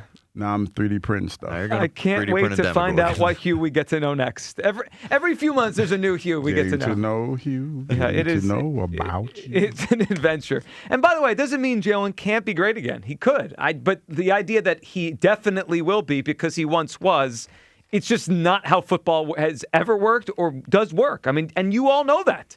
Dave in Bethlehem's up. Hey, Dave. Hey, how you guys doing today? Hey, Dave. Good. Hey, so my concern is that, like Hugh mentioned before, is Jalen's not evolving, and that the concern is that the team is getting maybe complacent, not setting audacious goals. That's a Hugh term, audacious. And I'm going to quote Cedric King, who was an Army veteran who was injured in Afghanistan by a hidden bomb and finished all 6 marathons. If you look on YouTube, Cedric King, Berlin Marathon 2025, his story is very inspirational because he says that set goals that are audacious, that will grow you into a bigger and better version of who you are. And I think the evolution of Jalen, like Hugh mentioned early in the season, is very important because he's not playing under center. Some of the pass routes are being called are not there. And I think that may be a concern that you guys raised before. Well, it is. And I just, as you said it, Dave, I looked up the Cedric King story. It is pretty remarkable what he was able to accomplish here. That's amazing. Yeah, it's very humbling, too, because, it's like he also says that do things you are afraid to take and take a chance on yourself to become a better person, which is very important because if you look at Sydney McLaughlin-Lavroni, who is the world's women's 400-meter champion on the world championship track this past summer, she was the 400-meter hurdle gold medalist in the Olympics in 2024. She beat the gold medalist from the Olympics in the 400-meter flat this past summer in 2025. So for her to change in 1 year to beat the Olympic champion, be doing almost setting the world record by a few tenths of a second, is truly remarkable because she wasn't afraid to evolve and go from the hurdles to the flat. Well, I think it is, and Dave, with that, it's any more Olympic comparisons? Well, I do like the Olympics. Olympics starting in a few weeks. Stick. I'm a big Olympics guy. But I think to Dave's point, to bring it back to the Eagles, isn't it how the best athletes end up being the best? They continue to evolve. Yeah. You evolve. I think that was the main point. We went 2 Olympians. Yeah, I mean, I think the first story was inspirational. The second one, maybe the hurdles was a lot, but I get it. Maybe the hurdle. Maybe I just was appreciate the Olympics, and you guys do not. That's fine. You an Olympic guy, Hugh? I like the Olympics. I like can't wait. the track running. Yeah. Well, like this track. is the winter. So. Yeah.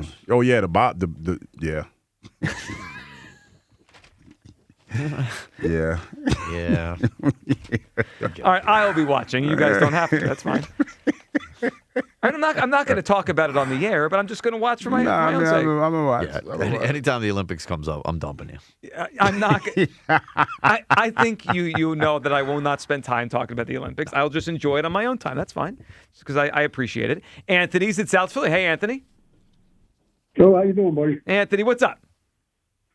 Joe, I agree with you. I think it's absolutely an indictment on Hurts. The last 3 years, we've had atrocious passing performances. Even the year we won the Super Bowl, our passing attack was ranked 29th. I have what I think are the reasons why he had a great performance in the two Super Bowls, but I don't want a long talk, and I'll put those aside and get to my point. Remember Sirianni's quote? Appreciate you. Don't you think I would fix it if I could? Yes, that was a big one. That was a big one. What if what he was really saying in coded language was, I have a quarterback who's with limited skills, who can't run this offense the right way, and I can't bench him because he has a $50 million contract.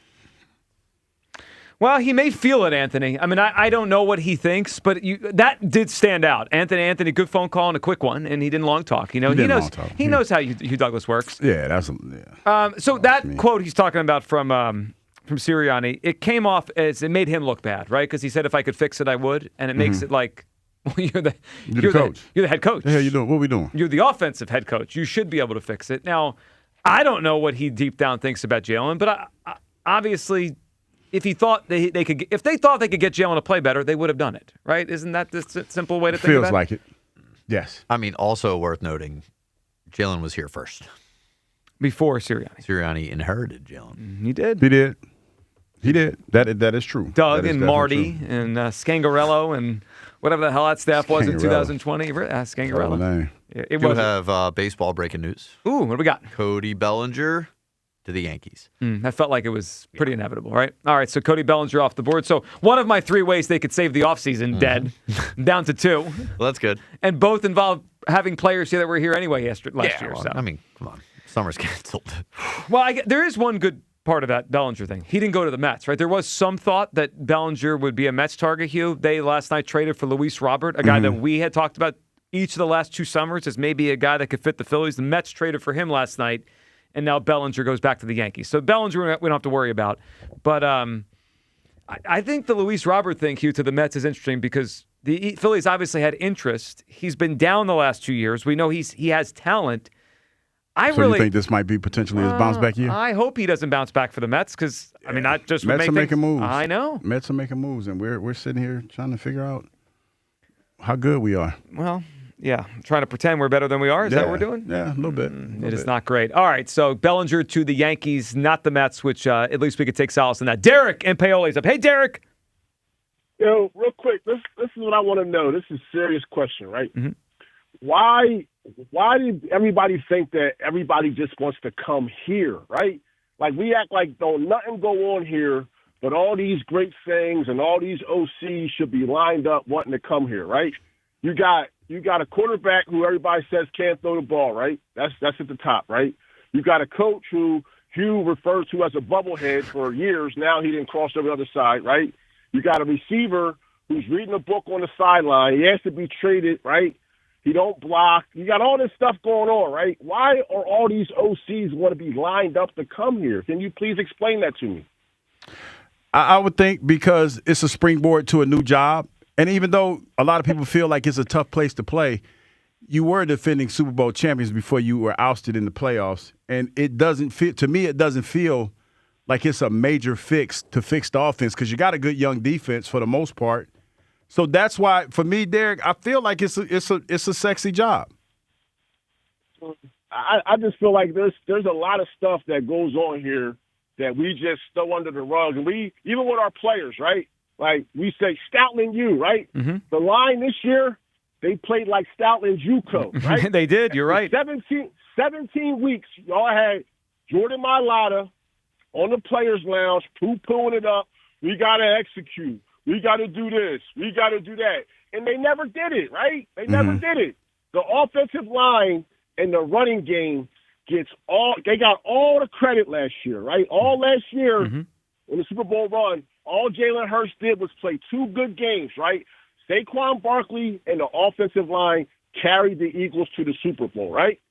The Eagles ain't make no changes. All they did was line up and think they was going to do the same thing again, and they didn't. Right? And now it's like we want Jalen Hurts to turn into this 4,000-yard passer and this, that, and the third, when he ain't never did that not one time in his career. You understand what I'm saying? So, like, why all of a sudden now, because they get ousted in the playoffs, like, everything is they don't want to come here because it hurts. We lost because it hurts. Like, Julio, I only hear you say this when it goes to Jalen Hurts, right? You always say the team won the Super Bowl, right? Mm-hmm. Tom Brady got 7 rings, right? And in half of them, if not more, he got bailed out by his defense, right? I agree. I think the first half of right? the first half of his career was more about Belichick and the defense. The second half was Right? more about he him. got bailed out. Yeah. And everybody says Tom Brady won 7. I never hear him say the Patriots won 7 rings. It's always Tom Brady won this many rings. Joe Montana won this many rings. Peyton Manning won this many rings. Aaron Rodgers won a ring. But when they say Jalen Hurts won a Super Bowl ring, the first thing you say is it was the team, right? Well, because But those when you guys, lose for the game, most part, those guys Okay. were the driving force of their team. Okay. So why can't those same people that are the driving force in the win be the driving force in some of those losses? You understand what I'm saying? They can. Like y'all, right? It's just like some stories. Like Jalen Hurts said about Patullo. He was like, "It's too early to answer that." They asked him about AJ. He said, "I talked to AJ. We're in a good spot, right?" Y'all just skimmed over that, right? If he would have just like long talked around it, and I'm not talking about AJ and da-da-da-da-da, that would have been a story, right? But I'm just not bummed that Mike McDaniel, right? Because the Philadelphia media, it's a tough place to play. Kevin Patullo, his house just got egged, right? They know who egged this house, Well, right? the media or wrong. didn't I'm sure do you that, got all by the types way. of cameras and all that, right? Mm-hmm. Like, it's a lot going on in Philly where these OCs just ain't wanting to come here because if you do good right away, yeah, you might get a head coaching job, but if it don't work out, you're on your way out the door. So, Derek, I think everything you said is fair. But if these coaches thought Hurts was great, they would want this job. He's not great, though. That's my whole point. I know we always that. Talk about listen, Wow, you guys agree. When people call in, first thing they say is Trent Dilfer won a Super Bowl and Brad Johnson, and he's a game manager. So why don't we compare him to game managers, right? Compare I'm fine the with great ones, right? Like Josh Allen. People said Josh Allen is the best player in the league. He's an all-time great. Compare him to the all-time greats. He don't stack up, right? You can compare him to Jalen Hurts, numbers-wise. Yeah, he blows him out the roof. But compare Josh Allen and Justin Herbert and all these other great quarterbacks. Compare them to Mahomes. So Derek, the level that I he's think on. that's fair. I don't think that's unfair. I think it's fair, Jalen Derek. Hurts not on that level. He's not on that level. Number We one. all agree. I agree. So, Derek, good phone call. I agree. So if we're using that as the baseline, and everyone like just cringes when I says, what if we have a game manager who's physically declining? Then what do we have? Silence says it all. Well, he's telling that to us as though we're the ones that are refuting that. I know. I agree. He's more of a game manager than a dominant elite quarterback. And that's fine. If you have a lot around Jalen, you can win. We've seen this since Alabama. Jalen's a winner. We all say that. Along for the ride. But if he's declining from that level and he's a little bit worse than he was a year or two ago, then what is he? And that's why if I'm Mike McDaniel and I'm Brian Daboll, I'm like, I don't know if I want to do this. Because the expectations of the city are sky high, and I think Derek's right about all that stuff. O-line maybe not as good. The receiver might be traded. I have a middle-of-the-pack quarterback. That's not easy. Yeah, that's a lot to kind of digest. I don't think Jalen's there. I think the biggest thing, if there's anything, it's the stories that are coming out that he's hard to coach. But I don't know how much I believe that because of what he says. If what he says and what he's doing are two different things, that's kind of fraudulent. Well, that'd be a lot. It would, and that's the one stuff we don't really know what goes on behind the scenes. We just see what happens on the game days. All right, we'll come back. Your phone calls. Plus, last night, Baseball Hall of Fame announcement came down. 2 new members of the Hall of Fame. We'll tell you where Chase Utley came down and when we should start planning his induction into Cooperstown because it's coming soon. Plus, about a couple hours. more than a couple, I would say. You want to go to Cooperstown for Utley's induction? Yeah, if it go down, yeah. It's going down. We'll tell you when we think it might. And an absolute shocking thing to come from Ranger Suarez's presser today in Boston. That's next. Midday Show. Sports Radio 94 WIP. The Eagles' 2025 season will tick away. A disappointing end to a promising 2025 season. Anytime you lose, you're frustrated. Now, the noise gets louder. Some notable Eagles are going to be gone. Who comes in to repair an offense in disarray? The Eagles have fired Kevin Patullo. How can they get Jalen Hurts back on the MVP track? Everything was there in front of us. We just got to grow from it all. Is A.J. Brown open to a trade? It is hard to find great players, and AJ is a great player. All the Eagles' offseason happenings happen here. Do whatever it takes to win now and still build for the future. Sports Radio 94 WIP. They can overcome this.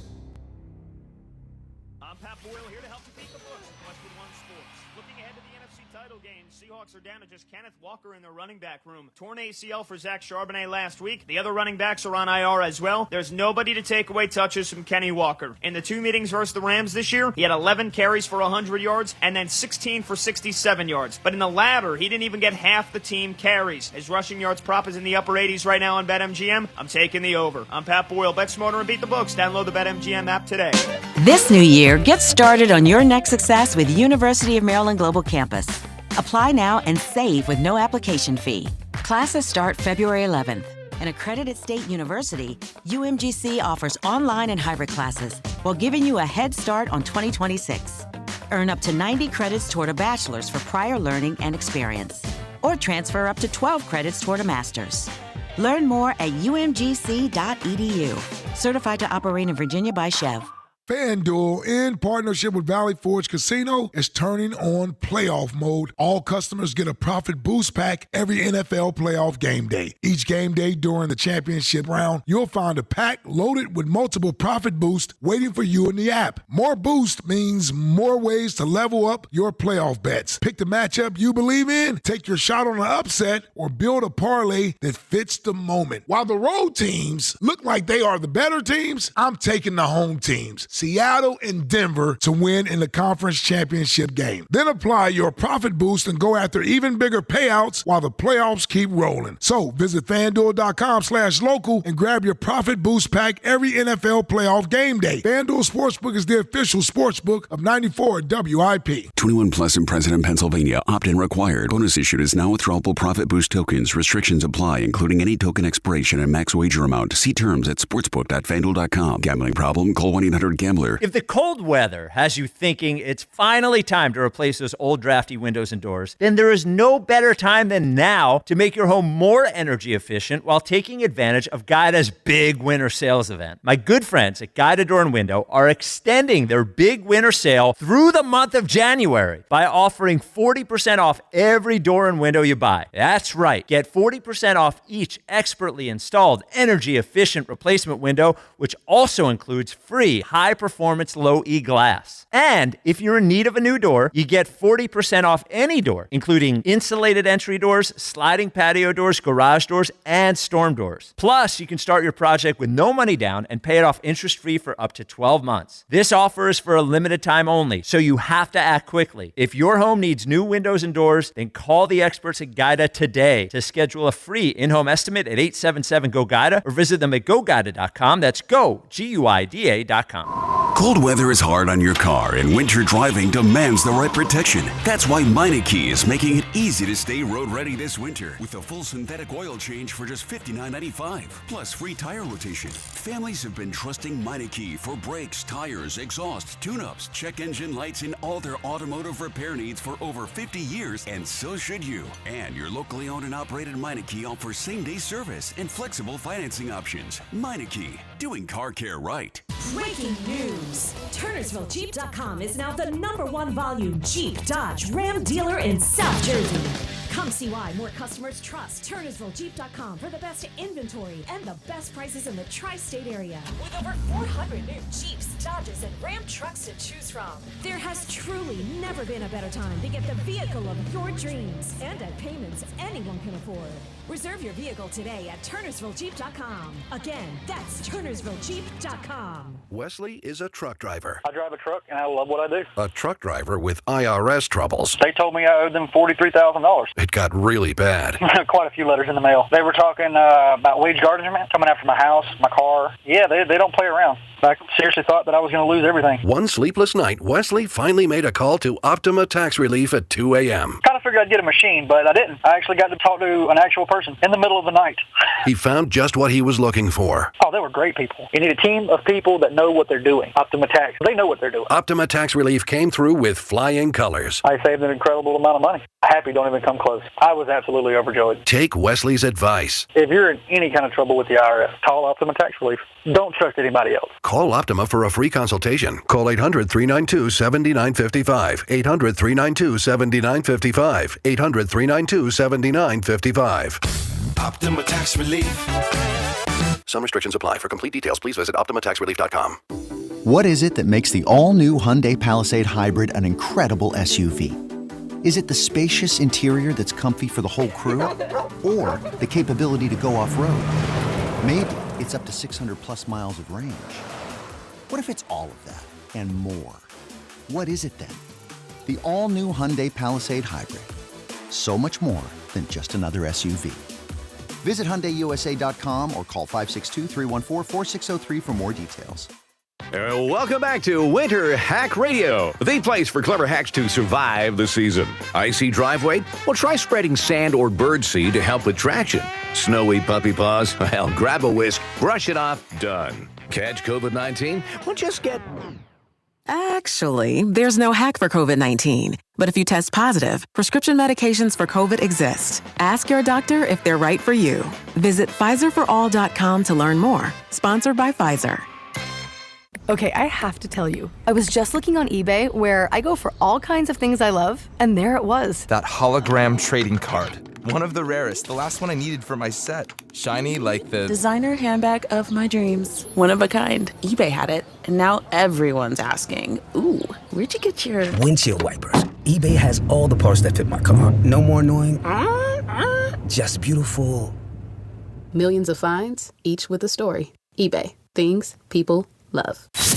Back to Hugh Douglas and Joe Giglio. Sports Radio 94 WIP.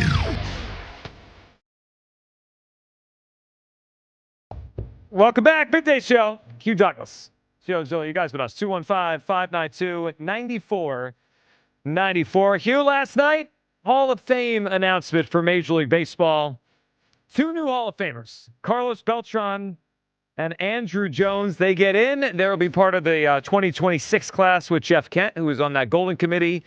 And Hugh Douglas, the third highest vote total last night, went to Chase Utley, 59.1%. So, Hugh, I think we should start preparing our trip to Cooperstown either next summer or the summer after that, because Chase Utley is on his way to getting inducted into the Hall of Fame.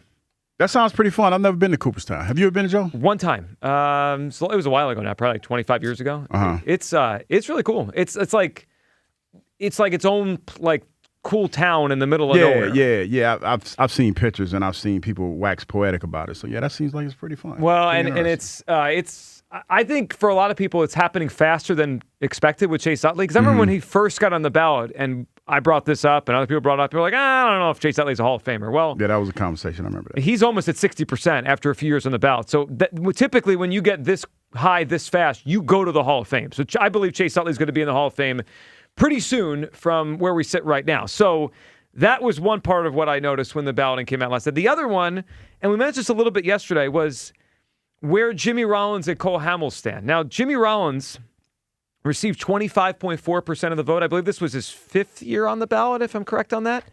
So he's got 5 more years left. I wouldn't count Jimmy Rollins out. Like, you could get from this spot to the end, but he hasn't jumped like Chase Utley has jumped. Mm-hmm. And I think to a lot of people out there, I heard Rhea and James and Joe talking about this morning that it felt like they're a little surprised that it's like it is the way it is. But clearly the voters think higher of Chase. I think a lot of that is the position he played. Second base was just less great players and shortstop. But the other one that's interesting is Cole Hamels on his first year on the ballot, 23.8%. That's pretty high for a first-year guy. I didn't think a year ago, Kyle, that Cole Hamels had much shot at the Hall of Fame. And now I think he does. Honestly, if you asked me just a few years ago, I would say there's a pretty good likelihood that no one from that team makes Hall of Fame. And now it could be multiple guys. Yeah. The craziest part is Ryan Howard ends up with the least shot. And I think during his peak, people may have thought he had the best shot. Best peak, for sure. Yeah. Because I think you looked at him like he'd get to 500 home runs, and obviously it just ended pretty quickly.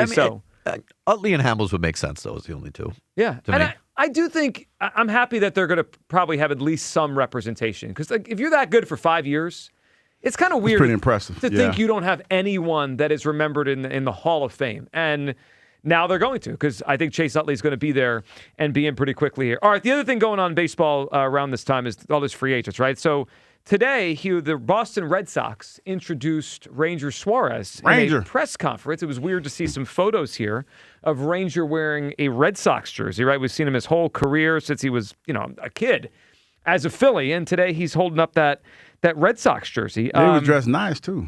He was dressed very nice. Well, I mean, he's got $130 million. He got bread. Plenty of bread for nice clothes. But this is actually the most interesting thing to come out of Ranger Suarez's press conference today. Hugh, Ranger Suarez clarified today that we have been pronouncing his name wrong for his tenure in the major leagues. It's actually Ronhel.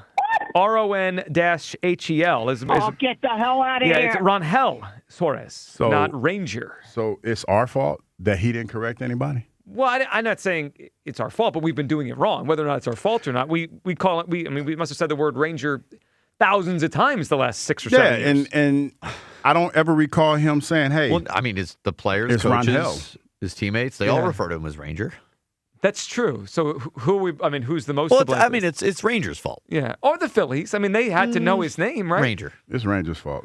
All he needed to do was correct somebody important one time. Hold on.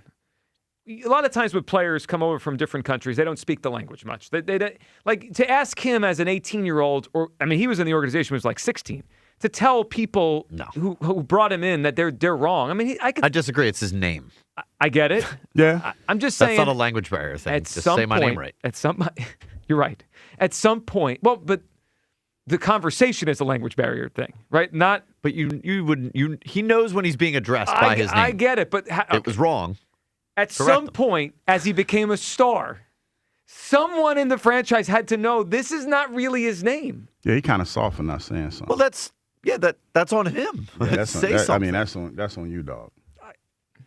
Someone could have whispered in the ear of like T-Mac Ron and Scott Fransky. All he needed to do was inform one important person. Maybe he did. And that's it. You say, "Hey, that's not my name." That's all he had to say. Well, that's not being disrespectful. I'm not mad at Ranger. Yeah, clearly he doesn't care. I'm mad at Ranger. I mean, it's new Ranger, fresh start. Now, well, it's Ron Hell now. So, all right, let's just make let's do this as a show. I can't speak for the whole station, but as a show, as we go through this season, right?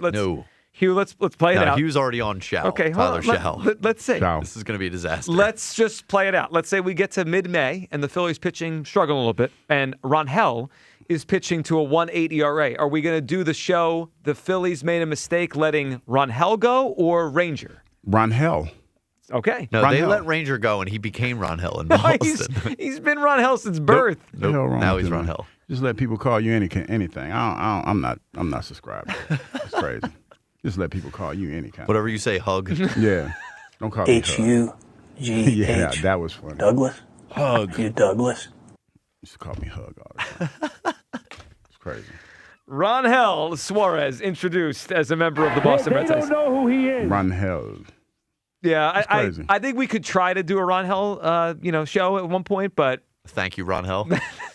We'll miss you, Ronhel. Tribute video to Ronhel. We will remember you, Ronhel. At some point, I can't wait for the poll you put up where it's, did the Phillies make a mistake letting Ronhel Suarez go? And people will be like, what are you talking about? Who's Ronhel? They need to put his tribute video up and say, thank you, Ronhel, but with the Sarah McLachlan in the back.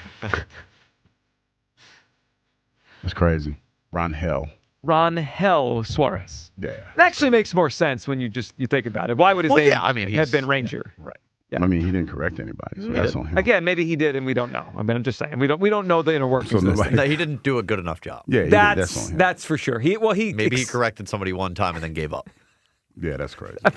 That might have been it. They tried. They didn't listen. All right, let's go to Kenzo Kev, who's up on WIP. What's up, Kenzo Kev? Yo, what's up, guys? Kenzo Kev, what's up? Last time you cut me off, hung up on me, so I'll try it again. It was absolutely you. Get him. I apologize. He did it on purpose. He just didn't want me to tell I promise. him. I told you so. I didn't do it. I know. Well, I mean, when Hugh figured out that computer, we all were in trouble. I didn't do it. I didn't do it on purpose. I apologize. Don't lie. Why am I lying? Listen, I don't want to aggravate a junkyard dog like you, so I'm just going to let that lie. But what I'll say to you is this: I'm a boxer. You know that. I don't understand some of this, but I did see that he was when he rolled to his right. The field's wide open. Mm-hmm. So that said, though, here's the thing. My problem is this. Maybe you can help me. What I saw in that game is the exact same thing that I saw when McKee played. Mm-hmm. It seemed like everything was identical, and they bashed McKee, and actually that was the game I liked the most this year. The first quarter and a half, I was loving that game. But it just seemed like everything was identical, and they had the exact same problem: 3 and out, and run the ball and not go anywhere. And so when I look at that as from a boxing perspective, right, you got guys that coaches will not work with. Mm-hmm. You have coaches that will not work with the manager. May want to work with the fighter, but they won't work with the manager because the manager tries to run everything. So my question is, and I don't know enough about this game, is it the management that this guy's afraid of, that they didn't want to come in, along with, you have a guy who, from what they're saying, I'm disappointed to hear that some of the things I hear about him, that he wants to be, the little Jordan and all that stuff. The truth of the matter is that the problem, or is it the management? And, we're going to give you full reign, but everybody knows that when you get here, you're not going to have it. Kenzo, I think it's an interesting question. I mean, Hugh, whether it is, Jalen doing what he wants sometimes or them letting him, and you've brought this up a lot, right? Like, how if, and it's an if, Jalen kind of pushes back on things they want to do, how did we get to the point where they let that happen? Yeah, I mean, because Jalen is, for lack of a better way of putting it, a product of the coach. Like, the coach came in when Jalen first got here. Nick Sirianni kind of inherited Jalen, and he made him in his image, if you will. Because when you don't draft the quarterback and you get the job, you kind of got to figure out if he's good enough for you to work with. Sure. And the indicator of this was early on. I remember when Nick Sirianni was talking about Jalen, Coach Sirianni, he really wasn't committal to him because he was a young quarterback. But as you progress through that and Jalen evolves and you become more comfortable with him, that's how the relationship grows. So when did it become the student start teaching the teacher?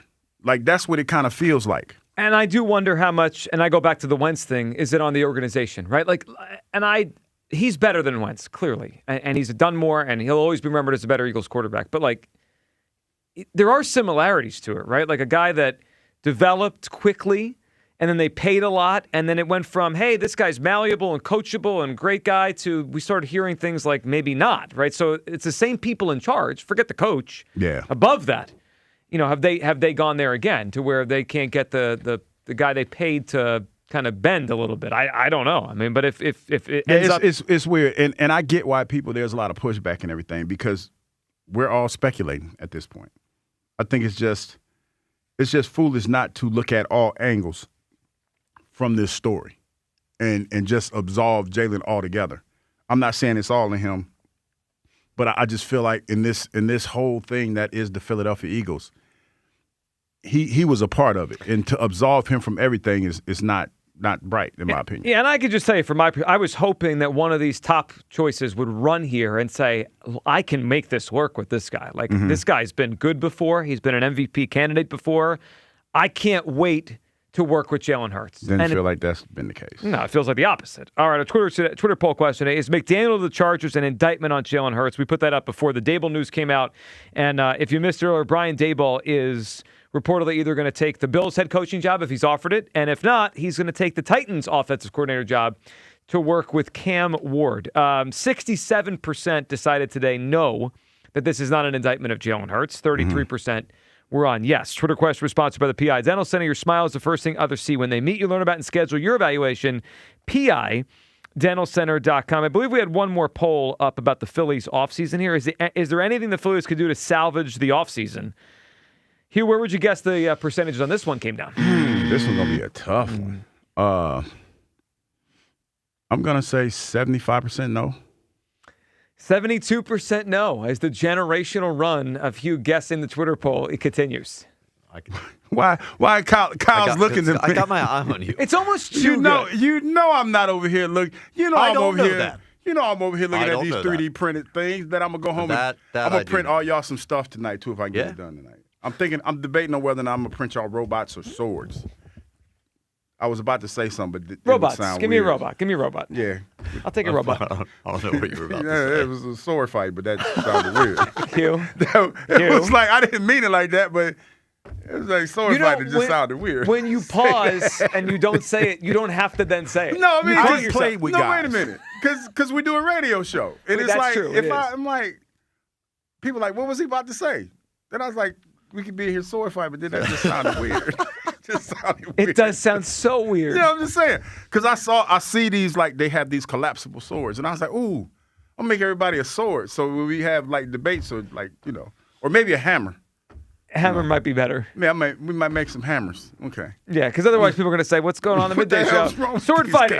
Yeah. What the hell's wrong with these guys? Well, let's check in with you people. I'm sure they have a lot to say about what's wrong with us today. You people. It's time to hear from you people. What do you mean, you people? Whoa. Big mistake looking you guys up on YouTube.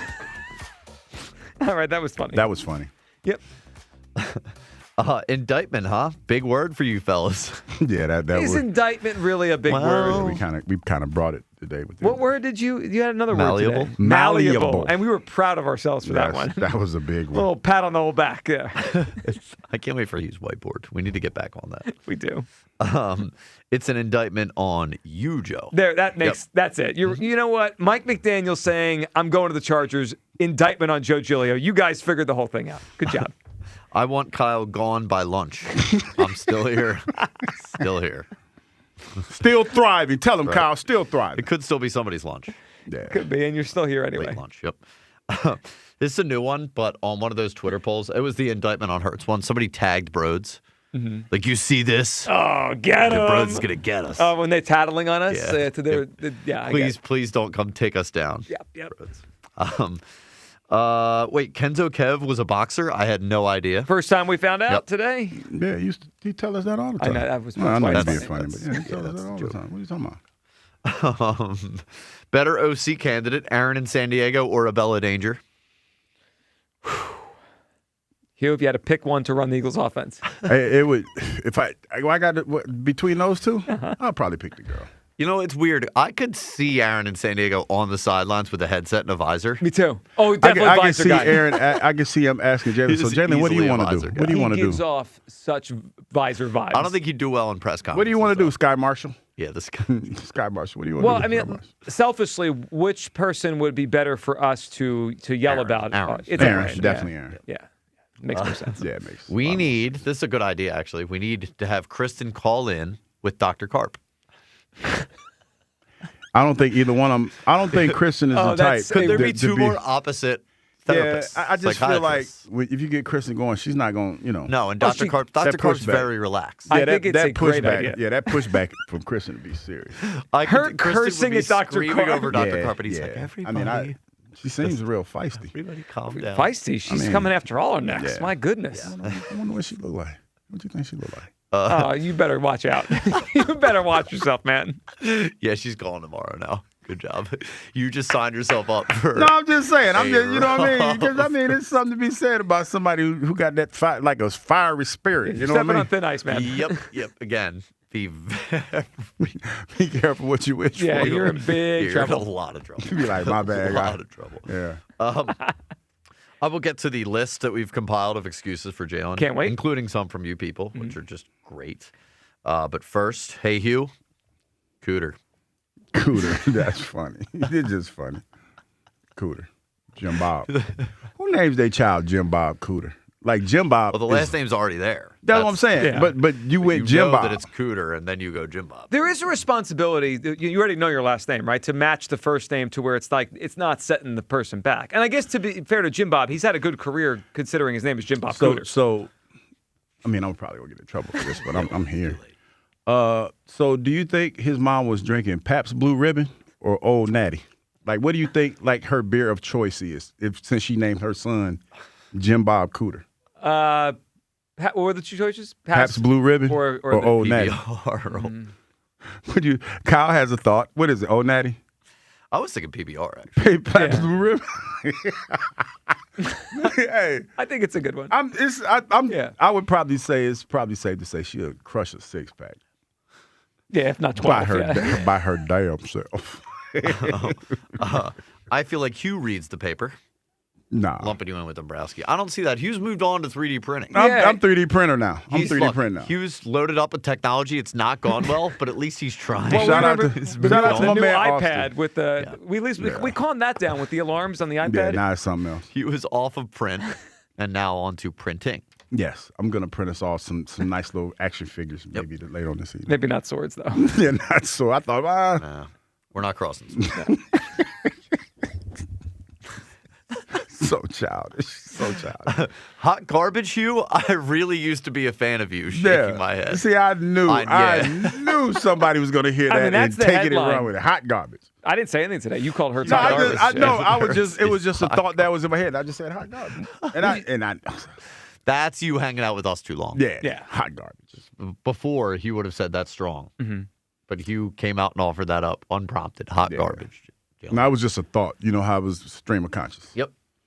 All right, so some pretty solid excuses. We came up with a list of things that people used as an indictment before we got to Jalen. Okay. We have gotten the Eagles are complacent.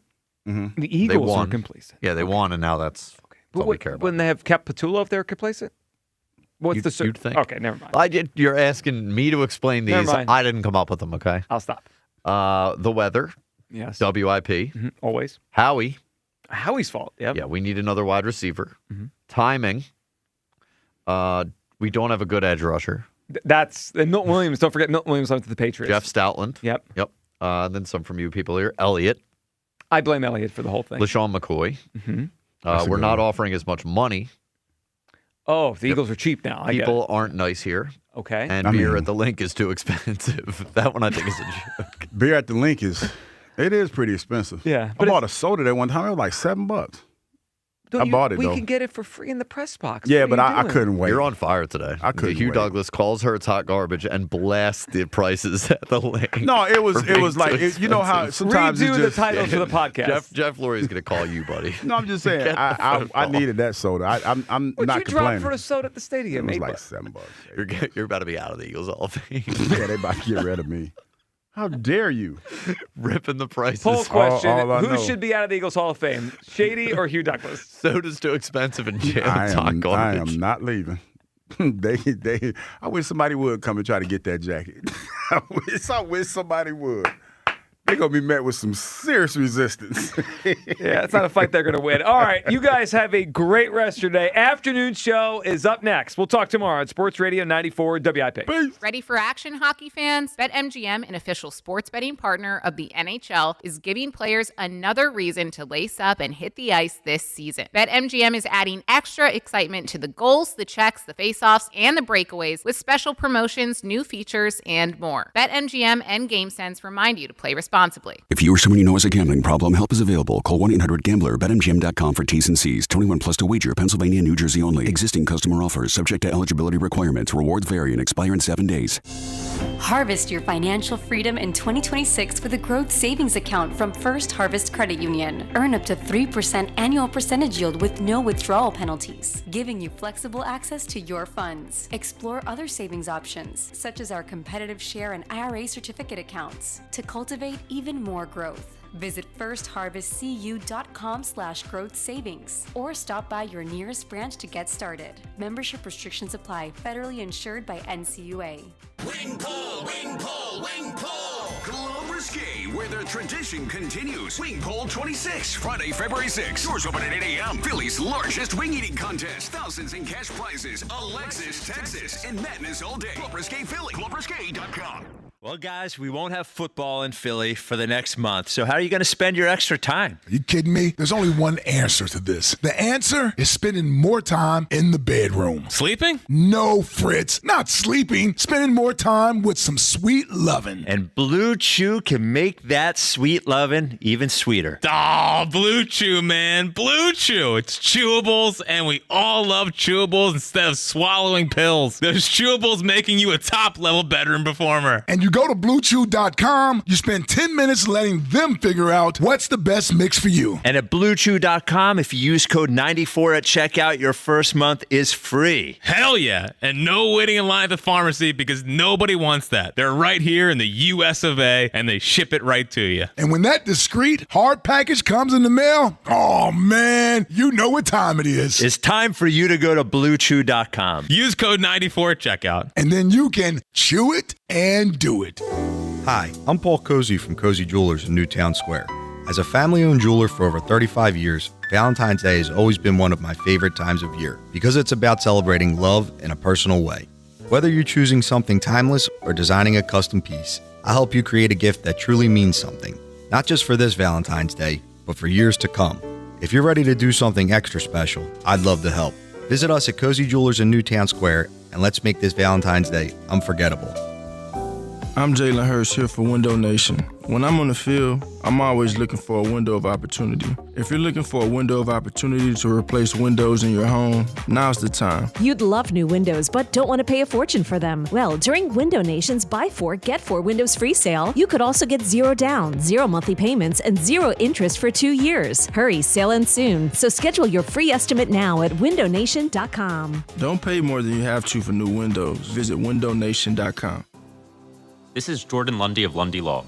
When we say we hope you're never the victim of a rideshare accident, we mean it.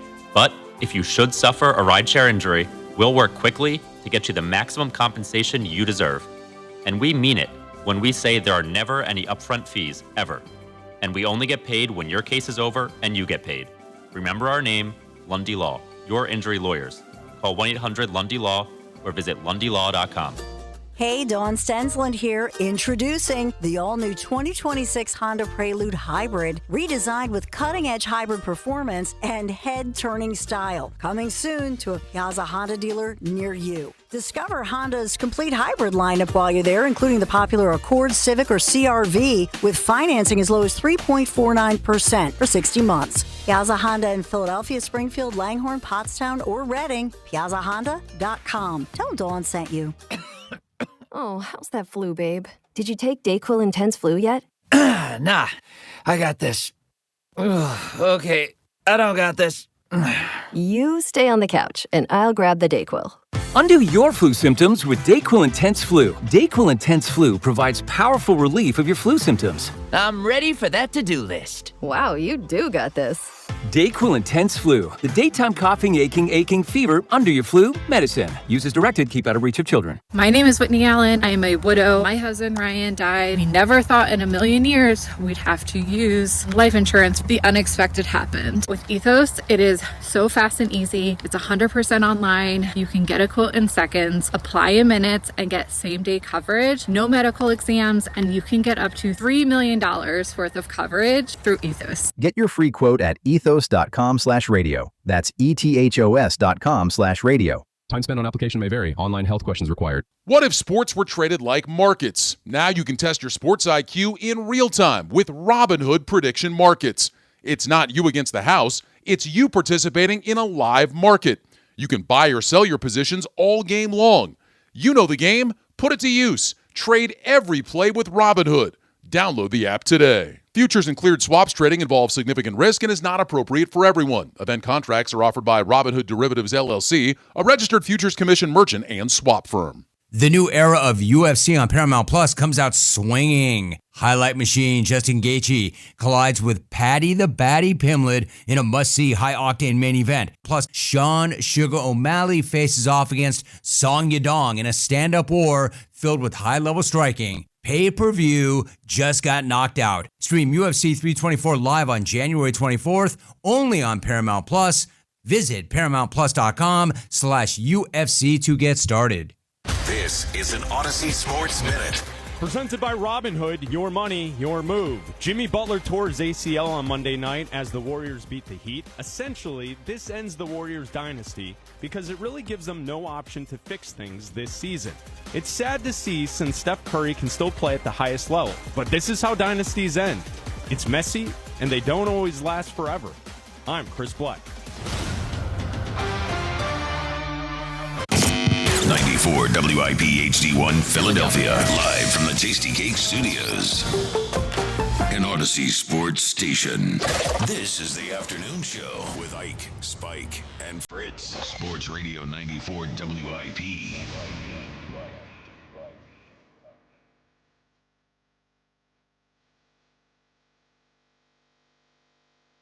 Back again on a Wednesday, the WIP afternoon show. With Ike, Spike, and Fritz here in Philadelphia, a place that we love that nobody else wants to be, Ike, it seems. How you feeling, brother? Are we going to do this the whole show? What's up, brother Spike? Listen, it is Wednesday. It is Wednesday. It is Wednesday. It's cold as hell outside as well. Listen, things aren't going well. The pets' heads are falling off around here. We can't find a damn OC. Jackie Baseball has completely given up on the damn baseball team this year. I'm trying to revive him and his confidence in that team. Fritzy, holla at your boy. You like that Fritz at 6 last night? Very cathartic. Let it all out, laid it on the line. I will say the opening was rare there. I enjoyed that. I enjoyed that from you. Yeah, most Eagles fans seem like they did. Most like, oh, Jalen, maybe stop slandering him. We're just ramping it up, pal. Ike, good to see you. Last time you were in the studio by yourself, this happened. So hopefully you don't try to sneak one out today. Yeah, I'll tell you what, if I do, the mic will be off. You don't have to worry about that. Well, yeah, I am tight because I'm not there. I'm at a station in Harrisburg here. So you know that if I'm not in my normal spot, I get a little tight. I've had a little extra caffeine today. So I'm just letting everyone know I'm on one. It's a big show today. Ben Solak from ESPN joins us at 3 o'clock to talk about the three OC candidates who still might want to come here. Broads joins us at 3:30 for Flyers and 50. Tiki Barber joins us at 4 o'clock. Now, we were going to have Tiki on to talk about Dable, but looks like that's out the window, so maybe we'll talk to him about Kafka. And the new Eagles Insider of the Year Power Rankings happens at 4:30. Look, man, nobody who the Eagles wanted at the top of their list wants this job. Nobody wanted the job. So here's how it happened. We heard right at the front, and I think the Eagles' actions represented this as well, that Mike McDaniel and Brian Daboll were at the top of their list. That's what Diana Rossini said. I think some of the local reporters said Mike McDaniel, Brian Daboll at the top of their list. So Mike McDaniel wanted no parts of this. It wanted no parts of it. They couldn't even get a real interview. And I know the reports are out now that they had a Zoom last week. No. We saw what happens with the Phillies and the Zoom. No. Zoom's canceled. Yeah. You interview an offensive coordinator candidate. A Zoom is a courtesy. Yeah. It is not a real meeting. So I don't care what anybody says. They did not have a real interview with him. The guy decided he was looking at Tampa. He was looking at San Diego. Or I keep saying San Diego. Was looking at Los Angeles. Was not looking at here.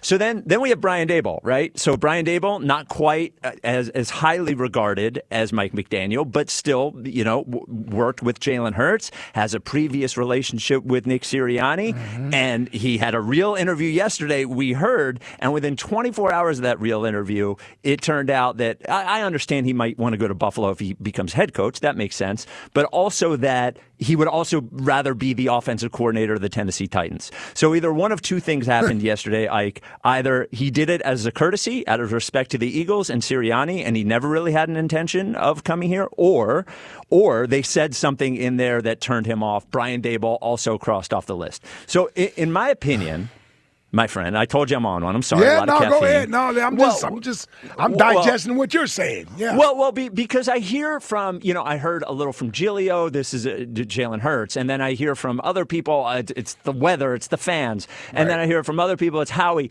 The truth is, throw the fans thing to the side. Brian Daboll was a head coach. Fans thing. Yes. Yeah. He was a head coach in New York. He has Buffalo with the bigger lunatics than we are. Trust me, it has nothing to do with the fans. It really is. It's not an either-or situation with Jalen and the front office, the organization. I think it's both.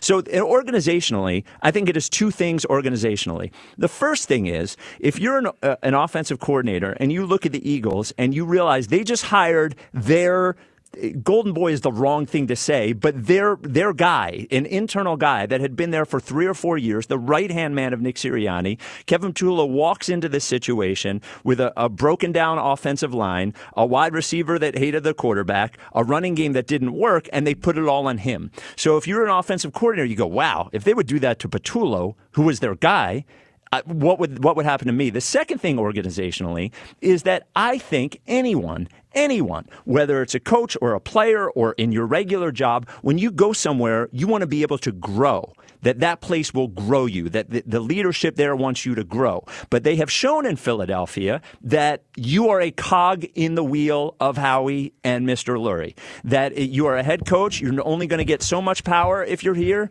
And if you ask for too much power like Doug did, you're out of there. Or you can be like Nick and you can just sort of take your medicine and do it, but they're not invested in the growth of you here. They would rather replace you than let you grow. And then the second thing is Jalen. It is Jalen. I'm going to put his limitations on the field to the side for a moment because every quarterback has limitations. Every single one. He's not a perfect quarterback. There are no perfect quarterbacks. But what I will also say is if you're an offensive coordinator and you're coming into a situation where this guy, a year and a half ago, said that the offense is going to look the way he wants it to look. But then when the offense isn't good, all of a sudden, he's just following orders of the coaches. Right? He's not running because KP didn't put it in the plan. Mm-hmm. So is that a guy, is this an organization that you want to risk the future of your career with? Is that a quarterback that you want to risk the future of your career with? And this is the consequence. The consequence to allowing Jalen Hurts to sort of run wild publicly or sort of have his say and throw people under the bus, that's one part of the consequence. And the other thing is a consequence of saying that you as a head coach can only grow so much here, right? Yeah. You're only going to get so much responsibility. And I think, are they going to be able to hire an offensive coordinator? Sure. But if you're going to go into something like they do with players, we want the A.J. Brown level of wide receiver. We want the Saquon Barkley level of running back. You know, when we aim for a trade for a quarterback, we're going to talk about Deshaun Watson, the biggest one. When they go to do it with coaches, it ain't going to work. Yeah. Because those guys do not see that opportunity here. And I think it hurt them in this situation. And I think everyone has a hand in it, from the front office to Jalen to everybody. So here's where I'm at with this. I think you make some valid points. You raise some good questions, despite what Jake Rosenberg may think about questions being asked about the Eagles' offensive coordinator situation. I think it's a valid question. Only time will tell. I'll just say that. Only time will tell. I think the Eagles have earned the benefit of the doubt of trusting their process and their final decision-making. It's worked out for them in recent history. You look over the last decade, even if you include Chip was more of a personality clash more than anything else, right? 2 10-6 records. Couple playoffs, a playoff position, and then it all just sort of went away. And they sort of went away from having one guy sort of call all the shots. I'm going to reserve my final thought on this process this year until I see what they actually do. Because here's what I think they're ultimately going to do. And I'm not surprised, guys, even though I wanted Brian Dable. I love the connection to Jalen Hurts. I think there's things with Brian Dable from a coaching standpoint that I would like to see sort of incorporated around Jalen Hurts in this offense, including what can be perceived as sort of hard coaching. I was enticed by all of those things as it pertains to Brian Dable. But it seems like he's not interested in the job for whatever reason. That's fine. He wants to go to Tennessee. Loser. Go right ahead to Tennessee. They're not winning anything. Here's what I'll say, Spike. They can salvage this by still getting someone that doesn't mind working in concert with Nick Sirianni, meaning not that Nick's going to tell him what to do, but you at least have to make the coach feel like he's a part of this thing. Like, I think that's important, the working relationship with Nick Sirianni and whoever is going to be that offensive coordinator certainly needs to be one that is in harmony. And it can't be disruptive or divisive when it comes to internal battles and hierarchy in the coaching staff and players respecting certain coaches' authority, right? And so they have to be on the same page. But I also want someone who has some experience in play calling already. He has experience. He's managed games. I've said this all year long, and you'll remember this. I was never concerned about Kevin Patullo's X's and O's. That wasn't the thing with me. It was the sequence in which plays were being called. Are you calling things that are complementary or setting something else up for the next series or the next quarter or what have you? That's where the experience part comes in, where you can sort of, instead of calling plays in the moment and reacting to the in-game situation, you have the ability to think ahead of time and anticipate certain things. And so that helps Nick out in his coaching. That's why I think Kellen Moore was a big asset for Nick Sirianni, being an experienced play caller. Nick didn't have to get involved as much. And then thirdly, because I still believe this to be a huge part of my criteria moving forward with Jalen as my quarterback. And that's a lot of this is predicated around that. I'm assuming the Eagles are in lockstep with Jalen being here as their franchise quarterback for the foreseeable future. And with that being said, I don't need someone with one foot out the door looking for another job somewhere else at the first sign of a phone call. I don't know if some of these guys, I'm not going to name names, but some of the guys that are out there, I don't know if they're really head coaching material. If you give a guy like Jim Bob Cooter, right? I don't know if he's going to be a head coach anywhere. He's been through the hiring cycle once or twice, and no one pegged him as that guy. But can he be a play caller, an experienced play caller, someone who's worked with Nick that could be on his staff like a Vic Fangio for at least 3, 4, 5 years possibly if things go well? Those are things that I'm looking for, and I think the Eagles can still land that type of hire, and this thing still turns out to be okay in the end. I know we want the big name. I know we want the splash. Doesn't look like it's going to happen, but it doesn't mean that the Eagles can't stick to a formula that has worked for them and sort of go with that, and they be successful moving forward. So I'm not as panicked as everyone else, even though, listen, when you don't get chosen by the ones you want, and it doesn't feel good. It's a blow to the ego. It is. Yeah. It is. And there is a sense that the job isn't as attractive, at least to those top candidates. 215-592-9494. Why do you think the top candidates didn't want to come to the Eagles, and does the search worry you? The last thing I'll say before we get to the phones is that I know that the Chip Kelly thing made a lasting impression, certainly on Howie and definitely on Jeffrey Lurie.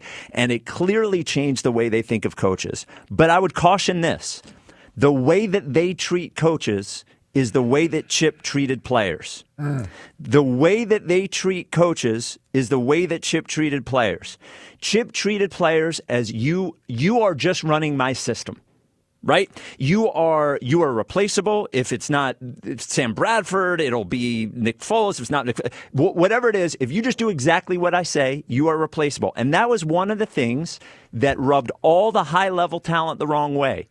It rubbed LaShawn McCoy the wrong way. It rubbed Deshaun Jackson. It rubbed everybody in the building the wrong way.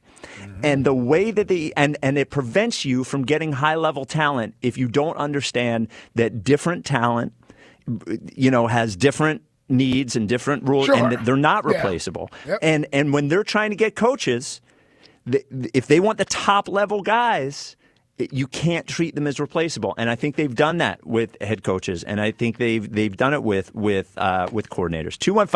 215-592-9494. Corey in Columbus leads us off. Corey, you're on WIP. Hey, yo, that's a bar. Hey, Spike, that's a bar. You say the way Chip Kelly treated players is the way they treat the coaches. I ain't gonna lie, that was a bar. I clap my hands on that. But listen, I didn't let this go too long. I played the good boy. I said I wasn't going to be Jalen deranged syndrome. I said, we had a bad year. We need to get better. But this is getting out of pocket now because some OCs don't want to come. Tell him more. Wasn't no great offensive mind. Shane Steichen wasn't no great offense. Like, Mike McDaniels, let me tell you something real quick. 2 coordinators that work with Justin Herbert. I know a guy that got him fired, and then I also know a guy that got 2 head coaches for 2 of his OCs. You work for a coach that can't win without having the other team's plays. Remember that. Kane, he done been there a while, and still ain't won no playoff game. Hey, so all I'm saying is go out there. That's cool, Brian Dable. That was my guy. That's who I wanted. You know what I'm saying? But being in Philadelphia is different. Everybody can't handle this pressure. You know what I'm saying? They egg the last guy's house.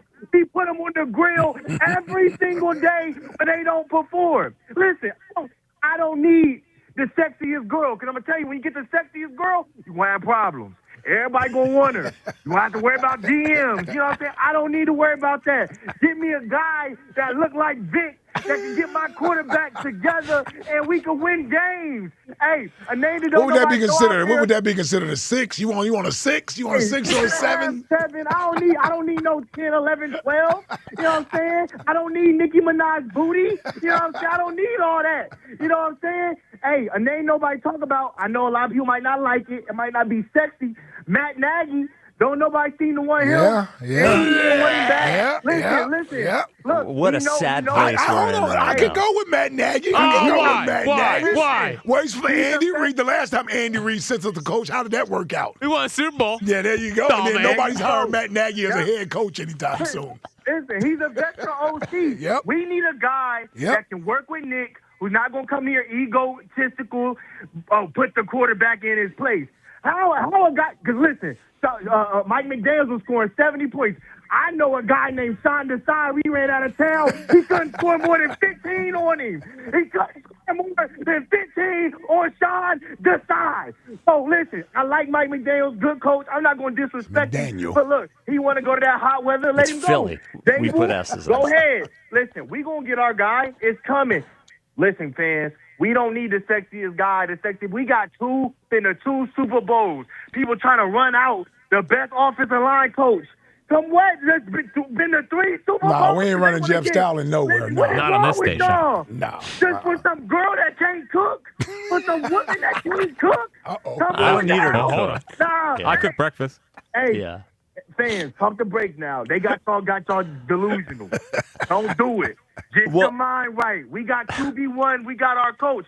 Just the guy that we're going to be right back. All right? Now, I told y'all. I holler at y'all now. All right. So thank you for the call, Corey. I disagree wholeheartedly. I believe in that because here's the thing with coaches is that I think coaches I don't think a coach can take a 5-player or a 5-talented team and make them a 10. But do I think that a great coach can take a team that is a 7.5 and make it an 8.5? I do. Dude, look at what Vrabel just did in New England. Right. And I think look at what Liam Cohen did. Yeah. With almost the same personnel. You know, I think that I think they're important because you can't bank on. We've had this massive talent disparity between the Eagles and everybody else, and I hope it continues. I hope it's great, but you're not always going to have that talent disparity. And I think a great coach, like an above replacement level coach, I think is important. I think it can make the difference between, winning 12 games and winning 10 games, having a home playoff game, not having a home playoff game. I think those things are important. I'm going to tell you what's more important than that, Spike. What's that? A good workplace. A workplace where everybody is pulling in the same direction. Everyone's on the same page. There's no backstabbing and secret meetings and all of that nonsense going on. Everybody's on the same page, pulling in the same direction. And I just don't know if we can do that. Because some of these guys, and we don't know, we're not in the meetings, so I don't know why someone isn't interested in coming here. But they may not like the setup the way that it is. And maybe Nick is going to be a part of this thing, and these guys want to move Nick out of the way. And I don't know if I'm not on board with that. I'm not on board with having a head coach here who is not going to be happy because he somehow is being put in a corner somewhere. Hold up. Didn't we just have a full season of backstabbing? And that's what I'm saying. Look what happened. Yeah, so I'm saying it can happen. I want to get that out of here. I know, but it can happen with your own guys. Like they didn't hire some big name offensive coordinator. I agree you know with what I'm saying? Well, listen, we got to do some internal house cleaning too. Yeah, for sure. To make sure everybody's on the same page for sure. 215-592-9494. Chuck in Mount Airy, you're on WIP. What's up, Chuck? Hey, what up, fellas? What's going on? What up, Chuck? Hey, listen, we can put blindfolders on all we want. You know what this boils down to, right? Nobody wants to work with this quarterback. All right? This quarterback is that's bull. That's bull. Hey, let me finish. You know what I mean? Let me finish. I'm sorry. Listen. Jalen Hurts excelled at the highest level. Mm-hmm. We got what we could out of him. But I've always said, this offseason. Right, we got what we could out of him, a Super Bowl. Yeah, you're right. Yeah. But it wasn't. I mean, like I said, I got to keep going and naming what the reasons why we won that Super Bowl. But I'm not going to go. I'm not going to go there. He was the quarterback of the team. But it's easier to move on from Jalen Hurts than to move on with Jalen Hurts. Okay, and I'm going to. Yeah, it is. And I'm going to tell you why. I mean, you look at Mike McDaniel. He interviewed in Baltimore with no problem, right? He you know what I mean? And I guarantee you that the ball is chopping at the bits to get to Buffalo again, right? That's because they got quarterbacks they can work with. He'd rather go work with Cam Ward than to work with Jalen Hurts. He's an offensive coordinator's nightmare. And everybody can get blindfolders on all you want. But I tell you, he's going to make it a lot more difficult than not to get an offensive coordinator worth having in here. See, the Eagles are left at the altar with these other guys because we got turned down. Sounds like the Phillies in reverse. The Phillies were left at the altar with JT Realmuto. You know what I mean? After Bobachek turned them down and went on with the Mets. And now the Eagles are being left at the altar with these other guys that they didn't want. You know, because they got a quarterback. And we thought they were left at the altar with Nick Sirianni when they hired him. We thought they were left at the altar when only Doug would come here because Andy placed him here. And you got 3 Super Bowl appearances and 2 Super Bowl titles out of it. That's a head coach. That's a head coach. That's the difference between a coordinator and a head coach. I'm sorry. Kellen Moore was at the top of everybody's list last year when the Eagles hired him. Well, let me say this, though. Who was beating down the door to get Kellen Moore when we hired him? Well, Kellen Moore is a proven offensive coordinator. I know it. He had just got fired from the Chargers, and I'm saying that he wasn't at the top of the list of everybody, and the Eagles got him. The Eagles got him when they got him, but he wasn't everybody's number one choice last year. He didn't have to be everybody's number one choice. He was already proven, okay? And the minute he got a chance to get away from this quarterback, he skedaddled out of here and took a head coaching job that's not the best for him. That's not the best situation for him, but he got out of here and he took that job because nobody can coach this guy to do what they need him to do in their system. That's what it is. Like, you know what I mean? In their system. And he's on the downgrade of his career right now. Hold on. Shane Steichen did. Shane Steichen, let me tell you about Shane Steichen, right? You want to keep naming these guys, right? Yeah. Shane Steichen went on to Indianapolis, and he has. And the thing about it is, he made Daniel Jones look good. Yeah. The guy is a decent play caller. They missed the playoffs this year because the quarterback got injured. Yeah, I know, because the quarterback got injured. I give you that. Hold on 1 second. You chopping at the bit. Hold on. Give me a second. Hey, listen, I'm going to get to my point. Listen, let me show you this right quick. Right, Shane Steichen took over mid-season, okay? And the next year, the very next year, I think he coached Jalen the full year, okay? And he got the best out of Jalen in 2022, okay? Then went on to Indianapolis, and everybody know what happened then. Indianapolis, Shane Steichen is a good play caller, but he inherited. He didn't choose to come here. He came here with Nick Sirianni on his staff.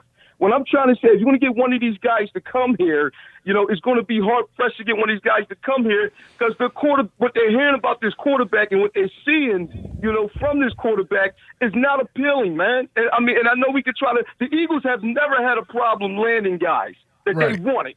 That they wanted. Yeah. You know what I'm saying? So it's not the organization. It's not the city. I heard somebody say earlier, we threw eggs there for 2 lives. Not that, man. Nah. It ain't none of that. Well, that didn't help. Hold on. That didn't help, though, Chuck. That did not help. It didn't help. But, you could get that done anyway. You had an opportunity when you come here to the Atlanta head coaching job. They decided that they didn't want to come here for whatever reason. Mike Daniels didn't even want to interview here, man. You know what I'm saying? You guys got to start looking at but here's the thing, though. But here's the thing, though. Hold on, Chuck. And I'll let you cook for a minute there. But let me just go through the 2 candidates that most people wanted. Mike McDaniel maybe didn't want to come here because he didn't want to come to Philadelphia. He wanted to be in either Tampa or he wanted to be in Los Angeles. Seems to me he wants to be in Baltimore. Well, hold on. It seems to me he wants to be in a warm weather place if he's going to be an OC. If Baltimore was going to hire him as the head coach, then yeah, he decides to go to Baltimore. But as far as being an OC, seemed like he wanted to be in a warm weather place. That's fine. I'm not tripping off that. Brian Dable, another guy. Now, when you say, why would he go to Tennessee instead of playing here? Well, they hired a defensive coach in Tennessee, and Brian Dable is probably going to have full autonomy on the offensive side of the ball for the Tennessee Titans. Well, hold up. He was not going to get that here with the Eagles. No. Now, Howie Roseman, Ike, and Jeffrey Lurie promised whomever was going to come in here, they want to get full autonomy over the offense. Now, are you saying that they are not truthful telling people? No, what I'm saying is, first of all, that was reported. Hold on. That was reported. They didn't say that. No, listen to me. That was the only reason why I'm saying that was reported because other things were said and then had to be clarified in reports. So some things can say it once, and then when they see how it sounds publicly, they change their mind on it. If you actually realize all the reports coming out about the Eagles' search for an OC, you know what it says now? That Nick Sirianni is leading the search. That's not what they said initially.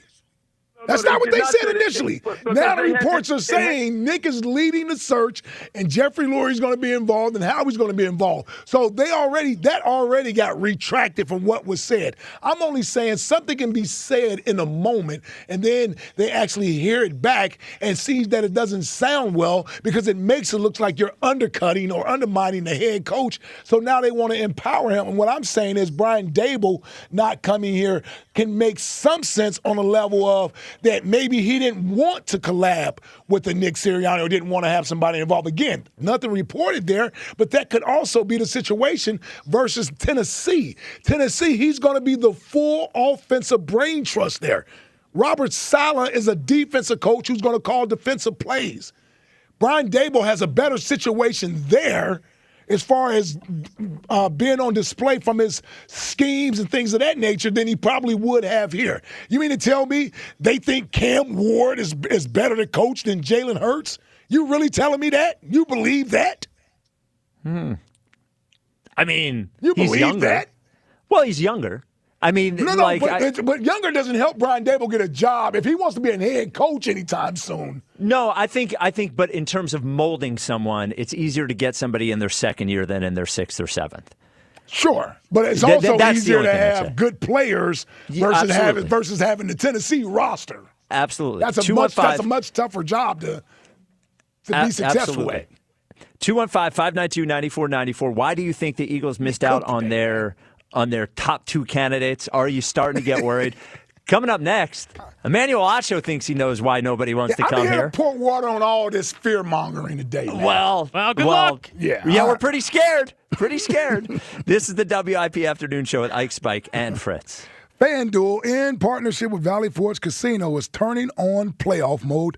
All customers get a profit boost pack every NFL playoff game day. Now, each game day during the championship round, you'll find a pack loaded with multiple profit boosts waiting for you in the app. More boosts means more ways to level up your playoff bets. Pick the matchups you believe in, take a shot on the upset, or build a parlay that fits the moment. How about an anytime touchdown parlay for you this weekend, Fritzy? Let's go. Let's start with the Denver New England game. Let's go anytime touchdown, Trayvon Henderson and RJ Harvey. Man, I was going to say RJ Harvey. I'm going running backs with this one. I want Kenny Walker in the second game along with Kyron Williams. That's a 4-leg parlay for you right there. Running back heavy for you for Sunday. Now, then you can apply your profit boost and go after even bigger payouts while the playoffs keep rolling. Make sure you visit FanDuel.com/local and grab your profit boost pack every NFL playoff game day. FanDuel Sportsbook is the official sportsbook of 94 WIP. 21 plus in President, Pennsylvania. Opt-in required. Bonus issued is now withdrawable profit boost tokens. Restrictions apply, including any token expiration and max wager amount. See terms at sportsbook.fanduel.com. Gambling problem? Call 1-800-GAMBLER. Enjoy even more before you spend with Caesars Palace Online Casino. Download today and register with code RADIOLAUNCH. $10 no deposit casino bonus on select slot games. One-time wagering requirement. Plus 100% deposit match up to $1,000 on select slot games. 15 times wagering requirement time plus 2,500 bonus reward credits. Must be 21 and physically present in Pennsylvania. Minimum wagering within 7 days required to unlock bonuses. Full terms and wagering requirements at Caesars Palace Online/promos. If you or someone you know has a gambling problem, call 1-800-GAMBLER. That's another amazing run by Team USA. Mom, think I'll be on Team USA one day? Well, I'll take this one. Are you speaking to us? Yes, and to answer your question, anything's possible, especially with Xfinity. So, I can be the best snowboarder ever?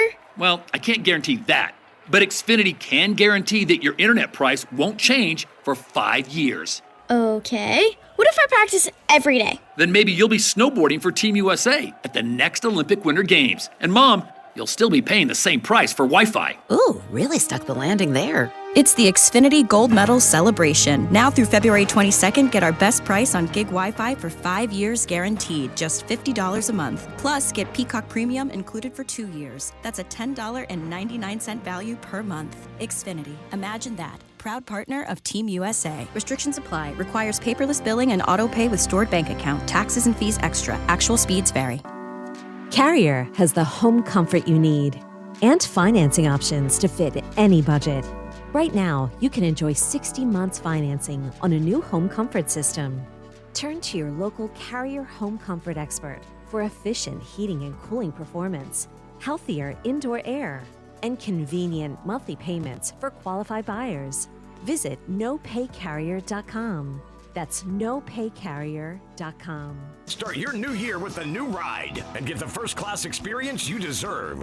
Right now, Patriot is getting things rolling with low-rate financing and huge cash-back offers on a full lineup of vehicles. Whether you're upgrading your ride or trading up for something new, Patriot Dealerships makes it easy. With great prices, flexible financing, and special offers fit for a king. At Patriot Dealerships, we treat each and every customer like royalty by focusing all our efforts on your premier guest experience. Stop by and see why. At Patriot Dealerships, the crown comes standard. Hey, Joe DeCamera here. Have you always wanted an attractive, healthy smile? Well, PI Dental Center is the place for you. I've been a patient for 24 years, and PI Dental Center has been transforming smiles for 38 years. Board-certified specialists, Dr. Glenn Wolfinger and Dr. Robert Slough, perform complex dental makeovers with their Teeth-in-a-Day protocol, where dental implants are placed and restored with fixed teeth in just 1 day. If you're looking for a smile that's monumental, trust PI Dental Center. Visit PIDentalCenter.com. That's PIDentalCenter.com.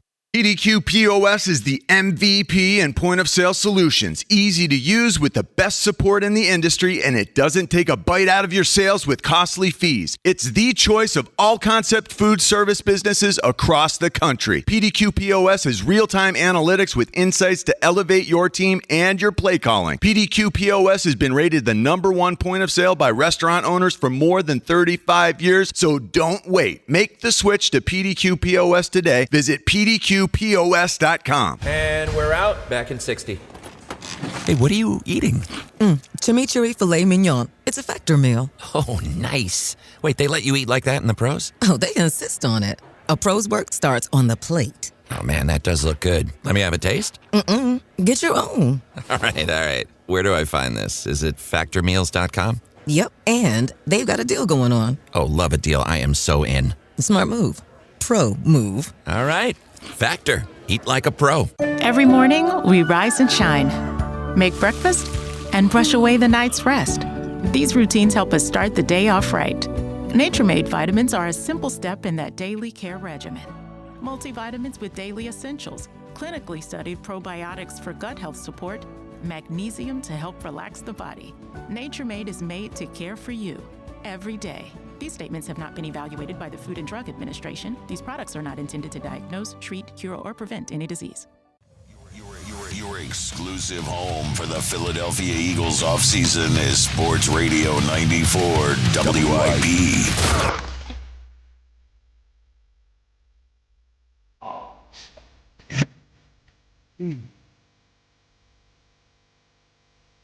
Second.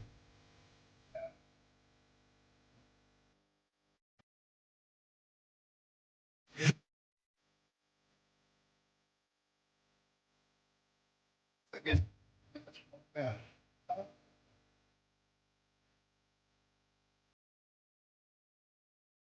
Leave my man alone.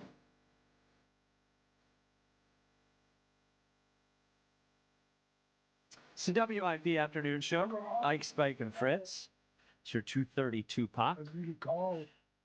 Twitter question brought to you by Mark's Jewelers, where old school customer service still matters. Real people, real experts, and a buying experience done right. Online at marks-jewelers.com. Are you worried about the Eagles' offensive coordinator search? That is the question. Yes or no? Ike, what do you think the response is so far? No.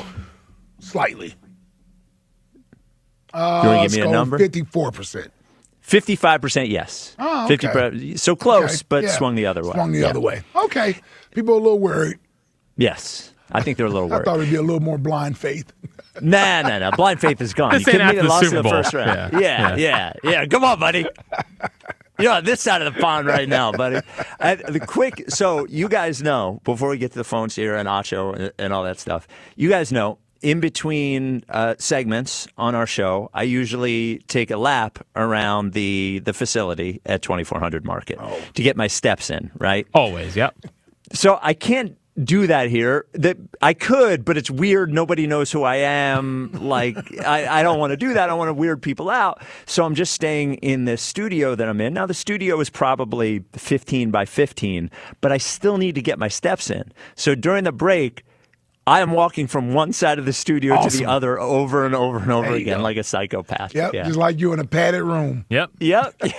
I wish there was a live cam. Can Max leave the live cam up during the breaks? He can, but he won't see me. Just walking randomly back and forth? Randomly back and forth like a total psychopath. And I told you, more caffeine than usual today. So, You ought to be hitting the wall then. You ought to be bumping into it. Come on, man. 215-592-9494. Yoshi in Brewery Town. You're on WIP. What's up, Yoshi? My man Spike, Big Ike, Jacket, baby. What's poppin'? Happy Wednesday. What up, Yoshi? Spike, I said, hey, boo. Oh, no. I was just sometimes I let just Ike do it. Hey, boo. Hey, boo. Sorry. You take over. Go ahead. Yes. Sorry. Sorry, baby. Up. I got something for you at the end, too. Look, man. Seriously. Look, all I want is just somebody with name who they first 15 is solidified dangerous. And they can run that first 15 backwards and sideways throughout the game. I need somebody with some cheat codes on the sheet, a little abracadabra, in game, late game, in pressure moments. That's what I want. I mean, I got blind faith. The last few seasons, every off season we have like this, we come back strong the next season. Ain't that right, Ike Reed? That's right. We've been one. That's right. The last few years. Like, come on, man. We all need to stop worrying. And look, here's a tip. We all need to just get in the baby-making position and just wait for the yeah. You know what I'm saying? And then we'll just all feel good, no matter where it lands at. You know what I'm talking about, Ike Reed? That's what we at. Come on, Ike. Don't you know what he's talking about? Come on. It's been a while since I've been in the baby-making position, man. Hey, Ike, man, you giving the Bluetooth commercial? You fabricating what's saying like that? Oh, I thought you meant actually making a baby. It's been 20 years. Hey, man, I said get in the baby-making position. Now you're right. Because I'm trying to get in the position all the time, but I ain't trying to make nothing. You know what I'm talking about? I got children doing that for me now. All right. Oh, and before I go, hey, Spike, yeah. You might need to do what Larry did. You might need to go see Dr. Morrison, all that stuff getting caught up in your throat, boy. You know what I'm talking about? What? I love y'all cats. Hey, he is wild, man. Well, don't even worry about it. Don't even worry about it, man. Yes. I don't know what he's talking about. Yes, neither do I. Yes. All right, good. Don't even worry about it. Yeah, it couldn't have been good. You know it wasn't good. Yeah. It certainly was something sexual. Yeah, all I know is that Yoshi was talking about something in my throat, and I know I don't want to understand the reference because I know exactly what it is without even understanding it. So, we were talking about, why neither of the top two candidates wanted to come to the Eagles. And, laid out organizationally, laid out Jalen Hurts. Emmanuel Acho, who is not afraid of opinions, certainly has an opinion. Here is what Acho said. Mike McDaniel taking the Chargers OC job, huge indictment on Jalen Hurts. Because if you're an offensive coordinator and you want to get a head coaching job instantaneously, the Eagles are the surest path. The Chargers OC just got fired. He ain't finna get no head coaching job. Kellen Moore, head coaching job. Shane Steichen, head coaching job. So if you trust your ability as an offensive coordinator, not Brian Johnson, not Kevin Patullo, then the Eagles are a feeder system to a head coaching job. So why the hell would you not want to go coach the best offensive roster in football? Why the hell would you not want to go be a coach on a team where you have seen 2 OCs in the last 5 years get head coaching jobs? If you desire to get another head coaching job, Mike McDaniel, the only reason that I could suggest is if you have questions or concerns about how you will be limited based upon the quarterback. So I don't think it's the only thing, but I think it is worth wondering how much. Oh, and that's coming from a Justin Herbert hater. Oh, is he Yeah. a hater? Yeah. Is he a Herbert hater? Yeah. Couldn't be me. Yeah. Now I could understand why somebody like Mike McDaniel, because there is I say this with love. The football dorks love Justin Herbert. They love him. Sure. And I could Fritzy? understand. Well, Fritzy, he's Well, part guys of that that know crew. the game. Yeah. Yeah, right. So I could understand why McDaniel would be interested in coaching Justin Herbert. But I do think, without blaming it on him, because I don't agree with Acho in that, like, anyone not wanting to come here is a complete condemnation of Hurts. But I think he does make a good point, and I wonder, it has to be part of it. Wanting to go work with the quarterback that is there has to be part of it, right? I mean, it's not nothing. Yeah, now listen, anyone and those guys will never come out and say that's the reason why they didn't decide to come there. They'll just talk about the great opportunity that they accepted and how happy they are to be in that position. That's just the politically correct thing to do when you're in this coaching business, and you never know when you have to double back and need a job from the Philadelphia Eagles. But I'll say this. If that's the case, I think it's short-sighted and sort of narrow-minded. Because I'll throw out there were guys in the past that has turned down the opportunity to coach here that the Eagles may have wanted, either as their head coach or as coordinators in certain situations. And they may have gone off somewhere else. I don't know many of those coaches, particularly the head coach or a coordinator that ended up in a better situation than what the Eagles were or wound up being in during that time. I don't know. Nick Sirianni wasn't their first choice as a head coach. Neither was Doug Peterson. There were guys who turned down the Eagles in those hiring cycles, right? And those two coaches still wind up winning the Super Bowl. I didn't see any of those other guys go out and win a Super Bowl anywhere else. From a coordinator standpoint, I can't think of anybody off the top of my head that turned the Eagles down, but I'm sure they've interviewed guys with much higher profile names, even when they hired Kellen Moore, right? And those guys decided they didn't want to come here for whatever reason, whether it was Jalen, whether it was Nick, whatever it may have been. All I'm saying is, coming to the Eagles, when you usually get here, it's a good thing.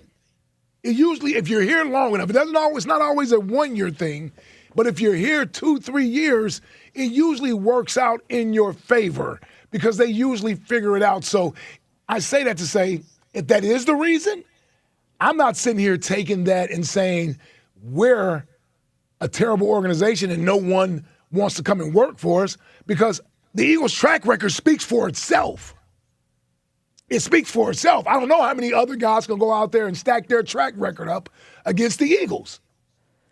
Yeah, I just think where it limits them is when an offensive guy has cachet. Sure. I think it limits them in that because I think those guys have a certain – like I bet that I'm not sure. I don't have any inside knowledge. There's no way that Howie Roseman loves how open Vic Fangio is in press conferences.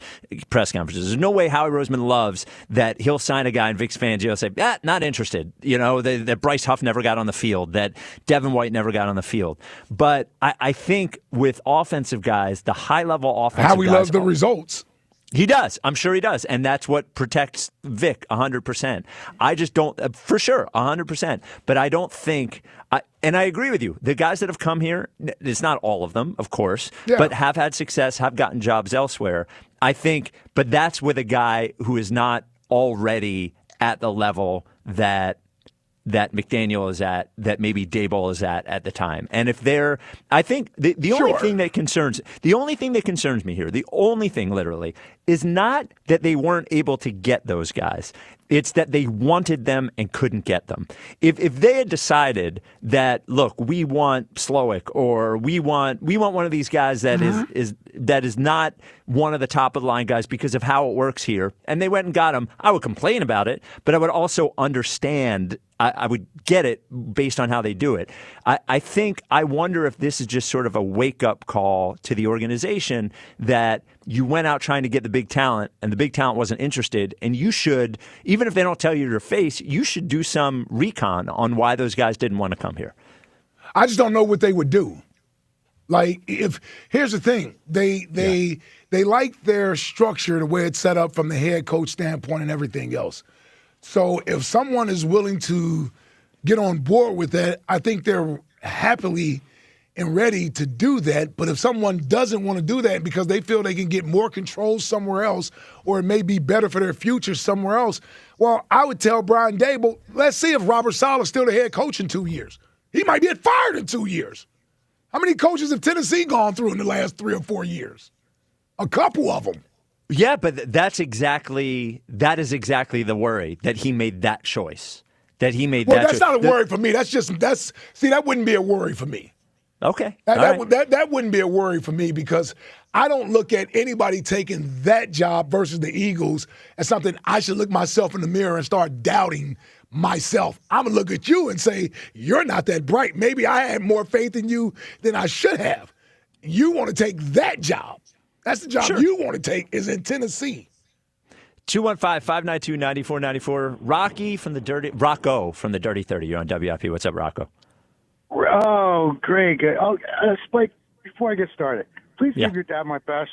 I haven't, he was always a great guy to me, and I always forgot to make that mention. So next time you see him, give him a shout out for me, okay? You got it, Rocco. So I got a question about Jalen Hurts, and I want an honest answer. It's like a yes or no question, but when they drafted Jalen, did anyone predict or foresee what his career would be at this juncture as it turned out? No. They would have to be pretty bold to predict he'd have gone to 2 Super Bowls and they'd have won one. No. Yeah, I don't think that was anyone the case. He would have been drafted predicted. in the first round. Right, yes, right. Yeah. Yeah, and so, my point is, I don't think that we've seen the ceiling on Jalen yet. I think that his work ethics and his attitude to bettering his game and to sacrifice for the team, I think we sell him a little short at times. I'm not saying that criticism isn't justified, and we all get frustrated. We want to see more consistency. But I think it was Kirk Cousins recently in an interview said that he wasn't able to read an entire defense on the field until he reached 30 years old. I mean, the Mahomes and players of that caliber come around once in a lifetime. We would all agree with that. That right from the get-go, they can dominate. The quarterback position is just an ever-growing position, and I have the faith in Jalen and what he showed me in the last 6 seasons, that he will continue to grow, and he might become that at some point that we're all striving for. Rocco, I certainly think he can get better. I don't think a player is certainly at that position at quarterback. You can certainly improve as you get older. There's plenty of examples of doing that. I do sort of wonder what has he sacrificed? You said all the sacrifice he has made. No, he'll sacrifice personal statistics for the success of a team. He proved that last year. No, with Saquon and I don't think the run I don't think he sacrificed. Attitude. I don't think he sacrificed anything. To be honest with you, I think it actually made him look better than he was. In fact, the way that they were able to run the ball actually put a big blinder on everyone to what they weren't able to do throwing the ball. And I think you could say that his reluctance to throwing passes that might be intercepted could be construed as selfish. I think that his reluctance to run the ball could be construed as selfish. I don't think he is a selfish player. That's not what I'm saying. But I do think that we frame the way that he plays as allowing everyone else to thrive, where if he did certain things, everyone might actually thrive more. So I don't know that necessarily he's. We see it differently in that way. I think that for him, the success of the team is probably more important than his own personal successes, because I think that, like you always said, the quarterback is the position for every football team. They can handle the ball on every play. And that if the team is successful, then in turn, it'll make him look more successful. But I do have a question about you and Elliott, if I may. Me? Yeah, sure. Could the two of you literally argue about comparing apples and oranges? Well, I mean, apples and oranges are very similar, and people say this a lot, comparing. Thank you for the call, Rocco. Both are fruits, both are the same size, both are round, so. Elliott, a lot of similarities. Yeah, there's a lot of similarities. But they aren't the same. The thing with Elliott is that, am I an argumentative person? I am. Will I be devil's advocate? Will I be contrarian? I will. Elliott is at a different level than I've ever been on that. Elliott can make anybody crazy. Yes. I mean, any single one. It is, on Tuesdays, it is really like, I think, before he walks into the studio, he spins a wheel, and it has our three faces on it. And he decides his best, which one am I going to make fight with me today? And we have no idea what the wheel lands on, No. Nope. He has his own, he's not afraid to get into the lion's den with either one of us. So, which makes it, I believe, more fun for us because, listen, we'd all like to go back and forth, and no one likes to go back and forth with someone who doesn't want to go back and forth. So, if nothing else, Elliott's going to put up a fight. I mean, fighting about this weekend versus next weekend, and classic, and it's literally not even a debate, and he just goes, "Well, it's not right to me." He's one of a kind, man. Elliott is one of a kind. And he walks out of there after those fights. He is, sometimes I'm exhausted, sometimes you're exhausted. He's never exhausted. He walks out of there like nothing happened. Listen, he's the fifth Beatle, man. He really is. He is, man. Part of this thing, man. He's a part of this thing. He sure is. 215-592-9494. Why do you think the Eagles missed out on their two top offensive coordinator targets? And are you worried about the search?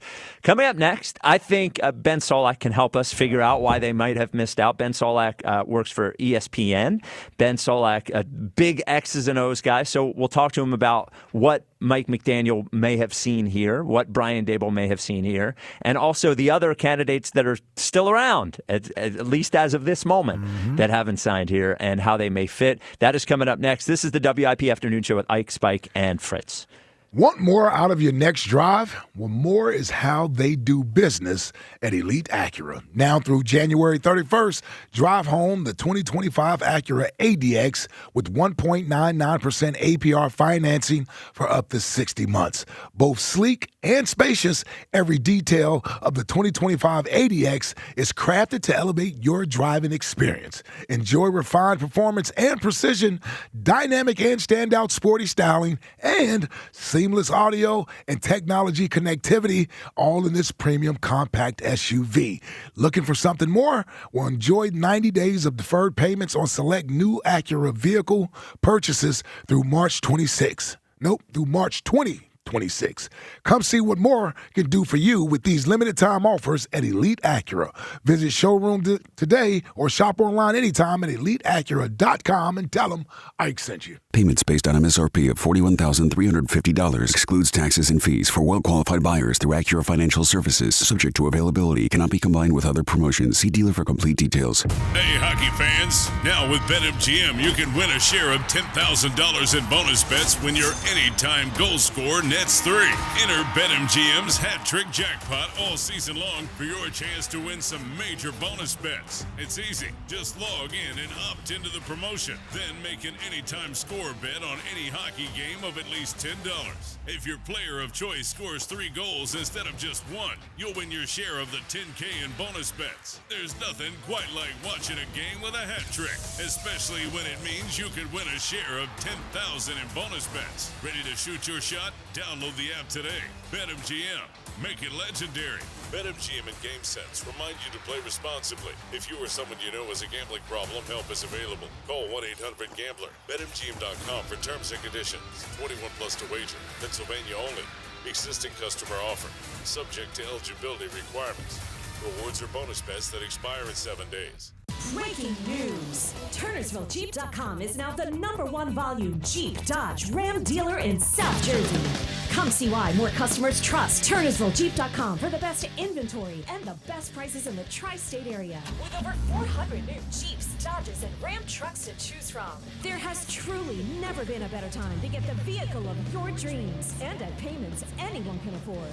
Reserve your vehicle today at TurnersvilleJeep.com. Again, that's TurnersvilleJeep.com. Everything was swollen, even my eyelids. I was on kidney dialysis 8 hours a day. When Crystal needed a kidney, her mom's friend Janet gave her one. Virtua Health, South Jersey's only transplant center, made it possible. Crystal's so full of life, you can't help but love her. After a short recovery, Janet's doing great, and Crystal, even better. And I just got engaged. Virtua Health, here for transplant, here for good.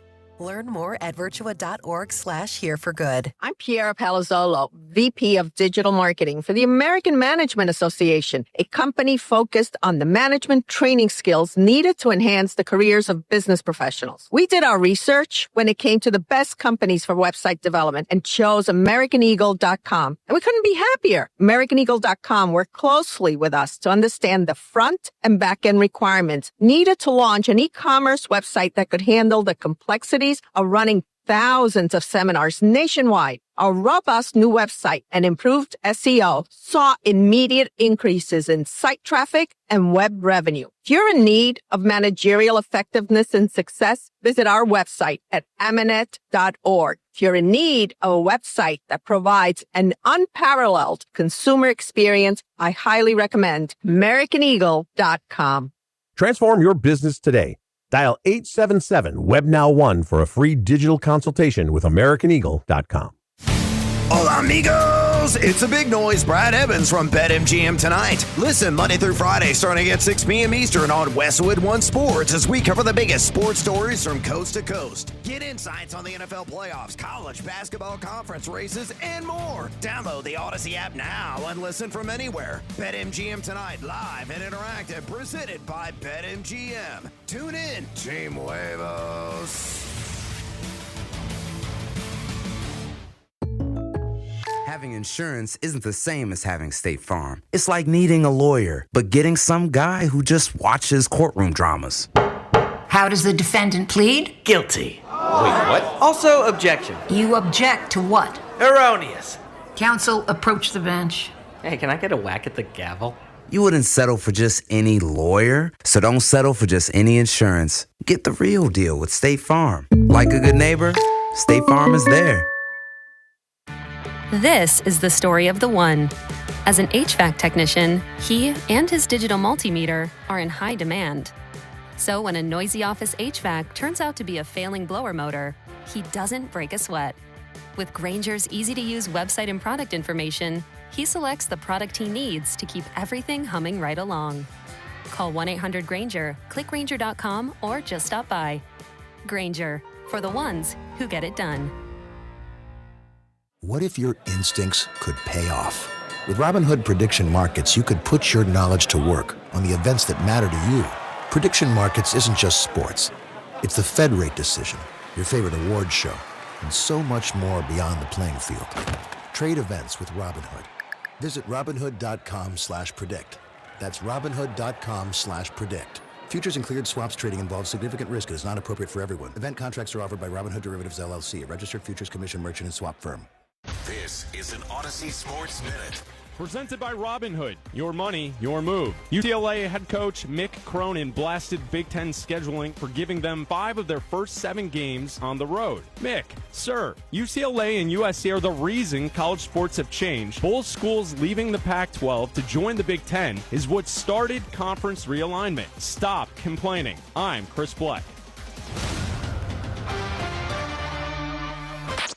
94 WIP HD1 Philadelphia, live from the Tasty Cake Studios. An Odyssey Sports Station. This is the afternoon show. Sports Radio 94 WIP.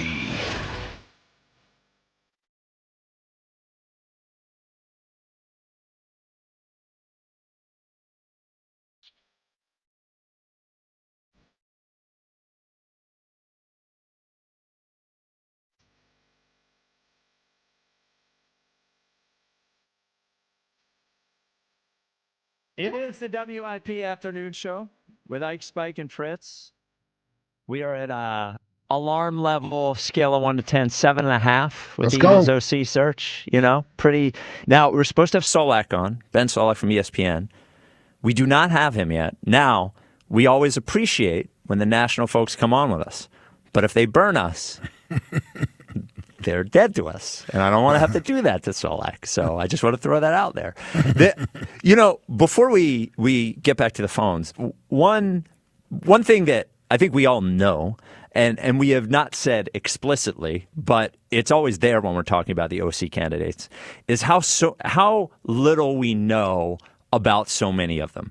I think the thing that made McDaniel and Daboll attractive, at least as a conversation point, is at least there was a body of work that seemed good, bad, or indifferent, that was pretty specific in terms of what we could judge or not judge. We could have an idea of who they are. We know who Mike McDaniel is, I think, as a coordinator. We have a good idea with Brian Daboll. It gets less so the more that you go on with this process, and it makes it harder for us, I think, it's sort of like the draft. It reminds me of the draft a little bit. Even though the draft, you can really dig in, you can watch the games, but a lot of times we sort of attach ourselves to the idea of somebody, and that becomes what we're excited about, at least for somebody like me, right? And so with the guys that are left, there's just, when we talk about Slowick or a Kafka or Jim Bob Cooter or all those sorts of things, I think to an extent we're all just sort of guessing, which makes it harder to have a hard opinion, because I'm fighting myself to a certain extent. I want to say I like Slowick, right? He's a Shanahan guy. He worked with Shanahan for a while. He had 2 years with Houston, but 1 year where they did really well. And you said to yourself, okay, there's something there. But aside from that, the rest of the guys, and even him, I don't know, just sort of making it up as we go along to an extent. Yeah, that's why we got to go Jim Bob Cooter, man. We got to go Cooter, just for the name. Yeah, we need Cooter. Yeah. Ben Solak with us from ESPN. What's up, Solak? Unironic big Jim Bob Cooter fan right here. I've met with him. I've talked with him about the offense there in Indianapolis. I like him. I think he's a sharp guy. Players love him. I'm a Jim Bob Cooter guy. I really am. See? Oh, well, see, there you go. Well, I wanted to ask you about McDaniel, but before we go to it, because Jim Bob Cooter is one guy now. I'd be lying if I told you we weren't giggling a lot when we were talking about him. The name is very funny in a lot of different ways. But tell us about him, like sort of what his theory of offense is and why you think it might be effective with the Eagles. Yeah, so we've seen him be an offense coordinator twice. He's obviously there in Indianapolis now. He's underneath Shane Steichen. Steichen calls the plays. But he was also the OC in Detroit in the late 2010s. And this is when there was a moment like 2015, 2016 where Stafford started to have good seasons in Detroit, like before the Rams era. And it was because Cooter was the OC and they were just pushing the ball vertically. They were saying, we have a golden arm quarterback. We have some big receivers. Like, let's be aggressive. Let's attack down the field. And that was at the, for what Stafford was in Detroit, he was kind of the first OC to start to really unlock the talent of the arm and actually have it, translate into a productive passing game. Then now he is there in Indianapolis, and obviously they're dramatically different, right? With what they've had their quarterback from Anthony Richardson into Joe Flacco and now into Daniel Jones.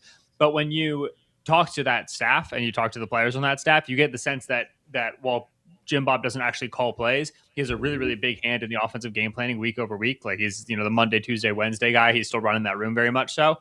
And like I said, it's structurally a lot different, right? They're very much running Shane's offense now. And I like when my offensive coordinators have some cross-pollination, right? Like you brought up Bobby Slowick. Slowick's always been in a Shanahan system. He's always been speaking that language. And those guys are just always going to have some blind spots and some weak points. And they're going to have things that they don't solve as well. Whereas Jim Bob Cooter's been around a lot, speaks a lot of different languages. And to me, that's good for a guy who can problem solve as the season goes on, talking about, what was the big issue with the Eagles offense this year was the inability to kind of problem solve as the season went on. So Jim Bob Cooter, to me, is a good name. I like the idea of him, Ben, because also there's a work history there with Nick Sirianni. And I know a lot of people want Nick Sirianni sort of out of the way. Listen, to me, he's the head coach. And if he wants to be able to lend ideas or have a little input with an OC, I think it goes a lot smoother if it's somebody he has a working history with versus someone he doesn't. Yeah, I think you don't want to saddle Sirianni with an offensive coordinator choice who's not his, and then have the same exact season next year, and then get to that point, and Sirianni says, well, if you would just let me fire this offensive coordinator and hire in a different guy, my guy, it would go well. And then you have to go, okay, what, do we do this for a sixth year now with a sixth new offensive coordinator? We go through this carousel again. Like, I think, to the degree to which Nick's seat ever got hot this year, I don't know. But you do want your coach, your head coach, to do something, right? If you're not going to really call plays, and obviously culture-wise and locker room management-wise, it's not been great for Nick the last couple of years. You do want him to have something he's responsible for, so that way you actually have something you can fill out on his report card later in the year and then discover, okay, we like what we got from head coach or we don't, right? And so I definitely think that, defensively, there's not a lot that Sirianni does for that staff. That's Vic Fangio. That's a lot of Vic Fangio's disciples. He has to be able to fill out, the analytics staff and the offensive coaching staff and have some ownership over that in order for me to be able to say, this is the value my head coach brings to the team, and this is what I'm going to grade him on when the season ends. Ben Solak from ESPN with us, breaking down the Eagles OC candidates. I want to jump to the two guys who it's not going to be before we talk about anyone who it might be, and that is Mike McDaniel and Brian Daboll. Let's put organizational politics aside. Is there anything from a personnel standpoint that you think Mike McDaniel or Brian Daboll may have looked at the Eagles from and said that might not be where I need to be if I'm going to advance my career? I definitely think McDaniel could have looked at Hurts and said, this is not a quarterback who fits well with my system. I'm going to go somewhere with a quarterback who does it better. Which I like. That's less of a qualitative Hurts isn't good enough and more of a descriptive, this is just play style wise, not what you want to do.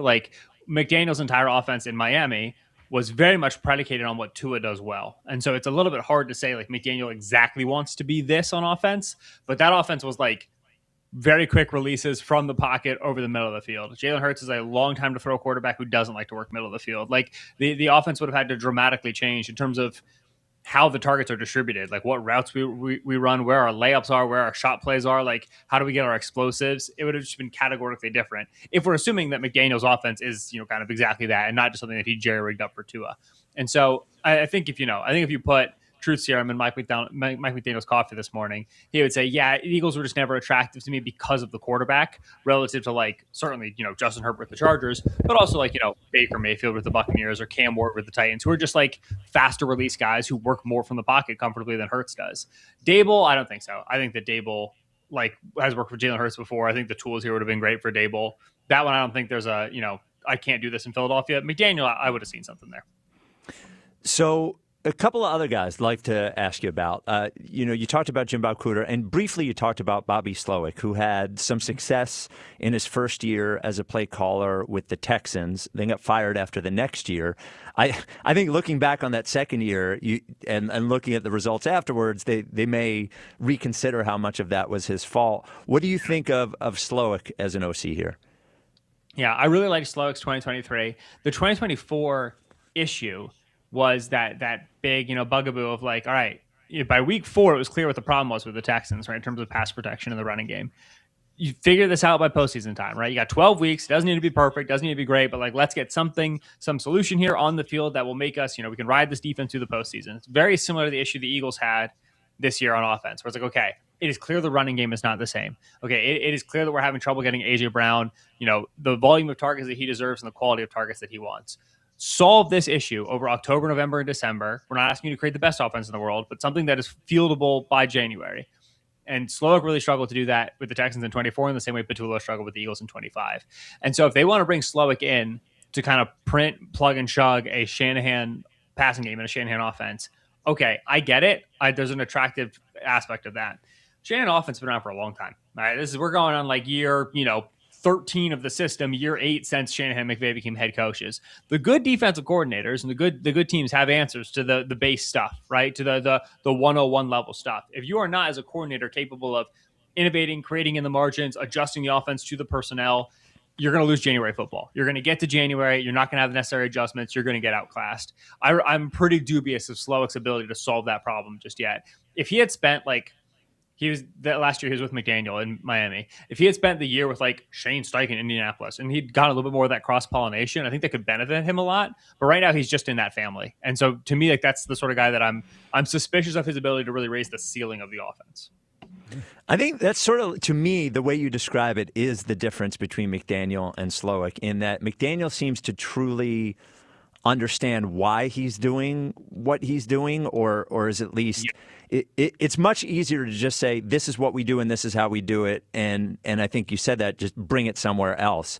But if you don't know the whys on all those things, you're not going to be able to adjust. So to me, that is sort of what you described as the difference between those two guys. Would you say that's accurate? Yeah, and McDaniel ran into a talent ceiling in Miami, and to a degree, he ran into a scheme ceiling, and then he started to solve that more in 24 and 25. But at that point, Tyreek Hill's injured, and Tua's getting concussions, and the spool had started, the yarn had started to unravel a little bit. But in general, McDaniel ran into a talent ceiling in Miami with the quarterback he had there, with some of the offensive linemen. He's the sort of guy who could really benefit from being an OC, because when he got full charge of an offense, he just min-maxed it so aggressively that he a little bit, kind of wrote his own book there, his own story. But in general, what he achieved in terms of how good of a quarterback Tua was and the caliber of offense, we're talking like top 3 passing offense they got out, that was unbelievable. That was like, holy. And this guy is clearly adjusting the offense to fit the talent in a way that is not just successful, but is explosive. Slowick did a lot more like, here's our greatest hits. CJ, learn these. Let's go win 11 games. And then they ran into a hard wall of scheme, right? Where the Texans in 2024 were losing to the same blitz over and over and over again. Every single week, opposing defenses were copy and pasting the same pressures, weak side linebacker, and they were dropping guys, and just the Texans slid away from it every time and gave up pressure every time, and they just never found a solution. And that, to me, that is fundamentally coaching, as opposed to the Dolphins, who would change their stripes 4 weeks, every single season. They'd be walking out with new different stuff. McDaniel, to me, was a clear cut above Slowick. So it sounds like, Ben, these guys, especially excluding Brian Dable, the other guys just don't seem like a scheme fit for what Jalen is accustomed to doing and what he does well. And so maybe that's why the job isn't as attractive to them.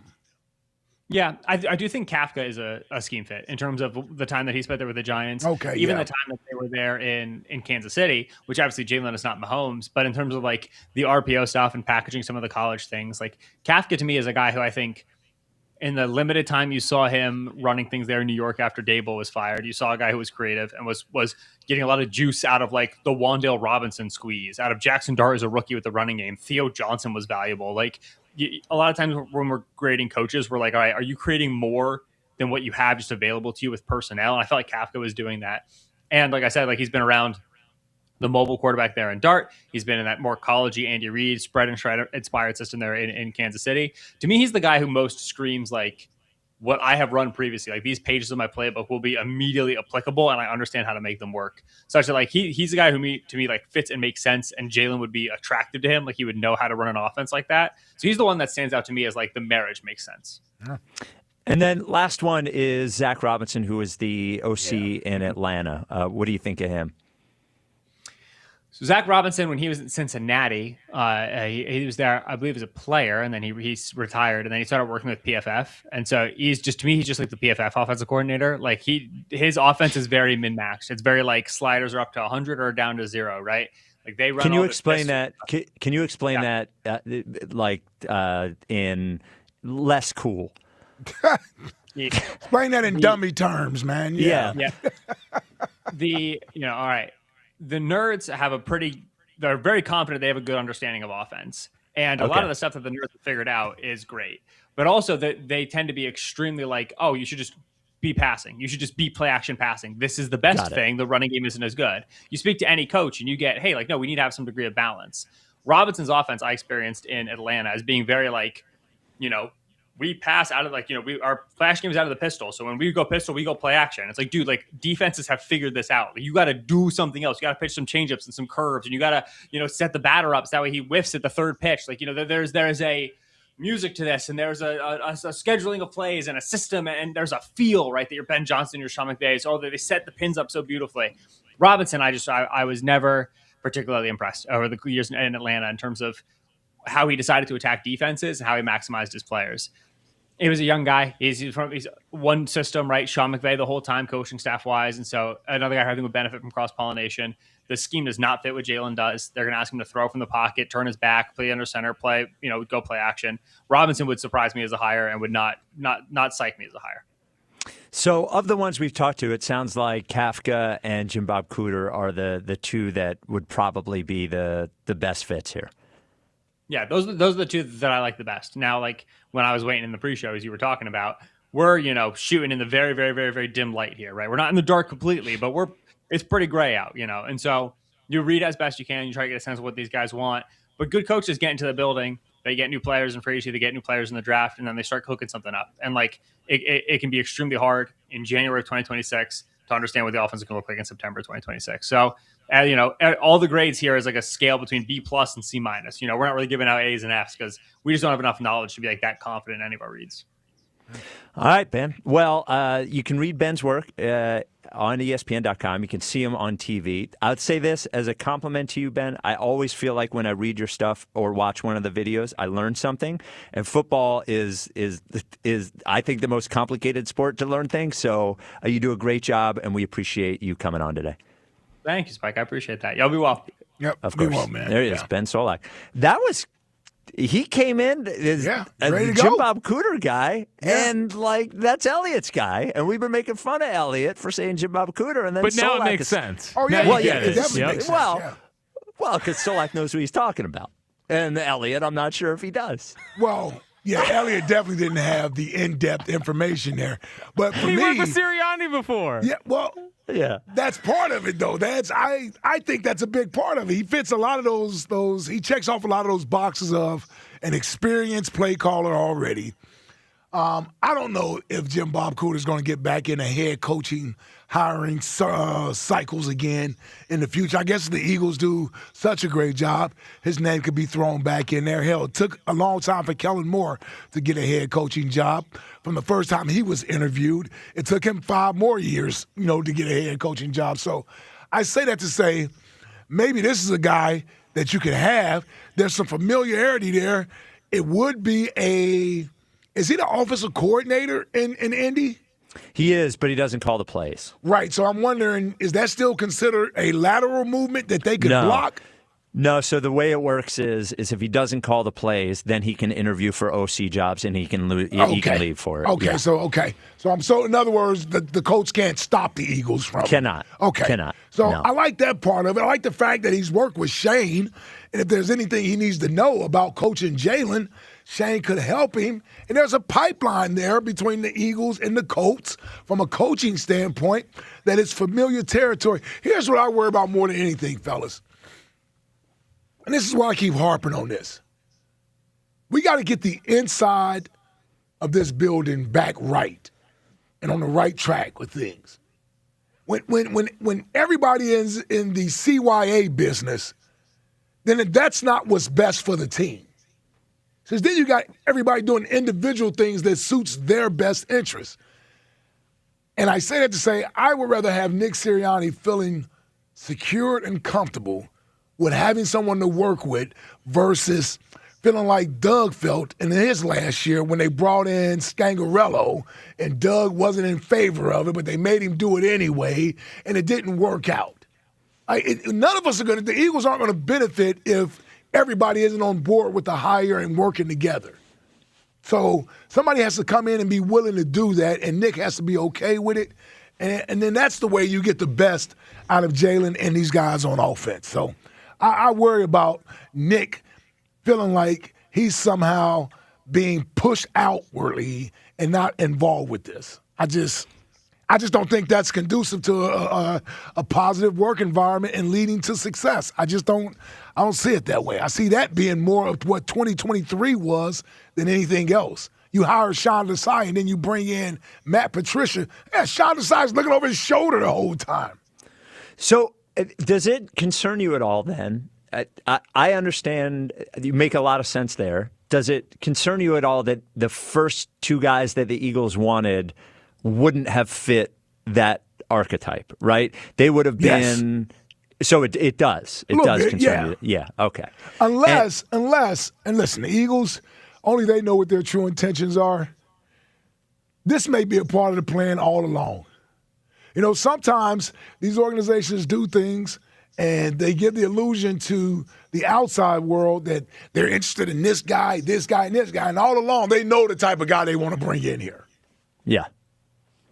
And they wind up hiring that guy. So fair think to about say, this. Hey, Spike, think about this. When they hired Nick, there was such, and Fritz, he remembers this, there were so many rumors that Josh McDaniels was going to be the guy. Oh, yeah, I remember. Yeah. Now, could you be any opposite of Josh McDaniel to Nick Sirianni being hired? Yeah, the complete opposite. Complete opposite. Nick Sirianni feels like an Eagles hire. Josh McDaniel but does the not. rumor was they want Josh McDaniel. They want Josh McDaniel. They want Josh McDaniel. And then they're going to hire Nick Sirianni. So fair to say, as a show, are we Cootersmen? We are Cooters men. Have always been. JBC. Give us Cooter. Give us Cooter. Give us Cooter. Yeah, we want Cooter. We want Jim Bob Cooter. Justin's going to be happy. He is. Yep. And we're not giving Elliott credit for it. No. Oh, come on, man. No. You can be right for the wrong reasons. That's right. You can be right for the wrong reasons. Yeah. You don't have to. Exactly. Yeah. Cooter. Okay. Yeah, you got to give Elliott credit for it, man. Give you the credit, man. No. He's already losing to Jeff McClain anyway. Well, he's getting crushed. Not even close. He's losing to Santa Liquido. He's losing to everybody. Well, imagine if these guys carried last year. He's not even sniffing it. He's losing to Hugh. D-Gun. D-Gun. I mean, the list He's not losing to D-Gun. Losing to Devin. Could be losing to you. No offense, Devin. Losing to Ashlyn Sullivan. I mean, just the list goes on and on and on. Oh, man. 215-592-9494. I'm trying to help you. They not budging, man. They're not budging, man. Well, he doesn't budge. He was wrong about every single one of his takes yesterday, and he wouldn't admit to any of them. And he tweeted today how the new OC should feel lucky that Kevin Patullo is still in the building to help learn the offense. What the hell is he talking about? Learn the offense. There's 5 plays. This psycho. Yeah. Oh, he came in and he still said he still trusts the Eagles offense more than the Rams this year, yesterday. That he wasn't wrong there. The guy's a lunatic. All right, the good news for Eagles is Patullo is still in the building as of now. Patullo being willing to help build off last year, the new OC, is huge. Yeah. Yeah, can you imagine that meeting? Hey, Kevin, come here. Teach the guy who's replacing you about the job. 215-592-9494. What's what you did to Turtle? Come on, man. That was unnecessary. With Seltzer? No, the other way. Yeah, but Turtle's still here though. No, that was the other way. That was Ben. Well, I thought it was Turtle the midday show. Teaching Ben the job. Oh, I thought Turtle was teaching Seltzer the job. Well, I think he taught Seltzer too. He taught everyone, and then they said, why are we on the air talking about this? Jack brought it up. Learn traffic. All right, 215-592-9494. What do you think the reason is that the Eagles missed out on their top 2 OC candidates? Are you worried about the search? Coming up next, Flyers in 50 with Bros. No, he's hot and bothered. Well, he got a win last night, so he's happy. He's got a lot to answer for in other subjects as well. Get ready, big boy. This is the WIP Afternoon Show with Ike, Spike, and Fritz. Speaking of getting ready, they are ready at Colonial Hyundai. The cars are John Ashton. Make sure everybody's ready for you. Because when you walk in to buy a brand new Hyundai at Colonial, you don't want any nonsense, so they're not going to give you any. You want it to be faster, easier, better. That's the way it is at Colonial. One car, one price, one visit. In, out, you're good. Right now, Only at Colonial this month. Drive home any Hyundai of your choice, like a brand new 2026 Tucson SE, for $199 a month. $199 a month. And they're going to help you with the car that you're driving in there to get rid of, your trade. They give the highest trade-in values in the region. They have over 200 brand new Hyundais in stock. 200. So whatever you want, they've got it. Santa Fe, got it. Palisade, got it. Elantra, got it. Kona, got it. All with great, incredible offers and incentives. And every car that leaves there, every brand new Hyundai is going to leave with America's best warranty, a 10-year, 100,000-mile powertrain with Hyundai Assurance. Online 24/7 at colonialhyundai.com. Colonial Hyundai, the faster, easier, better way to buy a Hyundai. That's another amazing run by Team USA. Mom, think I'll be on Team USA one day? Well, I'll take this one. What? Are you speaking to us? Yes, and to answer your question, anything's possible, especially with Xfinity. So, I can be the best snowboarder ever? Well, I can't guarantee that, but Xfinity can guarantee that your internet price won't change for 5 years. Okay. What if I practice every day? Then maybe you'll be snowboarding for Team USA at the next Olympic Winter Games. And Mom, you'll still be paying the same price for Wi-Fi. Ooh, really stuck the landing there. It's the Xfinity Gold Medal Celebration. Now through February 22nd, get our best price on gig Wi-Fi for 5 years guaranteed, just $50 a month. Plus, get Peacock Premium included for 2 years. That's a $10.99 value per month. Xfinity. Imagine that. Proud partner of Team USA. Restrictions apply. Requires paperless billing and auto pay with stored bank account. Taxes and fees extra. Actual speeds vary. The $5 Big Breakfast Deal is back at Wawa. Get any sizzly, any size hot or iced coffee, and a crispy hash brown, all for just $5. And if your morning calls for something sweet, try our new caramel and chocolate craze flavors. Choose caramel, go chocolate, or swirl the two into your perfect cup. Some deals promise value. Wawa delivers it. The $5 Big Breakfast Deal is back.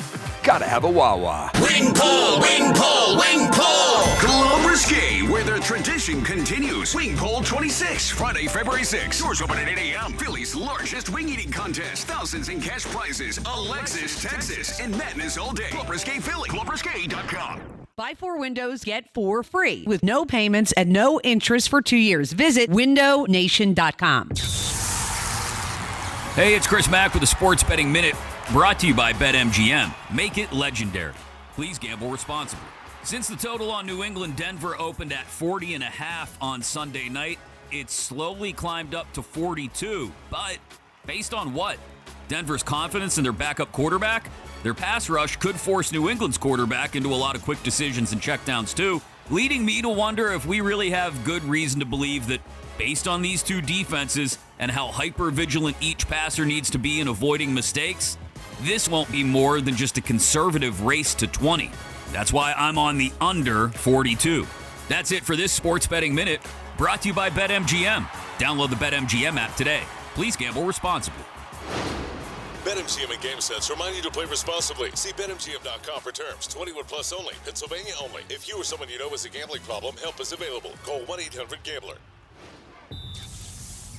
This is Jordan Lundy. And this is Len Lundy. Lundy Law has won billions for our clients. But more importantly, we've won the trust and confidence of thousands of people injured in motor vehicle crashes, slip and fall accidents, and work-related injuries.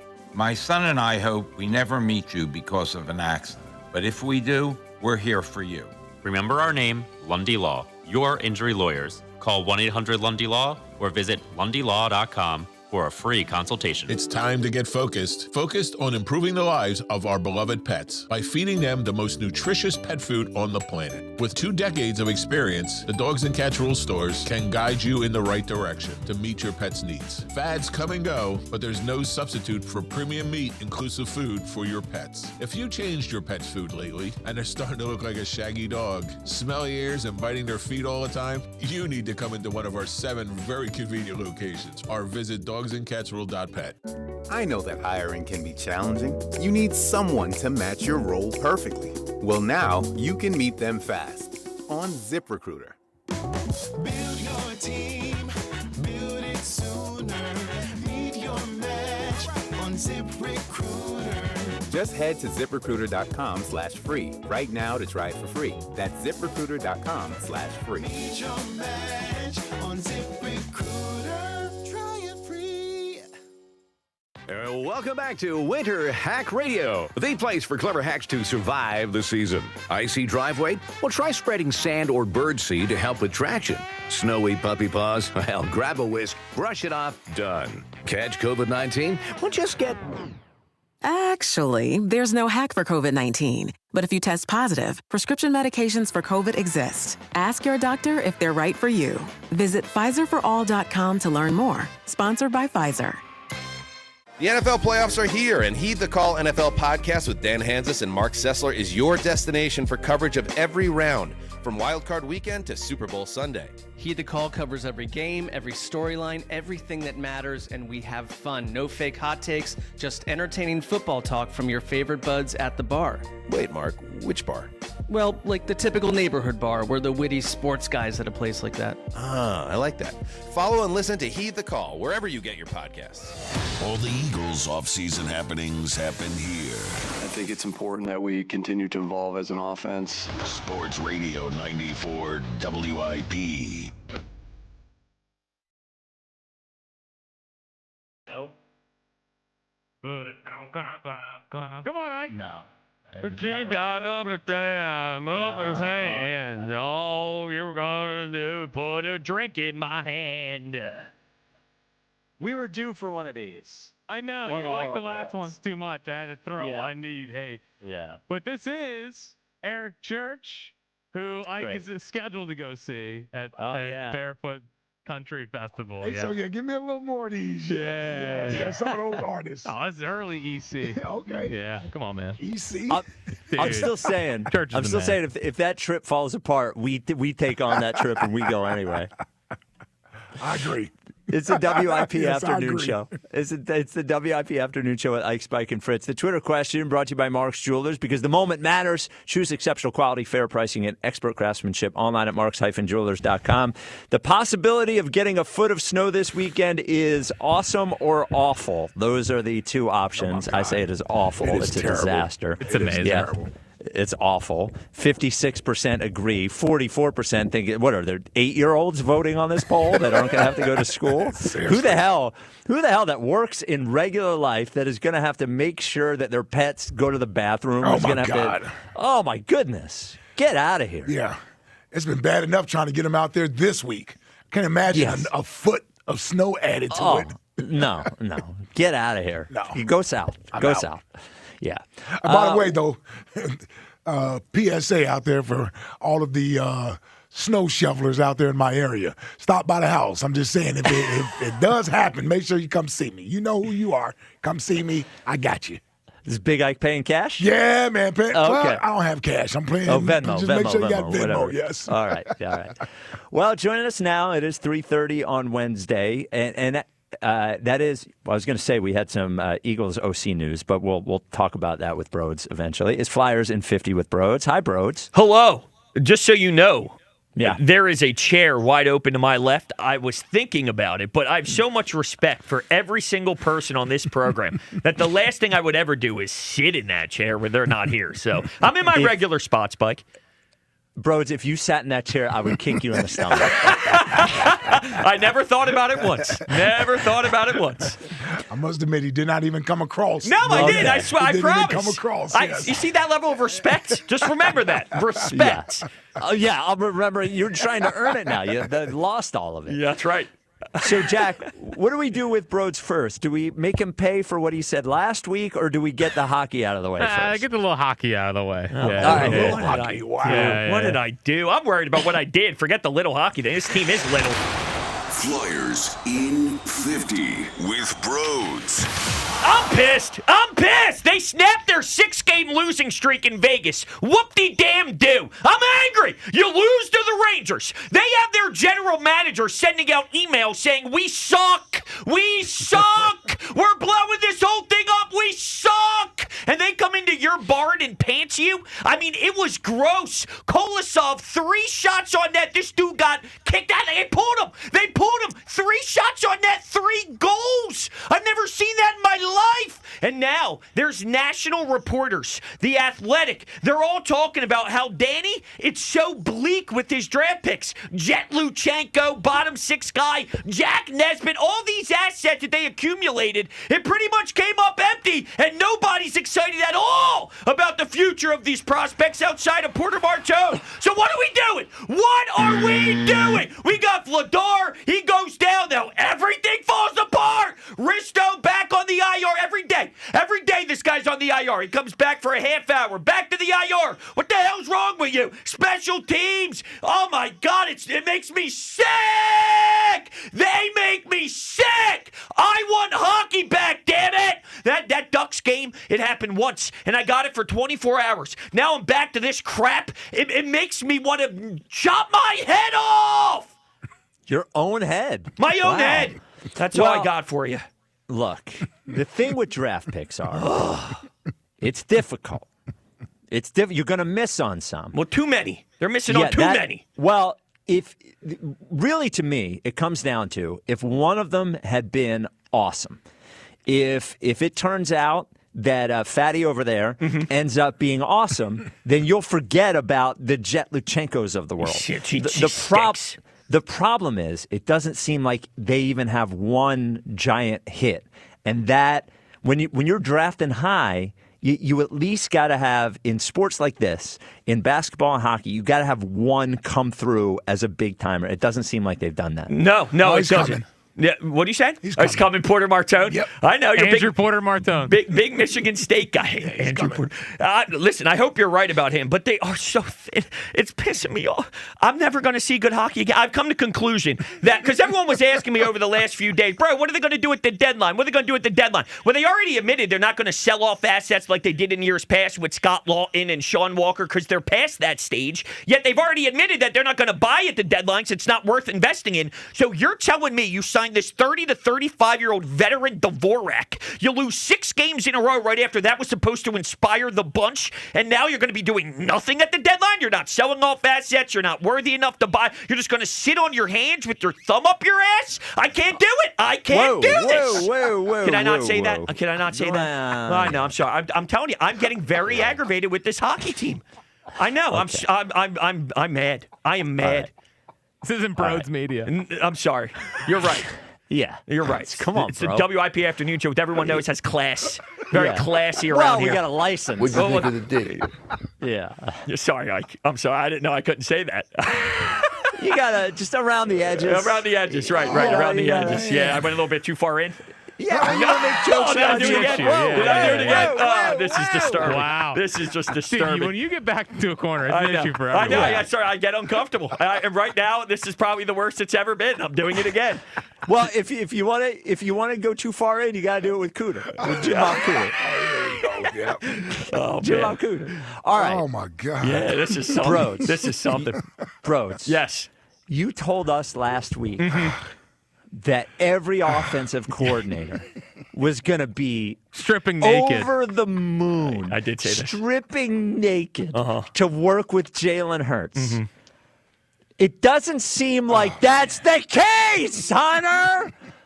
Wow, what happened, Hunter? When I tell you, I don't even know what to say right now. You thought I was uncomfortable before again. Seriously. What happened, Hunter? Well, I'll tell you what happened. Why aren't they naked? Well, listen, sometimes there's a time of the month that stops things. Oh my and what happens to be the time of the month this time around is Howie Roseman and Nick Sirianni and their power control issues is stopping the sexy time from happening. That's what's going on here. Is everybody wants to work with Jalen, but they see you can't succeed under Nick Sirianni. People are banging at the door to go on a Nick Sirianni coaching tree hunt, and Howie Roseman has say in everything. So I can't even be the person I want to be with the Eagles. I would love to be able to work with Jalen, but I'm sorry, I don't know if I could get it done with the way that this is being operated. I truly feel that.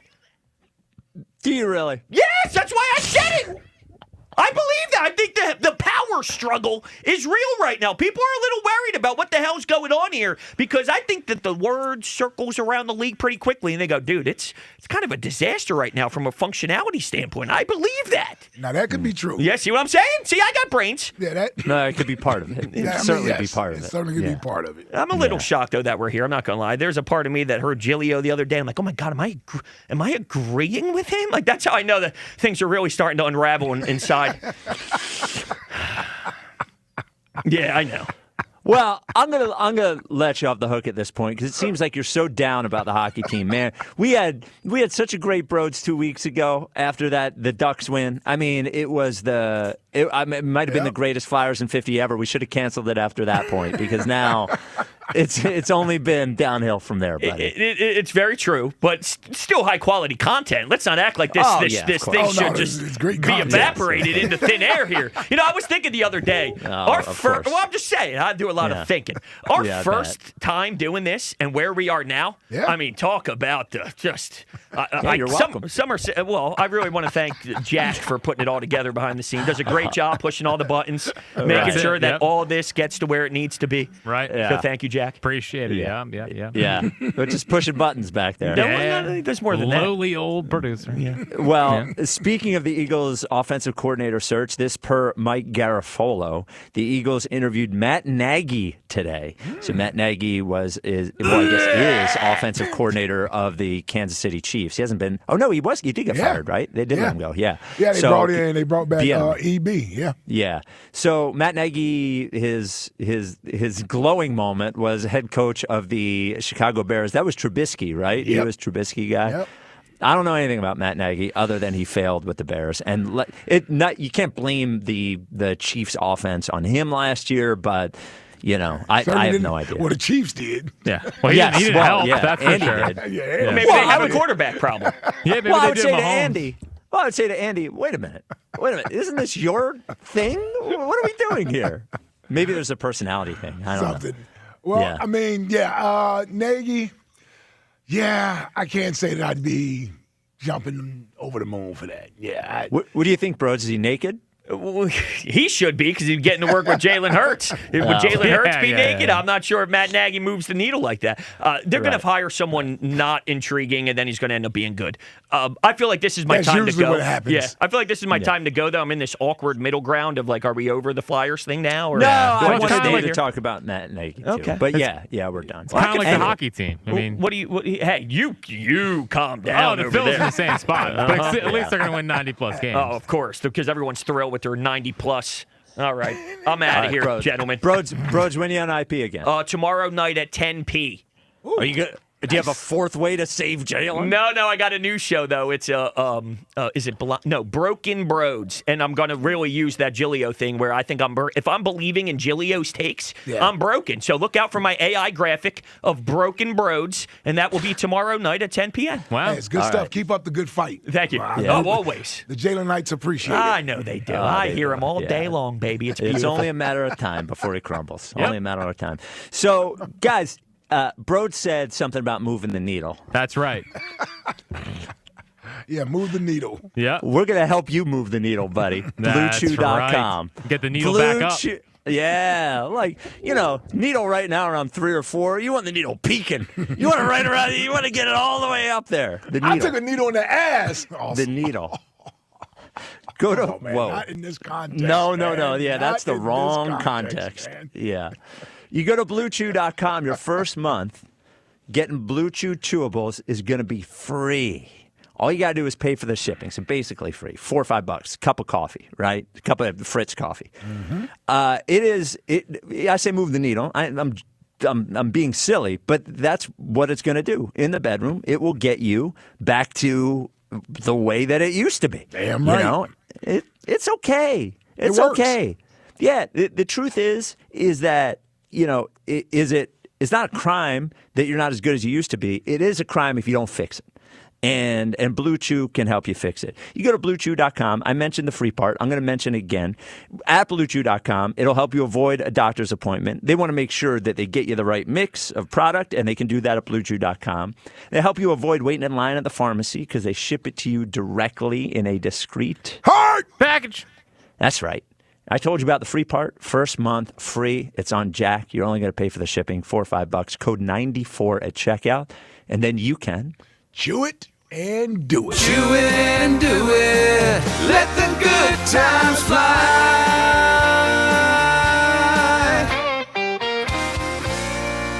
Chew it and do it, y'all. Chew it and do it, y'all. 215-592-9494. Omar in Delaware. You're on WIP. What's up, Omar? Gentlemen, how are you today? What's up, Omar? Listen, it's going to be a blizzard this weekend. And here's the reason why. You ready? Okay, that sounds much better. Yeah. For the first time I can remember, I'm about 70% in with Spike today. That never happens. There you go. I'm usually about 20% in with him, but I'm going to run it down. I don't think anybody's going to come here because of the way everything is set up. It's so dysfunctional up there. You got Howie, who's still scarred from what happened with the other coach when he was banished to the closet office. He's never going to hire anybody that will challenge his authority. The only reason Nick is there because he's going to fall on his sword for Howie every single time. You got Nick that can coach, and anytime we bring somebody in from inside, he puts his coaching philosophy into play, and we wind up not doing anything. And so you're asking a Tier 1 or Tier 2 offensive coordinator to come to this situation where he knows that if things goes wrong, they're going to cut him, they're going to fire him. He's going to be damaged goods. Why would any high-end coach or offensive coordinator come in this situation to play under these conditions? Fair question. I mean, it is a fair question. Right. Yeah, and maybe that played a part in it. But, eventually they're going to fill that offensive coordinator position. And we said those same things about the head coaching position. How he doesn't want anybody challenging his authority, and all those things may be true. And then they wind up hiring someone like a Nick Sirianni, and they're in the playoffs for 5 straight years and go to 2 Super Bowls and win 1. So you may be right. 2 things can be true. You could be right that there's a little bit of sort of insecurity there. Yeah, insecurity there where you don't want to hire someone who wants more power than you're willing to give them. But at the same time, they've proven they don't need to hire someone like that because their way has proven to work for them. But you know what I'll come back with that for is that we've had, for the most part of the past few years, the better roster out there. And from salary cap stuff, our roster is going to come down. So a lot of people would like to say the roster carried Jalen. I would say the roster has carried Nick. And our roster of talent is getting ready to level down a little bit. And this is where coaching comes in, where you can have a lower quality roster and still be able to produce high results. And Nick hasn't been proven the ability to be able to do that. And I think Jalen is the least of the issue. Quarterbacks are the ones that get head coaches' jobs. They get head coaches fired as well. But one thing that you can say about Jalen, he gives everybody that comes in a coordinator a head coach job when the team does well. You think Jalen got Kellen Moore a head coaching job? He got him to the Super Bowl and won it. And or did Saquon in the offensive line? Saquon the offensive line, but when we got to the Super Bowl, it wasn't Saquon the offensive line. It was Jalen. Yeah, I understand that. That's one game out of 21. In the last Super Bowl as well, we lost it. But in both Super Bowls, when you're playing the biggest game at the highest level with the most chips on the board, he was the best player on the field.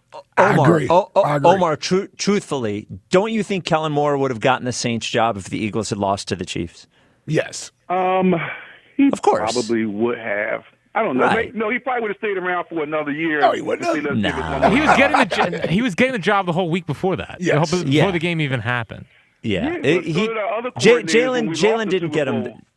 Jalen didn't get him the job.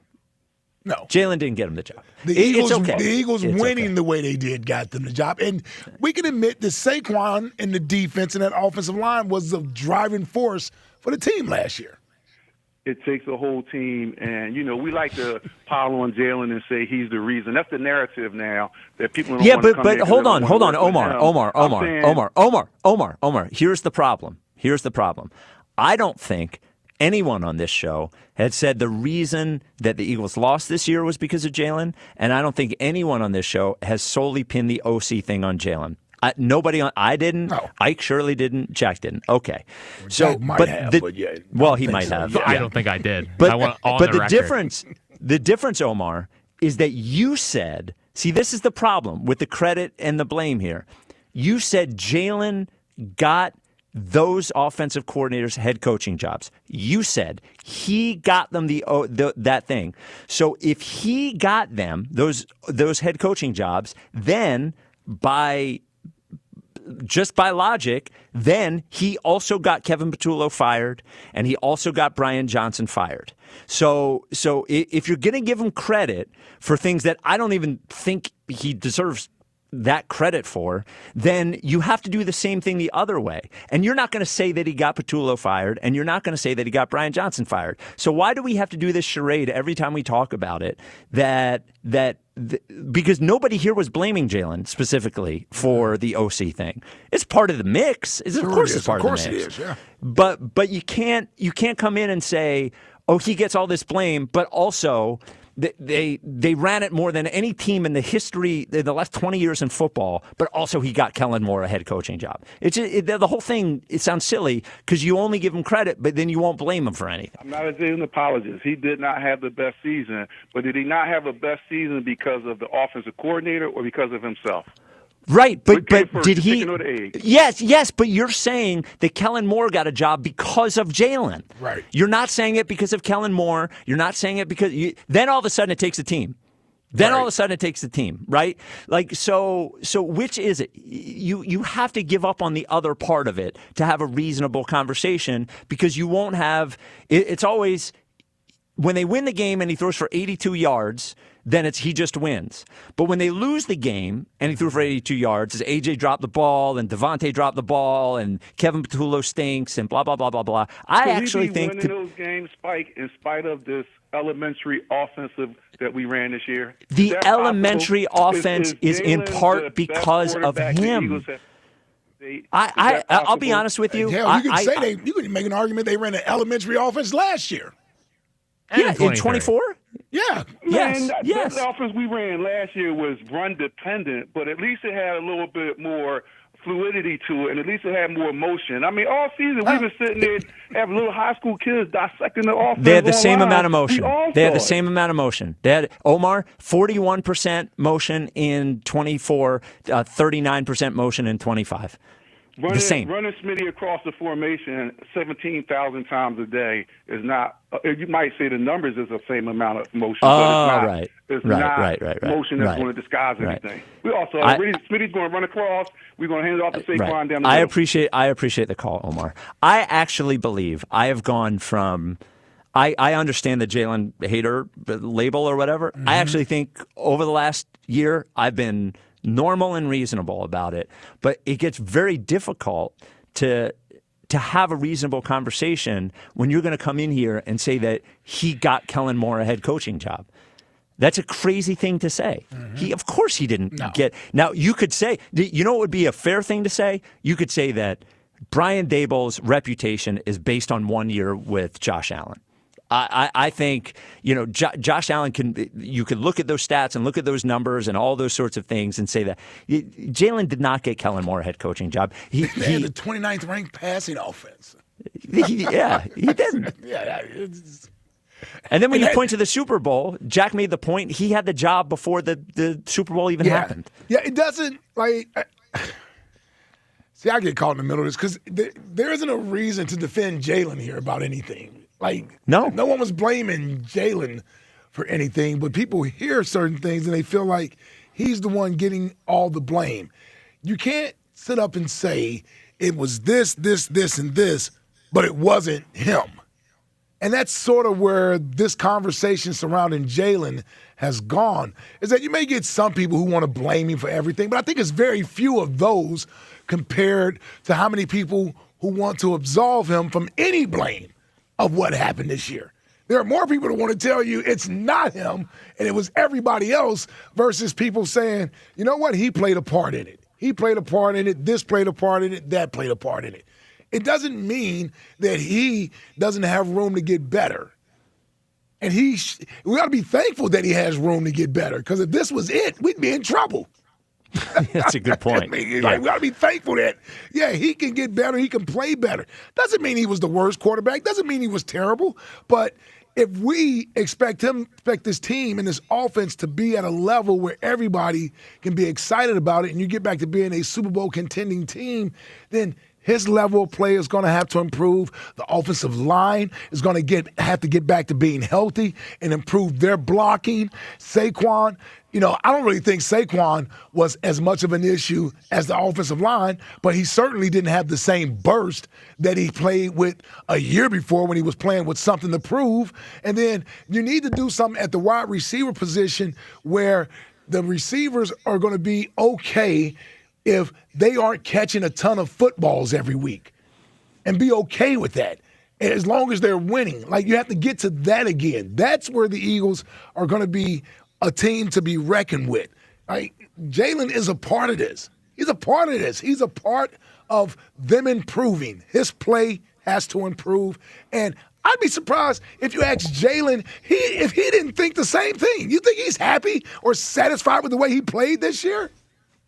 I don't think he is. No, if he's being honest, he's going to say, man, there's a lot of room for me to improve, and that's what I'm going to work on this offseason. And that's what you want to hear from him. 215-592-9494. Okay. Coming up next, our friend Tiki Barber, the better barber, at least in Philadelphia. And that's saying a lot because he was a Giant. But Tiki Barber will join us. That's saying a lot, Spike. But it's true. He's not. I guess he's not as much of a villain as Rondé. He's not. I guess. He's not. So he put a hurting on us, too, a couple times. He did. Tiki Barber joins us next. We'll talk to Tiki about Brian Daboll not coming here, also about Mike Kafka, whether he might be a fit, and their new head coach, John Harbaugh, in New York. I saw Tiki hanging out with Harbs yesterday. Man, all the Giants legends were around. 215-592-9494. I'm on my old coach. Your coach. My old That's coach. right. My old coach, yeah. That is coming up next. This is the WIP Afternoon Show with Ike, Spike, and Fritz. FanDuel, in partnership with Valley Forge Casino, is turning on playoff mode. Now, all customers get a profit boost pack every NFL playoff game day. Each game day during the championship round, you'll find a pack loaded with multiple profit boosts waiting for you in the app. More boosts means more ways to level up your playoff bets. Pick the matchup you believe in, take your shot in an upset, or build a parlay that fits the moment.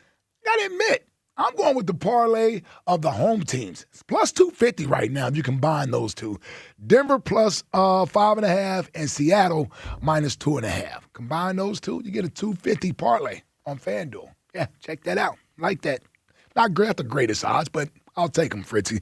Hey, then apply your profit boost and go after even bigger payouts while the playoffs keep rolling. Make sure you visit FanDuel.com/local and grab your profit boost pack every NFL playoff game day. FanDuel Sportsbook is the official sportsbook of 94 WIP. 21 plus in President, Pennsylvania. Opt-in required. Bonus issued is now withdrawable profit boost tokens. Restrictions apply, including any token expiration and max wager amount. See terms at sportsbook.fanduel.com. Gambling problem? Call 1-800-GAMBLER. The Eagles' 2025 season will tick away. A disappointing end to a promising 2025 season. Anytime you lose, you're frustrated. Now, the noise gets louder. Some notable Eagles are going to be gone. Who comes in to repair an offense in disarray? The Eagles have fired Kevin Patullo. How can they get Jalen Hurts back on the MVP track? Everything was there in front of us. We just got to grow from it all. Is A.J. Brown open to a trade? It is hard to find great players, and A.J. is a great player. All the Eagles' offseason happenings happen here. Do whatever it takes to win now and still build for the future. Sports Radio 94 WIP. They can overcome this. 1-877 Cards for Kids. KARS Cards for Kids. Ready to get rid of that old car? Donate it to Cars for Kids. Call 1-877-CARS-FOR-KIDS to reach a friendly live agent. Donation's super easy, and your car can be picked up as soon as tomorrow. Call us now, 1-877-CARS-FOR-KIDS. 1-877 Cars for Kids. Donate your card today. Did you know you can donate real estate too? If you owe back taxes, listen carefully to rule number 1. Never go up against the IRS alone. They're cracking down, freezing bank accounts, garnishing paychecks, canceling passports. Even your home or business could be at risk. But here's what they don't tell you. The IRS has powerful tax relief programs that could save you thousands if you qualify. That's why smart people call Optima Tax Relief America's #1 tax resolution firm. Nobody knows these programs like the experts at Optima. Their team of tax attorneys and licensed professionals have resolved over $2 billion in tax debt for people just like you. The IRS is not stopping, so don't wait and don't take them on alone. For tax help you need, for tax help you can trust, call Optima today for a free consultation. Call 800-392-7955. 800-392-7955. 800-392-7955. Optima Tax Relief. Some restrictions apply. For complete details, please visit OptimaTaxRelief.com. I'm Paul Cozy from Cozy Jewelers, and we're not your typical jewelry store. We're a family-owned jeweler and manufacturer, crafting nearly every piece right here in-house. When you shop with us, you're getting a curated, custom design experience, not just a selection of cases on a shelf. That means every piece is personal, crafted with care, and made to last. If you want something different, truly unique, and made just for you, this is fine jewelry the way it's meant to be. Come see us in Newtown Square and step up to the 5th C. Color, cut, clarity, carat, and cozy. Protect your most valuable asset, your home sweet home, with PJ Fitzpatrick. They have the experience and know how to ensure the structural integrity and energy efficiency of your roof. Trust PJ Fitzpatrick's 45 years of experience, thousands of 5-star reviews, and lifetime guarantee on materials and labor. Their professionals install most roofs in just one day. PJ Fitzpatrick has a variety of financing packages that work with any budget. Visit trustpj.com today. That's trustpj.com. It all comes down to this, folks. Yep, the entire season is on the line. But my throat has officially thrown in the towel. Sounds like you need Vicks VapoCool drops. They're max strength and vaporize sore throat pain. Whoa! These VapoCool drops hit fast. Speaking of fast, did you just see that play? Yeah, he vaporized that ball. That pun should have come with a penalty. Vaporize sore throat pain with Vicks VapoCool drops. Use as directed. At Uline, the prevailing opinion is, if you don't live it, you don't believe it. The people at Uline believe in hard work, and they live it by being there 24/7 to answer your call, having 41,000 items in stock, and offering same-day shipping from 12 locations across North America. Business owners, sellers, buyers, shippers, and packers believe it. Uline is the hard-working, dependable source for your shipping and industrial supplies. Visit uline.com. You can swirl it, you can sip it, but the best way is to share it. Hey y'all, I'm Deanna, a team member at my local Chick-fil-A. And a little thing I love about the Chick-fil-A chicken sandwich and new frosted sodas and floats is how well they go together. You get that bold flavor of the Coke mixed with the smooth deliciousness of the vanilla ice cream. You have a juicy filet and a smooth, creamy float. It's an awesome pairing. Order a Chick-fil-A chicken sandwich and a new frosted soda and float at your local Chick-fil-A restaurant. Real team member paid for their testimonial. It's game day. Are your moderate to severe Crohn's disease or ulcerative colitis symptoms keeping you from the action? Skyrizi, risankizumab Riza, could help you get back to the game. Skyrizi is proven to help people feel significant symptom relief, achieve remission, and visibly improve damage of the intestinal lining. Skyrizi is a prescription injection medicine for adults. Don't use if allergic to Skyrizi. Serious allergic reactions, increased infections, or lower ability to fight them may occur. Before treatment, get checked for infections and tuberculosis. Tell your doctor about any flu-like symptoms or vaccines. Liver problems leading to hospitalization may occur when treated for Crohn's or ulcerative colitis. Ask your doctor about Skyrizi, the #1 prescribed biologic in Crohn's and ulcerative colitis combined. Learn more at skyrizi.com or 1-866-SKYRIZI.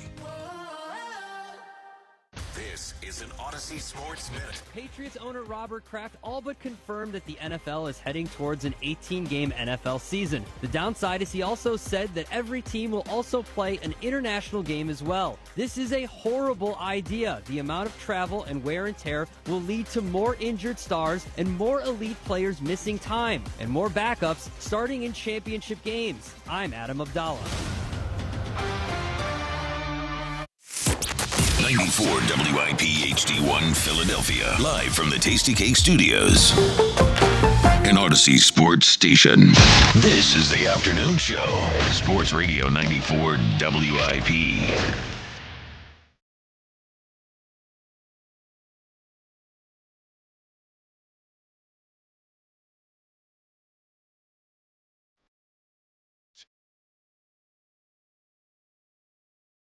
It is the WIP Afternoon Show. Ike, Spike, and Fritz. Tiki Barber joins us in a moment to talk about Brian Daboll and Mike Kafka.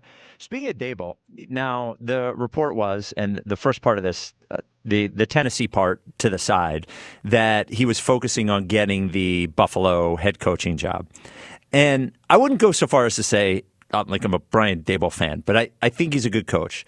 I also think hiring him to be a head coach, the way that he acted last year with the Giants is like organizational malpractice.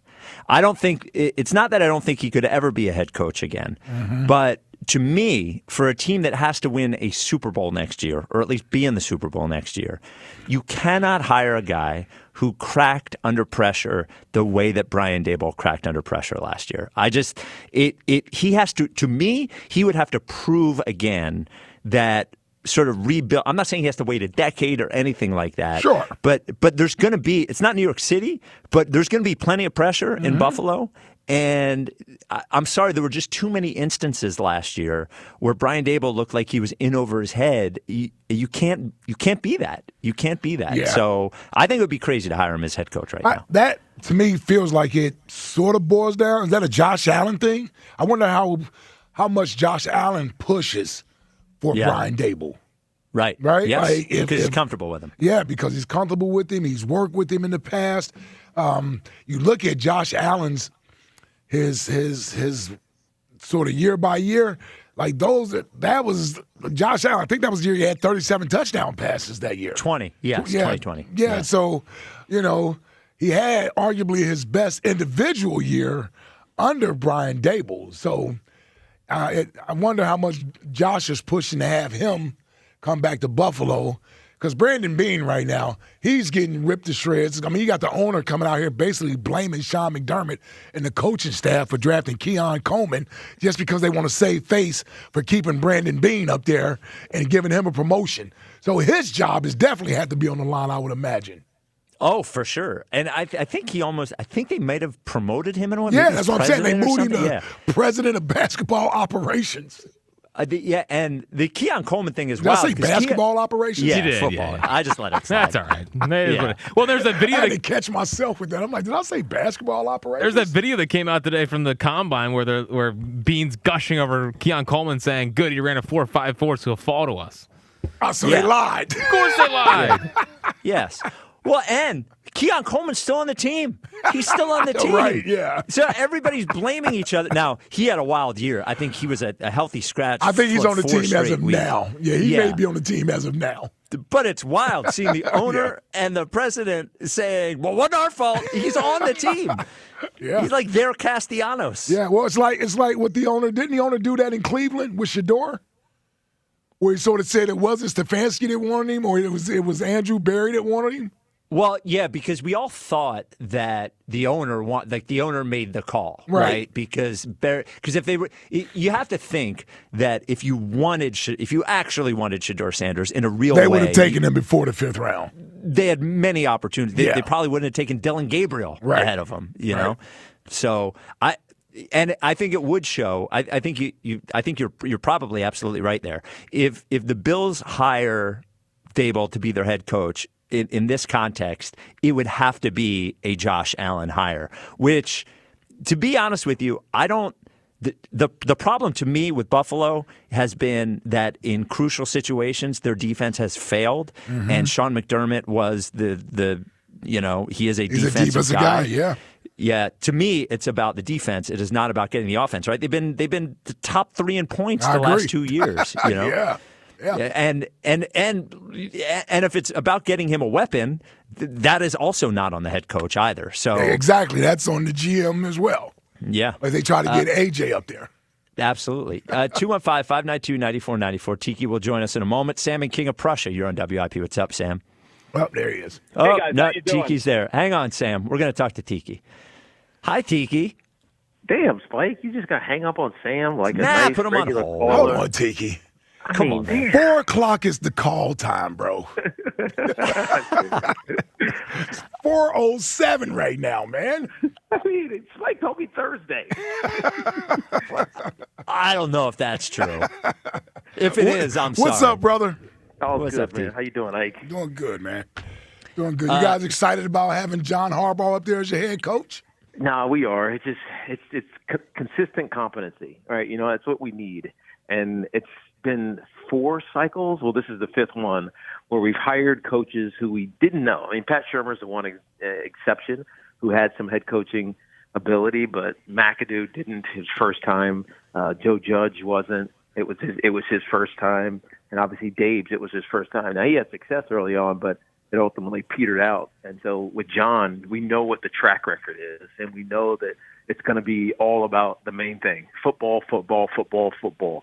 It's in his blood. It's in his family's blood, and you know we're excited for obvious reasons. And we know we have a pretty decent roster. Obviously, it needs some fixing in some spots, but I'm just tired of being irrelevant come December. You know what I mean? As an athlete, especially in our sport, playing meaningful games as you inch up to that playoffs is what's most important. And we haven't had that in 4 years now. Now, Tiki, I'm going to own this. I did tell you Thursday. I gave you a choice. You picked Thursday. Ike, you on me. No, but look, well, first of all, to be clear, Ike got on you, not me. No, that's what he said. He said me. Yeah, and then so I'm going to own that. I'm going to own it. Now, we did see the photo with you, Evan, and Sean Morash with John Harbaugh yesterday. Yes. If you've been around Evan and Sean long enough, they got to when they dress up, they look like slobs, man. You got to do something about it. Well, I mean, dressing up is a lifestyle. You have to know how to do it, and it's like repetition. It's like anything. You want to be good at a sport, you got to do it. You got to practice. You want to run fast, you got to practice running fast.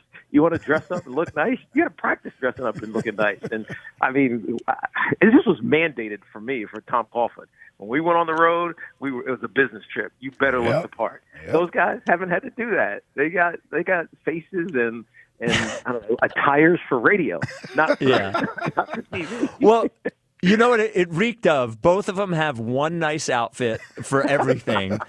Weddings, John Harbaugh press conferences, whatever it is. And they're wearing the same ill-fitting one outfit that they wear everywhere. So. Spike, you nailed it. It's like Ben McAdoo when he had his introductory press conference. Yeah. So, Tiki, we found out today, Brian Daboll interviewed with the Eagles yesterday for the OC spot. We found out today that he likely is not going to take it. He's either, if he doesn't get the Buffalo job, he's going to end up being the Titans OC. Is it surprising to you that Daboll isn't more interested in the Eagles job? Very, very. Because I made a prediction after Dave got fired where he would land. And my long-term prediction was he's going to get latch on to a team that's going to go to a Super Bowl in 2026. Now, if he goes to the Titans, that's probably not the case. But my thought was the Eagles, right? We knew that Kevin Petula was on little thin ice as an offensive coordinator. And with the familiarity with Jalen Hurts, having coached in college, it felt like the natural landing spot with all the talent that's there. And I guess I can reach out to him at some point and ask what happened. But the thing that we speculated about today, because we heard that report also, was maybe he's just really loyal to the Giants. Maybe he really doesn't want to be the ire of the Giant fan by going to Philadelphia, recreating that offense. Because, I mean, you guys miss Kellen Moore. That was obvious in a way that makes the Eagles better and gets them right back to another championship. And so that's the only thing I can think of. But I guess Tennessee works, but I don't know. I don't see the immediate upside that would come from rehabilitating yourself with the Eagles, right? And again, it would also, obviously, if you guys did go back and do it again, it would put Nick Sirianni, and your organization in a tough spot because Dave would immediately be a head coaching candidate someplace else. And so it's odd. But I can't really speculate on it other than he loved the Giants so much and he just didn't want to go be an Eagle. Well, and he's not going to be the Eagles OC, so it doesn't matter that much. But I am curious in that I think he made a lot of mistakes as a head coach. But being a head coach is different than being an OC. 100%. Do you think Brian Daboll is a good offensive coordinator? Without a doubt. I mean, we've seen it in every step that he's been at, even in Alabama, where he won a national championship, and they, I guess, collectively made that tough decision with sitting down Jalen Hurts and going to Tua as a staff, and it won them a national championship. But I also think that being a head coach, especially for the first time, there's so much that you have to be able to manage and balance and juggle all at once. That's partly with the players, and I think he's always been a great players coach, but I think it was managing his staff, right, from the offensive coordinator. We all know that the strife that existed between him and Wink Martindale as a head coach, it became explosive. Basically, everybody, all the coaches, that is, trying to throw defensive coaches, throw him under the bus. And the in-game management stuff. I mean, I'll never not think about after we beat you guys at home, which was Jackson Dart's third start, I think it was. We beat you guys, and we go up to Denver, beating them. Like, they're beat. There's 3.5, whatever it is, 5 minutes left in the fourth quarter, and it's 3rd and 5. It's run the football so that they have to use their last timeout. Instead, they drop back and throw a pass. It gets intercepted, gets the Broncos in point-blank range. They go and score. And now the pressure is on a young rookie quarterback to make a drive. It goes 3 and out. They come back and tie the game. Ultimately scored, whatever it was, 33 points in the fourth quarter. Yep. The little decisions matter so much from a game management spot. And I think Dave's oftentimes got really cocky about it and did the things that felt gut right as opposed that were analytically right.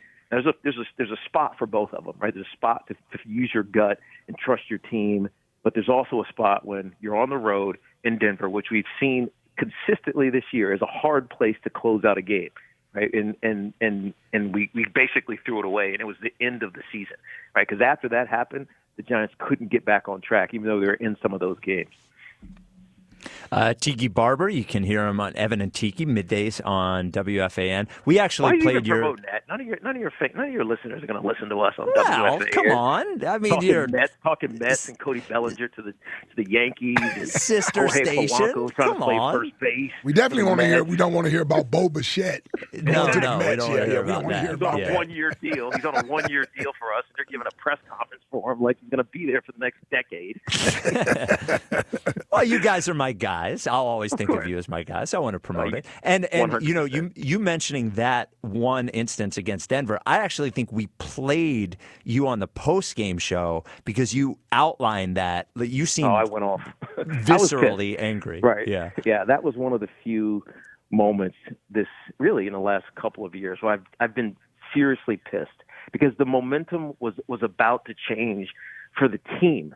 Right, we know the Russell Wilson failed experiment. Those first 3 games, yeah, we were in the Dallas game, but ultimately he just doesn't have what he used to have as a starting quarterback anymore. And there was this belief that Jackson Dart was going to immediately be the savior. And we've seen this with young quarterbacks across the league, right? C.J. Stroud, Jaden Daniels. We've seen it over and over and over again, and we felt like that was the moment.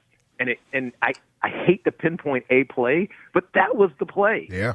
When I look back on the season in retrospect, now that we've gone through the 18 and we're in the off season, that was the moment in my mind that changed the fortunes of the 25 New York Giants. And it all came down to a decision that shouldn't have been that hard. And so I was pissed about it for a lot of reasons, including at Jackson Dart. But I can't get that mad at Jackson Dart because as I've said since I was playing, I hate rookies, and I don't mean that in a mad way. It's just there are moments where rookies don't know what it takes to win games because they haven't done it enough. Yep. And I mean, I think the only one, and you can back this up, Ike, was Jeremy Shockey, who just as a rookie was the man. You know what I mean? He was trucking dudes. He was the perfect tight end in an evolving tight end world. But other than that, they're always going to come a point where rookies not going to know what to do in a moment. And Jackson Dart was put in a position where he made a horrific mistake against the Denver Broncos and ultimately cost us that game. Yeah. So go ahead, Mike. Well, so Mike Kafka has been rumored as a candidate as well. Yeah. Now, there was I remember a little bit of friction between him and Daboll, but what do you think of Kafka as an offensive coordinator I candidate? really like him as an offensive coordinator. I think he got put in a terrible position as the interim head coach, not dissimilar to Jeff Ulbrich with the Jets last year, because they fired the head coach last year. That was Robert Saleh, and Jeff Ulbrich became the interim head coach, but he was still the defensive coordinator. And as a result, everything fell apart. The head coaching fell apart because he wasn't prepared for it, and then the defense took a massive step back for the Jets. The same thing happened with the New York Giants. It's so daunting to have to make all of those decisions, from practice scheduling to what the timing is going to be for the team on the road or for the week, and then you're then having to make coaching decisions where they fire Shane Bowen a couple of weeks later and elevate Charlie Bullen. Like, all those things are hard enough as it is, and then you also have to continue to call plays and make decisions and try to stick to a philosophy. And his philosophy was aggressiveness. And aggressiveness is great until you start doing stupid things like going for it on 4th and 5 from the 7-yard line against the Minnesota Vikings, who have the best red zone defense and one of the best defenses in football. So, like, the decisions get clouded because your plate is too full and you don't know how to handle it yet because it's your first time as a head coach and an offensive coordinator. Guys like Sean Payton, they can do that. Yeah. They've been coaching for a long ass time. Guys like Andy Reid, as much as you guys don't want to, I think you guys have forgiven him at this point, but guys like I Andy love Reid, Big Red. right? Yeah. But the fan base wanted to get rid of him. You know what I mean? But at this point in his career, Andy Reid can do anything. You know what I mean? He can get away with it. A first-time interim head coach / coordinator, it's just too much on his plate, and it was almost a disservice to him. With that being said, our red zone offense improved drastically year over year. He was a play caller, then it got taken away from him. He was back to the play caller, and we felt the difference. The run game, which was consistent, the one thing that was consistent, finished top 6 in the league with a little bit of a remade offensive line, and Cam Scadaboo till he got hurt, Tyrone Tracy. Like, he called good games. It became too challenging to be the head coach as well. I think he is a good offensive coordinator. If he gets that job down there, I think he's got a lot of good ideas. Some of the trick plays that we threw in. I mean, Jameis Winston caught a touchdown pass from Olszewski, in our season. So there are things that are going to be innovative when if he should get his next job, and he's definitely one to look at for you guys. Yeah, the name is certainly familiar. We drafted him here, I believe, a few years ago, 4th or 5th round quarterback.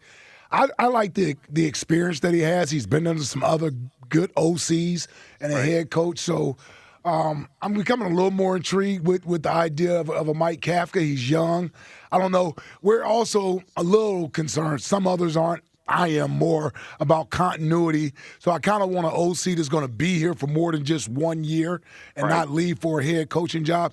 He sort of fits that. I don't know if he's head coaching material, but he may be just one of those good play callers that he may get a second bite at the apple of being a head coach a few years down the road, and this could be a place that can help lead him to that after a few years. You're right, and I think the challenge for any of these young offensive coordinators, and they're becoming fewer, that are part of that Mike Shanahan tree from Washington way back in, what year was that, 2012? Mm-hmm. They're becoming fewer and fewer of those guys, and now it's like the extended version of that tree. Bobby Slowick, who was down in Houston a couple of years before he got let go, he was one of those examples. And so I think Mike Kafka is a good choice, but he has gotten head coaching interviews, even if this year it was just with the New York Giants, in each of the last couple of years. And so you create the same problem that you've had every year for the last half a decade, it seems like. And I remember doing a game down there last year in Philly, and I asked Coach Sirianni, I was like, what's going to happen when Kellen Moore gets a head coaching job? Because what's going to happen, how explosive that Eagles offense was. He's not going to be there next year. What are you going to do? And you can manage it for a little while because you have enough reserves in your own wheelhouse, but ultimately you fall short and you hire somebody who's not ready for the position. Mike Kafka is ready for the position, but you also might lose him in a year or two. Yeah.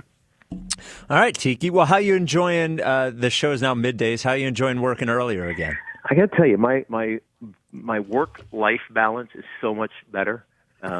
now. And look, the reality, it didn't change my contract, so it is what it is. And Craig is, he's radio icon. So it's, I remember you had that choice, Spike, when he left and decided to go do television, and you had to re-put together the afternoon drive show, and you were gracious enough to ask me to be a part of it, and I loved it for the 2.5, maybe almost 3 years that I did it. But I'm one of those guys that does what I'm told. You know what I mean? I do the best show that I can. The one thing that I told Chris Olivero was, I don't want you to mess with our show, because there was a thought that Evan would go back and be with Craig, but then that would put my show in a bind. And so we're basically the same show. Tommy he's doing the overnight show now, but our show is essentially the same, and it feels the same. And we just want to talk sports, right? We don't want to do all the other hokey stuff and and non-sports related things. We bring it up every now and then, but we want to talk sports. We want to talk about the hard-hitting sports talk. The Yankees, right? I think that's what people want to hear when you listen to sports talk radio, especially in the midday.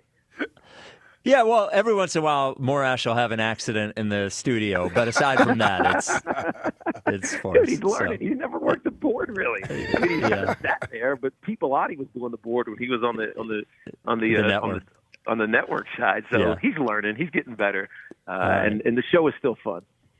All right, Tiki. Well, thanks for joining us. I'm sorry I told you Thursday and then got you on Wednesday. So thank you for adjusting on the fly. You guys are my favorite part of Philadelphia. I'll take that. And you're our favorite barber.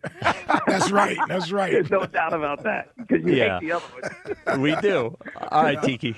All right, brother. Man. Take care. See you, boys. Take care. There he is, the great Tiki Barber. Well, that's 2 endorsements for Kafka. Solak endorsed Kafka, and Tiki endorsed Kafka. Yeah, starting to hear a little more about him. You kind of like, oh, okay. Yeah, maybe. He's no cooter. No, he's no cooter. He's not a cooter. He's not a cooter show. And I don't think he would be someone the fan base immediately would be like, yeah, we got Mike Kafka. No.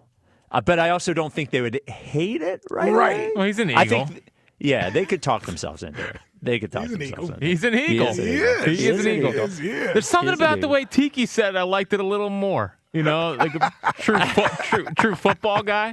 Real football guy. Yeah, real football guy. Yeah. Exactly. I didn't need the slider talk. You know what I mean? Oh, can you leave Solak He almost alone? lost me with the slider stuff, though. Well, I stopped him. I stopped him. I made him tell it in English. All right, 215-592-9494. Coming up next, an explosive Eagles Insider of the Year power rankings. Finally. Explosive. Well, stuff's getting serious right now, Jack. It's getting serious. Yeah, it's no joking. What's that? There's no joking around with Eagles Insider. No. This is serious. There's 2 months left. Yeah. All right, that is coming up next. This is the WIP Afternoon Show with Ike, Spike, and Fritz. So it's been cold as hell. Cold as hell, especially at night, single digits. And that is when you start to really notice that your old drafty windows are kaput. They've probably been kaput for a while, but this is a good reminder. And Gaida is there for you. They're there for you with their big winter sale.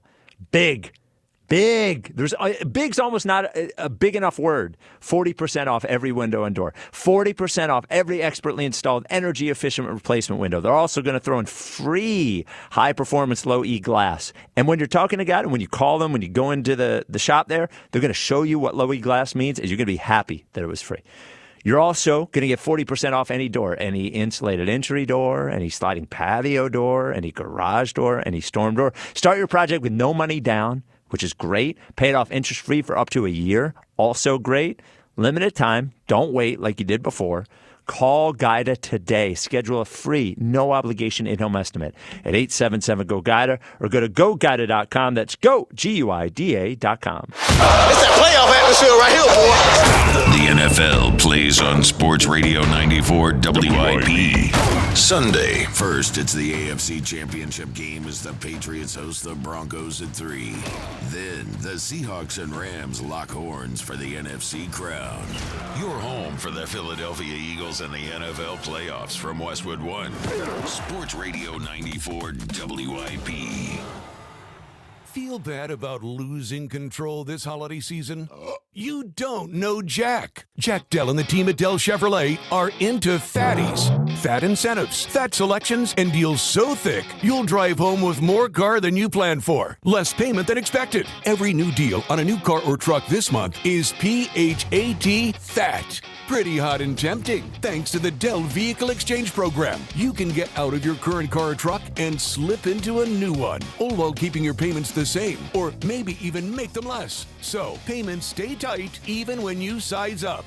Right now at Dell Chevy, you can buy with no money down and 0% APR financing every day. Go ahead, treat yourself. Dell Chevy is close, located on Route 30 in Paoli. You're just minutes away. If you're worried you're going to pay too much for your next vehicle, you don't know Jack. Online at DellChevrolet.com. Se habla español. Together, let's drive. Jack, sell them for less. Includes all rebates and incentives. Offers cannot be combined. Excludes taxes and tags.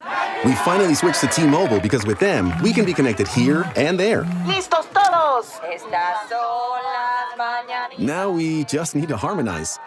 Switch today. Get 4 Samsung Galaxy S25 phones with Galaxy AI. Plus, get 4 lines for just $25 per line. Visit a store, T-Mobile.com, or call 1-800-T-Mobile.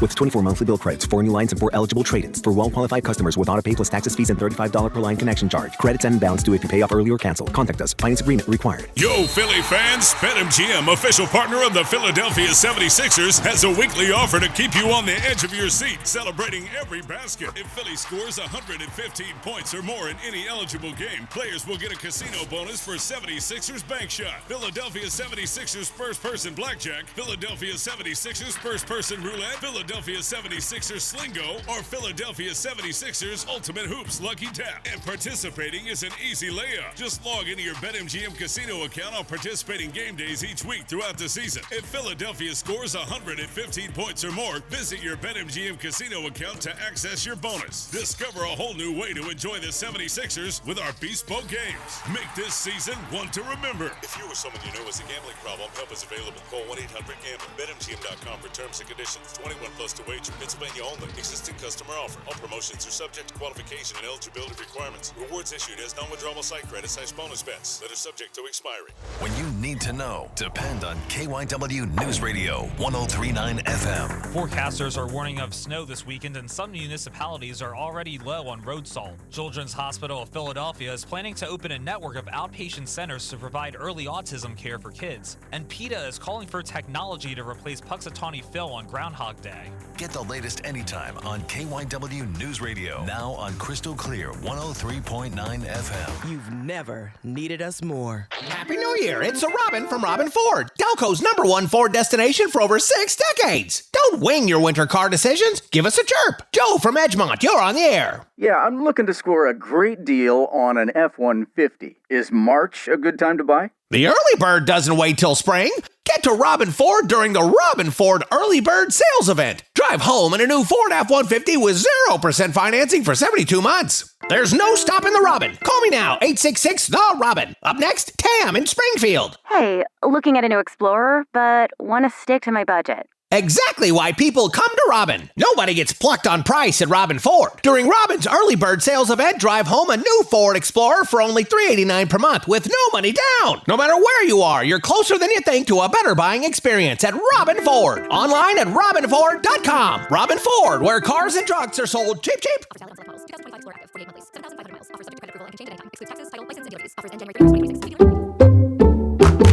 I checked Allstate first and saved hundreds on my car insurance. Really smart. Unfortunately, I didn't check if I left the pizza box on top of my car before driving home.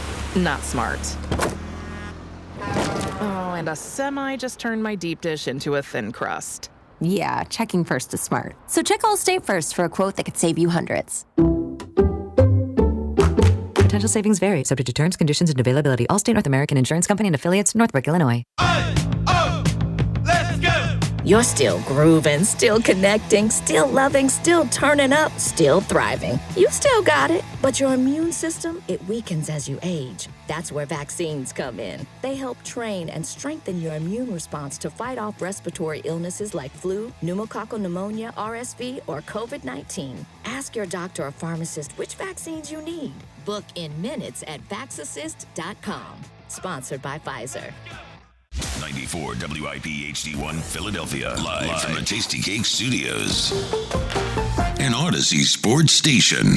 This is the afternoon show. Brought to you by Guida Door and Window. Call 1-877-GO-GUIDA or visit GoGuida.com. Sports Radio 94 WIP.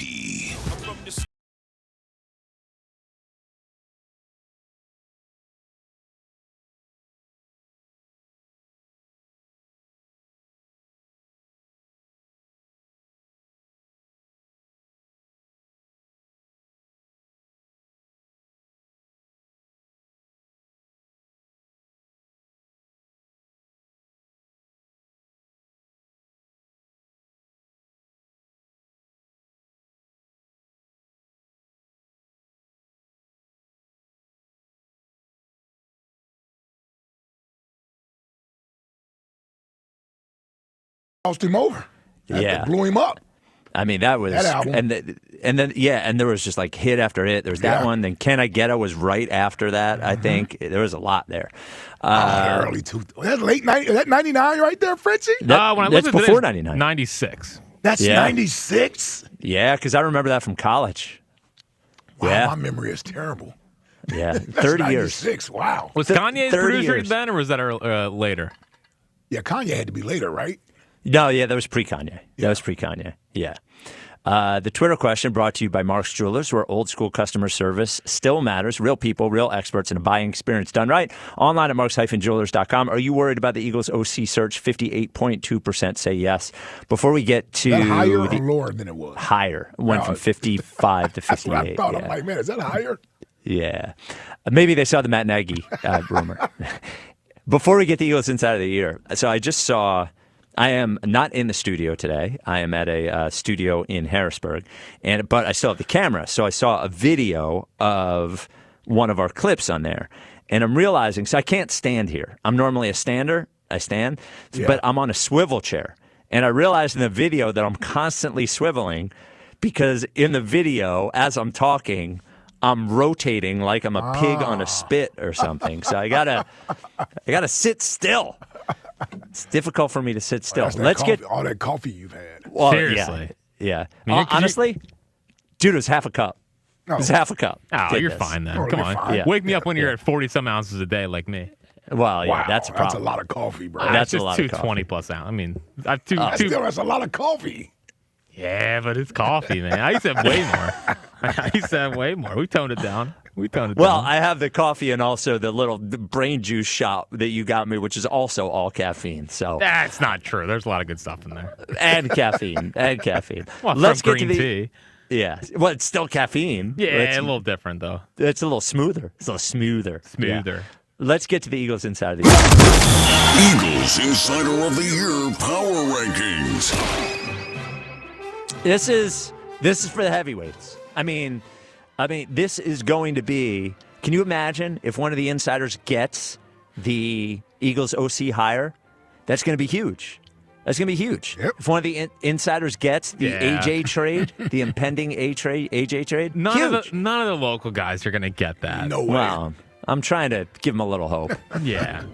But when things go poorly, there's more rumors, there's more reporting, which means the insiders are more important. And boy, do we have a power rankings for you today.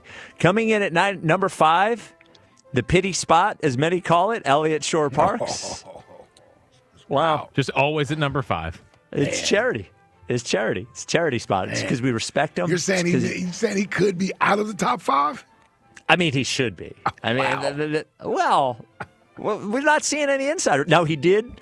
See, we can't give him credit for saying Jim Bob Cooter was number 1 on his list. That's not insider stuff. No. Yeah. That's just like, hey, I like Jim Bob Cooter.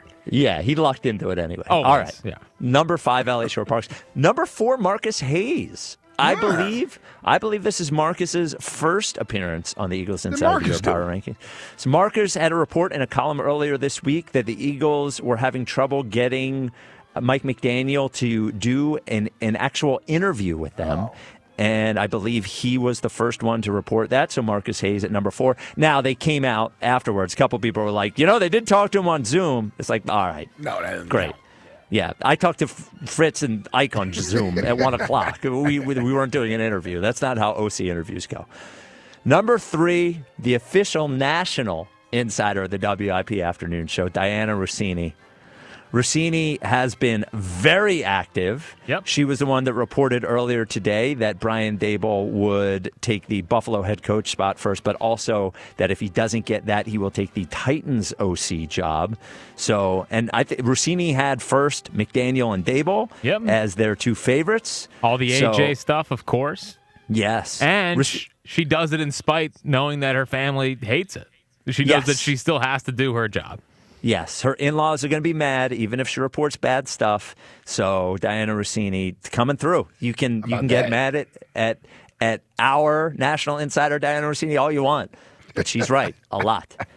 Number 2, he'd always been lurking, and here he is, Joe Santoliquito. Wow. Now, Joe Santoliquito did have the report on Friday that A.J. Brown requested a trade several times during the season. And I think we've just seen the beginning of Santoliquito. He could have one of those articles like he had about Carson. Yep. You never know. Santoliquito is lurking. And number 1, as he just continues to have story after story, it is Jeff McLean.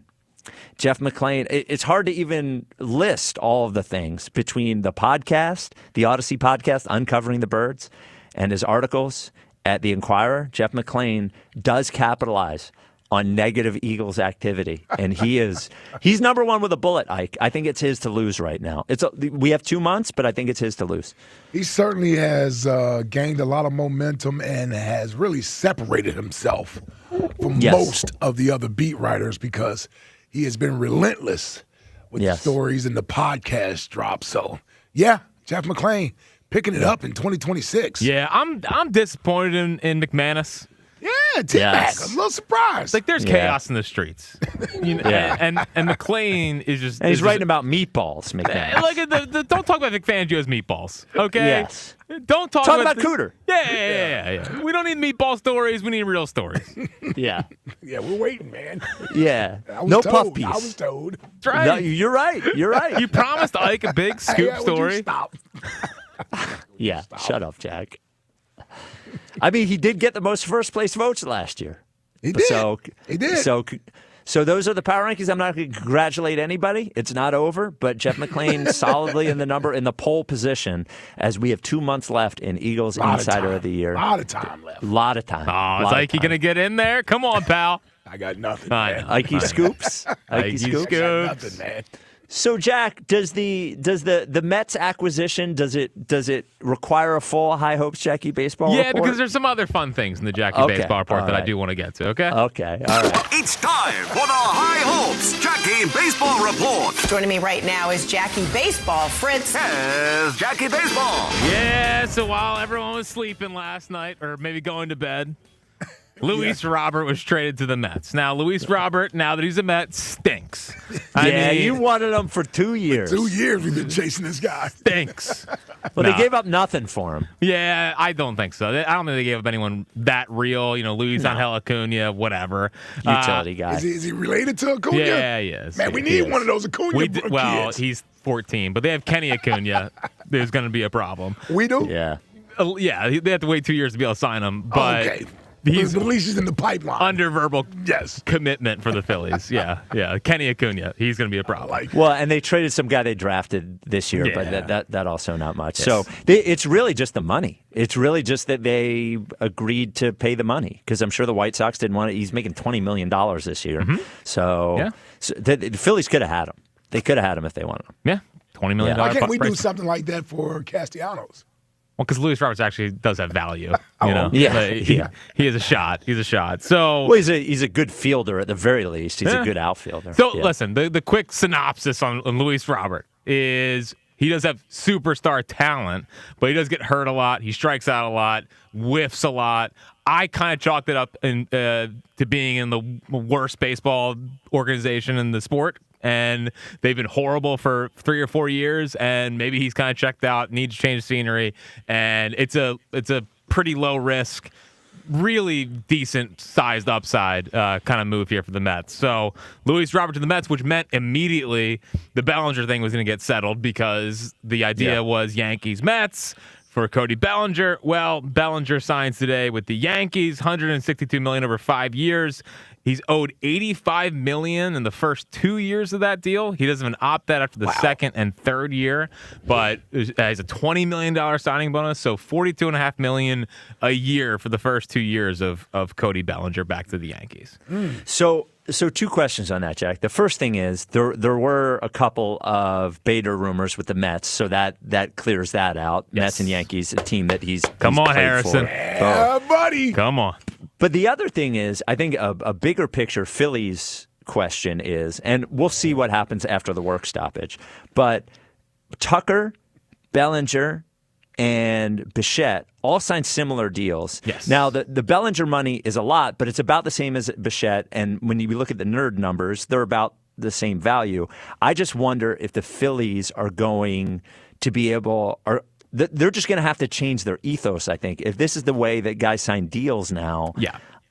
Right? I mean, Dombrowski, everybody's going to have to do it. Yeah. I imagine. Everybody's going to have to change the way. I just think right now they would have to be a pretty tough pill for them to swallow to do something like that right now. Because, again, in the case of the Mets, right, they paid Bichette $42 million. But where they were in the luxury tax, which is where the Phillies are in a similar spot, he's basically costing them $96 million this year. Bo Bichette for 1 year because they're over the tax. Because of the tax, they're taxed at 110% for every dollar they make. Wow. So with maybe the money coming off the books in the next couple of years, the Phillies could do that. Dombrowski said yesterday it's something he doesn't like doing, but I think he does understand that this might be where the sport is going. If the Phillies want to get one of these guys, that they would be open-minded to it, I believe is what Dombrowski said. All right, now can we have somewhat of a reasonable, honest conversation here? Depends. Now the emotions are starting to die down a little bit, and reality is setting in. It's a 96-win baseball team they had last year. They bring Bader back here for a full year. Now we got Bader and Duran for a full year. I like that. You get Casty out of here. We'll see what Garcia can do out there in right field. Yeah, what comes interesting then is... I mean, I'm not saying they're better than the Dodgers, but if they can get Bader back here, at least it's a team that we can get excited about. We'd be happy with the Bader addition. The only thing interesting there is you have to trade Marsh because Crawford's not going back to the minor leagues. So Crawford would play left. Right. And... you can't just keep Marsh as the fourth guy? Well, it's another lefty, and I think they want Crawford to at least... I don't think they want a lion's share of the playing time to go to Crawford. You might as well flip Marsh for maybe a middle reliever. What you can get. So that's the only roster dynamics that would have to happen if Bader was to come back. But his market, I think Cardinals, it's not, robust. Yeah, dude, take a 2-year deal and come on. Come on, 2 years, $24 million. Come back. Yeah. Come on. Yeah, what are we doing? Well, I would let's go. Look, JT got 3. I would look at him and say, come on, man. Yeah, I want 3. I'm younger than JT. I would give him 3. At $12 million a year, I would give him 3. That's not crazy. Yeah, we'll see. Yeah. So some fun things I want to play. All right. Some fun things I want. So apparently we have been saying Ranger Suarez's name wrong the entire time. Oh, yeah, I want to hear this. Yeah. So this is today up in Boston for his introductory press conference. They laid this bombshell on us. The question was around Venezuela and also how he actually says his name. My name is actually Rangel, but however you guys want to address me, Ranger, is how most people do, so I'm comfortable with either. How did we not know how to say that here? Hold on, what is it again? Rangel. Rangel? Rangel. Yeah. Rangel. My name is actually Rangel. Bro, it's Ranger. Could you imagine that here? Did we do that with Freddie? Galvis? Yeah, Galvis. Yeah, but we did it wrong. That's what I'm saying, yeah. T-Mac tried for a month, and then we went back to Freddie Galvis. Which we would all do with Ranger as well. Could you imagine trying to pull that off in this city? Yeah, well, I can't roll R's. Yeah. And there's a little bit of there's a double roll. There's a double roll in there, yeah. Raw res. Rangel. And also, Ranger is a cool-ass name. Yeah, it's a much better name. It's a cool-ass name. Man, wearing 55 up there, seeing the Red Sox cap. Yeah, a little emotional. And then the second funny thing was from Bichette's press conference. And Heyman asks him, essentially this is a 1-year deal. Awkward back and forth here. You're actually not going to hear Bichette. You're going to hear his agent jump in. You have a very favorable opt-out option in there, and you're obviously got youth on your side. I guess you're almost 28, going to be 28. Should anybody look at this as potential 1-year deal? How are you looking at this? John, thanks for your question. Good afternoon, everybody. Wow. The video is so awkward, too. Did he just decide not to answer the question? Well, Bichette started looking around on the video. Wow. And the agent just jumped in and was like, appreciate the call, Wow. Yeah. Yeah, Bichette talked about wanting to win and, left the team. There was a game from the World Series, whatever. Well, Dead to me. it just seems like, now I'm not the one on the dais answering questions. It seems like an easy one to pull off, though. It seems like an easy one is like, the contract is the contract. I love being a Met. I would love to be here a long time. I thank my agent for getting me terms that benefit me, but I love being a Met, right? I mean, yeah.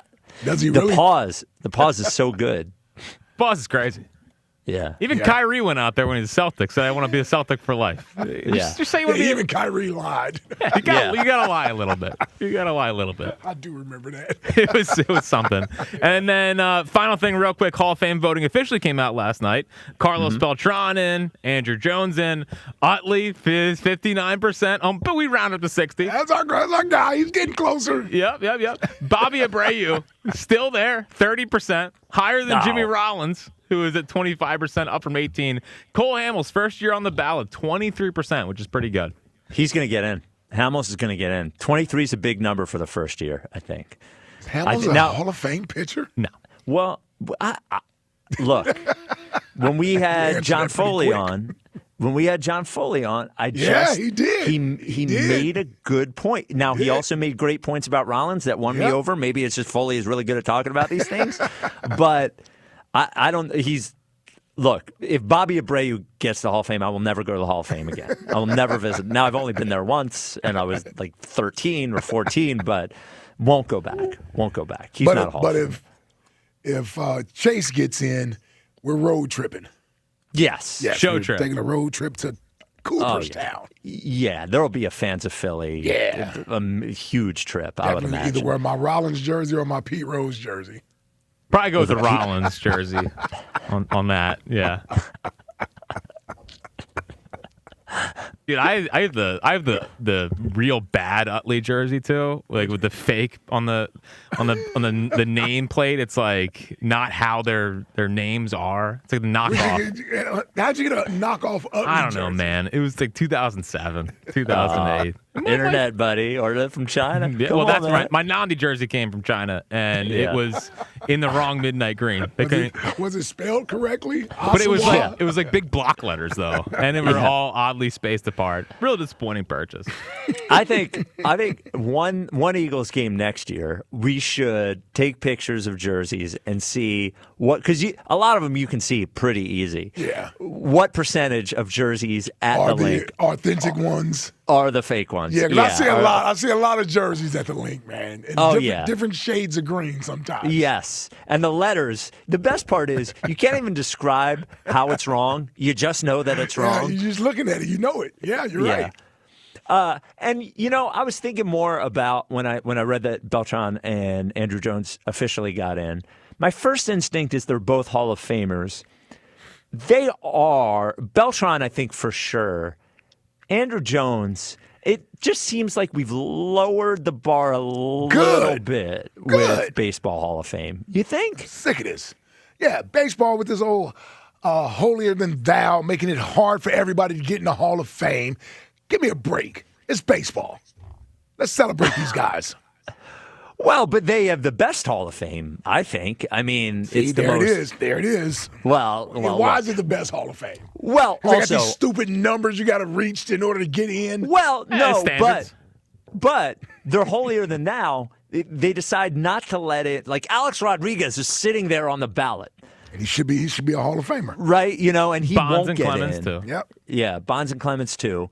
Well, they're not on the ballot anymore, are they? Are they still So they're on in the older committee. And by the way, Contemporary that committee. that disqualifies your whole it's the best Hall of Fame with those guys right there being left out. That disqualifies it. I don't have that problem in the NFL. No, who's we left do out? not. I don't know. You can gamble. You can do whatever you need to do. Whatever you need to do.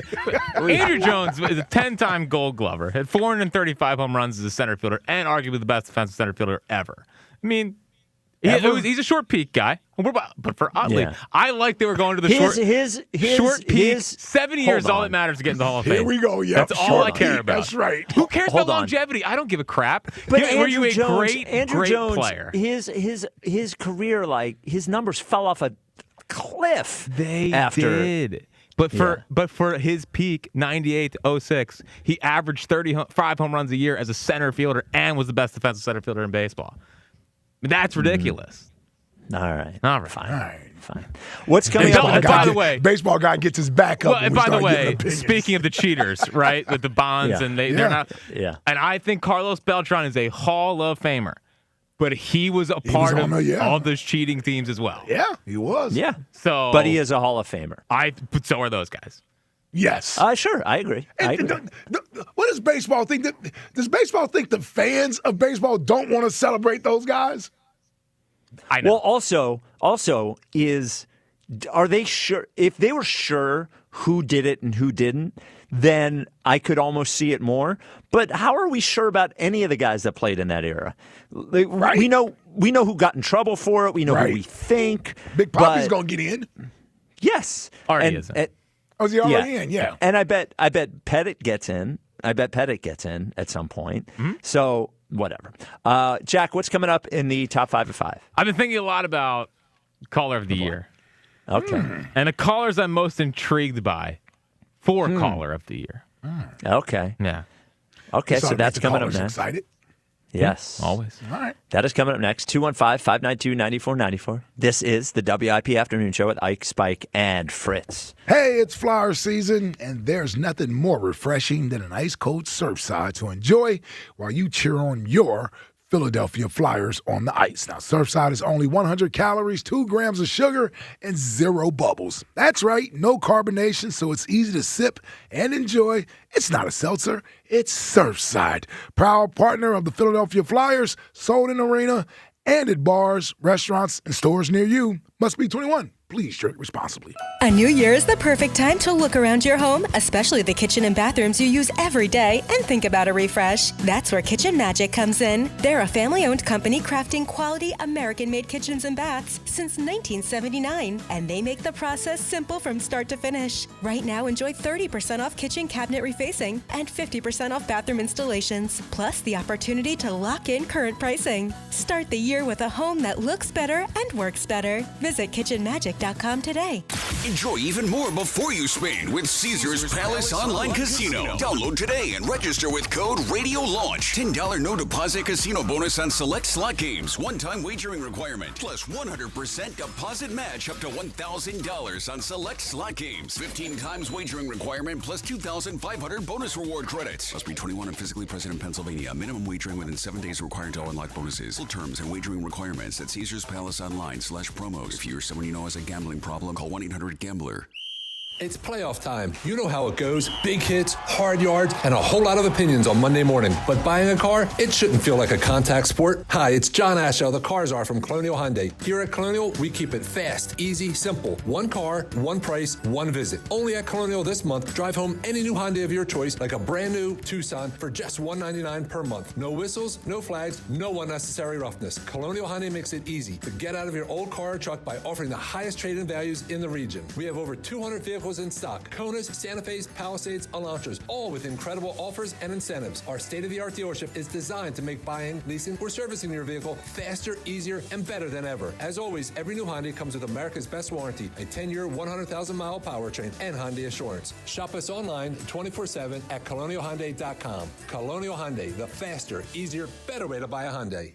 2026 Tucson SE lease for $209 a month for 36 months. 7,500 miles per year. $3,995 plus tax and fees. Stock number H260186. See dealer for details. Wing Pole, Wing Pole, Wing Pole! Club Risque, where the tradition continues. Wing Pole 26, Friday, February 6th. Doors open at 8 a.m. Philly's largest wing eating contest. Thousands in cash prizes. Alexis, Texas, and madness all day. Club Risque Philly. ClubRisque.com. The New Jersey Lottery has brought its fan-favorite Green Ball promotion back onto Jersey's favorite game, Pick 3. Now through February 1st, when the Green Ball is drawn on Pick 3 evening drawings, players get a free second chance to win. Okay, I have to tell you, I was just looking on eBay where I go for all kinds of things I love, and there it was. That hologram trading card. One of the rarest, the last one I needed for my set. Shiny like the designer handbag of my dreams. One of a kind. eBay had it, and now everyone's asking, ooh, where'd you get your windshield wipers? eBay has all the parts that fit my car. No more annoying, just beautiful. Millions of finds, each with a story. eBay. Things people love. This is the story of the one. As the purchasing manager at a manufacturing plant, she knows the only thing more important than having the right safety gear is having it there when you need it. That's why she partners with Grainger for auto reordering, so her team members can count on her to have cut-resistant gloves on hand, and each shift can run safely and efficiently. Call 1-800-GRAINGER, click Grainger.com, or just stop by. Grainger, for the ones who get it done. I'm Piera Palazzolo, VP of Digital Marketing for the American Management Association, a company focused on the management training skills needed to enhance the careers of business professionals. We did our research when it came to the best companies for website development and chose AmericanEagle.com. And we couldn't be happier. AmericanEagle.com worked closely with us to understand the front and back end requirements needed to launch an e-commerce website that could handle the complexities of running thousands of seminars nationwide. Our robust new website and improved SEO saw immediate increases in site traffic and web revenue. If you're in need of managerial effectiveness and success, visit our website at amanet.org. If you're in need of a website that provides an unparalleled consumer experience, I highly recommend AmericanEagle.com. Transform your business today. Dial 877-WebNow1 for a free digital consultation with AmericanEagle.com. The new era of UFC on Paramount Plus comes out swinging. Highlight machine Justin Gaethje collides with Paddy the Baddy Pimblett in a must-see high-octane main event. Plus, Sean Sugar O'Malley faces off against Song Yadong in a stand-up war filled with high-level striking. Pay-per-view just got knocked out. Stream UFC 324 live on January 24th, only on Paramount Plus. Visit ParamountPlus.com/UFC to get started. What if your instincts could pay off? With Robinhood Prediction Markets, you could put your sports IQ to work on the games you know best. It's not you against the house. It's you participating in a live market. Buy or sell your predictions all game long. Trade every play with Robinhood. Visit Robinhood.com/predict. That's Robinhood.com/predict. Futures and cleared swaps trading involves significant risk and is not appropriate for everyone. Event contracts are offered by Robinhood Derivatives LLC, a registered futures commission merchant and swap firm. This is an Odyssey Sports Minute. Presented by Robinhood, your money, your move. The Chargers made the best hire in this coaching cycle by bringing in former Dolphins head coach McDaniel as their offensive coordinator for QB Justin Herbert. Some guys are just better suited to be coordinators than run the entire show, and McDaniel is one of those guys. He'll get the most out of Herbert and transform this Chargers offense. I'm Adam Abdallah. 94 WIP HD1 Philadelphia. Powered by the Tasty Cake Studios. Sports Radio 94 WIP. An Odyssey sports station. Back to Ike, Spike, and Fritz. The afternoon show on Sports Radio 94 WIP.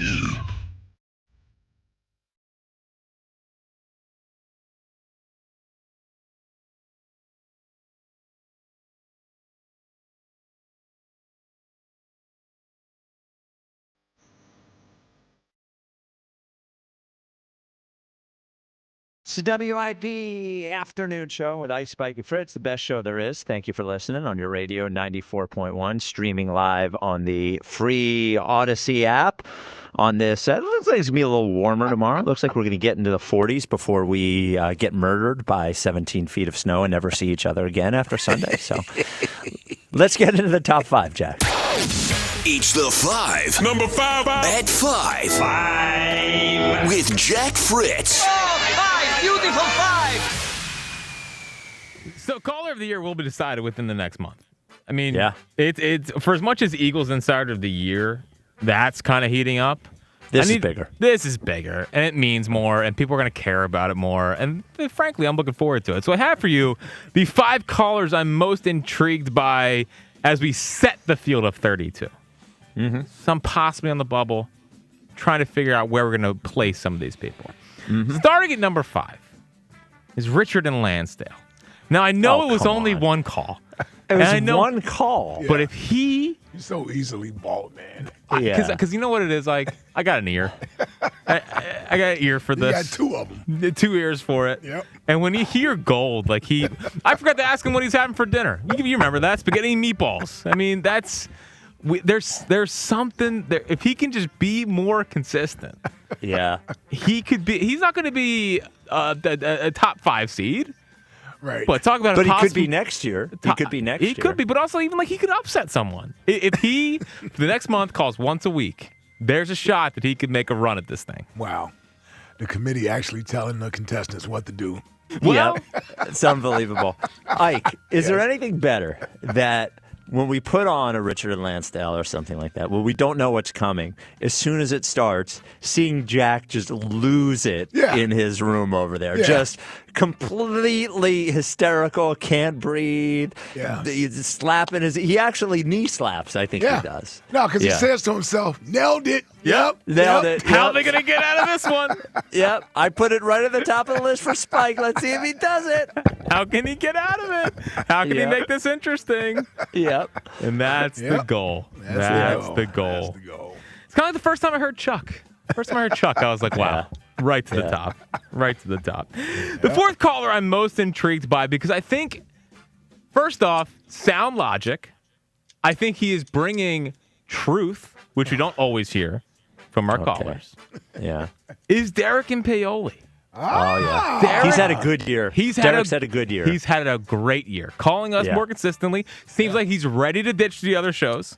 Ready to ditch. For sure, yeah. He was a former midday show caller when they were there. Yep, now I morning that. show. Yep. Famously.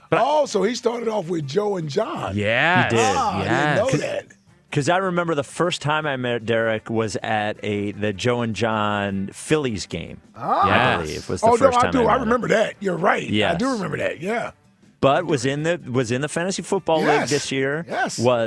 And I'm telling you, he was always a fine caller, but he has really dialed in this year. I agree with you, Jack. He's become a very good afternoon show caller. And an afternoon show caller without a bit, really. He is. Yeah, doesn't really do a bit. There's no bit. And people recognize him at Wawa just from his voice. Yeah.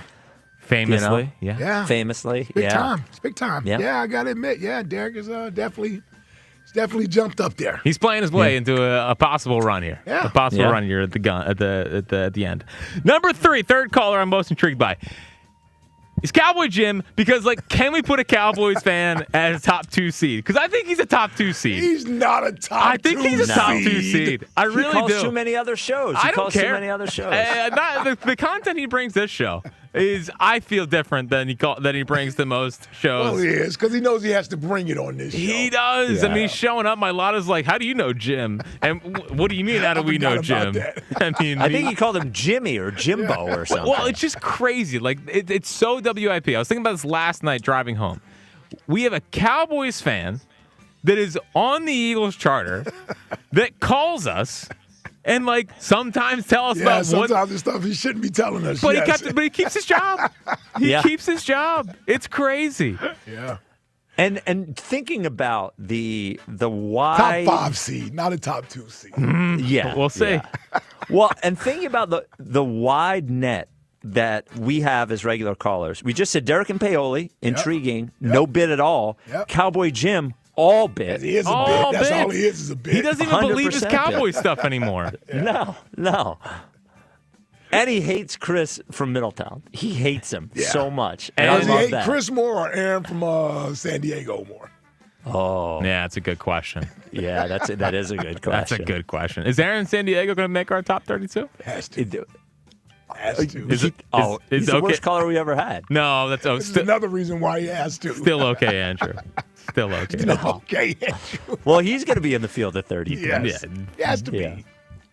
The 16 seed. Whatever. Yeah, well, he'll lose in the first round, but he has to be in the field. He's earned that. feeling soupy. Yeah. The second caller I'm most intrigued by, because I don't know where we're going to seat her, but she's got to be in here, is Kristen. Out of nowhere. Fast riser. It's a week? Almost like a blue chew. Yeah, Yes. Sure. If Keisha had a moment, I wish Keisha would keep calling. Yeah, Where's Emily, the school teacher?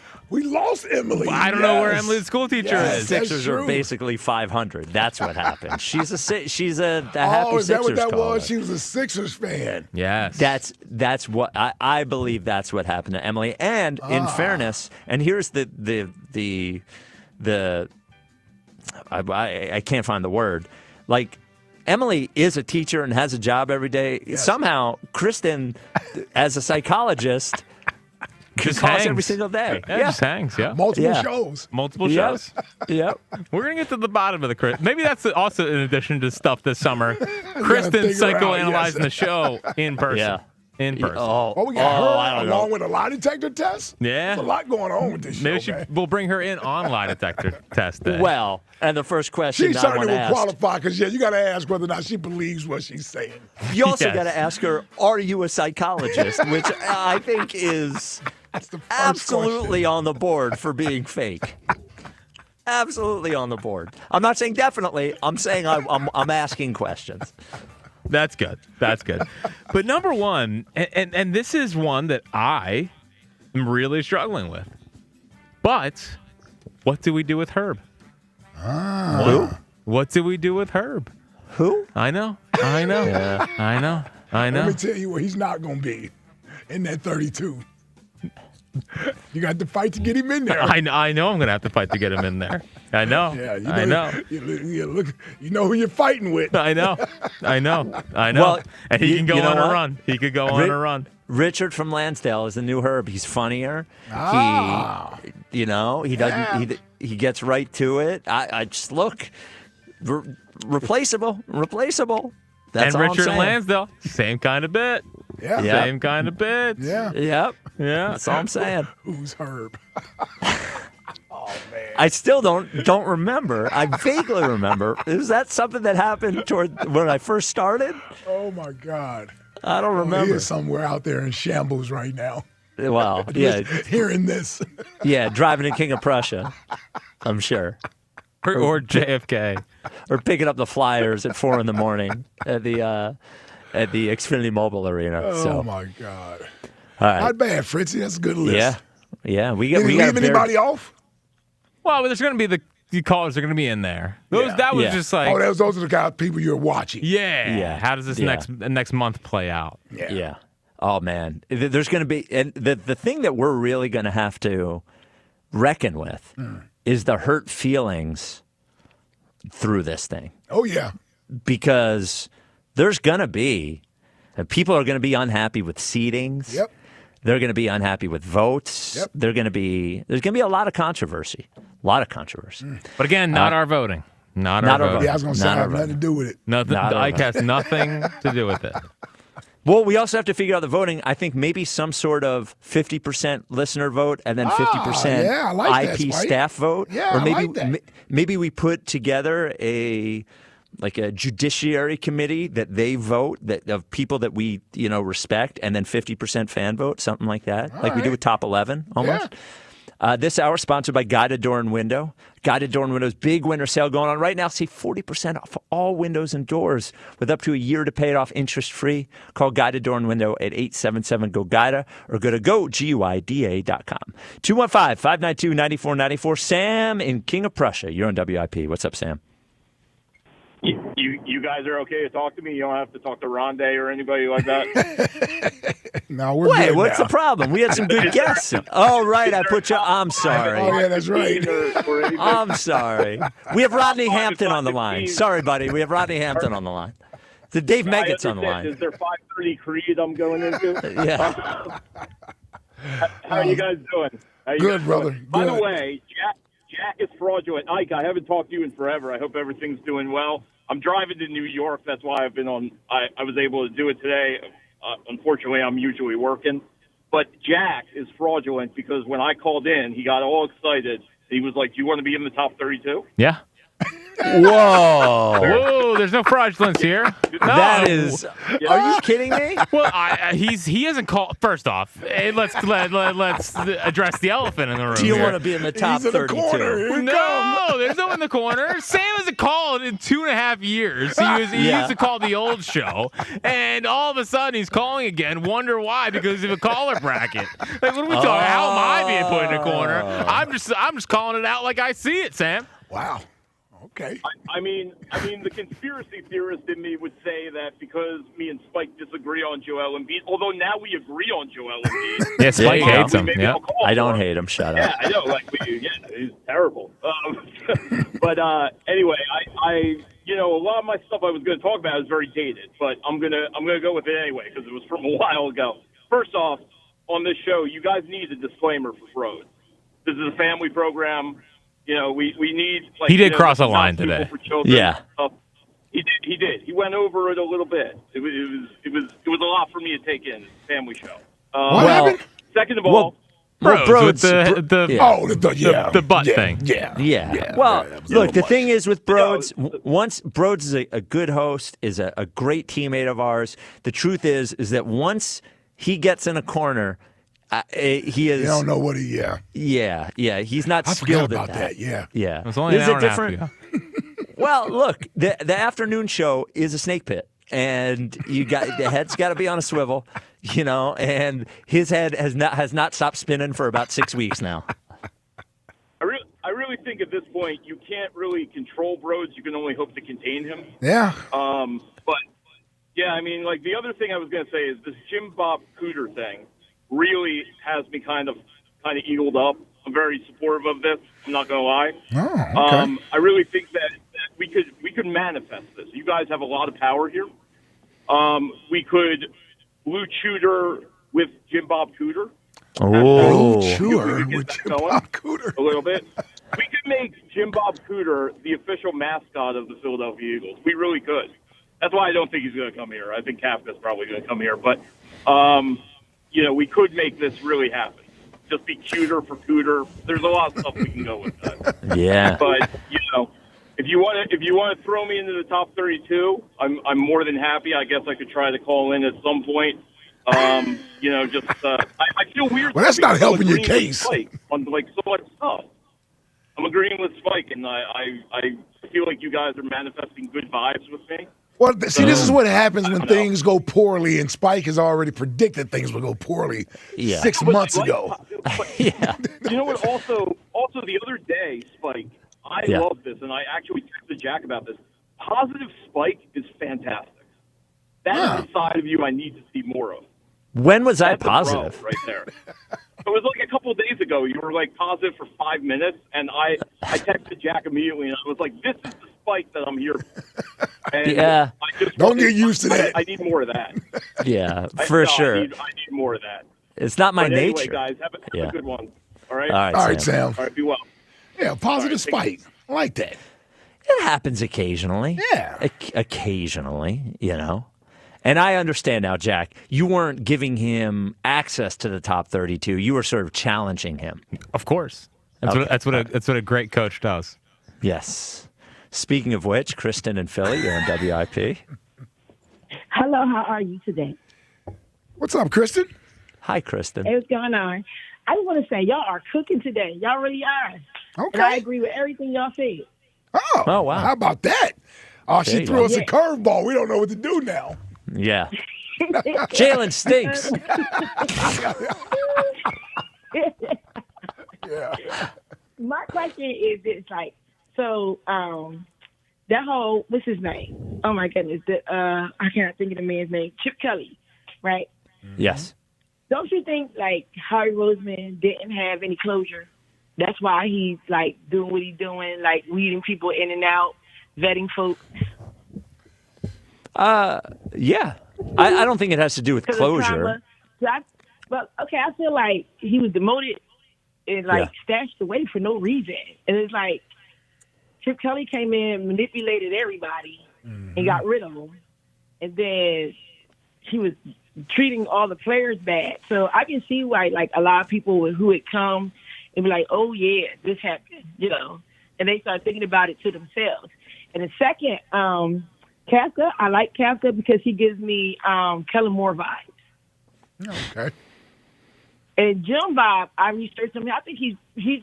I never thought the other two were like top, legitimate. Legitimate people. Yeah.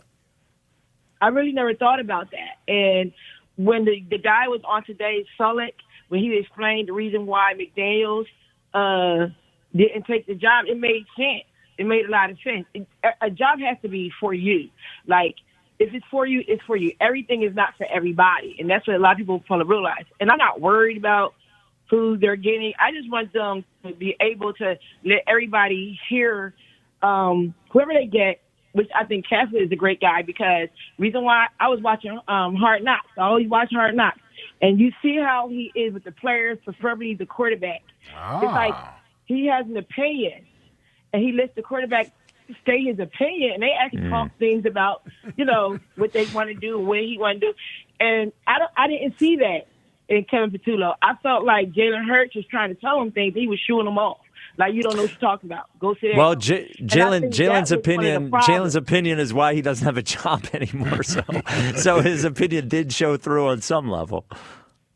Well, he had anger and attitude when you and I think that's what that was. No one was listening. When no one's listening to you, or they don't feel like you know what you're talking about, or you can't.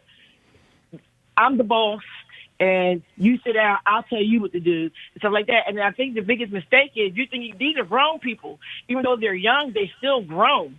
Oh, yeah. And you're not going to sit there and tell a grown person what and what not to do. Now, I think he was very professional, but what if it wasn't football? What if it was like McDonald's, right? And a manager told Jalen Hurts, oh, go sit down or act like that. Man, he got fired or put in prison because, people at McDonald's, they hurt their bosses. So I think Kafka would be a great person for that role. And the Jim Bob guy, he gives me Vic Fangio vibes. That's why I like him. Because his name is Jim Bob. No, his name is really James Roberts, for real. Yeah, but I mean, like, he's nothing like research. He's nothing like Fangio. He's like 30 years younger than Fangio. Like how he'll deal with people. How he deals with folks. That's what I mean. Like, not the same type of technique, but more like how he deals with people on a certain level. And he gives me that vibe. And they're both respected. Like, they both respect the vibe. Yeah. Yeah. I'm sorry. That was on me. I'm sorry for hanging up, Kristen. Ooh, boy. Wow. Well, that was a legit error. It was a legit error. Wow. I think everybody hears his name and assumes he's some old white hick. Oh, no doubt about it. Yeah. I thought he was 60 myself. Dude, him being 40 is unbelievable. Yeah, I thought he was 60. I thought everyone that is born Jim Bob Cooter is immediately 60. You start at 60. Yeah. And then you just age from there. There's no one somebody 40 years old would have named their child. But she said his name is James Robert. Is that what she said? Yeah, James Robert Cooter. Yeah, James Robert. Okay. Yeah, shortened to Jim Bob. Yeah. Jim Bob Cooter. Dude, bringing him on. Have Justin Tennessee. Hit them go back and forth. Yeah. I need Cooter. Cooter. Does he have an accent? Has anyone here even ever? Right. I don't even remember hearing him. Yeah, I don't even know. He has to have an accent. He's from Tennessee. Come on, man. Oh, so he is from Tennessee. He is from Tennessee. Okay. All right. How long has he been gone? I don't know. Yeah, lost the accent. He might have lost the accent. Yeah, that'd be a shame. We got to get it back. We got to send him there for a solid 3 months. CJ in Texas, you're on WIP. What's up, CJ? What's good, fellas? CJ has to be one of the 32, right? Yes. Of Fritz? course. Nah, I don't know, man. Spike, I know nobody likes to hear about being kept on hold. But I'd be like, man, I done been to the next segment, to the whole next. Oh, I don't like that. I don't like whining. I don't like whining. You can't be sensitive. I'm just saying. I like it, CJ. I don't like whining. Hey, when you said, you was like, yeah, man, I leave people on the blink. I had to ask Jack one day. I said, hey, man, I'm on this bad side because, hey, I ended up at the 6 o'clock time frame one time. I said, yeah, no. But we get busy. We get busy. Yes. Yeah. You got to be one of the 32. CJ's one of the 32, Fritz. Yeah. Okay. For sure. Easily. Hey, I appreciate that. Even if I don't move on, sometimes I'm just happy to get to the dance. You know what I'm saying? There you go. There you go. Now, speaking of the dance and people wanting to get to the dance, I'm glad I got on before she did because, hey, I took physical therapy. I mean, I've took therapy before.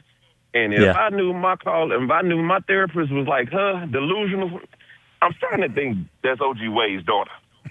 Because yeah, well, she's coming for O.G. Wade's crown. I mean, there's no doubt. That might be AI. She might got a voice. She might got a voice thing on, and he's like, I'm gonna just do a whole new angle. And then this knowledge with college because I done graduated and I'm a therapist. Yeah, I'm a therapist. Yeah. That would be pretty deep, though. I'd have to give OG some respect for that one. If he created if he created a whole different person, that would be unreal. Justin doing all the work. Yeah. Yes. Oh yeah, it's definitely Justin doing all the work for sure. sure. Would certainly you be really Justin. think after him recording with a cell phone for this that he could do some AI voice? Come on, man. Hey, she had you in the corner for the last couple of days. Yeah, she has. Like, hey, yeah, well, she doesn't like when you say anything bad about Jalen. Yeah, nothing. That's the reason why she like all these no-name coordinators because they didn't want to dance with Jalen. They didn't want to get fired with Nick or dance with Jalen and say, hey, man, dude can't throw over the middle and this dude can't coach it. He's going to cuss me out on the sidelines and people going to throw eggs at my house and put me in McDonald's. So, of course, when I was seeing all these dudes taking jobs, I was like, man, I'm not surprised. This is what I kind of expected to happen. I would have been shocked if Mike McDaniel took the job. Dable he was the is one a little surprising. Yeah, McDaniel was the one I'm not really surprised didn't take the job here. Yeah, I thought Dable might be. I thought Dable would do it. Yeah. I mean, and Dable just going to Tennessee, I was like, man. Yeah. So, I think get it. You can control the whole offense, but good grief. You at least think with this job, hey, we be confident, but I guess it's one of those things where we're supposed to be at the top of anything that's not success of almost a Super Bowl or the NFC Championship game, you're going to be looked at as not successful. But I mean, there's talent, and then plus AJ leaving, so it is a lot of question marks about this position. Yes. I mean, yeah, about that position, and there's a lot of heat on that position. But at the same time, if we retool the right way, we might have a down year or two. It's just being truthful. We might have, if we're talking about trading the best target to throw to, we don't know about this offensive line, and we're talking about paying people. Yeah. And if we're talking about paying Jalen, I'm damn sure out. Well, you want to pay a dude who don't want to run? And that's where are you going, CJ? Where you going to, CJ? Do you want to be in the field at 32 or not? I mean, I thought that would get me a shoe in. All right. Thanks for the call, CJ. Yeah, I mean, you could, without anything nefarious, you could go, don't know if the offensive line is going to be fixed, huge salary issues, AJ probably going to get traded, Jalen on a sort of a lame duck contract, and incredible pressure. There's a lot of reasons not to take the job. There's reasons to take the job, but there's a lot of reasons to ask whether it's an attractive job or not, whether you think I'm right or not. So, well, especially when you have options. Yes. Yeah, when you have options, you're going to take. The one thing I will say about the Tennessee job, it provides Dable with a little more security. Yes, right? If they're going to give Salah at least 2 to 3 years, unless they're just terrible down there in Tennessee. Yes. So Dable was probably looking at that like, at least I don't have to worry about a job for the next year or so. Yeah. So before we come back with Creed, I have to ask you guys. I am on a slight delay because I'm not there. Yeah. If I sing Creed, it's going to be all messed up. Yep. So do I sing it or not sing it? Not sing it. Jack? I say not saying it. Yeah, me and Fritz will hold it down. Yeah, maybe bring All right. Elliot in. Yeah. All right, there you go. Oh, ESPN tonight. Oh, man, him and Z-Berm. Oh, Z-Berm in tonight? Yeah. Oh, there you go. It's a big one. He found a guest he was taller than. Yeah. Seymour Zebra. Got him. His long tweets. Get Seymour on those Byrne. long tweets. Wow. Yeah. Wow. Well, because tweets are too long. All right. I don't even know what's coming up next. 215-592. NBA? Nah. Nah, Well, I who do have a cares? theory. I just don't want to throw it out there because Max is going to clip it. So maybe for another time. right. This is the WIP Afternoon Show with Ike, Spike, and Fritz. Imagine all that could happen in 5 years. Jobs may change, kids will grow, new memes will come out, but also, what if you had reliable, intelligent Wi-Fi and the price didn't change for 5 years? Thanks to the Xfinity 5-year price guarantee, you actually don't have to worry about that part of your future. You're guaranteed 5 years of Wi-Fi that boosts speeds to your devices that need them the most, that finds and fixes any issues before you even notice them. It's like a super intelligent Wi-Fi that keeps you protected from online threats. Plus, you get incredible gaming speeds on multiple devices and no one battling for bandwidth. For the next 5 years, all your devices will be working in perfect harmony, and you get Xfinity's best equipment with no annual contracts, no fees, and no strings.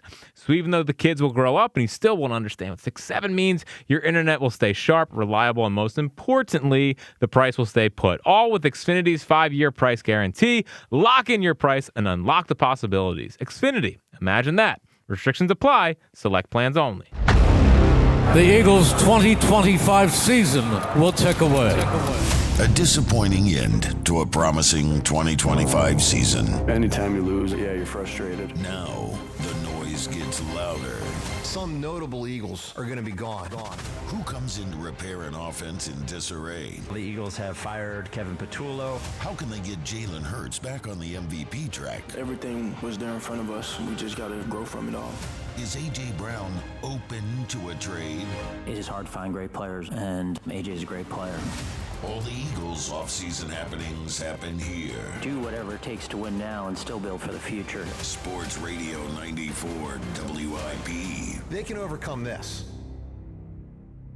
Is your water heater leaving shower time feeling like a polar plunge? Overloaded electrical panel? Have your lights flickering like a nightclub? Count on Horizon Plumbing and Electrical to be there same day with no emergency service fee and next day installs. Whether your water heater needs repair or replacing, or your electrical panel needs an important safety upgrade, our highly trained specialists will get your issues sorted in no time. And with 0% interest financing on major repairs and installations, Horizon can help you protect your budget too. Book horizonservices.com today. Feel bad about losing control this holiday season? You don't know Jack. Jack Dell and the team at Dell Toyota are into fatties.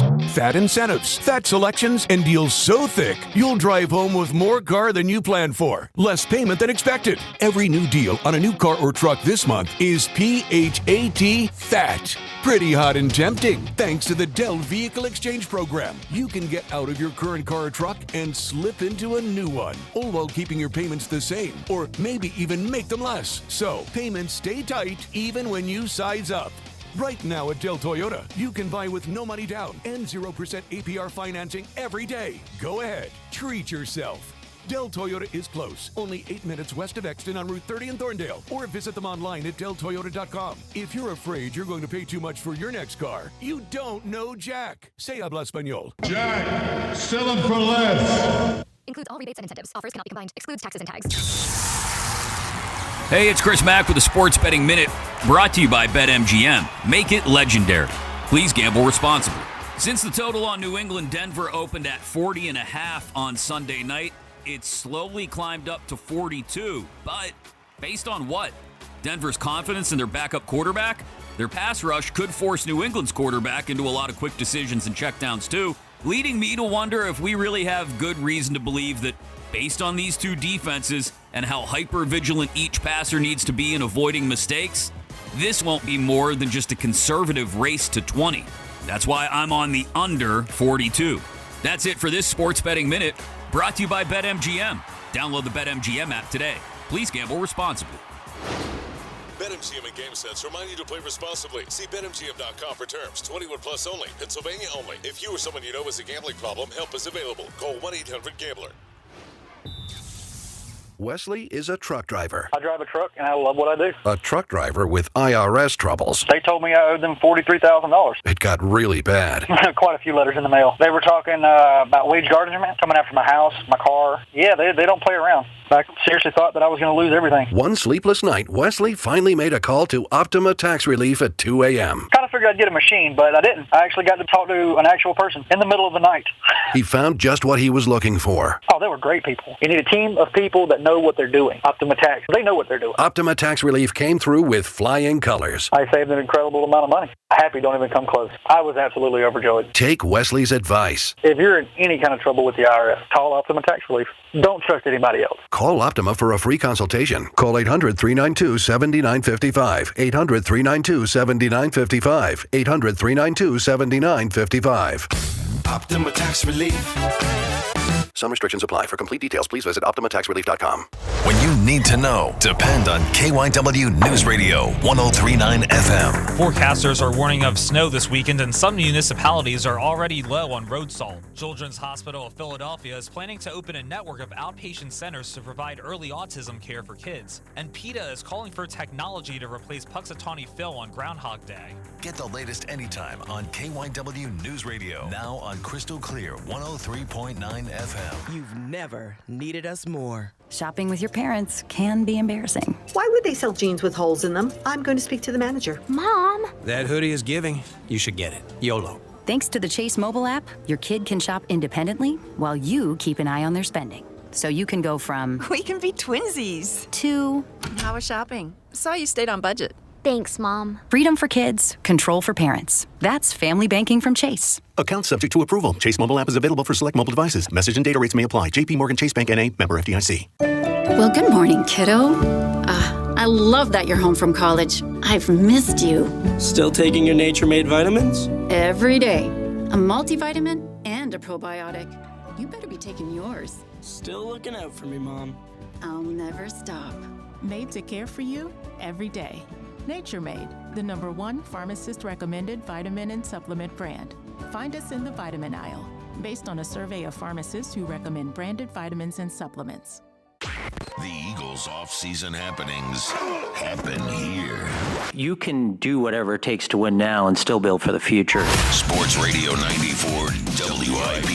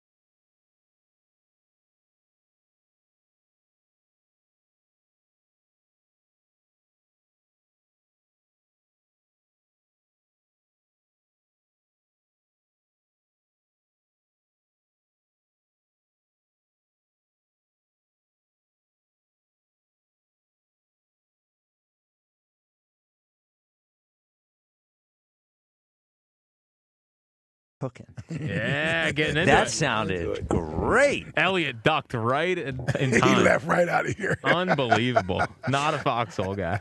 No. The Twitter question is brought to you by Mark's Jewelers. Expert craftsmanship, custom designs, and jewelry built to last a lifetime. Visit them in Montgomeryville, Mount Laurel, or at marks-jewelers.com. Question, are you worried about the Eagles' OC search? Ends up at 58.5% saying yes. Okay. Bobby in Atlanta. You're on WIP. What's up, Bobby? All right, y'all. Woo, boy, I waited a long time. All right, Sorry. fellas, I'm glad to talk to y'all. I'm glad to talk to y'all. I think y'all the best show out of all the three. All y'all good, but the morning show and you guys, y'all the best. Thank you. Oh, thank you. Let me just say this. Yeah, let me just say, because y'all listen and pay attention on knowledgeable. Let me just say this, though. Okay, as far as Jalen is concerned, let me tell you who your next OC is getting ready to be. Joe Brady. Ooh. And let me tell you why. Joe Brady. Okay? Because like all y'all have explained, Dave Ball is not going to go ahead and take the job, obviously, it looks like. Okay, he's waiting on that Buffalo job, which I got a feeling he's going to get. Brady is the offensive coordinator over these last few years, and him and Dave Ball together doesn't make sense as they would clash. Brady comes to Philly, but now here's where we've all been talking about all day while I've been listening. While it seems like that you don't want somebody that might be moving on, I don't think Brady would be moving on. They'll bring Brady in, let him go ahead and work with Hurts as best as possible, and then if Sirianni seems like he has any kind of problems, Joe Brady moves into the head coaching spot. So this is where it takes care of the problem of us always having to change coordinators all the time. You get Brady in there, he's looking for a head coaching job, and then if he works well with Howie and with Jeffrey, then that'll go a long way in him going ahead and developing Jalen. Because, as we all know, and you guys are knowledgeable cats, just be honest, as much as I've been trying to take up for Jalen, and I got this one guy, Rocky Mountain Pizza in Atlanta, that kills me every week on him, I agree. He's never been a great passer. We saw him get pulled in the game against Alabama. So knowing that he's not a great passer, but he is a winner and he does have intangibles, but we have to be honest in this point, too, when we really have to be. Mm-hmm. The dude has had the offensive coordinator every year for the last how many years? You're not going to get a chance to develop. Caleb is going to get a chance to develop under Ben Johnson. Drake May is going to get a chance to develop and get better and get taught by Josh McDaniel, and so forth and so on. Okay? So here's the thing, though, Bobby, it's a cool idea. But if I'm Joe Brady, and I don't think he's officially out there yet, if I'm Joe Brady, I think I'm getting a head coach job. And if I'm not, I probably just stick around in Buffalo and wait for the head coach job I want. I don't think he can only hurt his rep by coming to the Eagles. I don't think he can help it. You know? Okay, I hear you. But listen to what I'm saying, though. But can't you see him possibly coming to Philly, going ahead and having an OC job, and then Howie and Jeffrey already kind of telling them on the side that depending on how things going on or whatever, that it'd be a good excuse to let Nick go and let Brady jump right into the head coach's job. And therefore, you have a head coach who's your offensive coordinator, a la Andy Reid, and you finally have some stability there for Jalen at that position. Yeah, I'm out on that idea, Bobby. Yeah. I love the idea of Joe Brady as the OC. Sure. Okay. And let me give you one more example, too, about how that game went, y'all. And check this out. Give me just a little bit of time, and I appreciate it. All right. That last game, when they did that four-quarter defense, San Francisco did, and they threw all the cats out. It was one-on-one coverage. I know you guys are going to agree, especially you, Ike. Number one, he didn't want to throw it to A.J. because even if A.J. would have caught it, it would have gave A.J. glory, and they had been beefing for the longest. It should have been one-on-one with A.J. to give A.J. a 50-50 shot. And then on top of that, now this is where it gets real crazy, and only Ike will be able to go ahead and be quiet or either say something about what I'm getting ready to say. Okay. We know this is a multi-billion-dollar business. And Jeffrey and Howie, even though you say they don't need an excuse, it made it easier if they didn't succeed to go ahead and move on to get rid of the coordinator that Nick went ahead and put in. So therefore, you wasn't even trying to get them to succeed. Let me give another example when I'm talking about. Please don't cut me off. Listen to what I'm saying. That last year of Hassan Reddick, along with DeAndre Swift, we watched all them games as Eagle fans. We hollered all year long about run the ball. When they ran DeAndre Swift was decently productive. At the end of the year, they shoved Swift down, and they made Hassan Reddick drop back. They wasn't trying to pay them two guys, so they wasn't trying to get their production numbers up. This is a big business of strategy. And so sometimes the owner and the general manager does things to try to set things up so we can move along in the direction they're trying to go in. Ike, what do you feel about that, my brother? I think you were right. I'm not going to answer that. and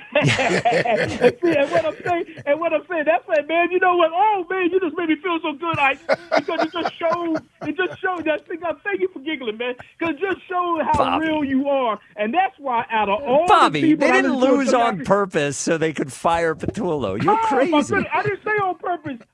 Well, you Mike. did. You know what I'm saying? No, okay, in so many ways I did say it, man. But come on. Yes. It's a multi-billion-dollar business, and you know this how that goes, man. So what I'm Yeah, saying, to finish off, what I'm saying is this. Yeah. I think the Eagles are still in good shape, but until we can get somebody in there that is going to stay 2 and 3 years in a row to try to make this guy learn the quarterback position as he should, because we saw him get pulled by Nick Saban in the Alabama game. We know he's not a great passer, but if somebody stays there long enough to really work with this guy, I think he can be sufficient enough.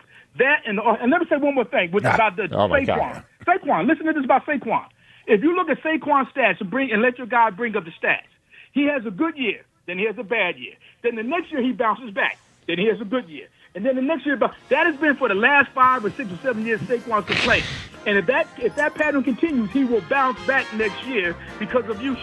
Hey, thanks for listening to me, y'all. Appreciate it. All right, Bobby. All right, Bobby. A lot of wildness in that call. Yeah, a lot. Yeah, one more thing. Don't cut me off. Enough. I like to finish up with they lost on purpose. Just to fire Petullo. Yeah, and I do like before he says another thing, just don't hang up on me yet. Don't hang up on me yet. It makes me feel guilty. I know. That's how they get you. Now, Joe Brady is out there because, Sean McDermott is gone. Yep. So I think he's interviewed. But I didn't know that. Yeah, I think he's interviewed a couple places, and he is interviewing for the head coach job with the Bills. Yeah. Okay, there you go. Yeah. I think he would end up being a head coach. There's so many openings. A third of the league is open. Yeah. The job he did in Buffalo, I think, gets him a head coach. He's not getting a head coaching job in Buffalo. I mean, he's been in the building for years. If they wanted to hire him, they would have just hired him. Yeah. I think so. I think that's probably got to go through a due process. Yeah. Ken in Cinnaminson, the happiest guy in the Delaware Valley. You're on WIP. Hey, Ken. Good evening, gentlemen. How are you this evening? What's up, kid? We're doing great, Ken. You will never, ever hear me complain about sitting on hold because it's a choice that we make, and we either make it or we don't. So, I appreciate that, Ken. That's why you're a top 32 caller. Absolutely. He's a morning show caller. Oh, I did not know this. I spread it around. He does. He's in my top 32. Okay, I didn't know it. Yeah. I like to argue with Spike. It's fun. Yeah. And then his father tells me that his son's an idiot. So yes. Well, we'll leave that there. Yes. Takes one to know one.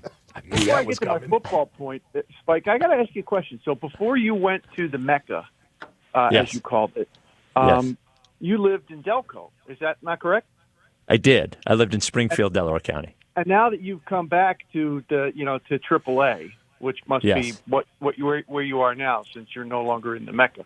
All right, enough. Now you live in South Jersey. I do. Which do you like better, South Jersey or Delco? Yeah, answer wisely, Spike. I like them both. There you go. Yeah. The honest thing is, Ken, our first choice coming back was Delaware County. Unfortunately, the house prices in Delaware County are insane, and so we were able to get the same sort of house that we wanted in South Jersey for much less than we could in Delco. Though I do love my South Jersey. That's surprising. Dude, Delco's gotten out of control. Okay. A billion% out of control. The house that I bought in South Jersey would have cost twice as much in like Glen Mills or something. Twice as much. Yes. Well, you don't have kids, right? I do not. So you're not worried about the fact that the public schools in South Jersey are way better. Way better.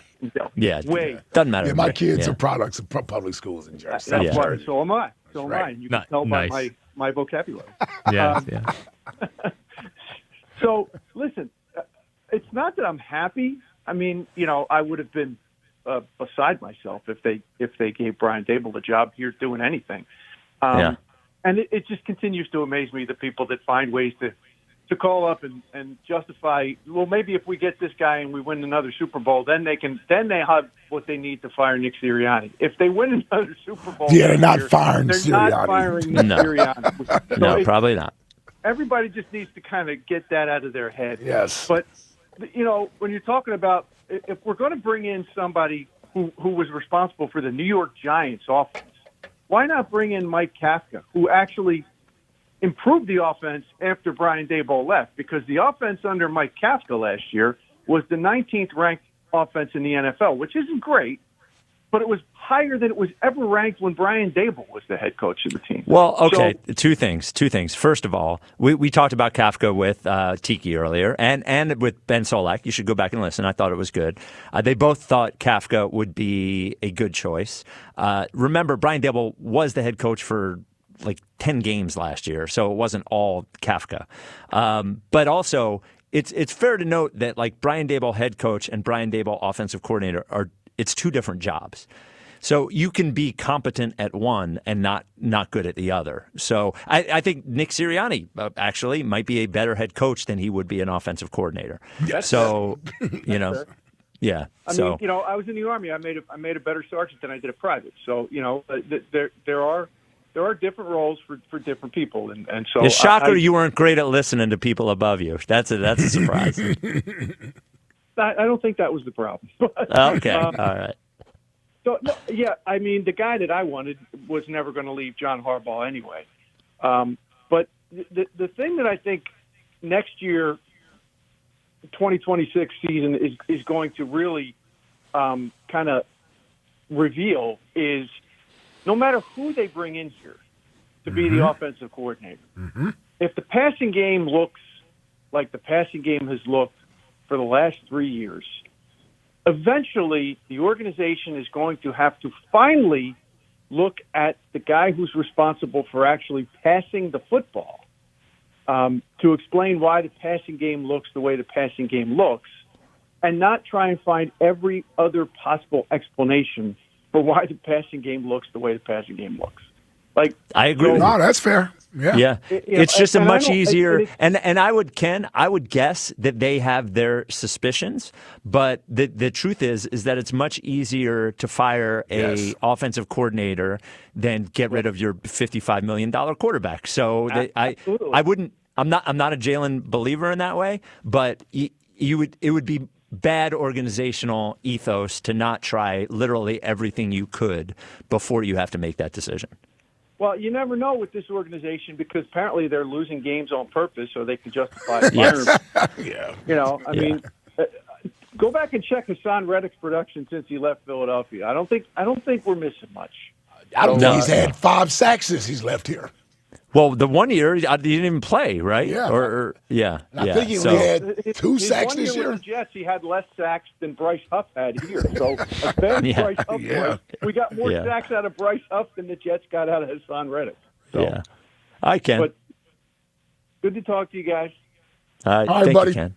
I know Ken is primarily a morning show caller, but I do like arguing with Ken. And, I didn't know he was a morning show caller. Yeah, I would say so. Yeah. Well, he was the event I met Derek and Paoli was when I met Ken from Cinnaminson. Was at the morning show Phillies game. Yeah. There you go. The text line is brought to you by Benari Jewelers. Don't settle for ordinary. Choose extraordinary. Choose Benari Jewelers at Exton and Newtown Square. Online at BenariJewelers.com.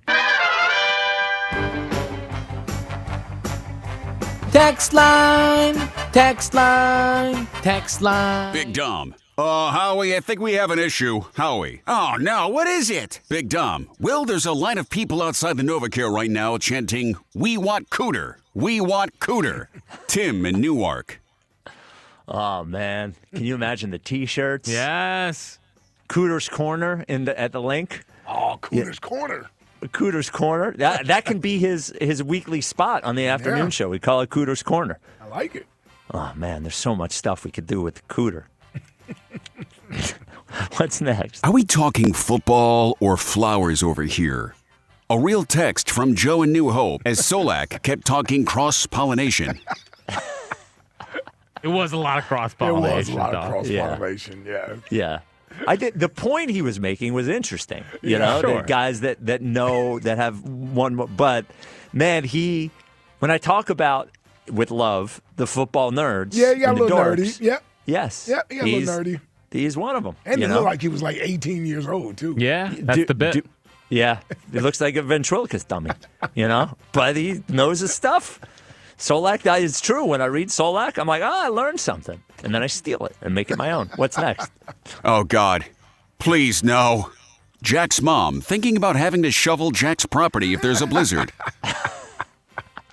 That's tough, man. Listen, I was out there over the weekend. Tough, man. Oh, really, Jack? You got all the 4 inches of snow off the house? Dude, if there's a 1.5 feet, that's going to be a lot of That's a lot shoveling. of snow, bro, yeah. Yeah. Well, my neighbor has a plow. Yeah. So does mine. Somebody's going to have to come by the house, man. I'm not doing it. Oh, yeah, 1.5 feet is... There's no way. Well, and even I'll if see you guys Tuesday. Yeah, well, Tuesday, if you're lucky. I pay the guy to do the driveway and the front walk, but the deck in the yard, so the dogs can get out, that's on me. That's Maybe on I'll you. pay him I'll pay him double. I think that's what I would do, too, yeah. Yes. Yep. What's next? I knew it! Spike, after 2 feet of snow, causes a giant sinkhole in his neighborhood due to shady asphalt. Yep. Next, Dude. your mayoral campaign.